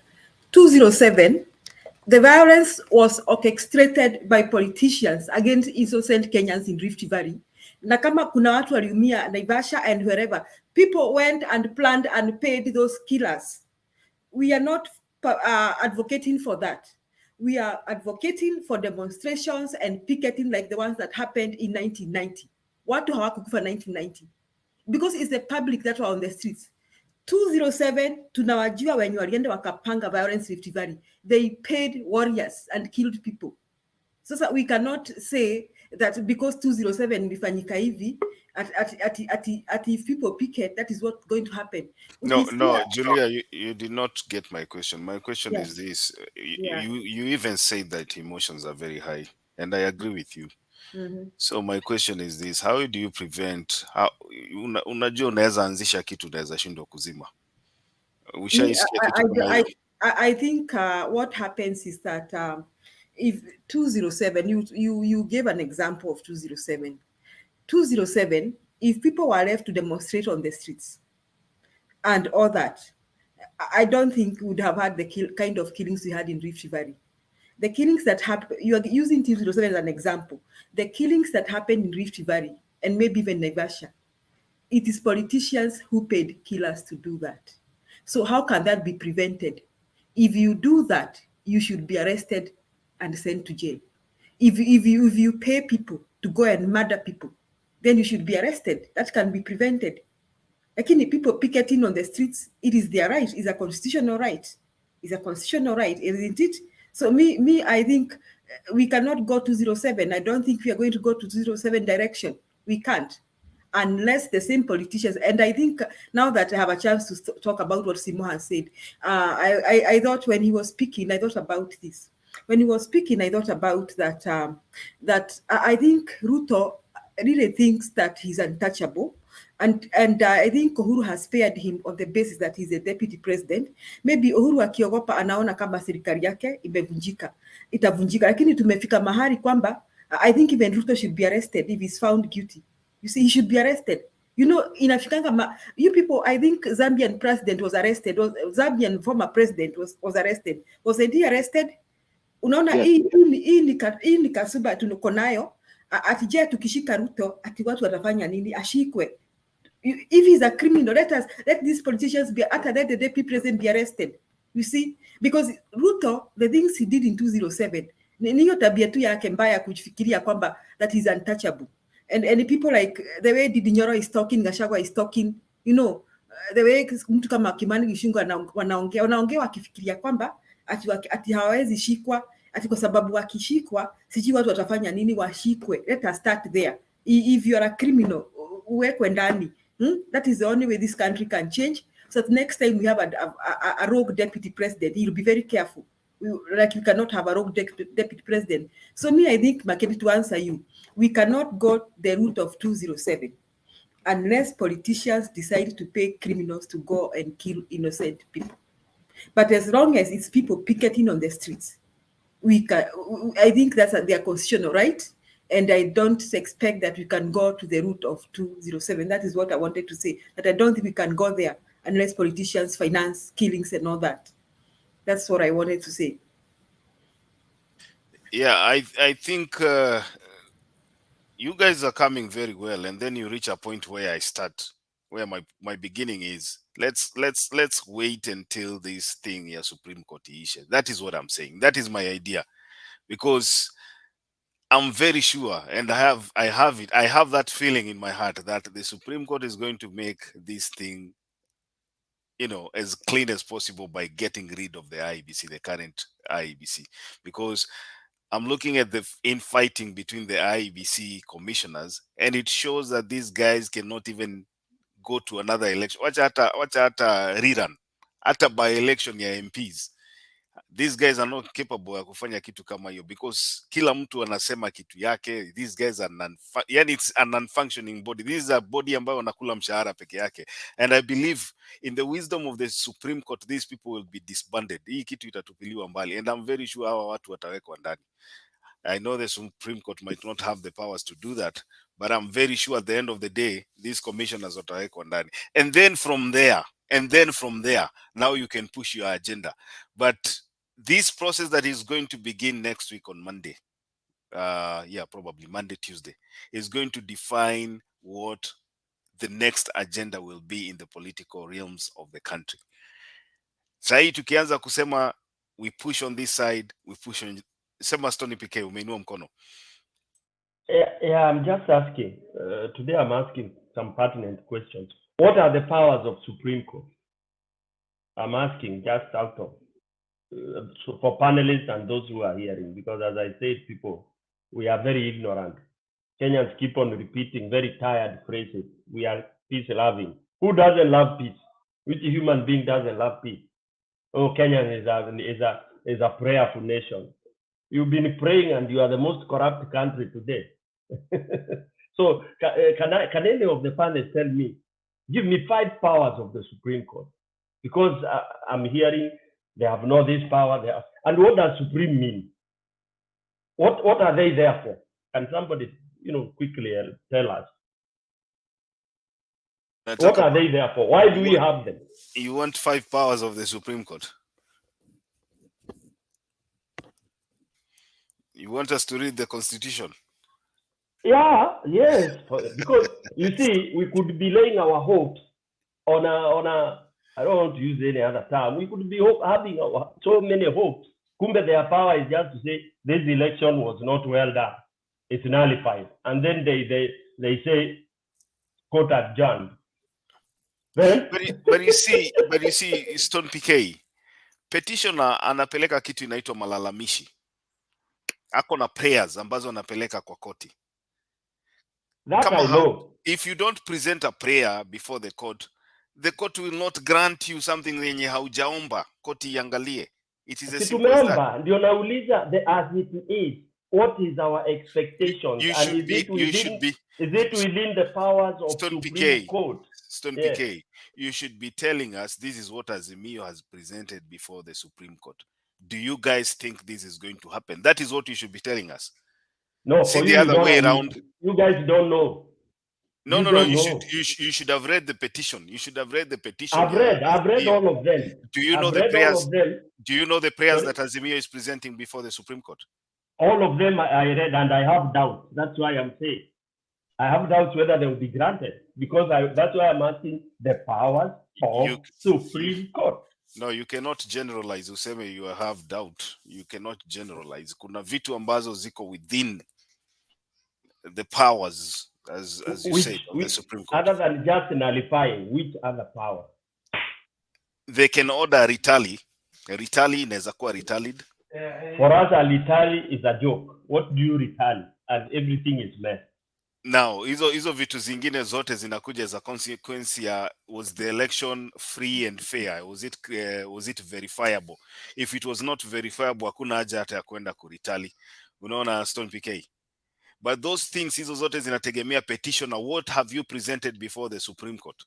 Kama AZIMIO imesema ya kwamba wanataka ritali, wanaomba Supreme Court idhinishe ritali, and then the Supreme Court grants that, then it's going to happen.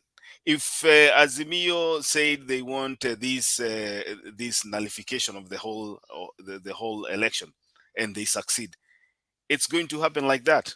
But you cannot say that umeangalia petition yote namna hii na unaona hizi vitu uko na doubt nazo. You are generalizing everything, which is not fair even to us who are listening to you. Akiadi, if you could really don't be the devil's advocate, because this is what I asked you guys to do before Boma. You refused. Let me try to help him, Akiadi, a little bit. The Supreme Court can do mainly 4 things. Let's not even know all their powers, because they are there in the Constitution. If you just have a look at it, even you Google right now, you're gonna see all their powers. But we know what they are facing. what is facing them right now, they can do only about 4 things. Number one, they can throw out what AZIMIO has brought all those malalamishi tumeleta huko kwa koti. They can throw them out and they confirm Ruto as the president. That's one. Number two, they can retire. They can say number two, they can say a rerun, that we have reason, tumesikiza kila kitu na tumesema hiyo uchaguzi wa Shaboric, and they come up with 100 reasons as why it was Shaboric, and we're gonna repeat this election in so many days. They can do that. They have the power to do that. Number three, they can say retire it. And they don't have to retire the whole entire country. They can just say we need samples from area A, Kiambu, tunataka kutoka Rokchogio, tunataka kutoka Mombasa, tunataka kutoka Kakamega, and that will be enough for the evidence. They can say that, and then they can say that's phase one, and they can even order the Supreme Court can order the counting of the whole entire votes. They can do that. And at that point, if that happens, the person who can come out the winner, for example, if Ruto has more votes, which is 50 plus 1, he'll be declared the winner and the presidential elect by the Supreme Court, not by Chebukati, by the Supreme Court. And the court can use, the Supreme Court can use the registrar of the Supreme Court. Number four, they can defer the whole thing. They can defer the whole entire process and say, we have looked at all the factors, we have listened to both cases, all the sides, na tumeona yule president ako mamlakani aendelee kukalia hiyo kiti for the next 2 years, 3 years, 5 years. They got the power. They can say that. Now, those are the main things. They can also say something totally we don't know what they can say. They have the power. That's why that court is the supreme. They can use laws that are not written. Just even common, this is the common law. They can use their intelligence to declare what they want. Thank you. Daudi. That is what Ngoja Stone PK, ngoja kidogo. Daudi, nataka unisaidie hapa. Unajua ukiwa petitioner unapelekanga prayers kwa koti, na koti haitaangalia kitu yenye haujaitisha, because according to the evidence yenye umepeleka kuna kitu utakuwa umetarget specifically. That is where I want us to agree. Utapeleka, utaenda kusema Saimo, hakuna mahali Azimio ameenda kusema ati Supreme Court tunaomba Uhuru Kenyatta akae kwa hiyo kiti miaka ingine 2-3. That's not part of the prayers. That's what I'm telling you. So what I'm saying is you collect evidence. Kama mumetarget kitu inaitwa discrepancies kwa tallying process, then you collect evidence towards proving that. Unanielewa? That's number one. Number two, kama mmetarget mnataka kwenda kuonyesha koti ya kwamba none of the candidates alipita ile threshold ya 50+1%, then you collect evidence ya kuonyesha none of the candidates. You have specific areas zenye mtakuwa mmetarget. You cannot be all over. Mutatupwa nje na siku ya kwanza. And that is what I'm trying to tell you guys, my friends. Makiadi, Stone PK, ngoja. Wewe ndio unatupoteza Makiadi. We understand all this. Unatupoteza. We are losing our argument. Wacha nipatie Daudi nafasi kwanza. Ngoja. Daudi ongea. Umepoteza sisi. Naona yani damu ya Stone PK inachemka kabisa But I think kuchemuka, you are misleading the people. It's not kuchemuka. You are not understanding what Simon and I are saying. I understand. Yeah, Makiadi is not getting us completely. And I have the Constitution in front of me as well. So I'm going to try and seek guidance from the Constitution here. But same with me. That's why I asked those questions. And it's only Simon who has gotten what I wanted. I wanted the last one he said. Thank you. Yes. So the thing is, any court arbitrates. You know, if there is an argument between two parties, it's the court that arbitrates, and so it can't go out of what you're arguing about. So Macchiato was very right to say that every side, they do have their own prayers and requests. So they cannot go and prescribe something extra that request. And as we see with AZIMIO's request here, I mean, the 23 prayers, they're not asking for an extension of Uhuru's term or anything, but they might recommend it. However, within the 23, we see some of the things that Simon is saying, Raila could be declared the president. That is a possibility. They have the powers to do that. They can retaliate and declare Raila the president. They can also, looking at whatever is happening, it's also within the prayers of AZIMIO that the election be declared null and void. That could be granted. Now, I don't know what you're looking for, but they also do have the power to exercise discretion and say, okay, what is in the best interest of the country? And that's why, if they had a full month to listen to the petition, because 1 week is not enough, but they are going to summarize their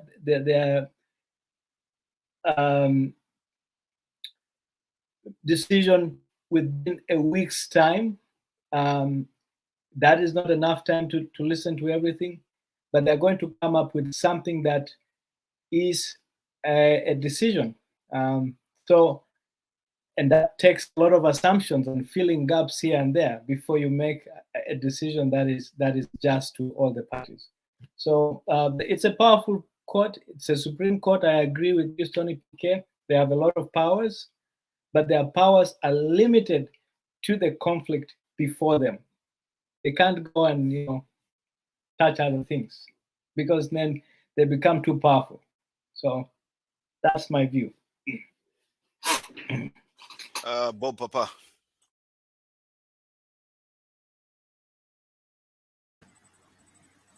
Yeah, I just wanted to comment that I heard Simon saying that the Supreme Court can make any orders. One thing the Supreme Court must do, it will only make orders that are consistent with the Constitution. They cannot make orders that go outside the Constitution. Yeah, they can give directions, but those directions, I think there is somewhere in the Constitution in terms of extension of Uhuru's rule, or Uhuru being in office, can only come under certain circumstances, similar to the ones of what happened in Malawi.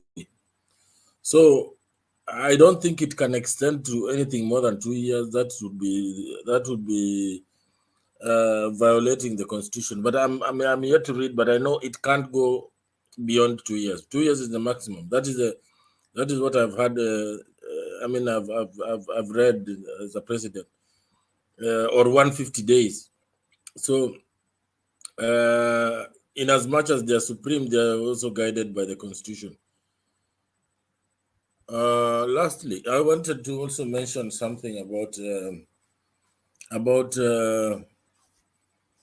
the prayers, or the process of that Supreme Court. In as much as we might be thinking that the time could be short, but since the filing of that first day of filing of that petition, the judges have been going through this petition, and they have been asking the relevant parties to supply some of the material that they require, including, you saw the other day, IEBC delivering their form 34As. I don't want to say the original ones. They are form 34As.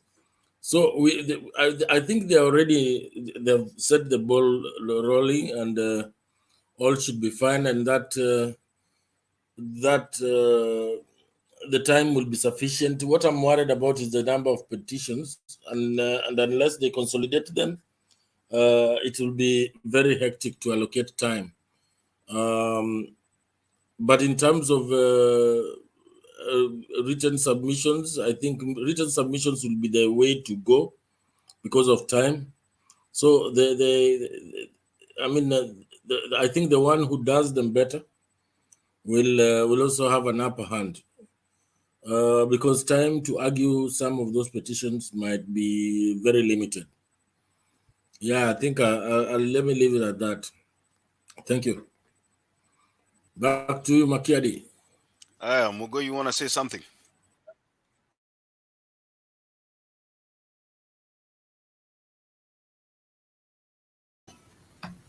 Yeah, okay, thank you, Makiadi. Yeah, no, I don't have much to say, but about the ruling which we are expecting.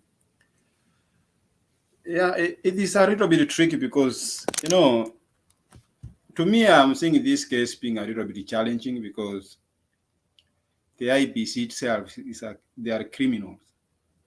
So even the charges themselves, I don't know, they are going to charge the commissioners, or they are going to rule against I don't know who is going to be answerable on IBC, because Chebukati is coming as a lone ranger, the marijuana wherever and the kurugurai wherever, and therefore others, everybody is becoming individually.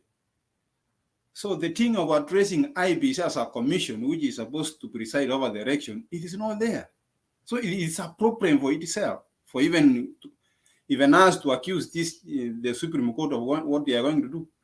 What evidence are they going to get from these people to verify the election?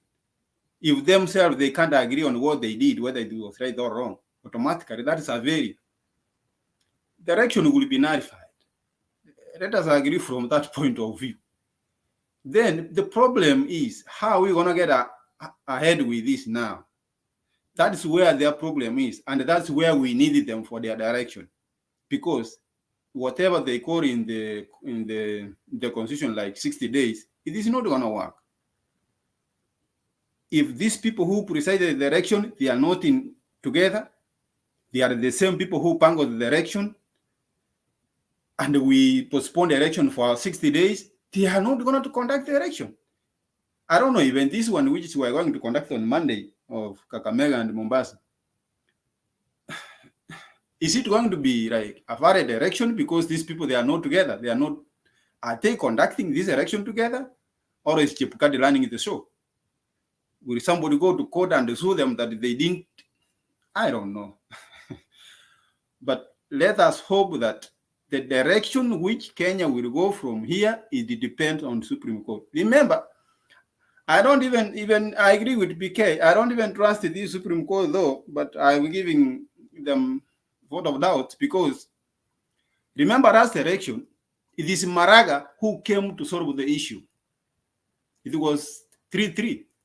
That means there were some judges who were who were agreeing with Chebukati for the last election. Until Maraga came in to break out the record and said, no, this is not going to work. That means what? Even this one, we may have people who can see when the evidence is there, but they will go on the other side. So they are not angels here we are going to deal with. They are human beings. But are they going to put Kenya forward instead of their own benefit? If they put Kenya forward, then they should come out with a clear map on how to deal with this after they have nullified. Nullifying is okay, then what?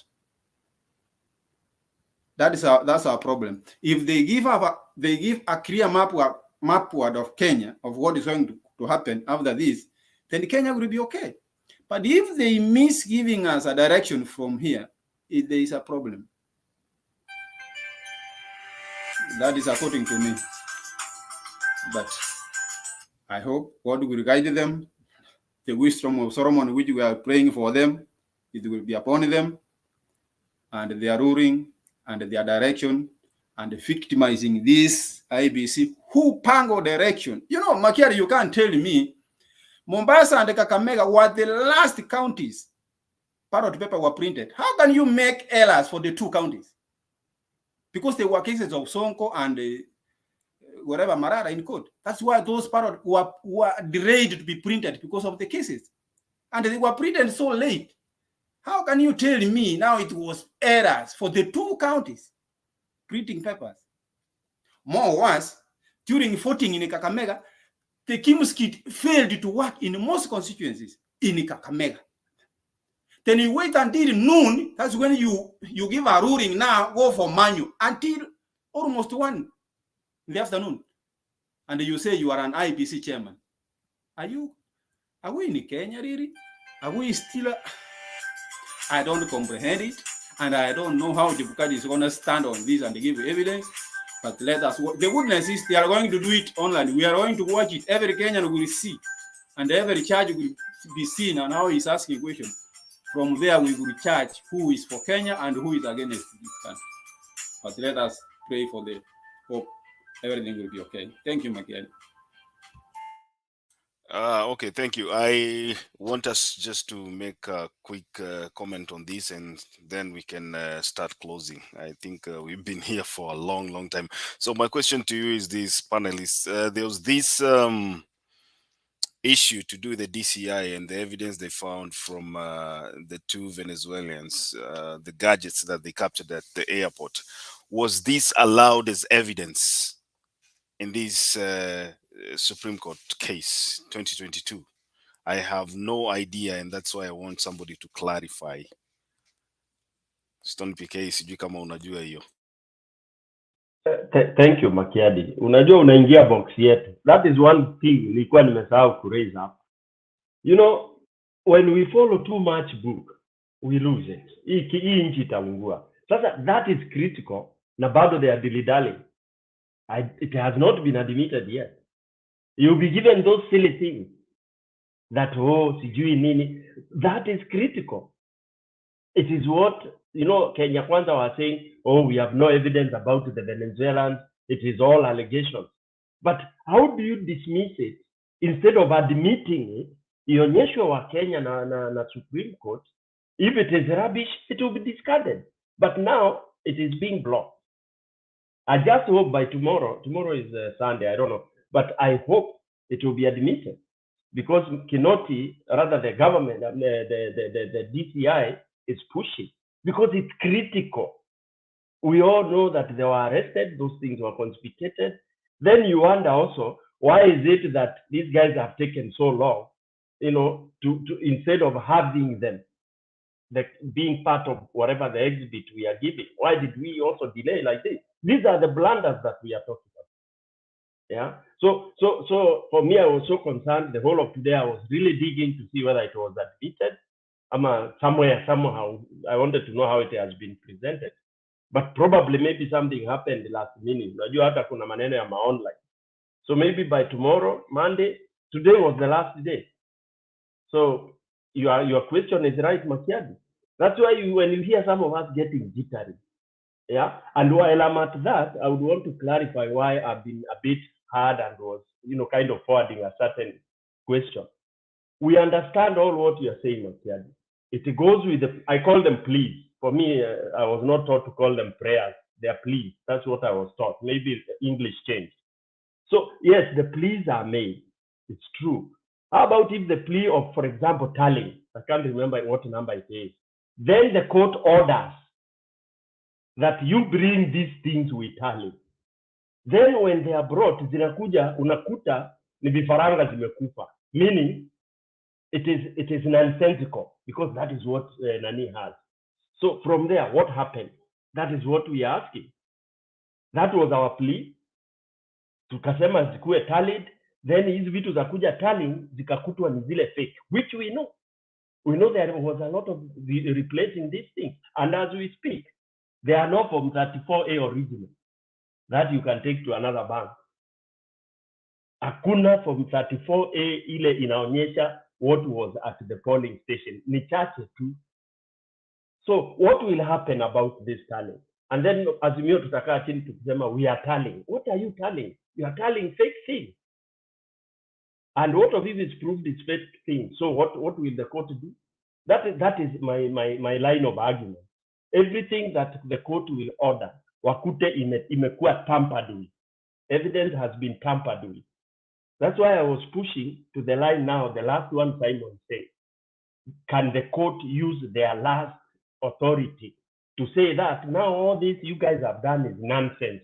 This is what we rule. That was my line of argument. Can they have that last, it's number 4 or 5, final, that they can decide to, by the way, Supreme Court can even, they can redesign their own law. Hapo, wanaweza sema there is a term that is used legally, nimesahau, and it will be law. That is what I want them to know, that Kenyans are aware of that it is them tunategemea. Wachome nchi ama watengeneze. Thank you. It's not a question of our players that is not an inability, because what we have players please to zinaweza kukosa ku hold water because evidence is destroyed. Thank you. It's called common law of intelligence. Yes, Bob Papa.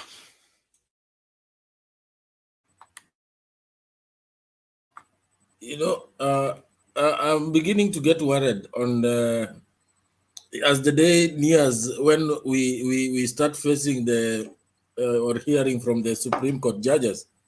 I'm getting worried at what PK is alluding to, because PK is imagining that we are facing some concrete wall that is probably 12 feet. But Stone PK, one thing you must realize is that this is a very defining moment, and there is something normally in the corridors of justice known as a repeat offender, and that is one thing that most judges do not take lightly. And I want to believe that this is the defining moment. And that if it means getting into those servers, they will have to get into those servers, because the minute they do not address that issue comprehensively for a second time, that they do not find or pronounce themselves in terms of criminality of the whole process, it will be a disaster for the country. We will never wake up. We'll sleep forever. So this is a defining moment, and I think the Supreme Court will have to do something, because it is for the good of the country. And sweeping things under the carpet is not an option for them. There are so many people who would argue that they will uphold the election of William Samoei Ruto.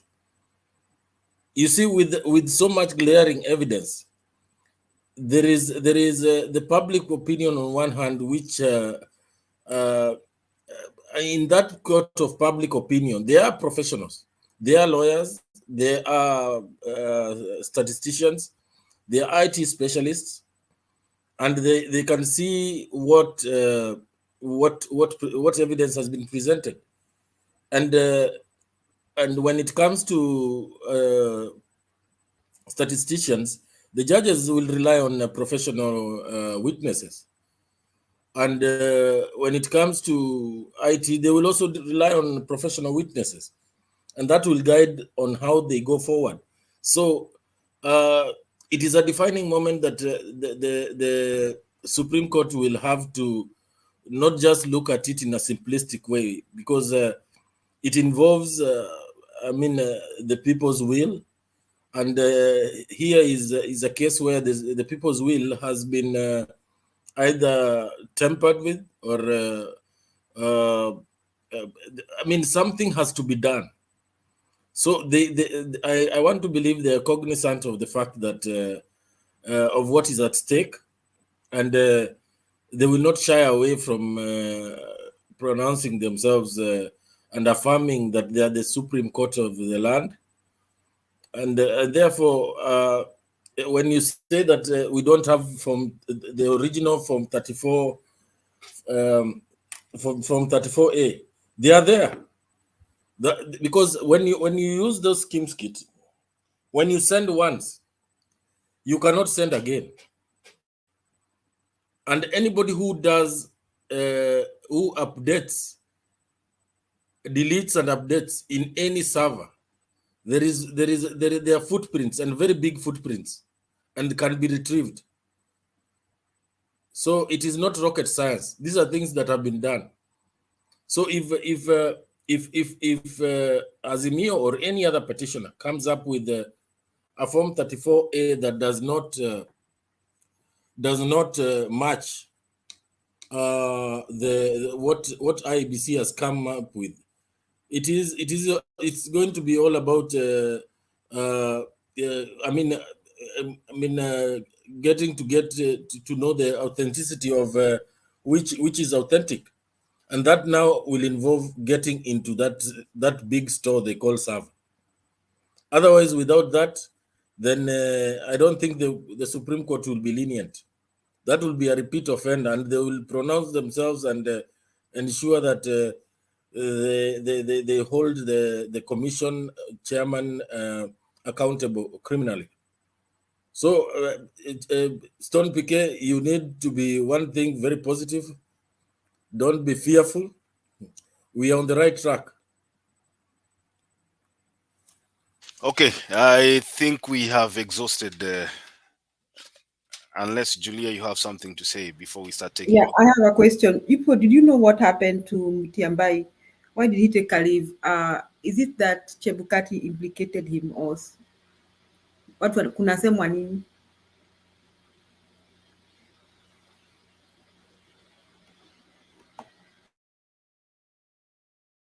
Julia, let me be vocal tonight. Kenyans, with our naivety, tunasema ni kawaida mtu anaweza kuwa mgonjwa tu wakati wowote. That's our naivety. Kenyans, we are very naive, very corrupt. We have extremes, very naive. Sasa tunasema mtu anagonjeka anytime. Sasa yeye akachoose kugonjeka saa hii. Thank you. You did that. Danny is saying that he thinks he's actually sick. But is it true that Chebukati implicated, said that Mutiambai and others were forcing him to declare Raila president? Chebukati ameandika kitu kama hicho? Kwa Julia hajaona ile video nimecheza. Asikuona. Okay, I think I played the video here. It's I don't know. Let me see. It's a bit long. It's 5 minutes. Julia, I want to ruka tu makiasi. Cheza tu leo ama ueleze. Tunaenda kanisa ya saa 4. Unaona sasa wewe unajua umekuja saa hii Julia. Sisi tumekaa hapa for 8 hours. Tumekaa na makiadi kutoka jana bwana. Tunataka kwenda kupumzika. Okay, let me play this video. Bob Papa, ngoja kidogo. Makiadi, before you play that video, maybe kindly explain to the fellow called Gilbert Atuga that whatever we were seeing on the screen is a portal and it's not a server. Do not mistake a portal and a server. A portal is just a website. We are done with that. We are not going to waste time telling people the difference between a portal and a server. We are done with that. Hiyo tulimaliza. Utasikia hata tukiongea siku nyingine hapa. Yeye anasikia hizo vitu kwa akina Ndindi Nyoro wakisema server ilikuwa open. Na akina nani huyu jamaa alirecord video akisema server ilikuwa open, anaitwa na Sudi. Au ni wanafunzi wa Sudi. Sasa huyo hata simu hawajui kutumia. Hatutapoteza hiyo masaa. Tumechoka bana. You know, tumechoka. Wacha nicheze Julia hii video alafu we can finish up. IEBC chairman Wafula Chebukati has defended his conduct of the August 9th presidential election and declaration of William Ruto as the president-elect. Chebukati, in response to AZIMIO La UMOJA One Kenya presidential candidate Raila Odinga's petition at the Supreme Court, listed Vice Chief of Defense Forces Lieutenant General Francis Ogola, Inspector General of Police Hilary Mutyambai, Solicitor General Kennedy Ogeto, and Principal Administrative Secretary in the Office of the President Kennedy Kihara among top national government officials who were coercing him to moderate the presidential results in Odinga's favor, and in the alternative, a runoff poll ostensibly in national security interest. And as Francis Gashuri reports, Chebukati has cited his deputy Juliana Cherera and Commissioners Francis Wanderi, Irene Masit, and Justice Nyang'aya for colluding with forces keen on subverting the electorate's will and alteration of the presidential results.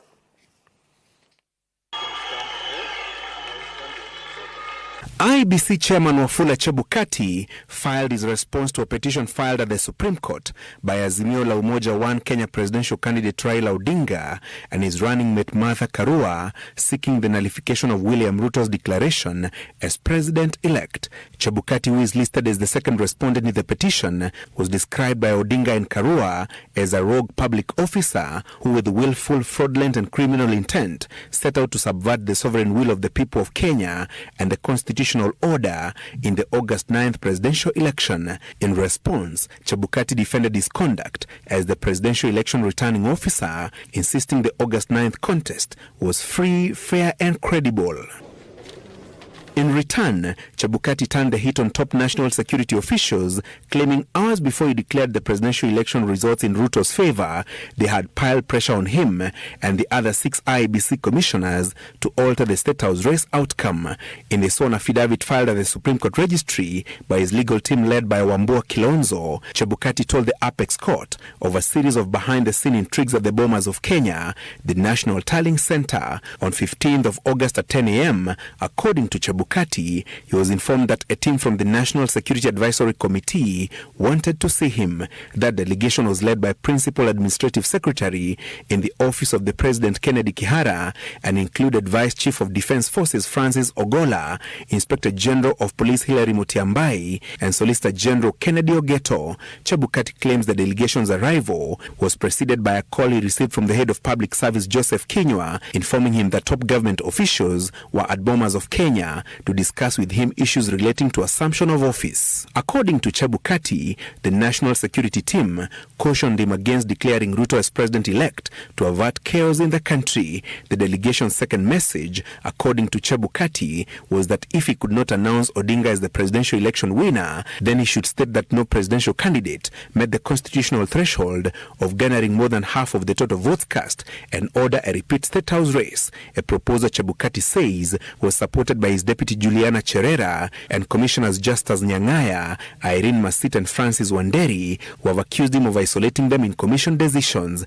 Commissioners Professor Abdi Yakub Gulie and Boya Molu and IEBC CEO Marjan Hussein Marjan, who are in Chebukati's corner, according to the Commission's chairman's affidavit, rejected the Security Committee's proposal. The runoff proposal, according to Chebukati, was seen as a win-win situation by the 4 commissioners, with Cherera suggesting manipulation of Ruto's votes by moving 233,211 votes from his tally to adjust upwards the number of rejected votes, a move he claims he rejected and was supported by Molu, Gulie and Marjan. The National Security Advisory Committee's proposal, according to Chebukati, were preceded by similar overtures by a team that had visited him at 3 a.m. on the same day, comprising AZIMIO La UMOJA One Kenya Coalition Party Executive Director Raphael Tuju, former Attorney General Amos Wako, and lawyer Chalom Bobu. Tuju and Wako, according to Chebukati, proposed that he moderates the presidential election results in Odinga's favor to avoid plunging the country into chaos.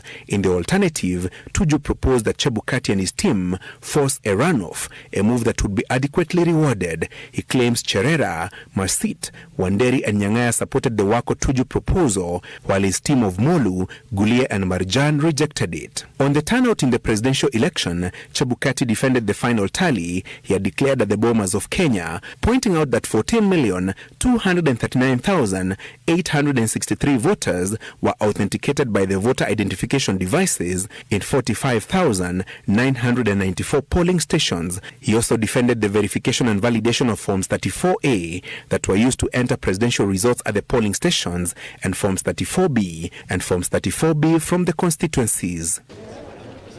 While asking the Supreme Court to dismiss the Odinga Karua petition, Chebukati says his officers were profiled, harassed, intimidated, abducted and blackmailed as part of the sabotage intended to scuttle the verification and validation of presidential election results at the Bomas of Kenya.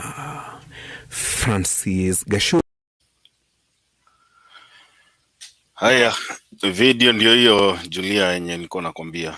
Okay, nimeona. Julia, What did you say about kabla that? uongee Julia, just 1 second. Julia, then you talk. Now, we sit here as very innocent Kenyans, panelists, learned people, and we don't ask ourselves, what is that drama? Is that Kenya? Who gets that kind of what? Yani, that is what democracy is all about. Hiyo ndio sasa Kenya yetu. Chebukati is that supreme that he can, yani hiyo picha nataka tu tujiulize. Asante Julia, continue.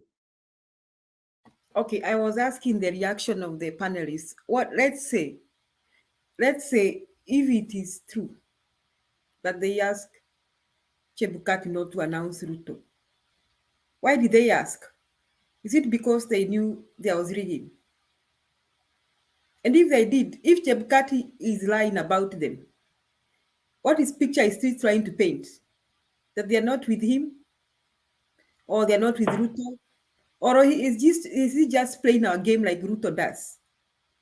To make us think that the police and the army are anti-Ruto? Or who is saying what here?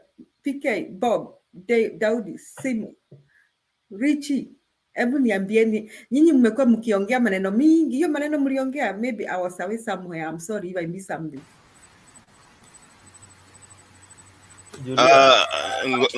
Ngoja, I want us to at least mtu ata make comments akifunga, ndio ama Julia utafunga. Unajua naweza kuachia kifuli. Yaani Richie unataka kutuambia leo unataka kwenda wapi na siku nyingine uendangi? I think I've been here for a while now. Anaweza kuachia kifuli. I think siwache tu wa comment hii alafu uende. Okay, I can let you proceed at least for a while, alafu ukitaka usaidizi ya kufunga utanishtua. But having said that, I think kuna watu walikuwa wanataka ku make comments juu ya hiyo. I think Saimo ako hapo. You can go first. Yes, I was actually trying to respond to Julia's original question about what is all this thing about Mutiambai moving. I have reason to a few professionals that are trying to decode the whole thing. Nobody can really know what happened. The only thing that I hear is speculation.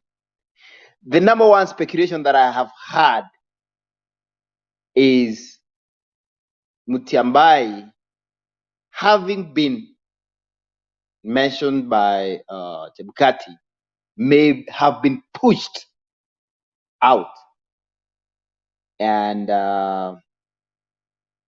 the fear, he may have developed some fear that in an event that Ruto is gonna win the Supreme Court, he's gonna be in big trouble.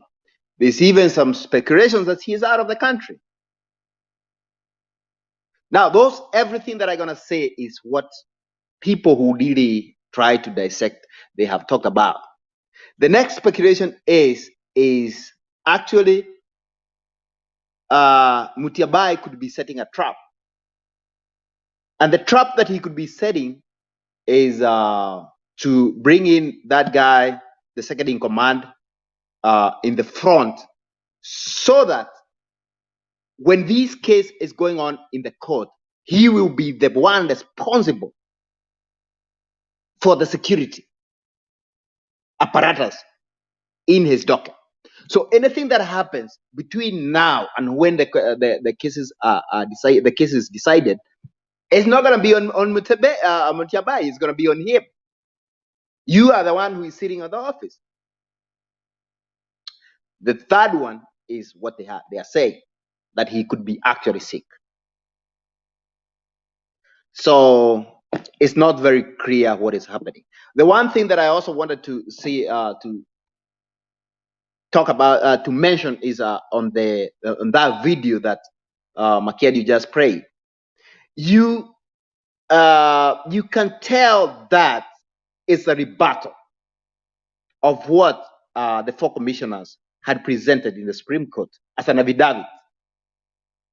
So you can tell this is cooked work. You can easily poke holes. I haven't even gotten time to listen to it properly, but you know that there's no way an IS or the security organs can go to bombers at what times. It doesn't make any sense at all. There is no way that Kenya could have called, and unless he comes up with audios that can say that, can show that. There's no way that Kenya is going to tell him. No, that can't happen. And Simon, that doesn't make any sense. Simon, Number two, if you listen to, let me just finish. A question on what you are saying. A question on what you are saying, that you finish with it.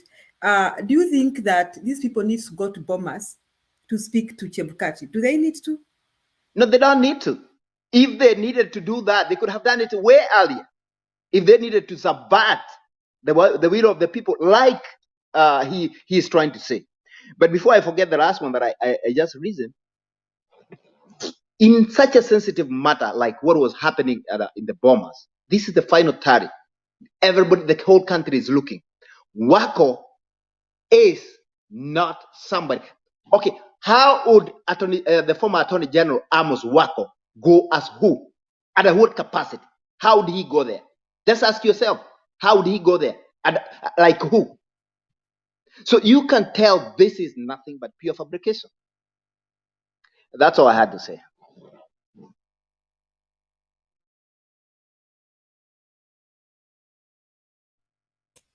Daudi. Yeah, I guess this will be part of my closing remarks. I also add the same sentiments that this is obviously a way of diverting our attention from evidence that is before the court. It definitely needs an affidavit. But you know, the beauty of things these days is that you can always get an alibi where you are at any specific time. You know, Bob Papa had mentioned that one of the people who were implicated in that meeting was somewhere in Congo when he should have been at Bomas. So technology is so amazing that we can literally place each individual at specific locations, and that could easily be proven in the court of law. However, it's only it only begins to hold water when you can prove it.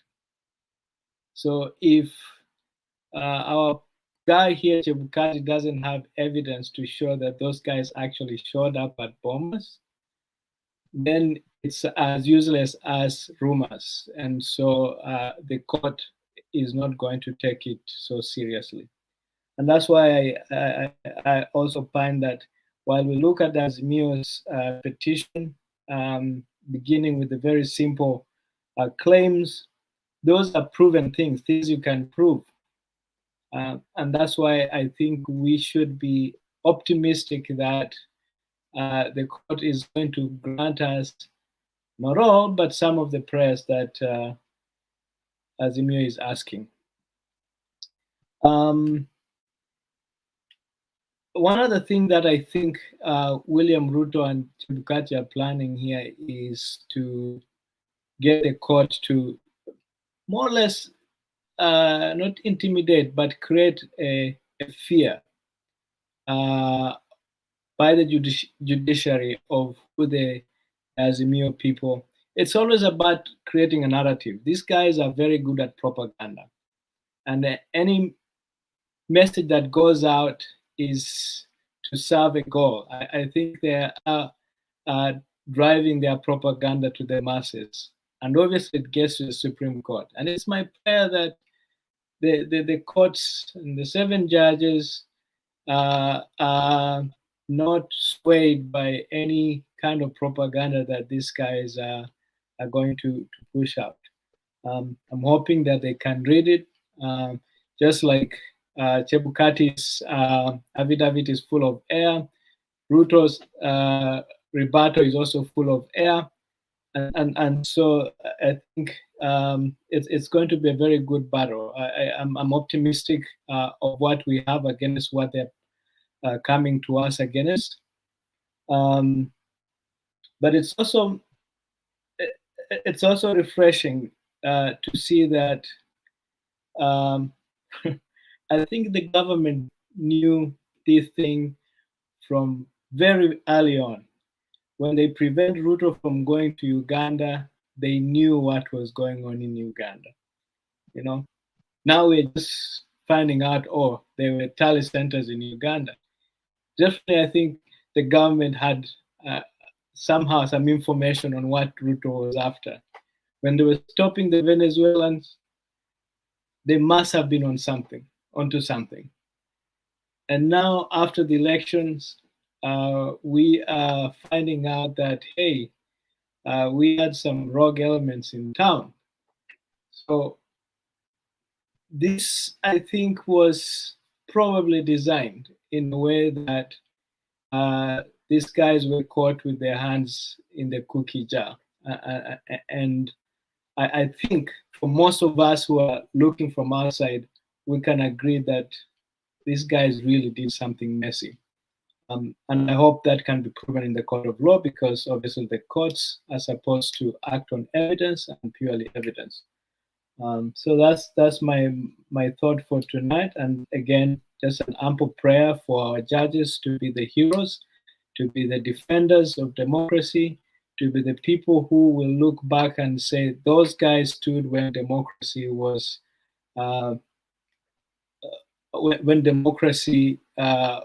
about to be brought down. And we can call them the people who prevented the evil-minded folks from taking over the country. They are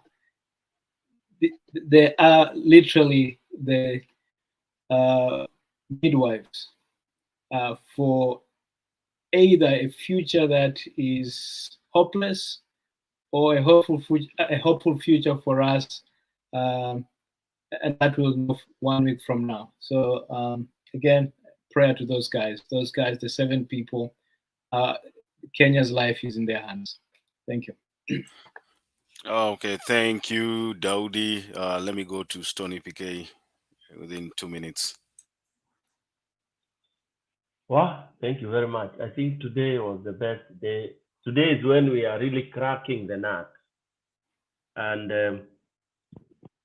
the nut we are cracking, the best, what I've learned in life is always to be realistic. And there are words that I've deleted in my life. I've deleted words like hope. I've deleted words like let's pray for peace. As far as Kenya is concerned, I've deleted words like let's move on. So I don't really, those words, I don't use them when I'm discussing my country. And I've also deleted words like democracy, democracy, Kenya, there is democracy. And number 5, I've deleted the word rule of law, because those are just words and phrases used to suppress people, period. Our country is being overtaken by bandits. It's being taken over by drug dealers. For those of you who have traveled over the world, you know what happened. It's in our country where you can enter with the guns. You wave the guns, walk around, you have money, do what you can do, and go away. That's my loved country, Kenya. And that's the truth. Then you're told, Hapana, everything is under control. For me, anything that will go wrong in this country, which is about to go wrong, I'll have nobody else to blame when this country goes to the woods other than Mr. Uhuru Kenyatta. Because whatever tactic that people, we are consoling ourselves. The government knew all what is happening. In which country do you have that kind of approach whereby you pretend that you know all what is happening, and yet what is happening is about to burn the country, and you say you are under? I don't think so. You are not in control. You cannot allow Kenyans to be intimidated. Sorry, I was changing my gadget. Can you still hear me? Yeah. Yes. So for me, I don't want to buy this narrative that the government is aware of everything. Bob, my brother, would you allow somebody anakuja hapo home kwako mazee? Kuna wife, kuna watoi. Wewe ndio unakuanga chief huko. Unafika huko watu wanasema ye. Then Stone PK anakuja hapo anaanza kufanya madoido hapa, ati wewe unakaa kwa kona, ati ngoja amalize vile anadu. Nitamuonyesha ati acha aingie box. Really? We are saying that the government is watching all this kind of nonsense, people doing stupid allegations and jamani, it's a bad style. People stage things at Bomas, watu wanapigwa na maviti, and nobody is arrested. Aki, na tunasema tuko in control. Hapana, nchi yetu ishachukuliwa na hatujui. I'm talking in Swahili ndio wala wanasikiza mtembee wajue. Nchi yetu ishachukuliwa na hatuna say. Venezuela anaingia huko anadu zile vitu anadu, alafu tuna nini. Unajua kama umetoka mtaani is when you can understand this. But if you are a baby, you don't understand this. In mtaani ilikuwa you are stopped as soon as you start. You don't entertain this. People are playing around. In fact, today, to say, I think that hakuna mtu anaweza guza Ruto na hao watu wake. Look at Sudi. By the way, tomorrow, Makiadi, you'll play for us the long version of the comedy and the drama in Bomas. I'm requesting. We play that to a patient, then we analyze it. You tell me whether that is a country. It's a bandit country. Yani unaiangalia hivi unauliza aki polisi wako wapi? And they are there in uniform. Then you see goons, people in other names. Then you see people hitting and beating people elected akina Senator Ledama. What do you describe that? And the government is there watching? Oh, the national security akina Matiangi who have been so vocal, wameingia kwa nyungu. When will they act? When Kenyans have been beaten and everything has gone over, and then we are told, oh, take it easy, don't go to the streets, just accept and move on. Kenya is bigger than individuals. Nonsensical phrases. That is what we are waiting to hear, my fellow Kenyans. Tunangoja tuambiwe Kenya is individuals. Kenya. Hello? We are waiting to be told Kenya is bigger than individuals. Let's accept and move on. Oh my God. Because we've seen this. All of you here, kila mtu ameona. Mumeona the way tunaambiwa. Like now we are being told tulizeni boli. Supreme Court. Then we heap our hopes on Supreme Court. And the Supreme Court, I'm not preempting whatever will come so casually, blah, blah, blah. Then you are told, now, for the sake of peace, oh, UN imepiga simu. Because I hate this nonsensical. The Western is watching. When Rwanda was slaughtering each other, where was the Western? The Western is the worst. They would want chaos so that they do their business. In fact, they have never supported people who are there for really, really right. Because Africa, if you empower yourself, you are not good. The business is lost. So by saying, oh, sijui US, sijui nani is supporting us and all this, it was not really bure too. You are supposed to fight for yourself, design things for yourself, build your own country. Rwanda is doing very well because they have shunned everybody off. They have said, come on, to join, it's up to you. They are surviving and they are doing fairly well. They are improving pole pole. Uganda, oh, Museveni is a dictator. Oh, who complains? Fake and politicians, rogue thugs who wanted to steal money. Not Mwananchi. Mwananchi has no problem. Like us, Mwananchi tuko na shida kwa sababu government ile inataka kuingia is that of thugs, thieves and everybody who will not even allow us to elect our right leader. So basically what I'm saying is, it is serious. Now Kenyans have to be ready to take over their country. That is what is remaining.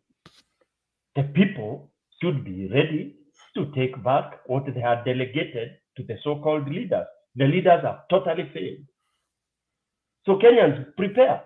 The day the Supreme Court does their verdict, if it is not in the interest of the majority, and the interest of the majority is Raila Odinga to be the president. How he will be the president, we don't want to know. So if that's not the case, if you allow Ruto to rule, then we will live forever to regret. If Ruto is pronounced to be the president, tunagawanyika, tunamwachia pande yake na sisi tukae pande yetu. Then we begin a new journey. We begin a new, hii mambo ya kuambia we have to remain one country. There is no country in Kenya. Haya, Stone PK. Yes. Tunamaliza. Those are the hard parts that ambayo zikuagi tamu. Hakuna kitu inaitwa nchi ya Kenya. Asante. Thank you. Saimo, dakika mbili.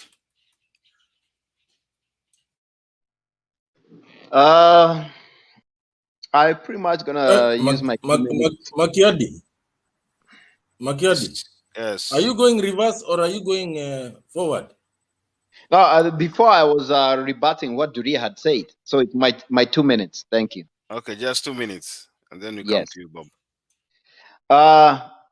I'm really much on the spot that most of the panelists are in, whereby we are talking about the punda ametoka. The donkey is tired. We cannot continue in this road anymore.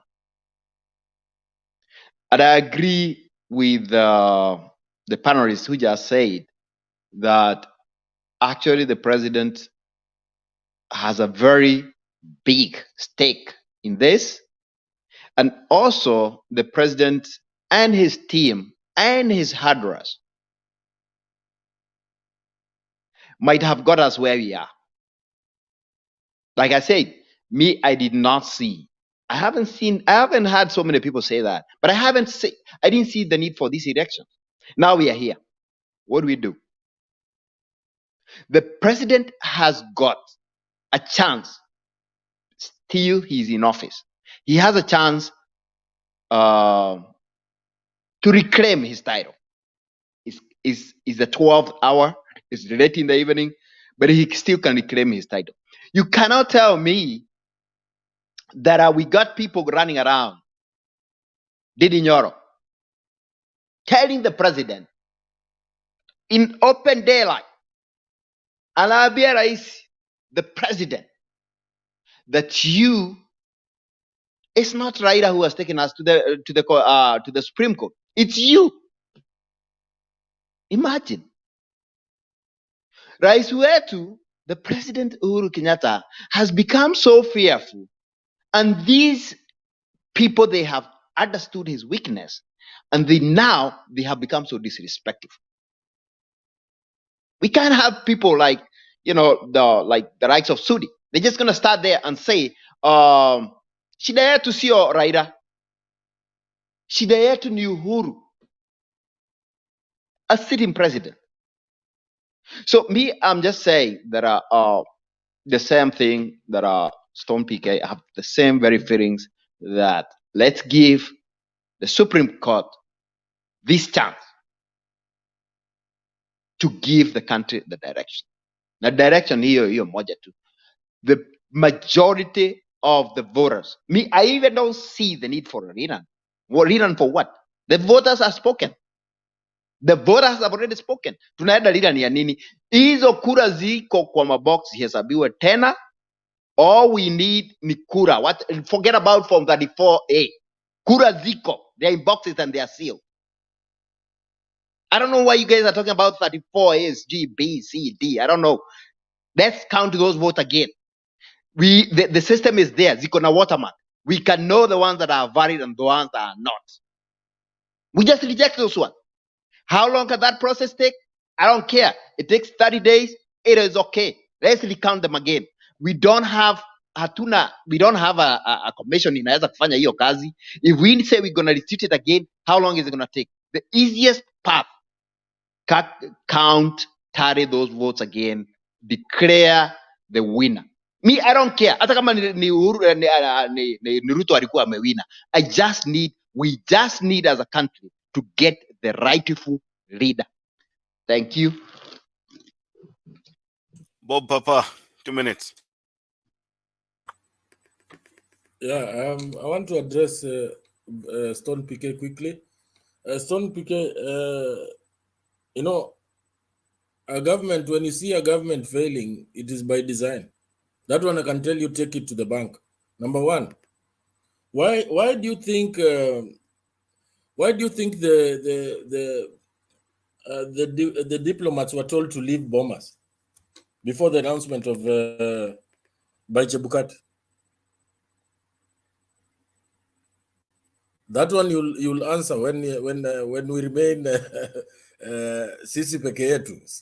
You know, one thing you must understand is that number one, the Chebukati's response, his affidavit that he filed, will be addressed. The military spokesman, expect the military spokesman to give a statement on the same, because Chebukati has actually touched a raw nerve. You don't just poke your nose into the armed forces like that. He has to have some serious evidence. And I will post a link at on the private chat. One of the people that is alleging who was there was in Congo. In fact, he is engaged, very much engaged in a UN mission for Congo. So Chebukati, if is clutching on straws, he should not try to put our country in the country's armed forces at war with themselves. No, they cannot accept. They are a disciplined force. They are one of the most respected in Africa and beyond. So Chebukati made a very, very big mistake. And it is interesting when Kenyans who, just because they supported William Ruto, are thinking that Chebukati is a hero and that he stood firm. He is not a hero at all. If he was a hero, he should have conducted these elections in a very transparent manner, and nobody would be having problems. So let him not think that we are some kind of banana republic where he can just throw stones at certain quarters. Now, and for anybody, if indeed in his submission, his affidavit, if indeed he had any annexures in terms of videos, minutes of the meeting, he should have put them in that affidavit. So it will be treated as hearsay. Finally, I want just to believe that the Supreme Court knows what it's doing, and having gone through the several affidavits, you are free to consult any lawyers. The responses are very underwhelming, and matters of petition should have been addressed more than sideshows. So I'll leave it at that and give it back to Makiadi. Thank you. Asante. Julia? Okay, from that clip, I just learned something that I hope I'm right, that the head of the army, the police are not on the side of Chebukati and maybe Ruto. Now, Chebukati just poked their eyes. And I think Chebukati, in Kikuyu, we say that amekuja kama mwalimu. Sijui say nitoka wapi PK. Sijui walimu walikuanga wanafanya nini. Wewe Julia, wewe wacha kuenda hapo bwana. Ni walimu wanaume hao. Ati ukete ota mwalimu. Sijui walimu alifanyanga nini. I don't know. I'm yet to find out what the teachers did. That's what Chebukati is doing. He's just poked their eyes. And what does that tell me? That there are some people who are not for the Ruto presidency. That is, if Chebukati is not acting like vile wanakona reverse psychology wakiwa na Ruto. Wanaweza kuwa jifanya wanachokoza PK, kumbe PK yako pande yao. You know, that could be happening. I want to hope that was not reverse psychology, and they just poked the security forces eyes. What does that tell me? That first, I don't want to believe that actually they went to coerce him to say anything, because like Daudi says, we can prove where anybody was at what time. You know, even I think there are cameras in Bomas. And if you ask me today, nimeshida wapi, and I say nilienda kwa hii supermarket nikaenda hapa, I drove through this road. I mean, cameras can say that my car was recorded driving through that road. I mean, I can't lie. I can't get away with lying, even if. So I think Chebukati, he's behaving like a small child. Unapata akikula sukari, alafu anasema si mimi ni Daudi. Ati kwa nini, why were you ulikuwa unakula sukari kwa nini? Hapana, si mimi, ni Simo. Na sasa hiyo anasema hivyo, mdomo yake imejaa sukari. That's what Chebukati is behaving. So he's even dragged in Tuju in his normal senses. How could Tuju anaweza pigia Chebukati simu? Who is Tuju to tell Chebukati to change the results and to announce Raila? I mean, those results, I think they sound very childish. And he just gave me a picture that I didn't know, I wasn't sure of, that the police and at least the head of the police and the army will not be on his side. And now you people, you're asking, what will Uhuru do? I think you know that 1 + 1 = 2. And 1 + 1 is not equals to 3. So you see, if you say 1 + 1 = 2, and then you ask yourself, what can happen in a situation where we see a Ruto presidency? Then we can answer ourselves 1 + 1 = 2. That many things can happen. There are many things that can happen in this country. It means that if you are thinking you can become president and you start poking the eyes of those who are commanding the army and the police, that is a very unwise thing to do. I think if our Chebukati is behaving like he's above the law or something, and then the Didi Nyoros and the Rigathi Gachagwas, the Oscar Sudis, the Kimani Ichung'was, I had them. So me, what I think is that I think Uhuru, like I want to wind up by saying this, I think Uhuru has been afraid that his serikali yake itasimama. His term is ending, so hakuna haja kufikiria serikali itasimama ama itaketi ama italala. Hakuna haja kufikiria hivyo. This time is when we want to see people go to jail. Let them do their worst. Let Didi Nyoro. We know they can be found with very many mistakes of corruption and all the others. We know wakitafutwa wanaweza patikana. Sasa watafutwe, wapelekwe kotini, so that now we start seeing what will they do if they are arrested. Nini watafanya? What will Didi Nyoro do if he's arrested? You think Kiharo people will care? What will Sudi do if he's arrested? What will Ruto do if he's arrested? Tell me, you people, what is the worst thing that Ruto can do if he's arrested? Uhuru should listen to us. Our change, kama sitaki kusema ni muoga, lakini if I were him, I would do that. I would close my term with those people. Unajua ile kufunga shule, nyinyi mlifunganga na watu. Mimi kuna siku nilifunganga na kavulana kengine kamuindi kalikuwa kamenichokoza. So nyinyi sijui kama mlifunganga na watu shule. Kama kalikuchokoza aje wewe mwalimu? That's another story for another day. So sasa iva Uhuru ninaweza funga na watu wote, nifunge nao, nimalize kazi yangu na nifunge na wao. Asante Makiadi. Aya, sawa Julia. Sisi hatukufunza violence. Hatukuwa tunafunga na watu. Anyway. Makiadi are a pretender. I am a very good. Makiadi ndiye alikuwa gondi to that na anajua hapa. I'm a very good person. Ni mama akiwa class 2. Aya, sawa. Martin, umekuja kuchelewa. watu wakuja kuchelewa ni salamu peke yake, tuimbe wimbo wa taifa.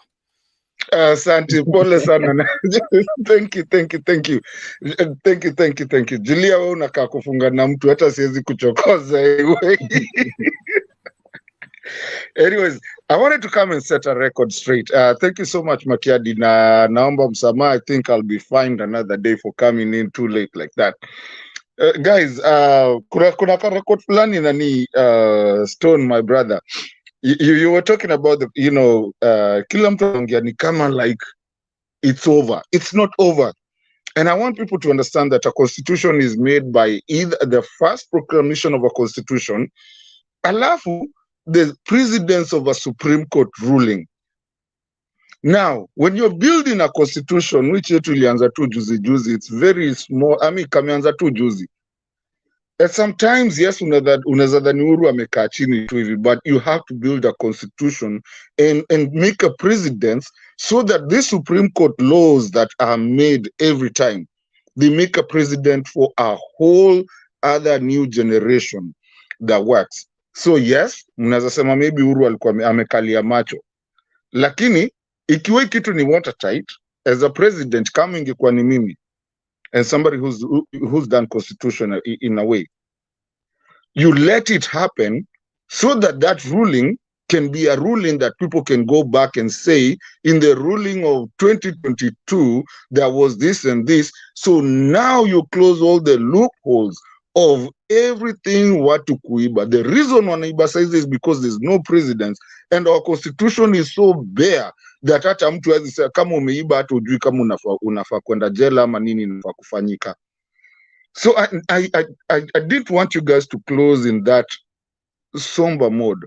I wanted you guys to give hope to people that this constitution, if hii kitu yote hii mwaka Raila either rerun, which I don't see because certificates zao ziko in the military, or retaliate, that will be a precedence that will be followed for a long time. Sasa hata watu wa kutumiaga sijui kuhack na nini will never happen.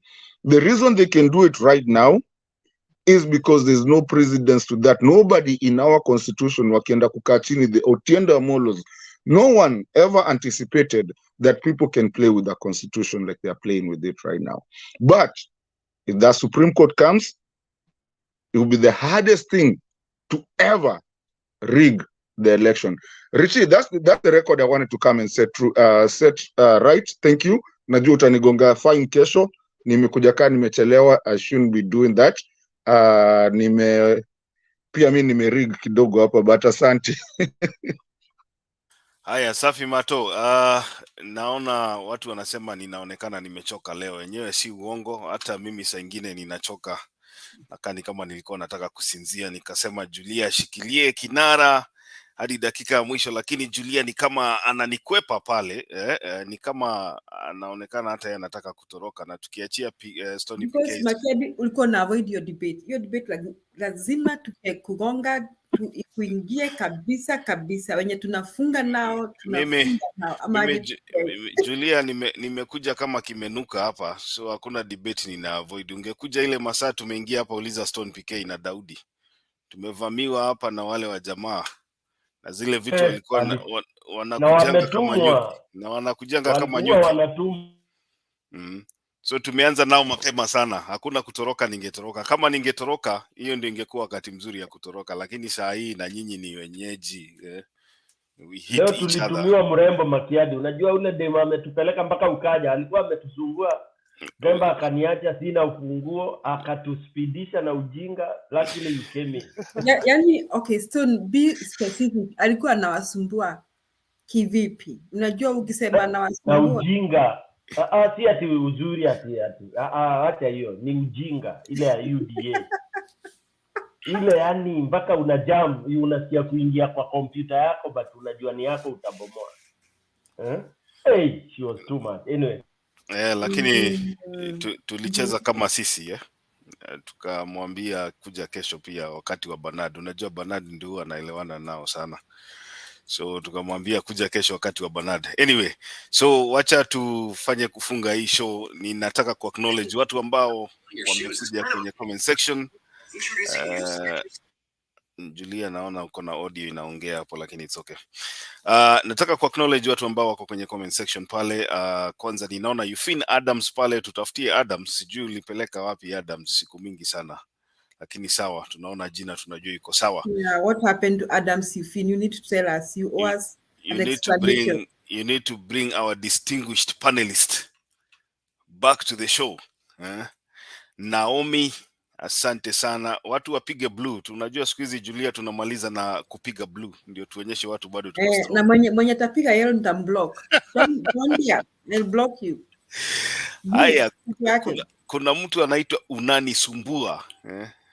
Anasema watu na wazungu wao. What do you expect? Hiyo sijui inamaanisha nini. DDZia, Gitashde, Awino Rapemo, Steve Emoto, I'm blessed kama kawaida. Lizi Macharia, Trufosa Lai, mwingine anasema Makiadu Ruto anakungoja kanisani. Mimi nikienda nijipate kanisa moja na Ruto ninatoka dakika hiyo. What about if you find yourself, the afterlife, ujipate wacha nikwambie kitu. Ukijipata afterlife upate Ruto, ujue uko hell. Ninarudi duniani. Haya. Kwanza Adams tunataka kumuona hapa, manake MP wake ndio amehama, ameenda UDA. Kwa hivyo akirudi hapa atatuambia kama yeye ndio alimfacilitate. Hapana, Adams atoki Ugenya. Adams ni wa Suba. I think ni wa Suba. Kwa Gesagesa nadhani. Okay, na naona Sara hapo anasema kina Morin. Kumbe wanawajua mpaka majina wale watu kuja kutusumbua. And don't mention when you wameweka UDA, usitaje majina yao. Hatuwataji majina yenu. Safi. Bachu Mohamed, asante sana. BKL, Geoffrey Ruto, kama kawaida tunakupenda hata kama hutupendi sisi, hatuna ubaya na wewe. Joy Obesa anasema Makiadi na Stony PK mlikuwa mnapea wase wanted wakati wa kufunga shule. Hiyo labda Stony PK, mimi siko napigana, mimi sipendi violence. Makiadi alikuwa anafanya hivyo mwalimu anasema. Kwa nini Makiadi ndiye alikuwa anaongoza? Makiadi alikuwa anagenyana. Makiadi is a pretender. Msidanganyike. Julia, unataka kunichomea, lakini mimi sina ubaya. Phyllis Wambogo anasema I remember you guys said that you are starting a celebration. Mnajua kufunga na watu. I'm sorry for your awkward mentality. Bana, kuna watu wanatokanga Facebook na hasira zote kule. Alan Kiplimo Rono. Makiadi ambia Geoffrey ICC ni ya Ruto, si ya Raila. Hiyo hata tujui ni nini. Hiyo hata tuna habari ni nini. Hummingbird, kuna mtu anaitwa Hummingbird hapa. Doreen Amlani, Immaculate Kuto, na Father Danny Darius. Wacha nione kama watu wamechapa blue. Asante sana. Naona blue ni mingi. Blue. Ziko hapo unaziona. Evelyn Nyambogi, asante sana. Gilbert Atuga, blue. Caroline Wanyonyi, of course, blue damu. Watu ni wengi pale blue, kumbe bado tuko strong. Stone PK, unaona watu wako tayari kwenda kurudisha. Watu wako tayari kwenda kurudisha baba kwa kiti yake. Bans Nyags anasema there is a time for rest and a time for serious work. This is the time to save Kenya by all means. Asante sana. PK, unaona kuna mtu anakubaliana na wewe. By all means. Balkis Mohamed, Bob Papa yuko hapa. Mtafute vile mtaunganisha agents Mombasa on Monday. Hatutaki muachilie vile mliachilia, hata sitaki kutaja jina. Niko kazi.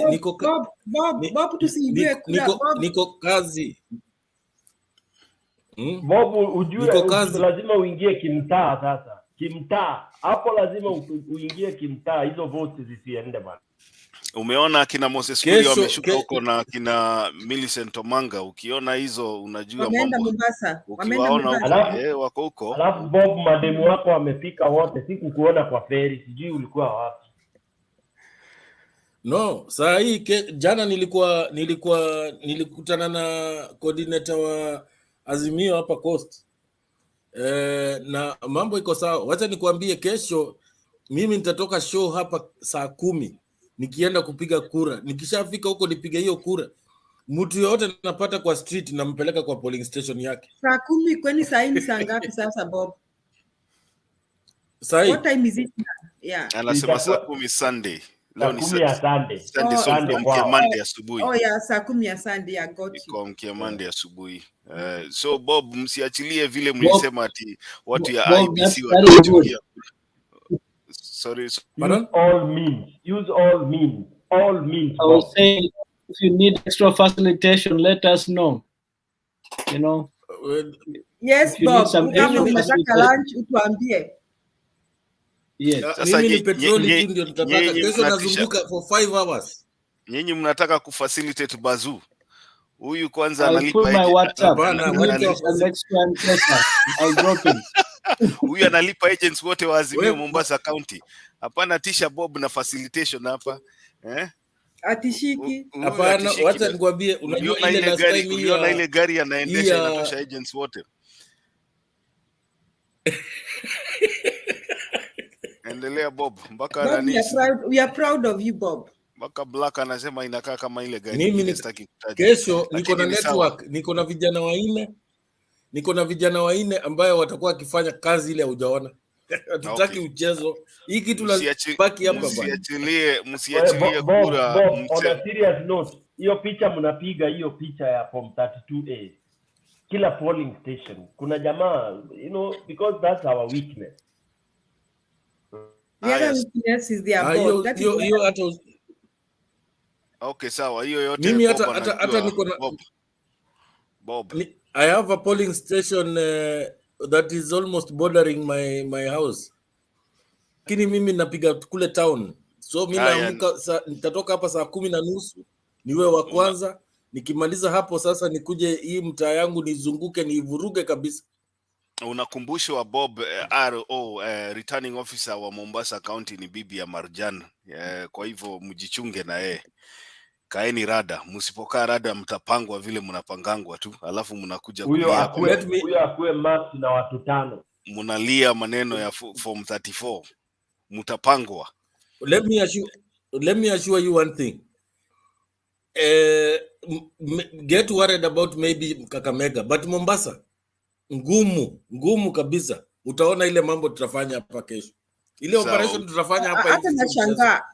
Nani Harare won for what? Who won for what in Kakamega? Kakamega wachana na hiyo kiti. Afadhali ukue worried ya Mombasa juu nimeona wale maninja wameshuka huko Kakamega ndio wanajua kuiba kura. So we kaeni macho. Ile group ya kinakulia. Unaona Geoffrey Ruto hapo anatutishia ati yuko na 200,000 shillings for transportation if KK voters get in touch with me. Hiyo haitustui. Ile network tuko nayo hapa ya ODM sio mchezo. Geoffrey Ruto has he cannot even nimekwambia utumie njia zote zile. Geoffrey Ruto is lying. He cannot even buy you lunch. Geoffrey, why are you lying? Hata lunch ya $20 huwezi kanunua. Wacha wananchi. Haya, we Bob Papa, wasiliana na Balkis Mohamed ukitaka usaidizi wowote. Huyo pia anaweza kuwa good resource. Muhakikishe agents wenu wako na kitu, hata mnapelekea gazeti ya kusoma wakiangalia tallying vile inaendelea, ndio baadaye at least tukiangalia news tunaona wasisome gazeti. That is when people will vote 5 ballots. Mombasa hawataiba. Akina Bob Papa wamejifunza. Mahali kura inaibiwanga ni pande ile nyingine sitaki kutaja. Mahali watu wanapewanga 5 ballot papers. Mombasa iko na wenyewe. Kakamega pia iko rada. Usione Fernandez Baraza ufikiria amelalia masikio. He knows what he's doing. Let me give you a story, a small story. Like in Nyali constituency, during the election we had on 9, there's a friend of mine who was running on independent. It's called Gitonga, and ile kura alipiga yeye, bibi yake, mfanyikazi wake. I didn't see you go to the bathroom. Now, he had 4 people from his house who went to the polling station, akapiga kura. Hiyo polling station ilikuwa ni ya Nyali Primary School, na hiyo polling station yeye mwenyewe alipata kura moja. Sasa anashindwa hata bibi yake yako. Hiyo ndio tunakwambia, hiyo ndio tunakwambia inaitwa kupangwa. So they stole from him. Sasa that was the work of Muhammad Ali. Nyali ODM made a mistake. They gave Saidu, who was I think a cousin to the Johos, and he's not popular. And but this time for the governorship, it will be a serious. We are going to whitewash that guy. Wewe ngoja utaona Sarai hata tokea hata kwa jioni hata kwa kisikika. No, mchungane ule mtu hot sana hapo Sarai. Ule mtu wa kuchunga. We don't want stress on Monday. Ule mtu wa kuchunga hapo si Sarai, mtu wa kuchunga ni Sonko. Huyo ndio jambazi kabisa, mchungane na yeye vizuri kabisa. Wachana na Sarai, Sarai hajui kuiba kura. Hii group ya Kinakuria na Sonko, ukiona amemwagika huko, kaa macho. Wakina Julia wanasemanga kaa ridho. Kaa ridho, otherwise mtapangwa. Ile squad Joe ametengeza hapa. It is well oiled, well facilitated. Sio mchezo. Na unajua hao watu unasema well oiled ndio wanakulaga pesa ya agents.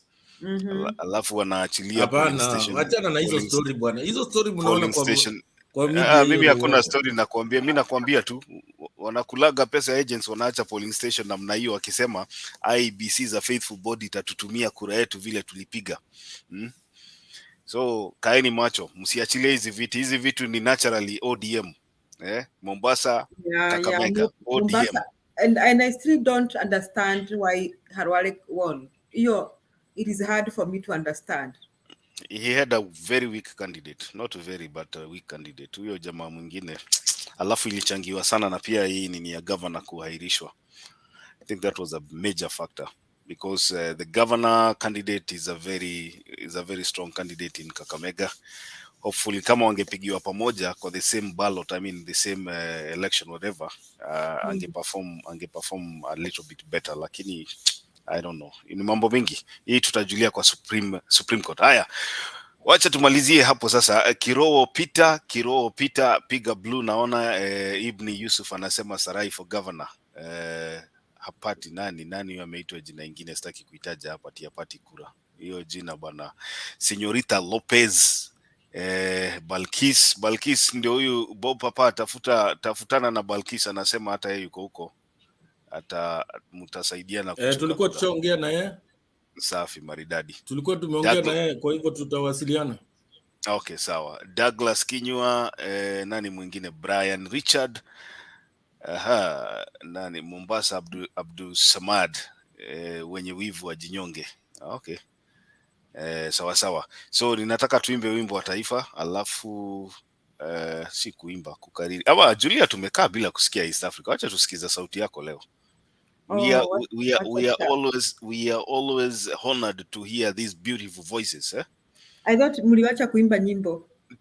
Tunaimba. Hiyo yako kwanza ndio tunataka kusikia, hiyo ya wimbo ya East Africa Anthem. Hata Bob Papa umesikia natural voice siku gani mwisho? Kitambo sana. Wachana na hizi za nakwambia hiyo leo nimekuwa tu Bob. When you umetoroka hii masaa. Okay, let's sing the East Africa. I found it. Mungu twaomba uilinde Jumuiya Afrika Mashariki, tuwezeshe kuishi kwa amani, tutimize na malengo yetu. Jumuiya yetu sote tuilinde, tuwajibike, tuimarike. Umoja wetu ni nguzo yetu, idumu jumuiya yetu. Uzalendo pia mshikamano, viwe msingi wa umoja wetu, na tulinde uhuru na amani, mila zetu na desturi zetu, viwandani na hata mashambani. Tufanye kazi sote kwa makini, tujitoe kwa hali na mali, tuijenge jumuiya bora. Jumuiya yetu sote tuilinde, tuwajibike, tuimarike. Umoja wetu ni nguzo yetu, idumu jumuiya yetu. Amen. Asante sana Bob, unaulizwa unapigia kura yako wapi?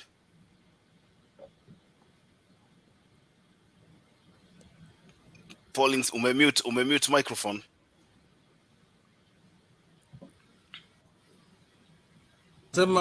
Nasema kura yangu mimi napigia GTI. Haya, sawa sawa. Umesikia Kizingo GTI. Hiyo ndio polling station ya Bob Papa. The contest is head to head between Hassan Omar wa UDA na Abdul Samad Sharif wa ODM, huko ni Mombasa. Alafu Kakamega kuna this guy anaitwa Malala is another Sakaja who is trying to impose himself in Kakamega, going head to head with Fernandez Baraza. So watu wa Kakamega mcheze kama nyinyi, watu wa Mombasa mcheze kama nyinyi. Hizi viti ni za ODM, kwa hivyo msiachilie ziende. Kuna wale watu wamemwagwa huko, unawajua sana wale watu wakina Moses Kuria, wale wanatembeaga na pesa kwa gunia. So wewe kula pesa, lakini jua mahali unaweka kura yako ni ODM, ni chungwa. Hii hapo hakuna maneno ya blue sasa, hapo ni chungwa, ODM zote mbili. Wacha tuchukue hizi vitu turudishe mahali zilikuwa zinatakikana. Let's respond to Chebukati, ndiye ajue hata kama aliahirisha bado tuko na watu wa kupiga kura. On that note, unless kuna panelists yote anataka kuongeza jambo, mimi kwanza nataka niwashukuru sana David. David nitakuita David although ni Daudi. Unajua David is more formal. Anaitwa Daudi, haitwi David, anaitwa Daudi. David is more formal. Daudi is changing a V with a U. I mean, I don't want anyone to hack me, you know. So, but you're just Daudi O. Anybody can be Daudi O. Nobody can hack Daudi O. Yeah. So let's just keep it that way. So that sawa, Daudi O. If there is anybody who is the most clandestine man is Daudi. You can never tell.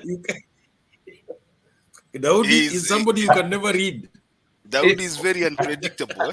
As soon as Baba is in the office, you will see all my name there. So when Baba is in office, you will see it there. So don't worry. Okay, Stone PK unasema nini?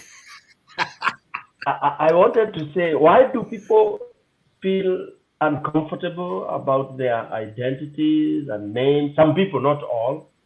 Like if I'm Kenyan, I want to be Kenyan, period.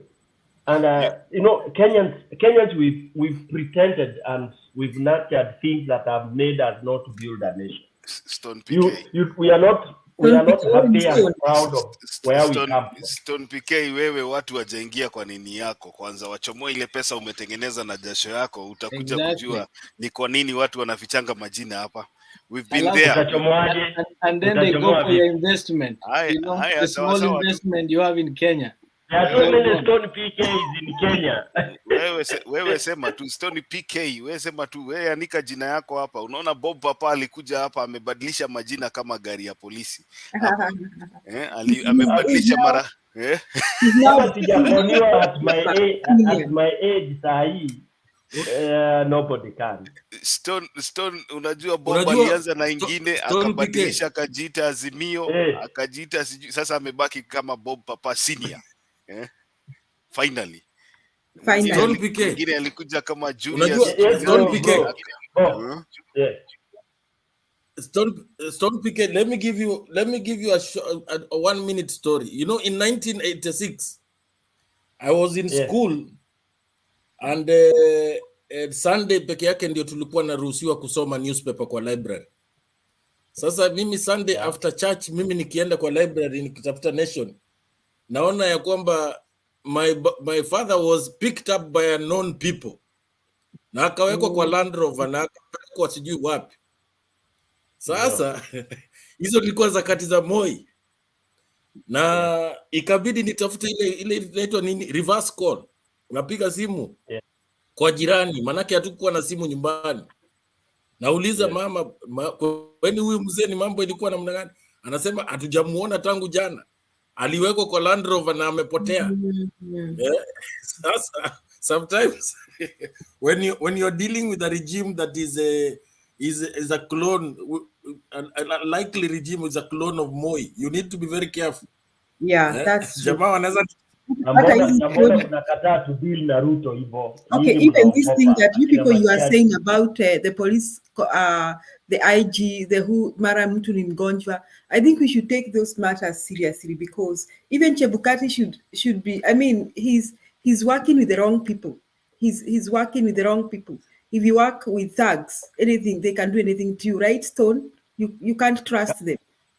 Kabisa. Aya, we will have this debate. We will have this debate another day. Mimi majina yangu ni hayo umeona hapo. Saa ingine nilikasirika nikaongeza ingine huko mbele, lakini majina ndio hayo hapo. Ukienda niliongeza ingine inaitwa mfumu Me too. I've not changed my name. My name is Julia in Kenya, in America. Mimi hilo jina langu, hata nyanya yangu ananijua hivyo. Kuna mtu alikwambia ukumbuke MP wako ni nani? I don't have an MP. What? I almost said what the H I won't say. Aya, sawa. Nasikia. So watu wachunge majina yao, utaanika jina yako hapa uende uhakiwe. Kwanza wana hack Facebook sana na Twitter kama uko na hizo accounts wanatangulia hizo. Hiyo sasa ukiwa mtu wa nguvu usikue kwa hizo vitu, achana nazo hizo, tunaachia watoto. Mimi kwanza mimi nime archive my Facebook. I'm not on any social media. I'm only here kwa Mtembei na WhatsApp zingine, na kuna watu nitakuwa nikiblock kwa WhatsApp kwa maana mimi sitaki hiyo maneno. Mimi niko take control of your life and your things. Mimi niko kwa Twitter. Mimi niko kwa Twitter kwa sababu ya kupata news. Hapo ndio napatanga breaking news, so I'm always there. Always. Nyinyi ndio mnaokotanga mshene mingi ya Twitter. Huko ndio tunaendaga kuchukua mshene. Twitter ni mzuri na kupatia breaking news. Kila mtu wako Twitter, hata Bob Papani namuonanga huko saa nyingine. Lakini haezi jua ni mimi. You cannot trace me. Napitianga tu. Huwezi jua ni mimi. Watu wa Twitter wako na gossip. Nyinyi you are such gossips. They spend the day gossiping. Unajua mimi saa zingine bwana, mimi ninachikwanga na ghadhabu, ninarusha Scud missile hatari kwa Twitter saa zingine. I'm blessed jina mfumu. Si hiyo mfumu yenye unasema, hii mfumu yenye unataja ni ya Kiluya. Mfumu ya Kiluya inamaanisha mganga, simaanishi hiyo, namaanisha mfumu. MFUMU hiyo ina MFUMU I think mfumu, hiyo inamaanisha the great leader kwa Kikongo. Ati Makedi umekataa kutaja Michael Ngigi, ati umediscriminate Michael Ngigi. Nani huyo? Sijamuona. Kwa wapi? Makedi, hata ukikosa Michael Ngigi nimekutaja we, naona kwanza ni member certified. Asante sana. Anaitwa Ngige, si Ngigi. Ngige. Zinakuaga hatari, namba yako umeisha. Yes, Ngige Michael Ndauga ni wega muno niguka haha umuthi gatho nyingi muno mwathani akurathime. Gatho nyingi muno mwathani akurathime. Tuonane rucio. Stone PK. Unajua nilikuwa nafikiria juu ya Chebukati.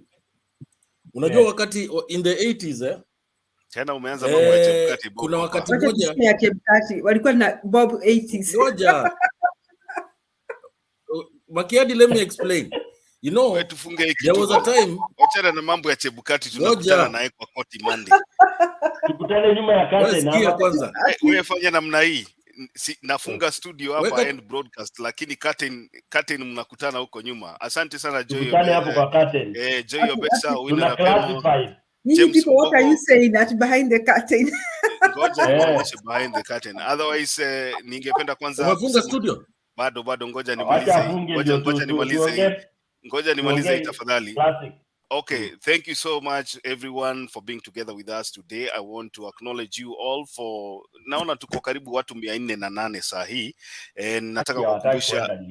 Nataka kuwakumbusha muende kwa Mutembei TV pale kwa YouTube ukaweze kusubscribe kama hujasubscribe, na uweze kuhit notification button.